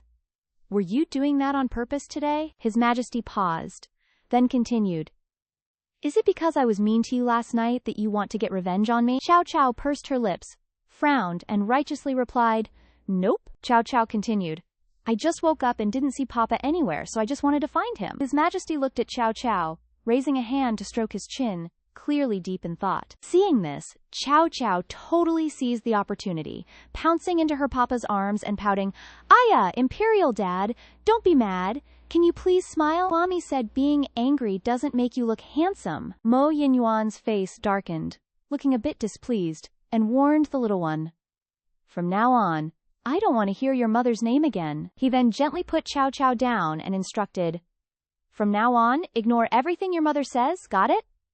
Cao Cao, worried and startled, What? Mo Yinyuan turned his back, his face slightly red, and added, But, if your mother replies to you, you must remember to tell me, understand? Cao Cao nodded twice. Our girl smiled to herself, thinking, Imperial Dad is being sundered again. Chow Chow then called out, "Then, Papa," and grabbed Mo Yinyuan's sleeve, asking, "Do you want to have a little brother or sister for Chow Chow?" Our girl continued, her face a bit worried and wronged. "If you have a little brother or sister, then Imperial Dad won't pay attention to Chow Chow anymore, right?" Chow Chow pouted, tears welling up, and pitifully continued, "Chow Chow doesn't want that." The Emperor smiled, bent down, patted her head, and playfully scolded, "Silly girl, I have you and your mom. That's more than enough for this life." The Emperor suddenly had an idea to tease her, raised 2 fingers, and continued, "However, if you don't obey me, I'll immediately go have 2 more children, and they'll have to be cuter and more obedient than you." Chow Chow frowned playfully at her papa. Naughty papa. Mo Yinyuan hugged Chow Chow close. Our girl then obediently told her papa, "Chow Chow will definitely be obedient and study super hard from now on. That way, Imperial Dad will never, ever abandon me." He chuckled softly. His Majesty smiled brightly and praised his daughter. "Such a good girl." Both of them laughed happily, absolutely radiating joy. Mo Yinyuan carried his youngest daughter, Chow Chow, in his arms, happily reaching out a hand. The servants following behind couldn't help but smile, feeling warm and fuzzy inside as they watched this adorable scene. It had been ages since they'd seen His Majesty this happy. This little princess truly is the lucky star of Moyuan Kingdom, isn't she? The little eunuch held up the imperial decree, about to drop some tea. "6th Prince, His Majesty has decreed you shall not attend the Imperial Library for the next few days. Rest well at Linhua Palace." Yan Jinglan knelt, responding, "Jinglan obeys the order." Lin Gongong let out a heavy sigh. Yan Jinglan bowed slightly from behind him. "Safe travels, Lin Gongong." Yan Jinglan stood by the doorway, turning to his shadow guard. The guard knelt, fists cupped, reporting, "Your Highness, the matter concerning that dog of an emperor's injury has been dealt with. No one will suspect us." He replied nonchalantly, "Understood." The masked shadow guard furrowed his brow, pressing on, "Your Highness, this subordinate still doesn't understand. Why didn't you unite with the 4th Prince of Yan Kingdom to eliminate that dog of an emperor? Instead, you let him escape? Unless, is it because of the princess?" Yan Jinglan turned his gaze to the clear blue sky, watching birds soar and trees sway in the breeze. He simply replied, "I will kill that dog of an emperor, but now is not the time. This matter is closed. Withdraw." The shadow guard bowed obediently. "Understood, Your Highness." A beautiful, crystal-clear lake shimmered, adorned with vibrant pink lotus blossoms showing off their beauty. Our Princess Mo Jiao Jiao was sprawled dramatically across a stone table by the lotus pond, whining, "Ugh, I'm starving!" Jiao Jiao sat up, looking at Ling Jiji with a pout. "Ling Jiji, can I please have another big chicken leg?" Ling Jiji looked at our little princess, a picture of helplessness. "But Your Highness, you've already eaten." Our little princess gazed up at Ling Jiji with big, sparkling puppy dog eyes. "Ling Jiji, please. Jiao Jiao is so hungry." Ling Jiji, utterly powerless against our princess's charm, caved. All right. This servant will head to the small kitchen and have them prepare it immediately." As Ling Jiji turned to leave, she cautioned, "Little princess, don't wander off, okay?" Jiao Jiao gave a few non-committal MMHMMS to Ling Jiji, secretly cheering. He. Finally ditched Ling Jiji. Jiao Jiao skipped along to another part of the lotus pond, calling out, "4th Imperial Brother, I'm here! Where are you?" The 4th Prince popped out from a bush, answering, "Over here." Jiao Jiao gasped in surprise, then exclaimed, "Whoa!" The 4th Prince then whined, "I'm starving." Jiao Jiao held out a small container, popping open the lid to offer it to her imperial brother. "Here's that big chicken leg from lunch today, just for you." The 4th Prince gently brushed his fingertips against Jiao Jiao's cheek in thanks. "Thank you, 9th Imperial Sister." He held the container in one hand, the chicken leg in the other, munching away happily. Jiao Jiao eyed her 4th brother, letting out a small, awkward cough to get his attention. Her 4th brother looked over, asking, What's up? Our ninth princess nervously fiddled with her hands, speaking with concern. Fourth imperial brother, I have a question. Why were you at Linhua Palace last night? The fourth prince, still focused on his chicken leg, replied casually. Yesterday, I was heading back to my chambers to rest when I ran into third brother. He said there was some excitement happening at Linhua Palace, so he dragged me along. Jiao Jiao clutched her chin, deep in worried thought. How did third imperial brother know about Linhua Palace? And he said handsome big brother was seriously injured, but handsome big brother is totally fine. Did third imperial brother intentionally want me to? The two, one munching and one lost in thought, completely missed the third prince's arrival. Jing Xian lightly tapped his fourth brother's head, saying, Fourth brother, ninth imperial sister, what are you two gossiping about? You didn't even notice the chicken leg fly from fourth brother's hand because of my greeting. Jiao Jiao startled, looking at Jing Xian. Her third brother, never one to disappoint, bent down and reached out for a hug, praising Jiao Jiao. Ninth imperial sister, you're looking extra adorable today. Come here, let third brother give you a big hug. Jiao Jiao grimaced, pushing Jing Xian away with both hands, shouting, No way! With a serious expression, she grilled the third prince. Third imperial brother, I have a question. Why did you lie to me about handsome big brother being seriously injured, and even drag imperial father there? Jing Xian smirked. Ninth imperial sister, are you accusing me of wrongdoing? Yesterday, after you left Linhua Palace, I wasn't even thinking about it until I called fourth brother to go visit you. He continued with a smirk. We just happened to run into imperial father on the way. Jiao Jiao scratched her head, looking utterly confused. Huh? Is that really how it happened? She secretly thought. Did I actually misjudge third brother? Just then, Jiao Jiao accidentally caught sight of Ling Jiji's shadow on the bridge by the lotus pond, clearly looking for her. Oh no! I'm toast, she thought. Little Jiao Jiao quickly turned and waved, saying her hurried goodbyes. Third brother, fourth brother, got a blast! Bye! The moment little Jiao Jiao was gone, the fourth prince's face darkened. He grabbed third brother's shoulder. Third brother, you did that on purpose, didn't you? The third prince glanced at his brother with a perfectly innocent, almost angelic expression. Without waiting for his brother's response, the fourth prince pressed on. First, you let ninth imperial sister wander to Linhua Palace, then called imperial father over to see, and conveniently dragged me along for the fun. The fourth prince released Jing Xian, his voice rising. You despise ninth imperial sister so much that you'd repeatedly let her fall into danger? The third prince gave a slight, twisted smirk. He shrugged, a nonchalant look on his face. Fourth brother, you're going too far. We're brothers, aren't we? Why are you not taking my side, but rather defending her? The fourth prince's brows furrowed, glaring at his brother with growing anger. The fourth prince grabbed his imperial brother's shoulder again, pushing, So you're admitting that all of this was your doing, including what happened at the birthday banquet before? Jing Xian angrily flung the fourth prince's hand away, shouting, I did it! So what? He sneered, continuing. You wouldn't actually cut ties with me over Mo Jiao Jiao, would you? Because let me tell you, before he could even finish, he saw his fourth brother charge forward, swinging a fist straight at him. A voice full of anger echoed from a clear blue corner of the sky. I already told you, do not bully ninth imperial sister. A punch landed on Jingshuan's face.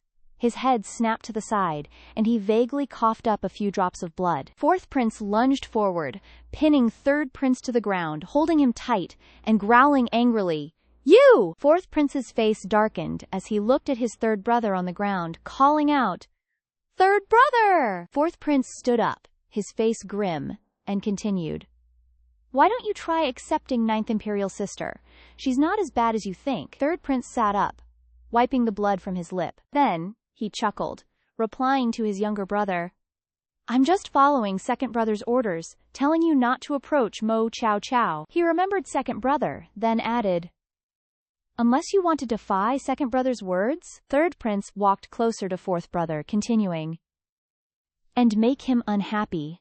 Fourth prince pressed his lips together, a difficult expression on his face. Jingshuan walked past him, waving his hand. Forget it, talking more is useless.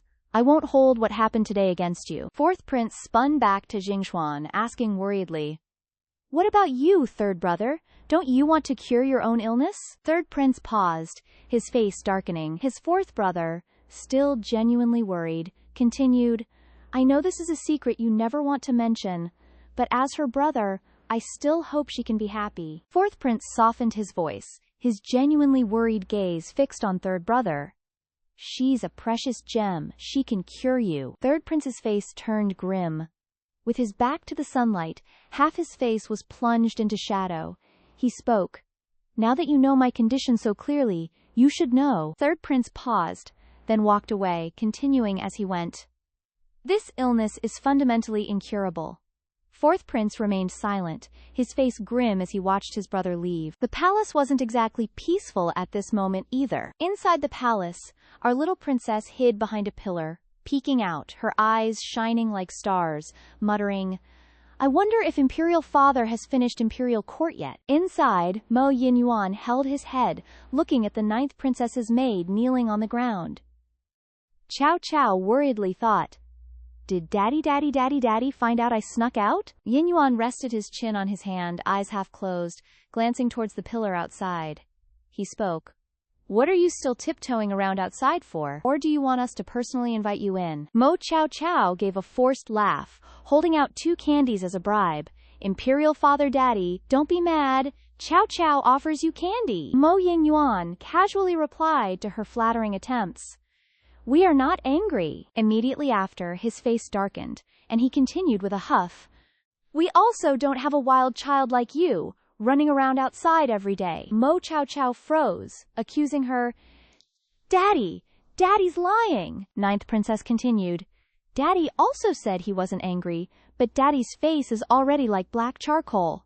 Daddy is clearly very angry. Ling Ji, kneeling on the side, secretly snickered, thinking, Puffed, the little princess actually dared to speak the truth. Chow Chow stepped forward and kissed the emperor on the cheek. Mo Yinyuan's face flushed slightly, looking at his tiny daughter in his arms. Ninth princess obediently tried her best to butter up Daddy, giving Daddy 2 yummy kisses. Is Daddy not angry anymore? The emperor, face red, lovingly scolded her. Just behave for us a little. Chow Chow sat in her daddy's arms, her big round eyes looking up at him. The little princess covered her eyes, feigning obedient regret and a little fear of punishment. Chow Chow will be good.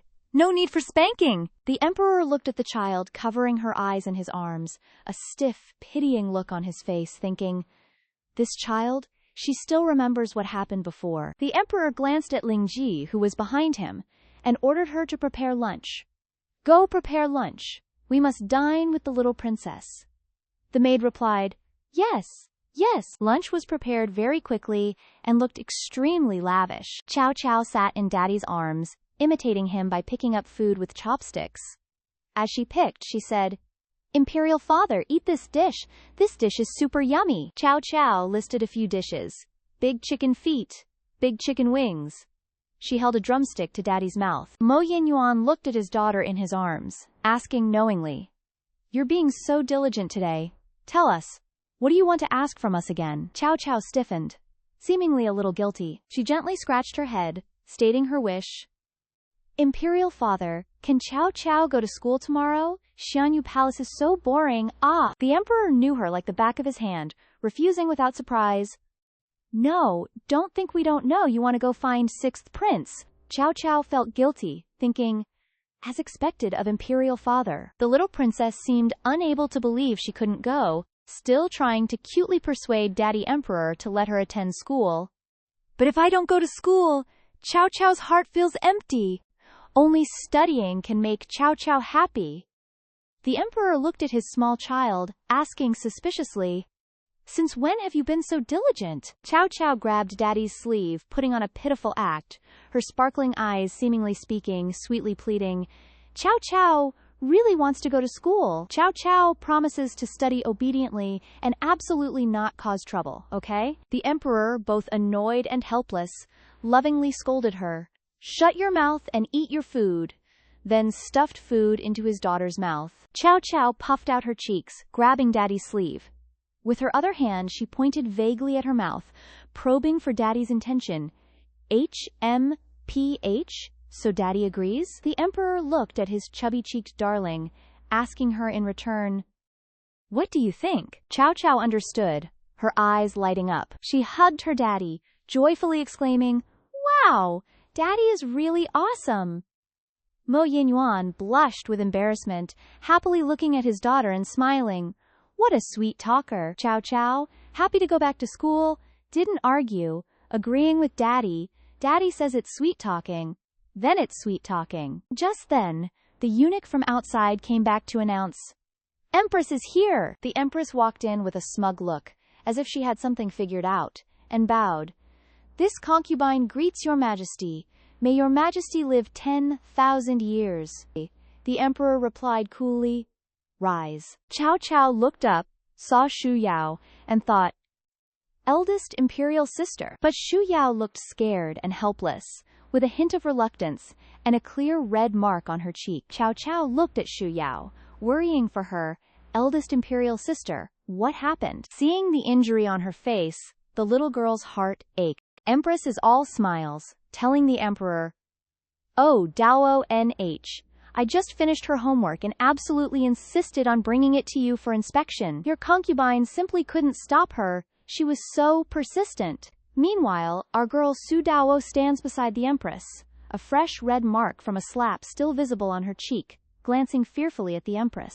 The empress slightly furrows her brow, leaning close to Su Dao's ear to whisper, come on now, Dao Nhi, quickly bring your homework up for imperial father to see. Su Dao takes the homework scroll and presents it to Mo Yinyuan, requesting, please inspect it, imperial father. It's only then that the emperor clearly sees the wound on Su Dao's face, asking her worriedly, what happened to your face? Su Dao, looking scared and as if she's hiding something, replies, this humble child accidentally fell.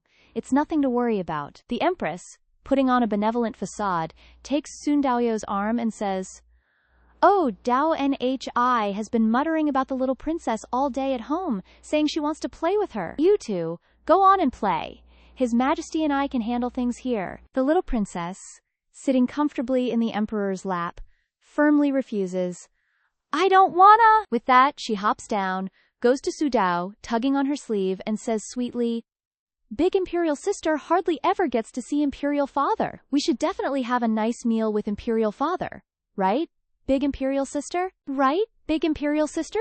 She whines adorably. Standing nearby, the empress's face darkens, and she lets out a huff, annoyed, thinking, this troublesome Mo Qiao Qiao. The empress, still maintaining her virtuous facade, gently replies, very well then. Your concubine just happened to prepare a bowl of nourishing soup for his majesty. A palace maid enters, carrying the soup from outside. The empress takes the bowl of soup from the maid and offers it to the emperor, wishing him may his majesty's dragon body be healthy and all matters proceed smoothly. The emperor glances at the bowl of soup and coldly refuses, ginseng soup? We do not wish to drink it. Mo Yinyuan gently pushes the wooden tray holding the soup away and continues, if this soup is so good, Empress, why don't you drink it yourself? Below, Mo Qiao Qiao innocently waves her hands, pleading, imperial father, can your child drink it? This soup looks super yummy. Qiao Qiao really wants to drink it. Mo Yinyuan, completely unfazed, picks up the bowl of soup and says, if you want to drink it, then it's yours. The empress, standing nearby, anxiously reaches out to stop him. Your Majesty, no! Mo Qiao Qiao quickly and delightfully finishes the entire bowl of soup. She hands the empty bowl back to Imperial Father, apologizing with absolutely zero remorse. Oopsie! Imperial Father, so sorry, I accidentally drank it all. This concubine cooked this soup for His Majesty, not to serve this little brat. The Empress stands fuming on the side, thinking, scheming like this at such a young age? What's she going to be like when she grows up? The Emperor takes out a handkerchief and dotingly wipes the soup from Mo Qiao Qiao's mouth. He picks up the little princess, doting on her, and says, everything we own is yours. In the future, just tell us directly what you want. No need to be shy. Mo Qiao Qiao obediently takes Sun Dao's hand and asks, so, big imperial sister, can you sleep with me tonight? Qiao Qiao hasn't stayed with big imperial sister for so long. She happily holds Su Dao's hand and continues to babble. Big imperial sister, Xianyu Palace has so many fun things. Just wait a little for Qiao Qiao. Qiao Qiao will take you to draw later. Sudakyo looks at the little princess, touched, and thinks, is this little rascal trying to protect me because she saw the wound on my face? The emperor nods, agreeing with the little princess for Sun Dao to stay in Xianyu Palace tonight. You stay in Xianyu Palace tonight. We haven't had a proper talk with Dao Nhi in a long time. Sun Dao looks at Imperial Father in surprise, while Mo Qiao Qiao happily chirps, yes, Imperial Father. The Emperor glances towards the Empress, asking coldly, so, Empress, do you have anything else? The Empress bows, avoiding the Emperor's gaze, and excuses herself. Nothing else, this concubine bids her leave. His Majesty turns his face away, clearly no longer caring. As night falls, the full moon rises high in the sky. Inside Xianyu Palace, Su Dao and Mo Qiao Qiao are in bed. Mo Qiao Qiao gently touches Su Dao's cheek, making her wince with a soft ouch. That hurts so much. Qiao Qiao, worried, points at the wound and asks, Big imperial sister, tell me, was the wound on your face caused by the Empress? Su Dao's face darkens, avoiding the topic as if she doesn't want the truth to be known. No, you shouldn't overthink things. Rather, aren't you afraid the Empress will make things difficult for you later, after clashing with her? Mo Qiao Qiao's face pales slightly from fear as she replies to Su Dao, I'm a little scared, but the Empress's eyes looked at us like she wanted to eat us alive. Qiao Qiao couldn't just stand by. Hearing this, Sun Dao feels a bit angry, flicks Mo Qiao Qiao's forehead, scolding as she does. What in the world is going on in that brain of yours all day? She gently strokes Mo Qiao Qiao's head, adding, and don't think I don't know you've been forbidden from doing naughty things for the past 2 days. Su Dao gently strokes Mo Qiao Qiao's head, half coaxing, half threatening. All right, spill the tea. Do you know anything about this, truthfully? Mo Qiao Qiao lunges into Su Dao's arms, sweetly teasing her. Hey, big imperial sister is still the fiercest and cutest. Qiao Qiao wants to sleep with big imperial sister now. As night deepens, Su Dao holds the soundly sleeping Mo Qiao Qiao, looking out the window and thinking, some adult matters? It's truly best you don't know about them. As long as I exist in this world for a single day, I will absolutely protect you for that day, Mo Qiao Qiao. Our little princess slept soundly beside the person she cherished most. Okay, so here we are in the Imperial Palace classroom, and our girl Mo Qiao Qiao is just chirping away, happy as a clam. Handsome big bro, your girl is back in school. But our little princess Qiao Qiao looks around, confused. Huh? Where's everyone at? Meanwhile, third prince Jingshuan is just chilling on a chair, looking utterly pained as he breaks the news to Qiao Qiao. No need to search, your handsome big bro just got grounded by Daddy Emperor. Our girl Qiao Qiao gets all sad face, so third prince tries to cheer her up, putting a candy in her hand. Hey now, look what third big bro brought ya. Candy? Delicious. But our little princess is in no mood for treats. She's deep in thought. Ugh, I hope handsome big bro is okay. Did Daddy Emperor give him a hard time? No, my super amazing handsome big bro can handle anything. Just as she's spiraling, both Qiao Qiao and third prince Jingshuan get jump-scared by Chu Yao's voice, dripping with pure menace. Mo Qiao Qiao, why are you with him? Chu Yao swoops in and snatches our Qiao Qiao up. Third prince, Ever the provocateur just smirks. Your Royal Highness First Princess, are we being a tad bit possessive? Ninth Imperial Sister isn't your property, you know. Chu Yao, absolutely seething, points a finger right at him. Even if she's not mine alone, it certainly isn't your place to butt in. Jingshuan just full-on smirks. The audacity. All right, let's let Ninth Imperial Sister decide then, shall we? Do you like the First Princess more, or me? Our queen, Qiao Qiao, just HMPH, softly, wondering why she always ends up in these ridiculous love triangle situations. Finally, our girl Qiao Qiao, still in Chu Yao's arms, comes up with a brilliant idea. Okay, what if Big Sister Princess and Third Brother Prince play rock, paper, scissors for me? Both of them just stare at her, utterly bewildered and confused. Then, like true rivals, they lock eyes, lightning practically sparking between them. In unison they declare, Fine, a fight it is. Chu Yao throws a rock, and Jingshuan throws scissors. Chu Yao throws her fist up in victory, cheering, "Yes, I win!" Meanwhile, third prince Jingshuan is in the background, cradling his head in utter defeat. LOL. Chu Yao grabs Xiao Qiao's hand. "Come on, let's go!" But our queen Xiao Qiao glances over with a super hesitant look on her face. Big sister princess pulls Xiao Qiao to a seat and lays down the law. "From now on, you talk less with Mo Jingshuan, okay? He's totally not a good guy." Mo Xiao Qiao steals a quick glance at Jingshuan sitting on the other side, her face a whole mood of conflicted feelings. Looks like our girl has a low T on her mind right now. Later, she's back at Zhaohua Palace, supposedly studying. Big Bro Prince is trying to teach Xiao Qiao about some painting, going, "This goes like this and that goes like that." But our girl Xiao Qiao is clearly not paying attention, deep in thought about something else entirely. Big Bro Prince notices our little princess looks down, so he asks her what's up. NGU, what's wrong? You look super bummed today, Big Bro asks. Xiao Qiao replies with the saddest face ever, "Yeah, it's a huge problem." Our girl Xiao Qiao, full of angst, spills the tea to her Big Bro. "I just realized lately everyone seems to be ganging up on third Big Bro.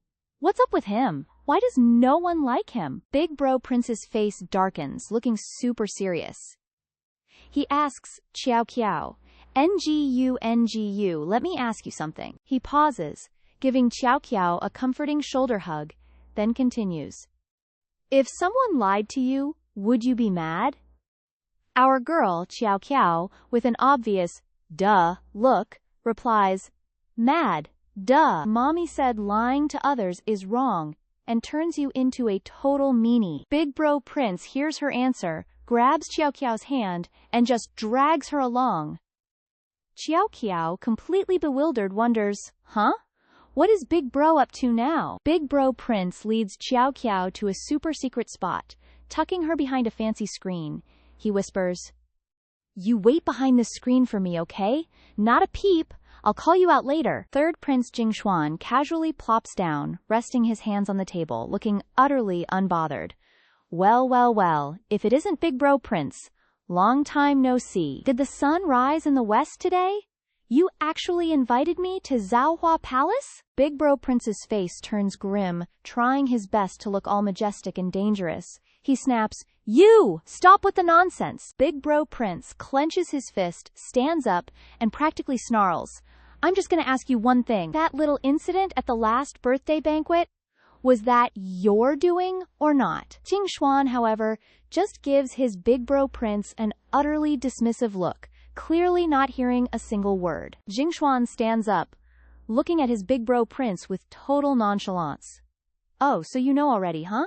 Did Mo Xiao Qiao run off to tattle on me to you? Wow, your bond is so strong." Big Bro Prince's face immediately hardens. "It has nothing to do with her. She doesn't know a thing." Behind the fancy screen, Xiao Qiao can hear almost everything. Jingshuan just sneers, continuing, "Fine, out of brotherly love or whatever, I'll admit it. That whole birthday banquet mess? Yeah, that was totally me." Big Bro Prince, furious, roars, "You!" And our girl Xiao Qiao, behind the screen, is already tearing up. Jingshuan continues, a truly evil smirk on his face. "I already had someone drug the big white tiger. All they had to do was bring out some catnip, and it would launch itself at me like crazy. That way, it would injure Mo Qiao Qiao, and I wouldn't have to take any of the blame." Big Bro Prince is absolutely seething now. He grabs Jingshuan's sleeve, roaring, "Enough!" He clenches Jingshuan's hand, pleading, "Third Bro, I know you've always been a bit of a menace, but you were never this kind of evil before." Mo Jingshuan just side-eyes his Big Bro Prince. Big Bro Prince frowns deeply, asking him, "Seriously, why would you do something like that?" Jingshuan says nothing. The two just stand there in awkward silence for a beat. Right at that moment, Mo Xiao Qiao steps out from behind the screen. "Big Bro Prince! Third Big Bro! I heard everything!" Xiao Qiao runs up, tears already streaming, clinging to Big Bro Prince's robes to stop them. "Please don't fight! Daddy Emperor will be so sad." Big Bro Prince sees his tiny little sis crying, and his heart just melts. He quickly kneels down to comfort her. NGU, don't cry. Big bro won't fight anymore, I promise. But Jingxuan just stares at Mo Qiao Qiao, completely shocked and thinking, wait, Mo Qiao Qiao? Why is she even here? Third Prince Jingxuan quickly squats down, looking totally flustered as he tries to coax Mo Qiao Qiao. Ninth Imperial Sis, everything I just said was, like, totally a joke. Come here, let Big Bro give you a hug. But our little princess is not having it. She just glares, clinging to Big Bro Prince, refusing to budge. Jingxuan reaches out to touch her. But our fierce little princess literally swats his hand away. She yells, don't you dare touch me. Mo Qiao Qiao looked absolutely floored, asking her third imperial brother, wait, was everything you just said for real? Our little princess fiddled with her hands, pure disappointment radiating off her as she grilled her third imperial brother, bro, why'd you lie to me? Mo Jingxuan looked kinda stunned watching her, but that shock was fleeting, like a blink and you'll miss it moment. He just smirked, dropping the pretense entirely, and then he's like, yeah, and? What about it? I did it, so what? Our little princess's eyes immediately started welling up, heartbroken and disillusioned. Third imperial brother? You just don't like me like this? Qiao Qiao likes you so much, and you just... First imperial brother, seeing the drama escalating like a TikTok comment section, quickly tried to pivot. You, are you, perhaps, hungry? He gently took his little junior sister's hand, declaring, your big bro's gonna take you for some food. First imperial brother held our little junior sister's hand, casually dropping. The kitchen just whipped up some new pastries. I bet you'll totally love 'em. He then shot a side eye at Mo Jingxuan, who was standing there with his back to them. Behind their backs, where no one could see, the third prince himself was on the verge of tears. Watching her cry, why are my eyes tearing up? I'm supposed to be emotionless. How is this even possible? Over in the imperial garden, our first imperial prince was leading the little princess by the hand.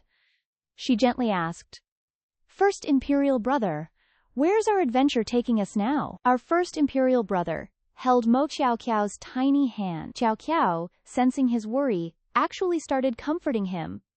Don't worry, first imperial brother, Qiao Qiao's not crying anymore, it's really okay. Our first imperial prince gently pinched his little sister's cheek, getting serious. I told you forever ago, stay away from third brothers. That dude is an emotionless, super duper bad guy. Like a walking red flag. Mo Qiao Qiao's brows furrowed slightly, wondering, but why would he even do that? What did you mean by emotionless just now, first imperial brother? This time, first imperial brother got all shifty-eyed and hesitant. He stammered, couldn't even meet Mo Qiao Qiao's gaze. He's under the clear blue sky, with tree branches swaying gently in the breeze. The first imperial prince's voice slowly resonated from that quiet corner. He was born unable to feel emotions. First imperial brother's memories flashed. Imperial father once carried the third imperial prince everywhere, desperate to find a cure for his little bro's emotionless state. Back when he was small, imperial father dragged him across the entire capital searching for doctors. But literally no one could fix third brother's condition. Back then, in first imperial brother's memories, his third junior brother was constantly being called a monster, a harbinger of doom. Everyone whispered that third brother was a monster who'd bring calamity to Mo Yuan Kingdom. His memories flickered to imperial father finally turning his back on third junior brother and just leaving. Slowly but surely, imperial father gave up on third brother, basically leaving him to rot in the palace. First imperial prince gazed up at the sky, continuing, and that's why third brother grew up to have this charming personality he's rocking now. Mo Qiao Qiao gasped, covering her mouth, totally shook by third imperial brother's backstory. She immediately thought of her mom, wondering if she could somehow cure third imperial brother's condition, her face etched with worry. Just then, Chu Yao happened to casually stroll by. Spotting Mo Qiao Qiao, she marched right over, asking, Mo Qiao Qiao, what are you doing here? The first imperial brother, ever the chaperone, replied, oh, I just brought Yu out for some playtime. Our first imperial prince looked less than thrilled, asking Xiao Jingyu, so what brings you here? He scratched his head, kinda sheepishly and evasively mumbling, aha, Just came to find her. For some extra tutoring, you know? Chu Yao and Mo Qiao Qiao just stood there, silently judging. Chu Yao mumbled, "Ugh, these two, I swear." Chu Yao glanced at her younger sis, who looked kinda upset with reddish eyes, thinking, "Hold up, Mo Qiao Qiao, were you just crying?" Chu Yao literally shoved Mo Qiao Qiao forward, declaring like a boss, "All right, no more studying today. Come on, I'm taking you guys out for some retail therapy to cheer up." But the two dudes behind her, in a shocking display of unison, brutally shot her down with a collective, "Nope." In the end, the whole gang ended up chilling by the lake anyway. It was a rare, peaceful moment. Chu Yao was striking poses like a supermodel, while everyone else was intensely sketching her. Above, the sky was chef's kiss blue. Below, a lush green lawn next to a crystal-clear lake. Pure aesthetic goals. Chu Yao leaned against a tree, grumbling like a true diva. "Are you guys done yet? My face is literally gonna get stuck from all this smiling." Mo Qiao Qiao excitedly scurried over, happily telling Chu Yao, "I'm done drawing, First Imperial Sister, look!" Chu Yao immediately extended her hand. "Gimme!" Chu Yao took the drawing from her ninth sister, and it was so spectacularly bad, she literally yelled, "What is this?" Mo Qiao Qiao, blissfully unaware, still beamed, happily asking, "First Imperial Sister, look! Isn't it super pretty?" Chu Yao, in a fit of rage, lightly smacked Mo Qiao Qiao's head, demanding, "Mo Qiao Qiao, what kind of chaotic demon did you just draw?" Mo Qiao Qiao, looking hilariously wronged but still kinda happy, scampered off. Chu Yao, still fuming, pointed at the painting, yelling at the girl, "Is this princess's head really this massive? And this nose? Is my mouth even like that?" Mo Qiao Qiao, trotting away with short steps and a pout, whined, "First Imperial Sister is bullying Qiao Qiao. Qiao Qiao is not like that at all." Chu Yao hugged Mo Qiao Qiao, then shot a look at Xiao Jingyu. "And what about yours, Xiao Jingyu?" Xiao Jingyu froze, giving a nervous, "Hee, just kidding," laugh to try and dismiss it. But alas, he couldn't escape Queen Chu Yao's wrath. She glared, radiating pique, "Don't mess with me," energy, demanding, "Hand it over. Now!" Xiao Jingyu, looking like a puppy who just got scolded, whimpered, "Fine." The masterpiece was reluctantly handed over to Chu Yao. She gasped in surprise, praising the painting. "OMG!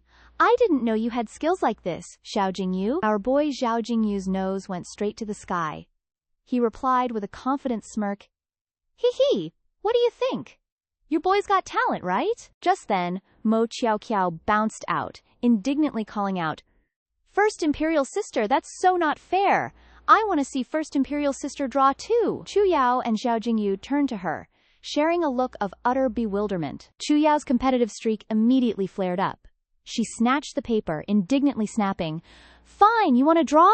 Let's draw! Who's scared?" Xiao Jingyu let out a helpless chuckle, grabbing a brush and handing it to Chu Yao. Meanwhile, First Imperial Brother was fully in his own world, deeply engrossed in admiring his painting. Our First Imperial Prince happily watched the chaos unfold, secretly thinking, "Ah, Yu is finally smiling again. My heart." Just then, a worried-looking junior eunuch burst onto the scene, exclaiming, "Little princess, thank the heavens, I've finally found you." Everyone's good vibes instantly deflated. Seeing Eunuch Lin arrive, they all froze, staring at him. Chu Yao, confused, was like, "Huh? Eunuch Lin, what are you doing here?" The eunuch, practically vibrating with anxiety, bowed low and blurted, "Your Highness, please get to the Hall of Nurturing Heart ASAP. The Emperor, he wants to kill someone again." Upon hearing that, everyone just froze mid-sentence. Mo Qiao Qiao gasped, covering her face, totally shocked and worried sick. Our girl had no clue what the old eunuch was talking about, but it sounded seriously dire. Late at night, a furious roar echoed from the nourishing Heart Palace.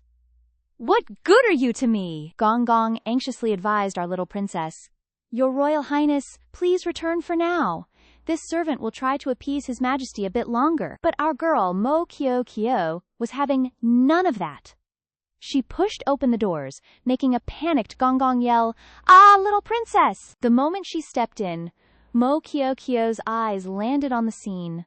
Mo Yin Yuan, our emperor, sat with a darkened face, chin propped, glaring at a minister trembling on his knees. The terrified minister, shaking like a chihuahua, begged for mercy. "Your Majesty, please don't be angry.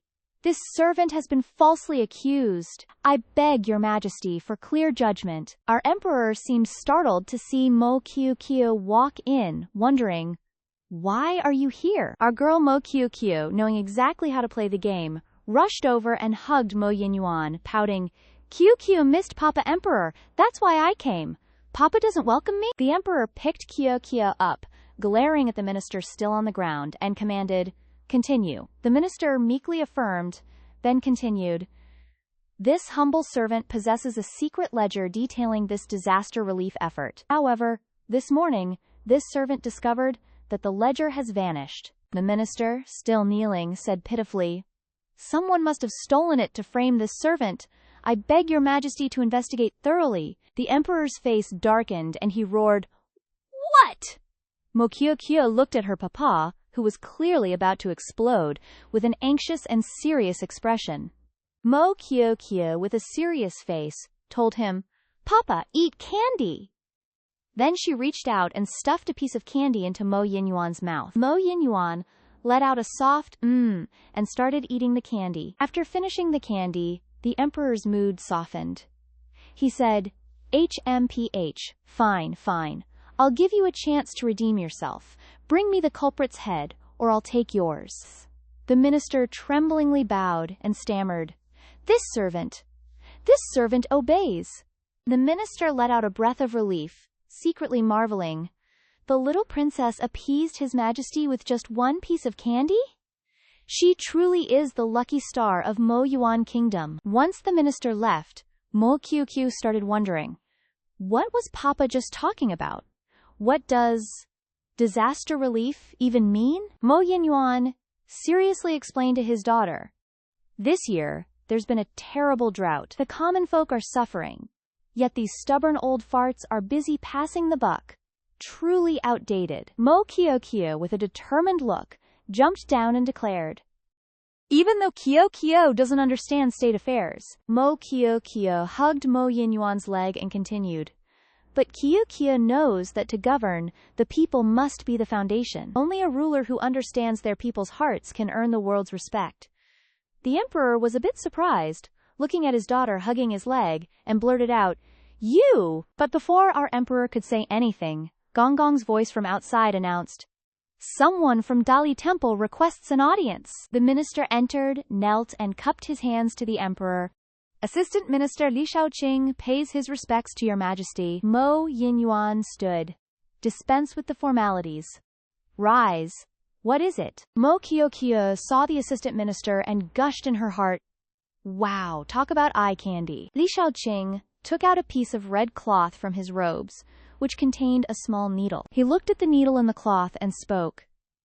"This servant investigated the route where an attempt on your Majesty's life occurred, and found this item." Mo Yinyuan frowned, asking, "Whose is it?"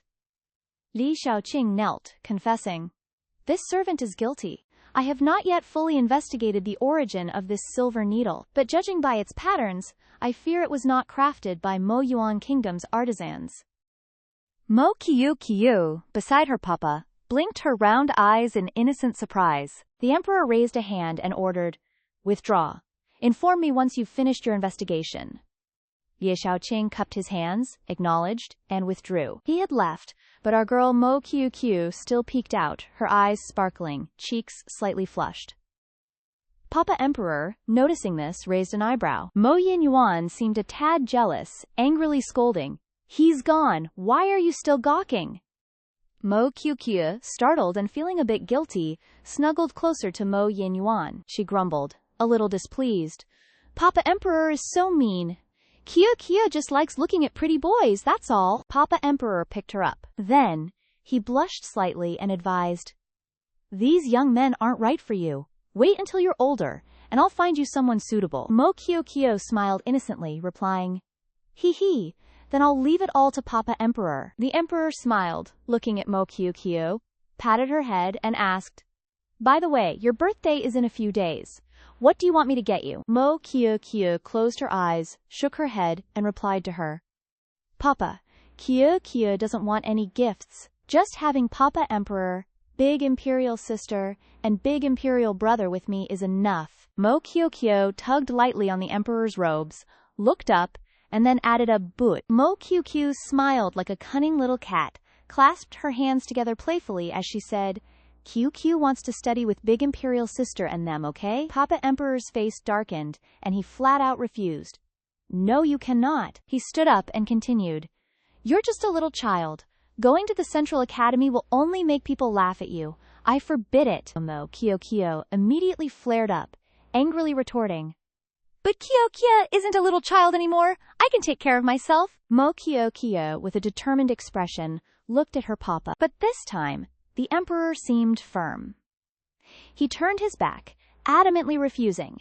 If you can pass the entrance exam for the Central Academy, I will permit you to study there. Until then, do not mention this matter to me again. Mo Kyo pouted, thinking, Papa Emperor actually looks down on others. HMPH, I'll definitely make him see me in a new light. With that, our stubborn girl ran out of the room, yelling, A test is a test! Who's afraid? HMPH, gong gong, and the Emperor watched her go, their faces filled with a mix of surprise and worry. Chow ties a red headband on her head, secretly making a grand resolution. From today on, I shall study hard every single day. Our little Chow sits at her desk, red headband on, face radiating pure determination as she starts her study grind. A tiny butterfly flutters close to Chow's cute little hair bun. But plot twist, our girl falls asleep after just a few characters, mumbling in her sleep, These questions are too hard. Chow must learn. Must learn. Suddenly, senior brother bursts through the door, excitedly calling out for Chow to play. You, your senior brother is here to play with you. Our Chow seems to wake up from his cheerful yelling. Chow, however, just resets her determination for hardcore studying. Senior brother stares, bewildered, looking around like, huh? Am I dreaming right now? Is Yu actually studying? Worried, senior brother places a hand on Chow's forehead. That's weird, Yu. Are you sick or something? But Chow just glares and snaps back. Mean! You big meanie senior brother. Chow faces senior brother, her tiny face full of serious resolve, explaining, Chow just wants to properly study with big senior brother, that's all. Chow isn't sick. Hearing this, senior brother's face also lights up with determination. He tells our little princess, if that's the case, then from now on, I'll study properly with Yu and help her get into the Imperial Academy. Chow beams at her senior brother.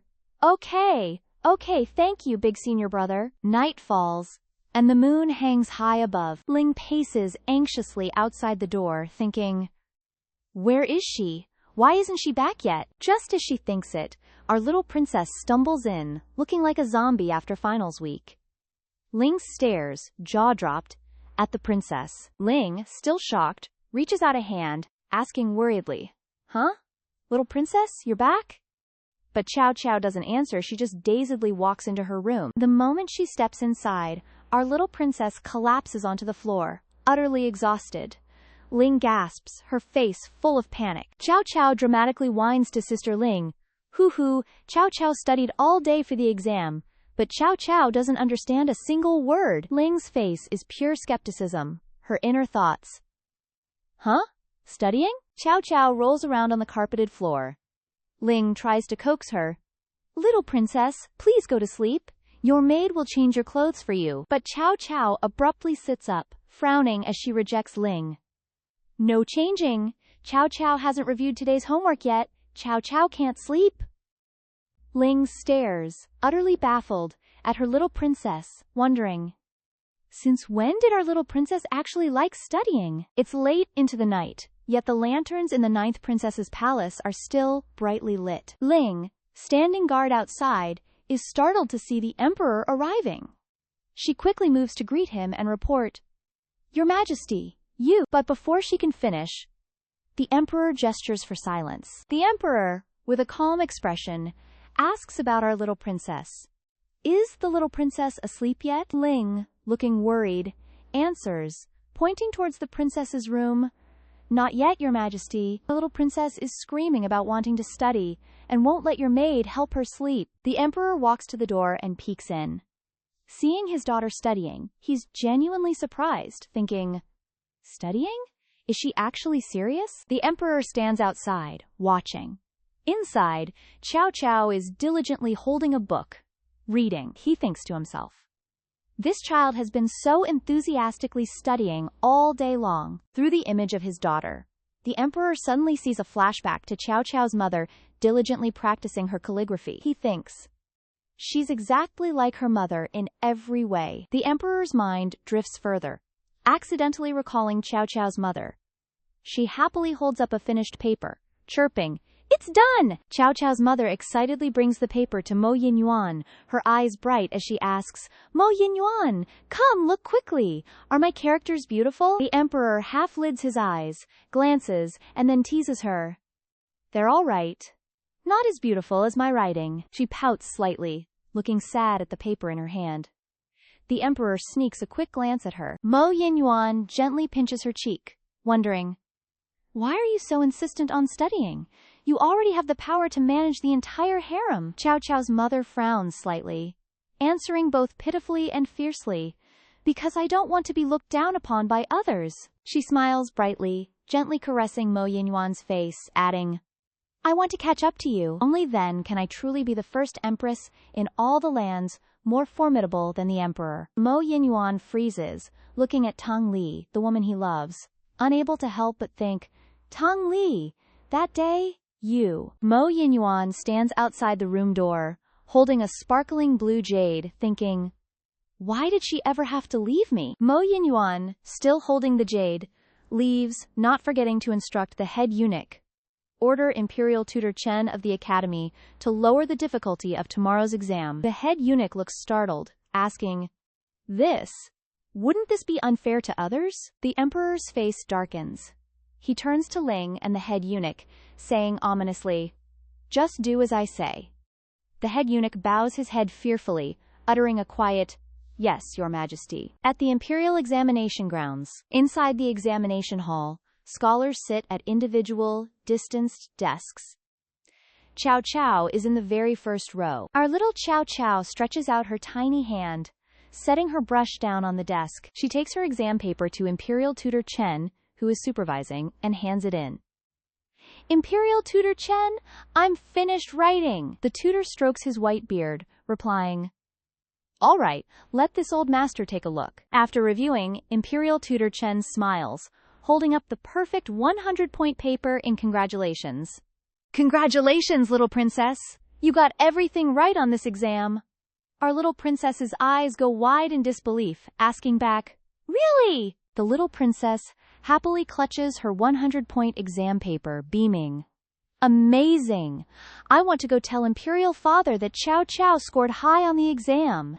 Now I can study with big Imperial sister. The other candidates in the back frown slightly, muttering discontentedly, how could she possibly get full marks? Isn't that cheating? Another replies, I heard her exam questions weren't the same as ours. Didn't His Majesty tell them to? Chow Chow hears this and pouts a little, thinking, Chow Chow didn't cheat. Imperial Tutor Chen offers a gentle, awkward smile, telling the little princess, little princess, if you've handed in your paper, please return to your seat. We still have more lessons to attend soon.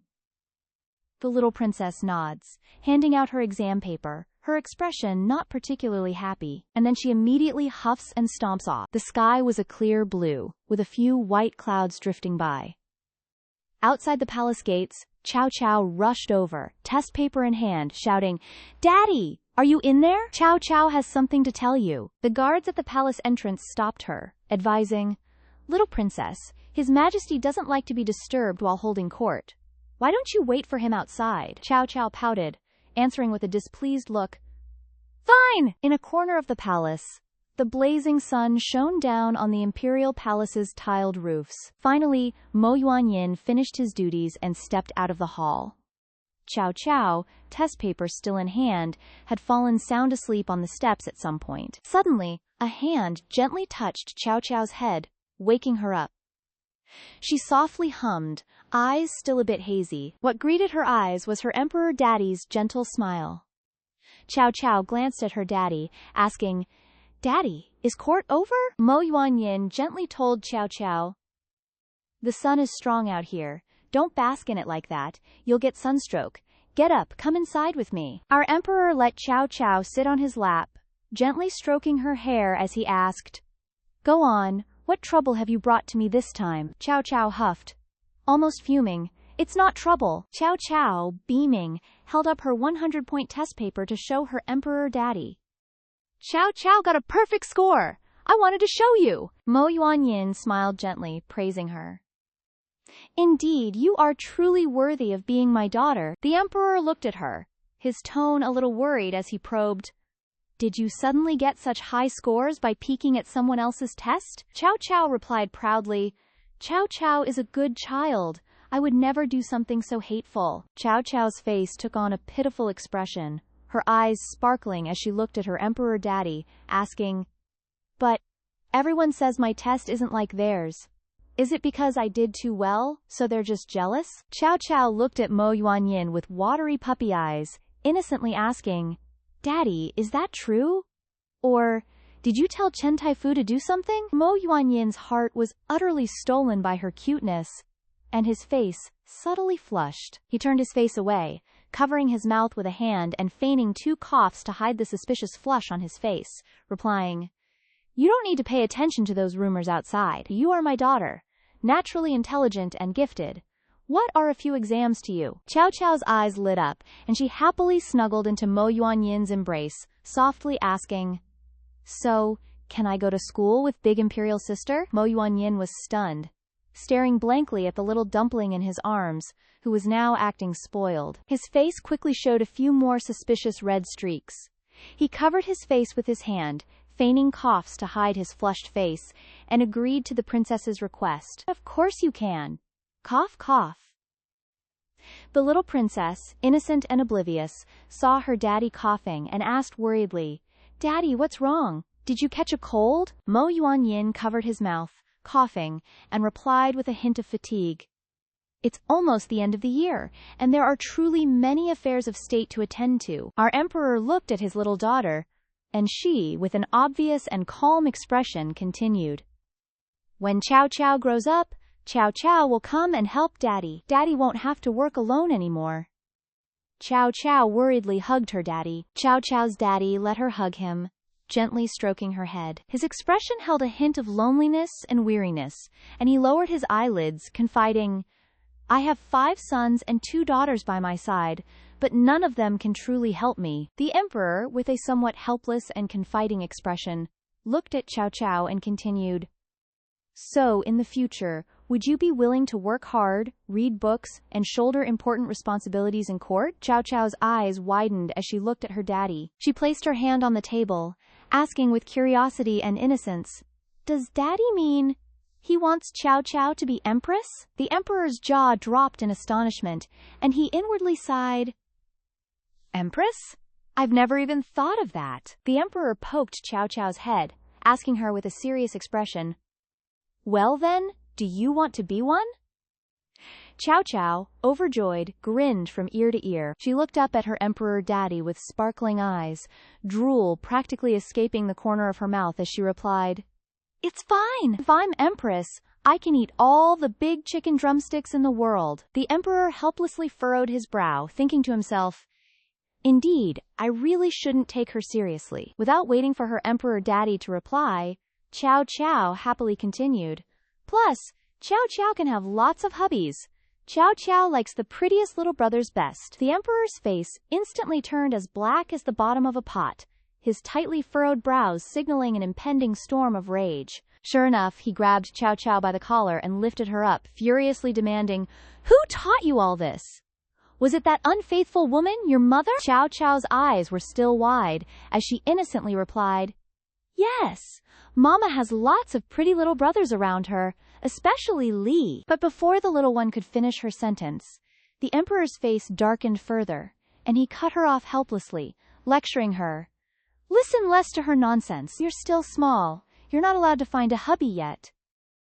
Chow Chow grabbed her daddy's hand, blinking her cat-like eyes as she replied, Then fine. Chow Chow only needs 2, and I'll give the rest to Mama. The moment she finished speaking, Mo Yuanyin's strong, masculine hands landed on her cheek, giving it a powerful pinch. He squeezed her bao-bun cheeks, angrily warning, "Reel in those thoughts of yours. Your mother can only have me, and me alone, as her hubby." Afterwards, Mo Yuanyin, looking helpless and with a headache, put a hand to his forehead and gently set the little one down, shooing her away. "Go on, go! I don't want to hear anything else," Chow Chow softly said. Ah. Just then, the eunuch's voice echoed into both their ears. Yu Taifu from Manhwa Academy requests an audience. Yu Taifu entered, carrying a stack of books. On the dragon throne, Mo Yuanyin held Qiao Qiao, who was sitting upright. Yu Taifu held the stack of academic reports, announcing, "These are the princes' academic achievements for this semester. Your Majesty, please take a look." Qiao Qiao, sitting in Mo Yuanyin's lap, her eyes turning into heart shapes, gazed at the handsome Taifu, completely ignoring her daddy's frowning look at her. The emperor took the reports and looked them over, unhappily furrowing his brows as he remarked, "Aside from Chu Yao's grades, everyone else truly has no one whose achievements can be called even decent." Mo Yuanyin looked up at the Taifu, giving his instructions. "In a few days, I will have her attend the academy. She is still young, so remember to take good care of her." Just then, the 9th princess smiled, her eyes wide as she called out, "Yu Taifu!" Yu Taifu looked at her and smiled in return. "You must be the 9th princess of Mo Yuan Kingdom, aren't you?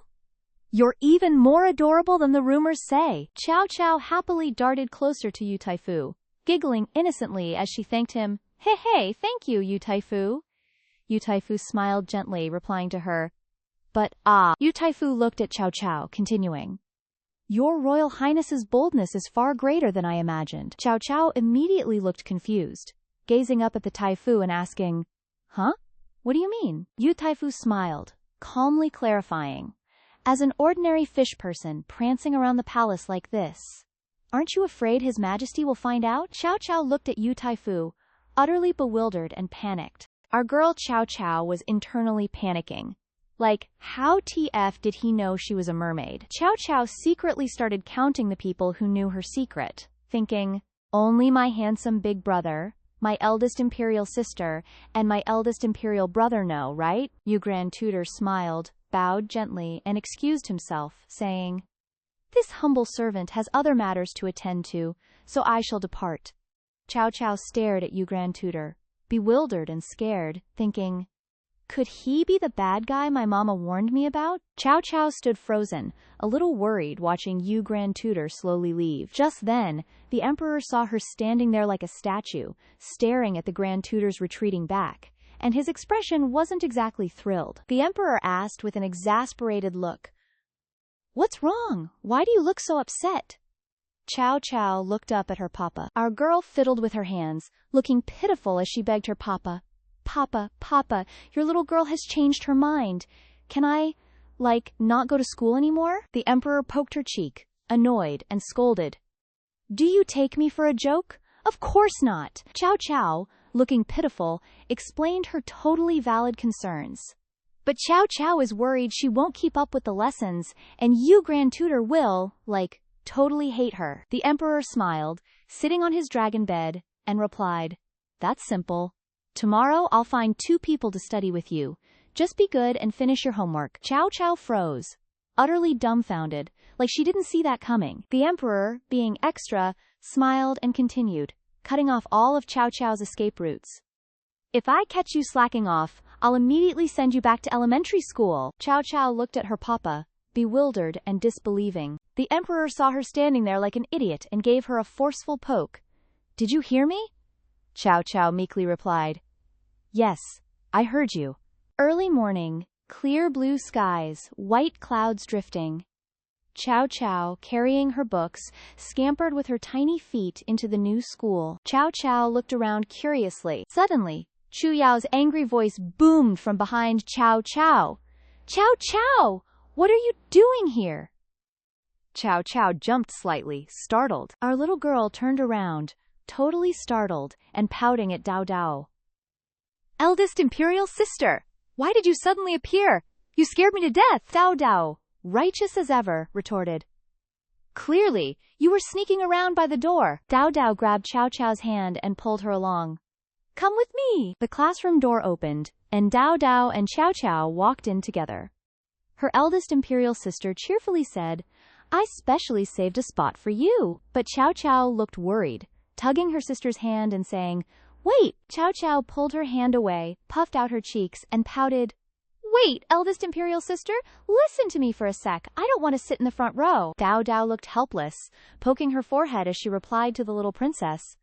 So where do you want to sit? Don't tell me you want to sit in the back row. Chow Chow clutched her school bag strap, her face full of fear as she replied, Yes, yes. Chow Chow doesn't want to study today, she just wants to sleep in. Chu Yao, helpless, grabbed Chow Chow and dragged her along, saying, No way, you have to sit in the front row.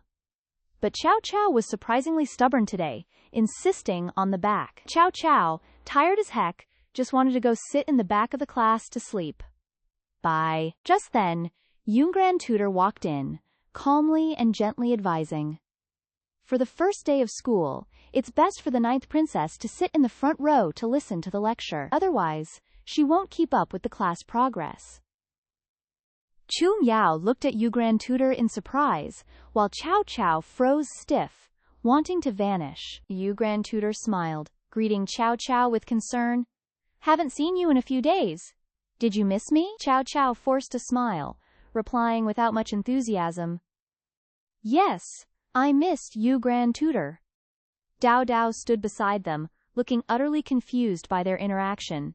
Grand Tutor, as usual, started class. All right, let's begin our lesson now. Everyone, quickly return to your seats. Dao Dao bowed slightly in respect, while the little princess was secretly crying on the inside, feeling totally cursed. Grand Tutor began his lecture, and everyone listened attentively. Only Chow Chow was restless and fidgety, while Dao Dao was busy reminding her little sister to study hard. Dao Dao tapped a book on Chow Chow's head. Hey, what are you doing? Hurry up and get your books out. Chow Chow winced in pain but still gestured for silence. Then, Chow Chow opened her bag, showing Chu Yao, her eyes sparkling as she whispered softly, Eldest imperial sister, look. Dao Dao's face darkened, and she confirmed with a hint of fear, A wolf? But Chu Yao didn't lose her cool for long. She shoved the bag under the desk, then angrily whispered as quietly as possible to Chow Chow, afraid the Grand Tutor would hear, Chow Chow, are you out of your mind? You dared to bring this to class? Chow Chow indignantly explained, No, it's just, I was afraid of Grand Tutor, so. Chow Chow hugged the bag containing the little wolf and whispered, Look. Dao Dao blushed slightly, quickly covering her face and secretly thinking, So cute. Chow Chow, oblivious to Chu Yao's thoughts, continued chattering on.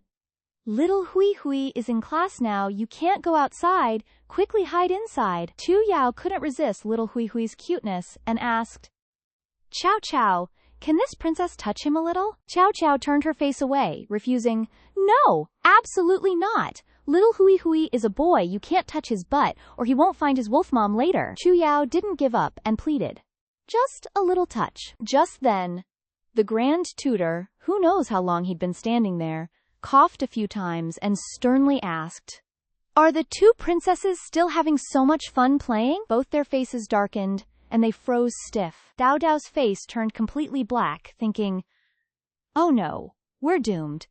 Grand Tutor is definitely going to scold us. Chow Chow was also a little scared, hugging the little wolf and softly calling out, Grand Tutor? Then, as if to curry favor, she brought the bag containing the little wolf in front of Grand Tutor and asked, Grand Tutor, would you like to touch him a little? His name is Little Hui Hui. Grand Tutor smiled kindly, gently picked up Little Hui Hui, and explained, In my class, outside items are not allowed, except for books. The little princess reached out her hand, anxiously crying out, Ah, my little Hui Hui!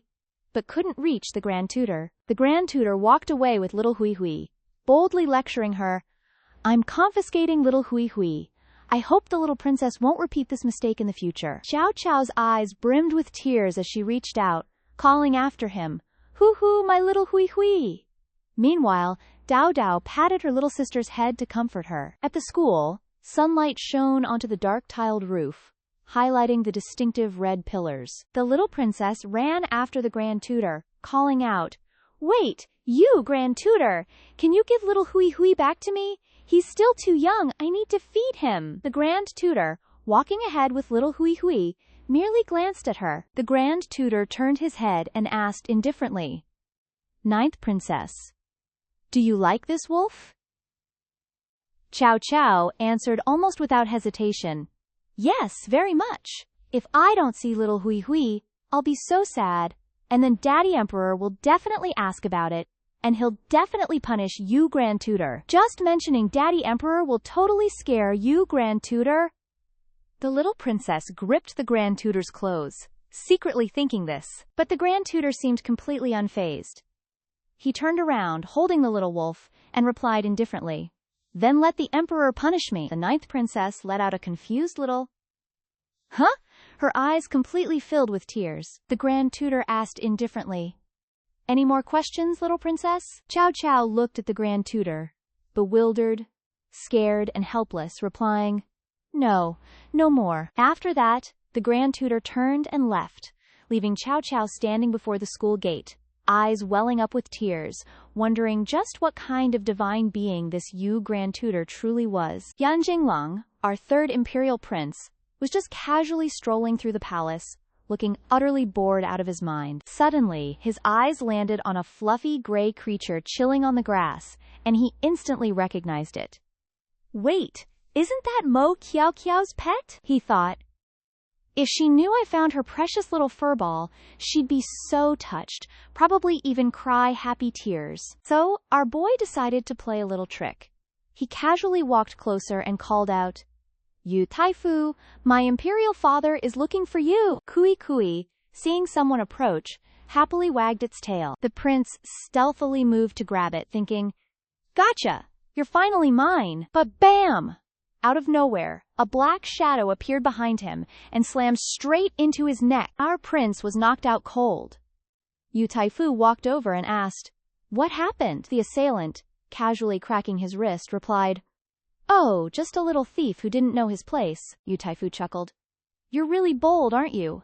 Not afraid of offending the third prince?" "He provoked me, so he got what was coming," the white-haired man replied, stone-faced. The white-haired man then poured some tea for Yu Taifu, commenting, "Your personality really hasn't changed a bit, huh? Remember that time I was in the palace for a test, and you saved me from assassins? You had this exact same ice-cold attitude." Yu Taifu scoffed.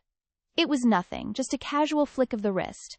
It's not like I went out of my way to save you specifically. Anyway, speaking of which, is the ninth princess, Mo Kiao Kiao, heading to her studies today?" Yu Taifu smirked. "Yep." "Why? What's your deal with her, huh?" Yan Jinglang just shrugged.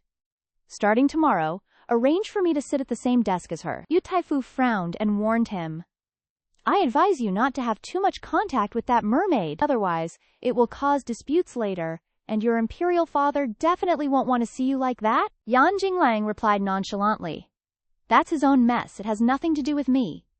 Besides, Mo Qiao Qiao isn't the kind of person you imagine. I have things to do, I'm out," he said, casually scooping up Kui Kui and walking off. Yu Taifu quickly stood up to stop him. "Hey, Yan Jinglang! Leave that wolf! How else am I supposed to compete with the little princess?" Yan Jinglang, completely disregarding Yu Taifu's plea, deadpanned, "Skill issue. Solve it yourself." Yu Taifu groaned internally. "I was only trying to give the ninth princess a warning. I didn't actually want to take the wolf. Why did I provoke him in the first place?" Just then, a maid rushed in. "Your Majesty requests your presence at the Hall of Mental Cultivation." Hearing this, Yu Taifu's face fell. Great. Trouble just invited itself over again. Meanwhile, Mo Qiao Qiao was already perched at the dining table, practically vibrating with impatience. She kept bouncing up and down, fidgeting restlessly. "Why isn't Yu Taifu here yet?" The emperor, sitting beside her, reminded her, "Eat your dinner first. Otherwise, don't even think about getting your little wolf back." She quickly nodded, just as someone announced, "Yu Taifu requests an audience." Overjoyed, Mo Qiao Qiao practically vaulted off her chair and dashed outside. "He's here! He's here! Yu Taifu, are you doing well? Have you eaten yet? But her eyes were darting around, clearly searching for Kui Kui. Where's my little furball? It's not hiding behind you, is it? Yu Taifu knelt on one knee and replied warmly. Your humble servant is deeply touched by the little princess's concern. Mo Chiao Kiao just gave a dismissive smile, but her eyes were still burning holes into him, one question screaming in her mind. So where are you hiding my little Kui Kui? Hand him over now! While the air between them crackled with tension, in the emperor's eyes, it looked like a sweet, harmonious scene, making him utterly green with jealousy. How can she be so close with Yu Taifu? Mo Chiao Kiao, get over here, to your emperor. The little girl then scampered over to her father. He picked her up and said, the little princess's playful nature has caused Taifu quite a bit of trouble. I hope Taifu can understand. Taifu, since you confiscated her wolf today, could you return it? Mo Chiao Kiao's face instantly fell at the mention of little Kui Kui. Yu Taifu had no choice but to bow his head and explain. Your humble servant came to the imperial study precisely to clarify this matter, so I respectfully ask your majesty not to fault me. Little Kui Kui actually ran away this morning. Hearing this, Mo Chiao Kiao's jaw dropped. What? Our grand tutor, a true master of creative storytelling, said he left it sunbathing in the courtyard. But oops, poof, gone in a flash. Whoopsie, must have been stolen. Our girl Chiao Kiao's face went from 0 to ghost white. She frantically tugged on the Grand Tutor's robes. Grand Tutor, are you playing with me right now? How could little Kwai Kwai just poof into thin air for no reason? Grand Tutor kept a face so poker straight it was almost chilling. He calmly adjusted his sleeve and, with a voice sweeter than a lie, said, Little princess, little Kwai Kwai is truly gone. Your servant is also utterly baffled. Our little princess immediately went full drama queen, throwing herself down and wailing, OMG, my little Kwai Kwai! What if something happened to my little Kwai Kwai? The emperor, being the doting dad he is, scooped her right up. Okay, stop crying, sweetie. Your imperial daddy will get you a whole new wolf. But plot twist. His attempts to soothe her only made our little princess throw an even bigger fit, literally turning the court into her personal tantrum stage. No, I only want my little Kwai Kwai. Our emperor, head pounding like a gong, massaged his temples. You, leave, now. This situation is officially above your pay grade. Grand Tutor, ever the opportunist, bowed and dipped out like a ninja. Oh, Yan Lianglin. Better start praying to your ancestors, buddy. Our little princess just kept on sniffling. Little Kwai Kwai, where are you? At this point, our emperor was officially throwing his hands up in defeat. What am I even supposed to do with this child? Meanwhile, at the palace gates, a whole crowd was gawking and pointing at something sprawled on the ground, snickering. Who's this? Just lying here like a discarded potato? Probably some rich family's trash. Our simp ML, the first prince, finally started to regain consciousness. Our boy immediately sprang up, yelling, WHO dares! Who ambushed this prince? The crowd just started gossiping. A prince? Him? Is he for real? Dude looks more like a runaway potato than royalty. Oh crap, identity reveal. He said it, then immediately facepalmed in his brain. Oops, spoke too soon. So our guy cleared his throat dramatically. Then he puffed out his chest, trying to sound confident.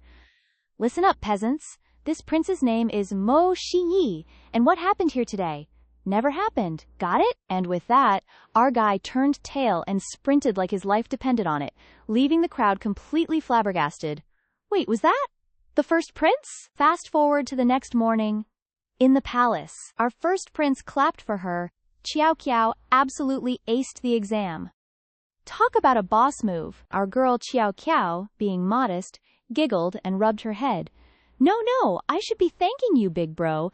You practically tutored me 24/7. Meanwhile, a gaggle of girls were whispering by the door, OMG, look! It's His Royal Hotness, the first prince. He's, like, totally perfect. What are they even whispering about? Our girl Chiao Kiao was utterly clueless, like, literally no idea what's going on. Then some random student strutted by, giving a side-eye of pure disdain. Perfed! That abnormal idiot is just putting on a show. Our queen Chiao Kiao immediately went into protective mode, grabbing him by the collar. Hold it right there. What? did you just say? He bowed his head and whispered, "Little princess, have you been living under a rock?" Yesterday, the first prince was literally sleeping face down at the palace gates. It was totally scandalous. Our girl was having none of it. She immediately got all fired up. "Of course, it's all lies. My big bro would never. You guys are just spreading pure slander." He flinched. No, it really was him. My personal servant even saw it with their own 2 eyes. Qiao Qiao, our fierce protector, wasn't backing down. "Are you seriously that dense?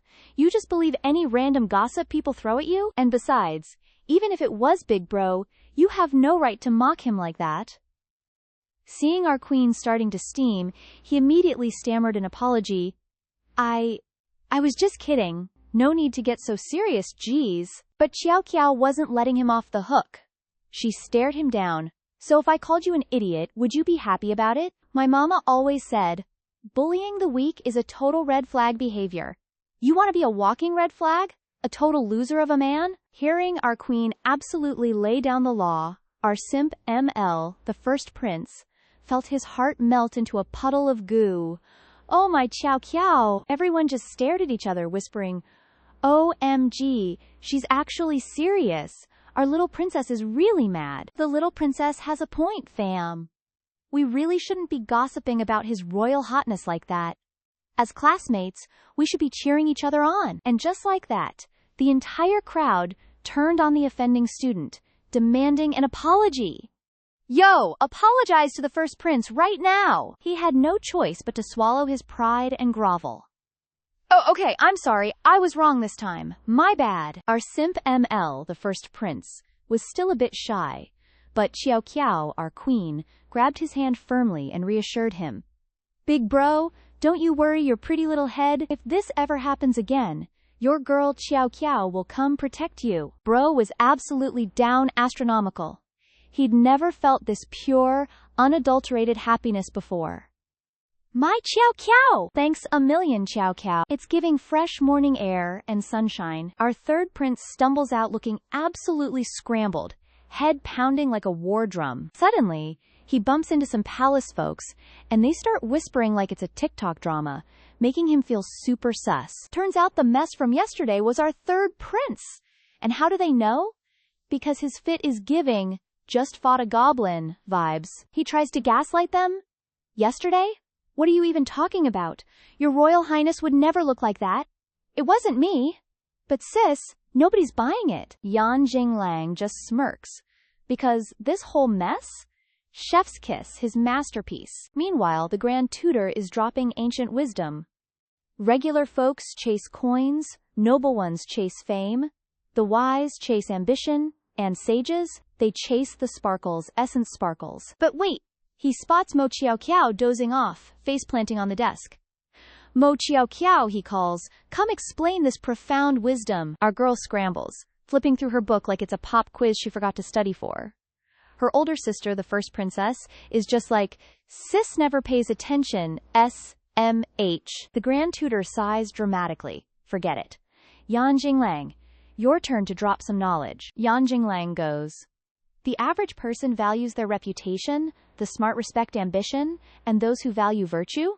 They're always a step above those who value spirit." The Grand Tutor nods, satisfied. "Very good indeed. All right, so from today, the little princess is sitting next to Yan Jinglang. Manifesting intensifies. The first princess immediately gets her panties in a twist. "Wait, why the sudden switch up?" But, Grand Tutor," she whines. "Mo Qiao Qiao is my little sister. She has to sit with me." "All right then, I'll ask one more question," the Grand Tutor challenges. "First princess, if you can answer it, I'll let the little princess sit by your side." A person with a stellar reputation can still be trashed behind their back. What does that mean? She's frantically flipping pages, sweating buckets. But nope, her mouth just kinda flaps. Still no answer. The Grand Tutor drops a gentle but firm reminder. "The Emperor himself told me to push the princesses harder. For the little princess's future, this humble teacher has no choice but to be strict. If the first princess studies better, then I'll let the little princess come back, all right?" He taps her head gently, and she reluctantly nods. fine. Meanwhile, Mo Qiao Qiao? Absolutely unbothered, possibly even delighted.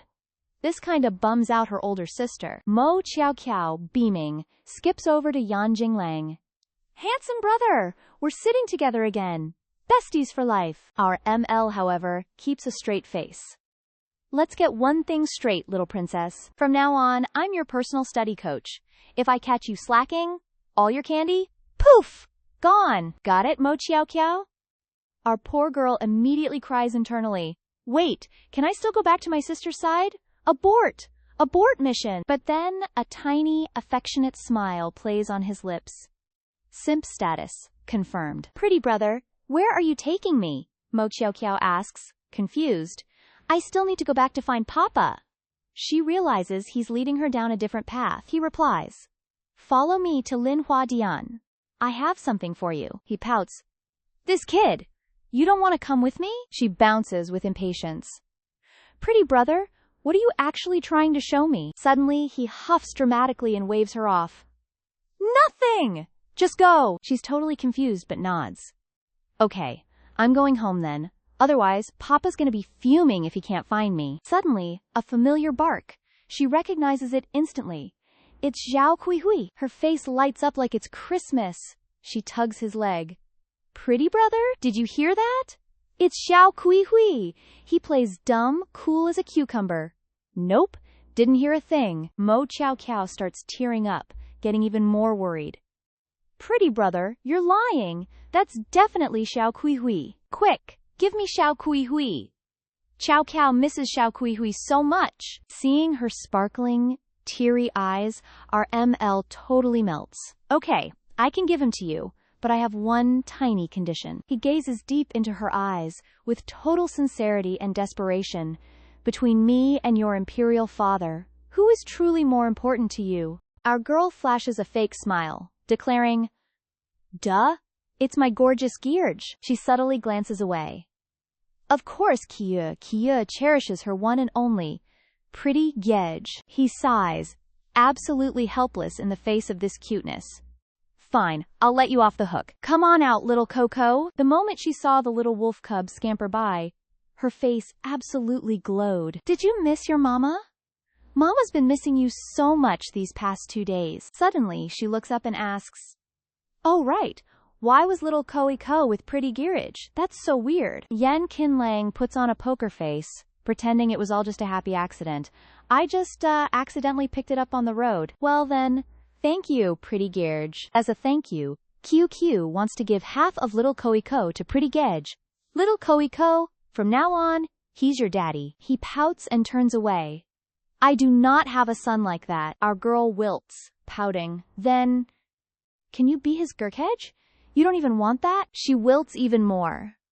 Fine, whatever, let's just forget it. Pretty Gurge doesn't like little Ko anyway. Come on, little Ko, let's go home. He thought he'd play hard to get, expecting her to beg. But she actually left? Wait, going home? Aren't you gonna beg me anymore? Defeated, he swallows his pride. Stop! I helped you find this little Koe. Koe, aren't you even going to thank me? She sways her skirt, looking sad. But QQ doesn't have any more candy. What does Pretty Jej want? Come with me. Our girl looks utterly bewildered. Pretty Gurge, what kind of ingredient is this? Whitestone. And this one? Kim Kui. Seeing him answer everything so smoothly, she claps in admiration. Pretty Girja is so amazing. He knows how to make all kinds of medicine and knows everything. I told you to come help me sort these herbs, not cause a ruckus. She giggles, tugging his hand. Kiyu, can she conveniently learn healing from Pretty Girage too? He looks at her, puzzled. Huh? Why are you suddenly asking about that? Her face falls, her eyes filled with sorrow. Last time, when I saw Father injured, I kept thinking about it. If I could heal, I could help lessen Father's burdens. He stares at her, realizing she's genuinely serious about learning healing. So he agrees to let her study with him after class tomorrow. She worries it'll be dangerous if Father finds out, but he pats her head comfortingly. Silly, don't you know how to sneak around? She grins widely. Right, how could I forget? I'm so silly. Thank you, pretty gay. Kia is so happy. She conveniently grabs his hand, grinning joyfully. And just like that, They walk out, holding hands. She quickly returns to Duong Tam Palace. The Grand Tutor bows his head, reporting to His Majesty. Your humble servant greets Your Majesty. Long live the Emperor, long live. Rise. We heard you let our precious daughter sit at the same table as that Yen Kin Lang brat? Responding to Your Majesty, it is indeed so. He asks sternly. Do you know why we previously transferred Yen King Lang to the secondary department? He's full of schemes, and we do not wish for our 9th princess to be influenced by his ways. The Grand Tutor calmly replies. Your Majesty's concerns are understood by your servant. However, young Master Yen is inherently intelligent. Perhaps he can help the little princess improve her academic performance. As for Your Majesty's worries, your servant finds even greater cause for concern. The little princess is currently at an age where she needs to make friends. If Your Majesty governs her too strictly everywhere, it might be detrimental to her growth. These words make him fall into deep thought. That little imp probably doesn't even know what like means. Perhaps we are being too suspicious. He nods in agreement. We will grant you 2 months. If by then the little princess's studies haven't improved, we will hold you accountable. The Grand Tutor bows his head, accepting the order. Meanwhile, back in the Hall of Mental Cultivation, the 3rd prince was pacing, practically radiating anxiety like a worried puppy. Imperial Father suddenly summoned me to the Hall of Mental Cultivation? Ugh, my bad feeling sensors are going off. Imperial Father, what's up? Why'd you call your humble son here? He asked, gingerly peeking his head in. But before he could even finish, a book yeeted itself right at him. Our 3rd prince's face instantly went green, and he froze up harder than a statue. The Emperor's face was dark, eyes burning with a glare that could melt steel. You dare ask me that? Look at the good deeds you've been doing, he nonchalantly replied. Oh, so the rumors about me crashing at the Imperial Palace last night were true? The Emperor slammed his hand down, absolutely livid. You brat! You caused such a scandal and you can still smile? You're a total disgrace to the Imperial family. Knowing that denying it would only get him clobbered, he immediately knelt, begging for punishment. Though your humble son has shamed the Imperial family, my heart still deeply reveres Imperial Father. Please quell your fury. Honestly, not a single one of these princes can give me a moment's peace. Stop messing with me. Get out there and kneel for 2 hours now. Our prince nodded slowly, looking utterly miserable. Oh, and 10 more lashes. No arguments. He quickly spun around, about to beg, Imperial Father, isn't that a little too? Just as he was in his most desperate moment, Qiao Qiao zoomed in. 3rd Imperial Brother? What are you doing here? Guards! 2 soldiers materialized faster than you can say, Simp ML. Take the 3rd prince away, immediately. Our prince's tearful pleas were absolutely useless. Qiao Qiao, meanwhile, was utterly clueless.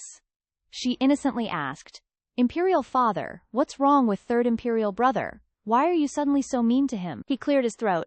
It's nothing, I just wanted him to return to his palace.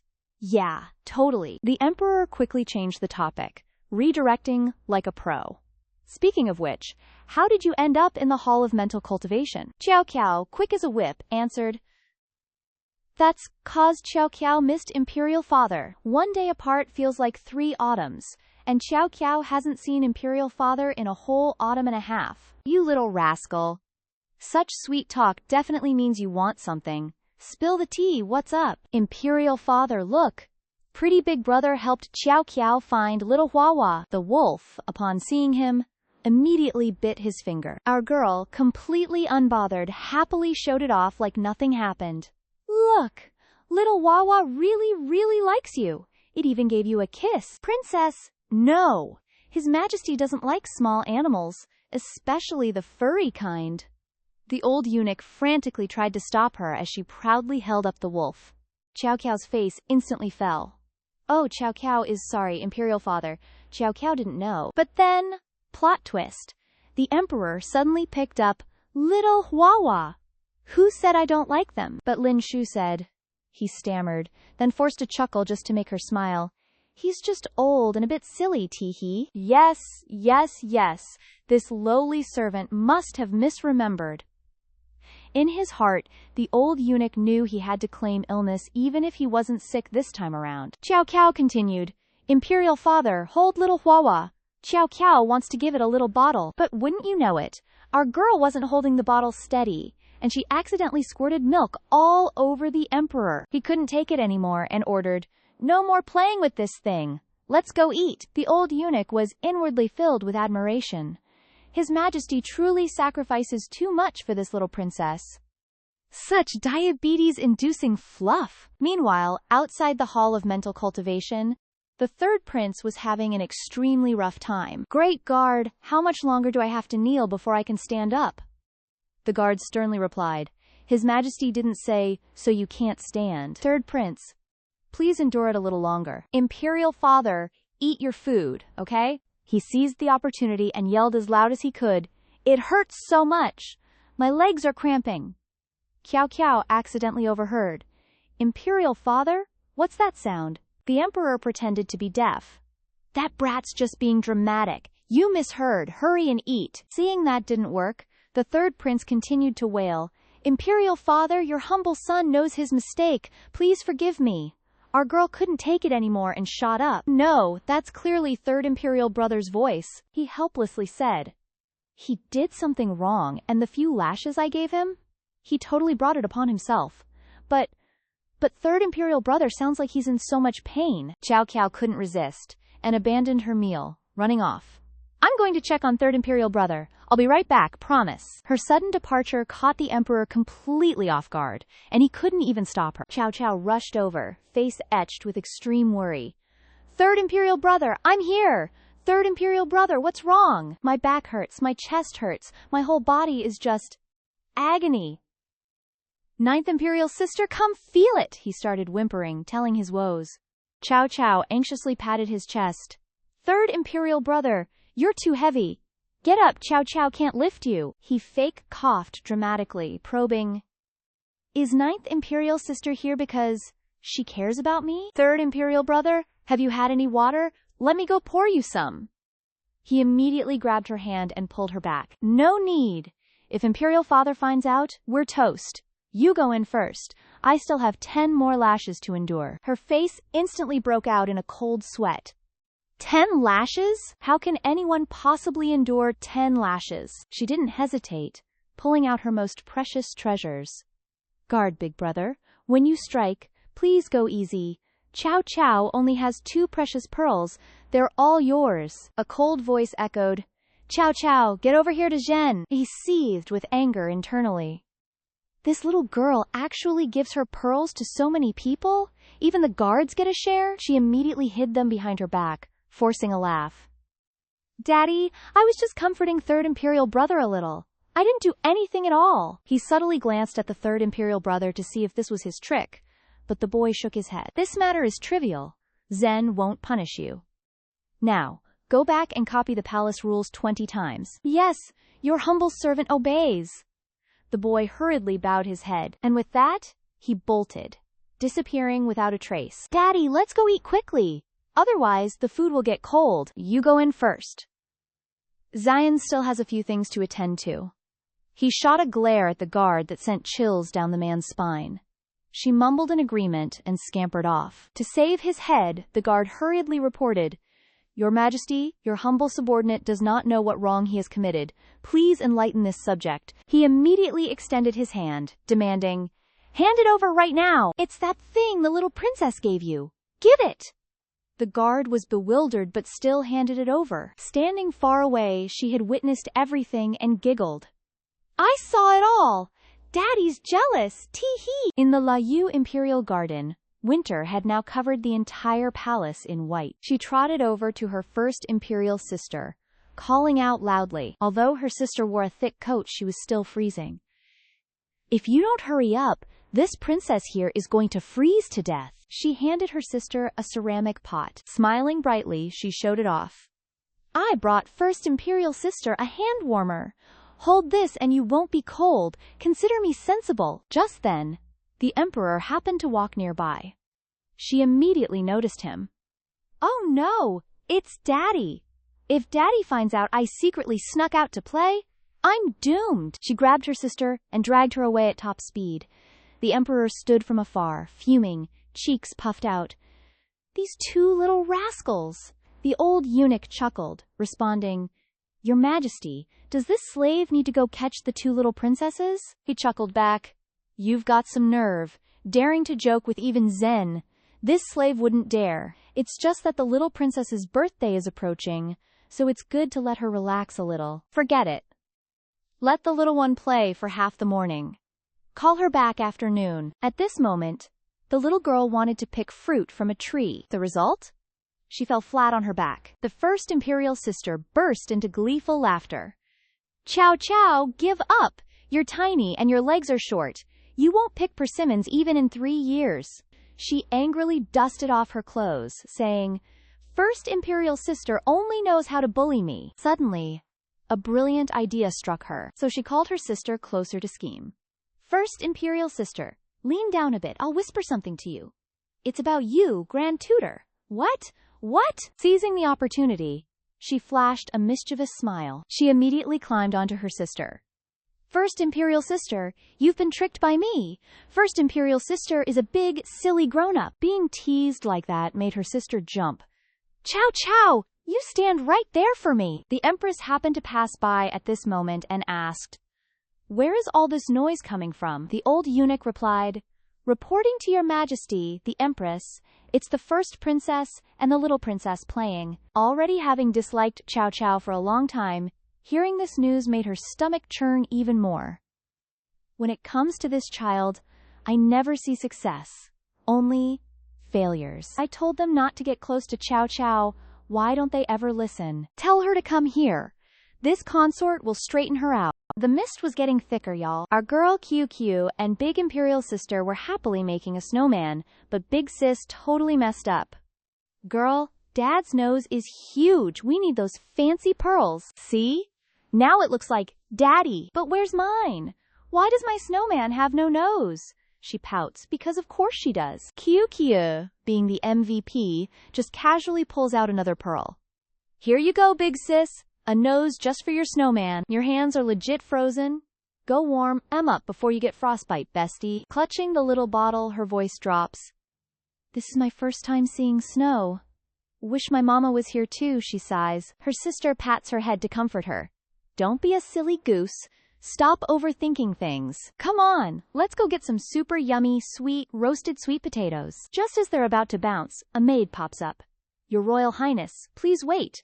The Empress is in the Imperial study and wants you there, like, now. Says it's important. Our Big Sis snaps back. Tell the Empress I'm a little busy for her right now, okay? The maid looks super awkward. But, Your Royal Highness, if you don't go, the Empress is gonna be fuming. Please don't make this servant's life harder than it already is. Our clever girl QQ, ever the peacemaker, pipes up. Big Sis, why don't you go see Mama first? And while you're there, tell Daddy to come out and see our snowman. He'll be so happy. Okay, you wait for me right here then. No running off. Got it? Got it. And just like that, little Koi Koi comes bounding out to play. Our girl is giggling, having the best time playing with her wolf. The weather's so pretty today. Hey, let's call 4th Imperial Brother and 1st Imperial Brother to come play too. Suddenly, she spots a guard lurking nearby. No hesitation, she scoops up Koi Koi and trots over. Guard big bro, can you please call 4th Imperial Brother and 1st Imperial Brother to come play with QQ? Why, of course, little princess. But hold up, this guard is not looking at her. He's totally eyeing all the shiny pearls she still has. So he puts on a very happy smile and asks, Little princess, this humble servant has a teensy problem. Wonder if a kind princess like you could help? Okay, what is it? She asks. Because she's too pure for this world. And then, the sob story begins. Today, I, your humble servant, was just following Consort Leal's orders, going to the Imperial Household Department for the New Year's Eve banquet outfits. But on the way back, I, accidentally broke a hair ornament. And Consort Lee? She's got a temper, princess. If she finds out, my head's gonna roll. My life won't even be enough to pay for it. Our girl QQ, bless her sweet, innocent heart, is kind but not stupid. She hears the story and her brain goes, Wait a minute, Consort Lee? Her? Acting like that? Is this uncle trying to pull a fast one on me? Okay, so I'll just give you my pearls, and you can sell them to pay consort Lick back, she says. He gives this super sinister grin. Oh, little princess, you are too kind. But guess what? The second he lunges to grab them, our girl, quick as a flash, dodges right out of the way. Girl boss, move! He loses his footing and yeets himself straight into the water. Splash! Right into the lake he goes. Our queen is yelling, You really are a bad guy. Spill it. What were you trying to do? He's still trying to spin it. Little princess, don't blame me. I was just following orders, okay? If you want revenge, go find Consort Lee. But our girl is not having it. She's got her head on straight and fires back. Nonsense! Consort Lee would never. And just then, Koi Koi, our loyal wolf, rushes out to back her up. Little Koi Koi, scratch him to death for me. Just then, fourth imperial brother, sensing chaos, flies out. Q, are you okay? Q's fine. But this trash guard was trying to bully me. Let's go tell daddy and make him arrest this dude. This guy, truly having a death wish, pulls out a dagger he had hidden, and he lunges to stab her. Go die! But fourth imperial brother, seeing the danger, literally jumps in front of her. Thankfully, our fourth imperial brother's cultivation was on point, and he blocked it. With that, the tables have turned. Who are you, really? And who sent you? At this point, who sent me doesn't even matter anymore. Stab! He commits seppuku right there on the spot. Our emperor was currently slaving away in his imperial study. Our green tea empress sidles up to him, buttering him up. Oh, your majesty, New Year's Eve is just a few days away. What are your plans? Our boy just shuts her down. I'm swamped. You handle it, empress. She puts on her fakest smile. Of course, your majesty handles a million things. Your humble consort will happily ease your burdens. With you watching over the Muyuan kingdom, it'll surely prosper, the people will thrive, and even the weather will be perfect. Why is the empress suddenly acting like those old fawning ministers? Our green tea gets caught off guard and literally has no words. Just then, our girl Dollar gracefully makes her entrance. She bows politely. Your humble child greets Father Emperor and Mother Empress. May I ask why you've summoned me? Oh, Dako Fleer, you're here too? The Empress coos, all sickly sweet. Our girl Dowler starts with a fake smile too, playing along. Didn't you say just a few days ago you missed Father Emperor? What a coincidence you're here. Then, out loud. Thank you, Mother Empress, for your concern. Your child is truly touched. As soon as she finishes, she breezes right past the Empress and heads straight for the Emperor. Father Emperor, little sister has a surprise waiting for you in the Imperial Garden. Come on, let's go see it together. The Empress, hearing this, quickly grabs Dower's hand to stop her. Hold on a sec. Her tone turns slightly sour.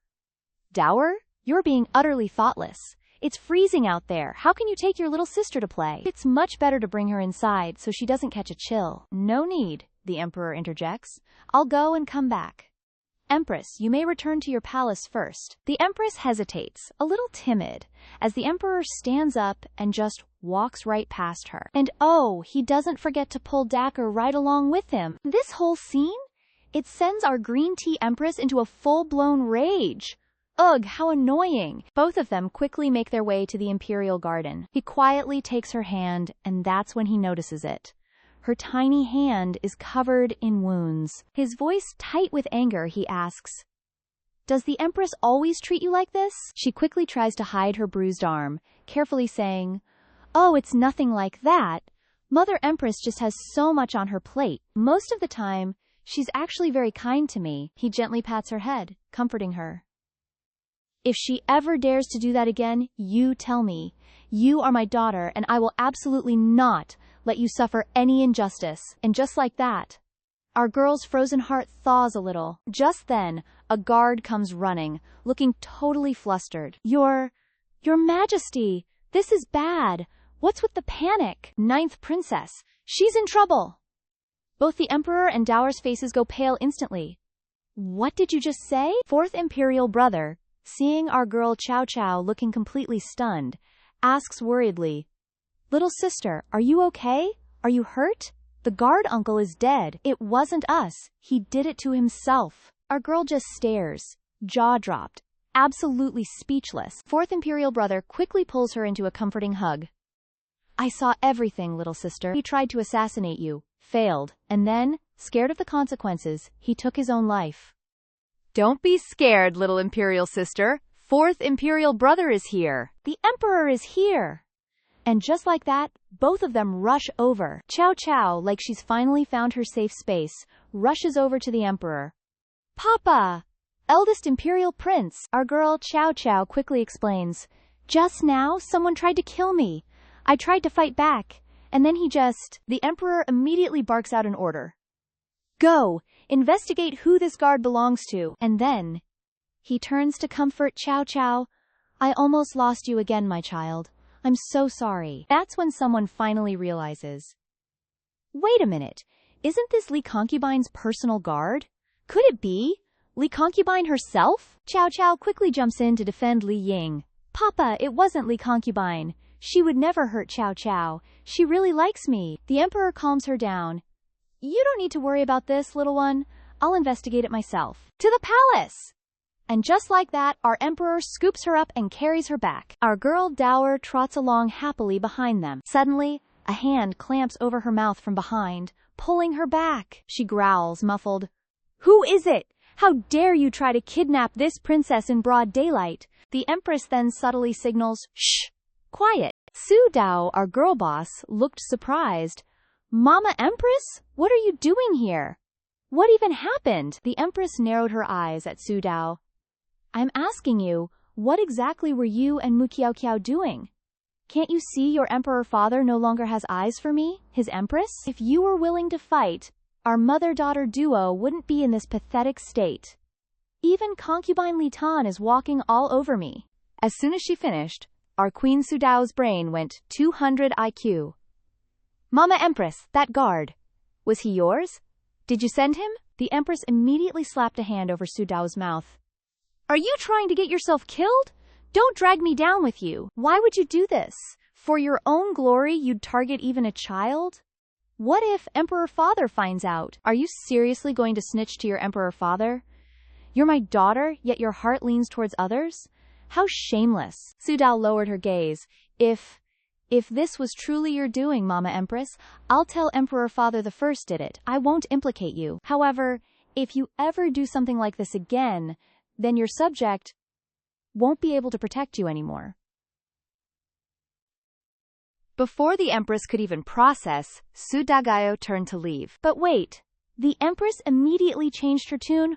Hold on, this has nothing to do with me. Our girl boss brightened up. Really? The Empress scoffed. Why would I lie to you? What good would harming Mu Qiao Qiao do me? A servant standing nearby quickly chimed in. Your Highness, Princess Su Dao, this really wasn't the Empress. You've misunderstood her. In that case, your subject is relieved. I'll go check on my little sister and come right back.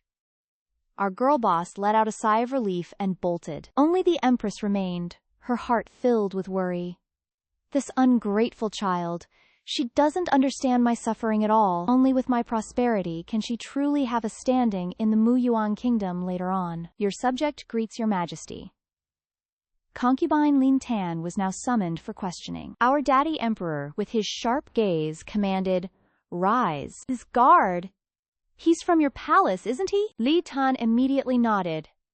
Indeed, he is a servant from my palace, named Fu Hai. He served by my side for many years. The emperor tapped his fingers on the table. Then do you know why Xian called you here? Concubine Lina Tan, with an honest and upright expression, replied directly, Your subject knows. Your Majesty suspects me, but I swear I never once had thoughts of harming the little princess. Fu Hai was poor since childhood. It's not impossible he was threatened by others. Just then, our precious Qiao Qiao walked out and saw concubine Li Tan. Our daddy emperor quickly scooped up our little bean, his heart full of remorse. I'm sorry, little princess. I didn't protect you well, making you suffer. Qiao Qiao, ever the angel, said, It's okay, concubine Li Tan. I know it wasn't you. You're about to catch a cold. Hurry and put on more clothes for Zen. Do you want to be punished? Ooh. our daddy emperor grumbled, handing her a bowl of medicine. Our little bean Qiao Qiao insisted. Daddy, it wasn't concubine Li Tan. Drink it. Qiao Qiao took the bowl of medicine, her heart unsettled. Concubine Lian Tan watched, filled with boundless admiration. This is the first time I've ever seen His Majesty personally care for someone. The little princess is truly fortunate. Daddy, concubine Lin Tan was definitely framed. You're a wise ruler. If you punish her, you'll fall right into the enemy's trap, our little bean declared, her voice ringing with conviction. The emperor raised an eyebrow. Where did you hear such words? If concubine Li Tan truly wanted to harm Qiao Qiao, why would she let someone from her own staff do it? Wouldn't that be shooting herself in the foot? Her words were, indeed, perfectly logical. The emperor smiled, pleased. So young, yet she can analyze things so clearly. If Zen insists on punishing concubine Li Tan, wouldn't that make me a foolish ruler? Our little bean heard this, and 2 streams of tears poured down her face. Daddy, are you serious? If Daddy really punishes concubine Li Tan, I'll go to a temple and become a nun. Qiao Qiao will recite scriptures every day so concubine Li Tan can have a good reincarnation in her next life. Qiao Qiao hastily bowed. Your Majesty, Qiao Qiao isn't disrespecting your opinion. Please don't blame Qiao Qiao. For the first time, our daddy emperor burst out laughing so heartily, he playfully pinched her nose. You little imp, truly worthy of being Zen's daughter. So, Daddy, are you still going to punish concubine Lai? This matter still needs further investigation. If concubine Li Tan truly didn't do it, Xian will clear her name. Before that, concubine Lai will be confined to her palace for half a month, not allowed to step out. Just then, 4th Prince Xinran entered. Your subject greets Emperor Father. May Emperor Father enjoy boundless peace and prosperity. Our girl boss Su Dao was startled, wondering why Ziran suddenly entered. He immediately knelt down and cut straight to the chase. Your subject can guarantee with his life that this matter has nothing to do with my birth mother. Concubine Liantan was instantly moved to tears, never imagining the day her son would stand up to protect her. All right, besties. Things are getting wild in the Hall of Cultivating the Heart. Our 4th prince is on his knees, begging the emperor. Your Majesty, this prince knows my imperial mother wouldn't hurt a fly. Please, Father Emperor, let this prince help investigate and find the scoundrel who hurt our little imperial sister. Our little Qiu Qiu is internally screaming, Yas! Looks like Consort Li and 4th Imperial Bro are on good terms again. Love to see it. And then, our tiny queen starts cutely pouting, Daddy, you work so hard. If someone helps you, you won't be tired anymore. Please, Daddy, say yes to 4th Imperial Bro. The Emperor gives a nod. Since you're so filial, I won't stop you. Tomorrow, hit up the Ministry of Justice and investigate. Need help? You know who to call. He bows his head. Your wish is my command, Father Emperor. Many thanks. Just then, the eldest princess bursts in. Kia, Kia, my little sister, are you okay? Our little queen happily bounces out, yelling, Eldest imperial sister, I'm perfectly fine, she says, relieved, as she gently pats our girl's head. You literally scared me half to death. Do you even know how worried I was about you? Daoker, what exactly was that surprise you mentioned in the imperial garden? The emperor just remembered our girl had called him there to show him something. She grins, showing off. We built a snowman for Father Emperor. It was so pretty, but now the sun's up, I'm afraid it's probably melted by now. So, where's this snowman then? Our ML shoots a glance at the old eunuch and commands. Lo and behold, there are 3 snowmen. And the one in the middle?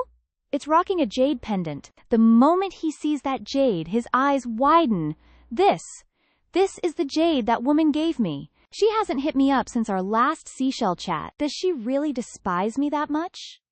Our ML's heart sinks, a secret melancholy no one can comprehend. Later that night, because of all that snow play, our Qiu Qiu accidentally catches a cold. Classic. He speaks up. How's our little princess doing? Your Majesty, our little princess has caught a chill, but your humble servant has prescribed a nourishing elixir, regular doses, and she'll be right as rain. Mama! Mama! Our girl Qiu Qiu keeps mumbling, longing for her mother. Our ML's heart aches for his daughter, needing some quiet time. It's late. You may all withdraw. Father, with Kyu this sick, will my birthday party still happen? Ah, she whispers, her voice barely there. He squeezes her hand, his eyes full of tender comfort. Silly child, this emperor promises you, sick or not, we will throw you the most epic birthday party ever. But in our girl's heart, she only has eyes for one person. Actually, I don't even need a birthday party. I just miss Mama. She must be so lonely living all by herself. Our ML hears this crucial info, and his heart is practically on fire. Where? What do you mean, where? Our girl starts babbling deliriously, then slowly drifts off. Defeated, our ML can only gently pat her head. Sleep now, little one. Time flies by to the birthday party. Everyone is ecstatic, carrying gifts and sweets, celebrating the new age. Our girl giggles, accepting all the well wishes. Thank you, esteemed consorts, for the gifts. Kyu has received them all. The Empress, putting on her best happy face, generously raises her wine glass. Your Majesty, your humble concubine, offers you a toast. But oops, our ML completely blanks her. Zhao Lindsay, bring the little princess her medicine. Awkward and totally embarrassed, she tries again. Your Majesty, the plum garden is lighting off fireworks. Would you like to go see? Our ML, not even thinking twice, gently sets our princess aside. All right then, I'll go take a look. But before he leaves, he doesn't forget to instruct the old eunuch. Take good care of my girl.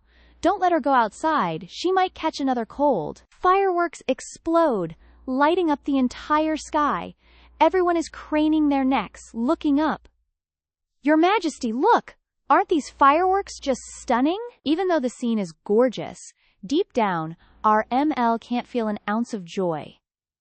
In this moment, if you were by my side, how absolutely perfect would that be? Suddenly, a mysterious intuition makes him snap his head around. In the corner of his eye, he catches a glimpse of a familiar figure, just fleeting past. Without a moment's hesitation, he instantly follows his instincts and sprints after it. Something inside him screams that he has to chase, or he'll miss out on everything.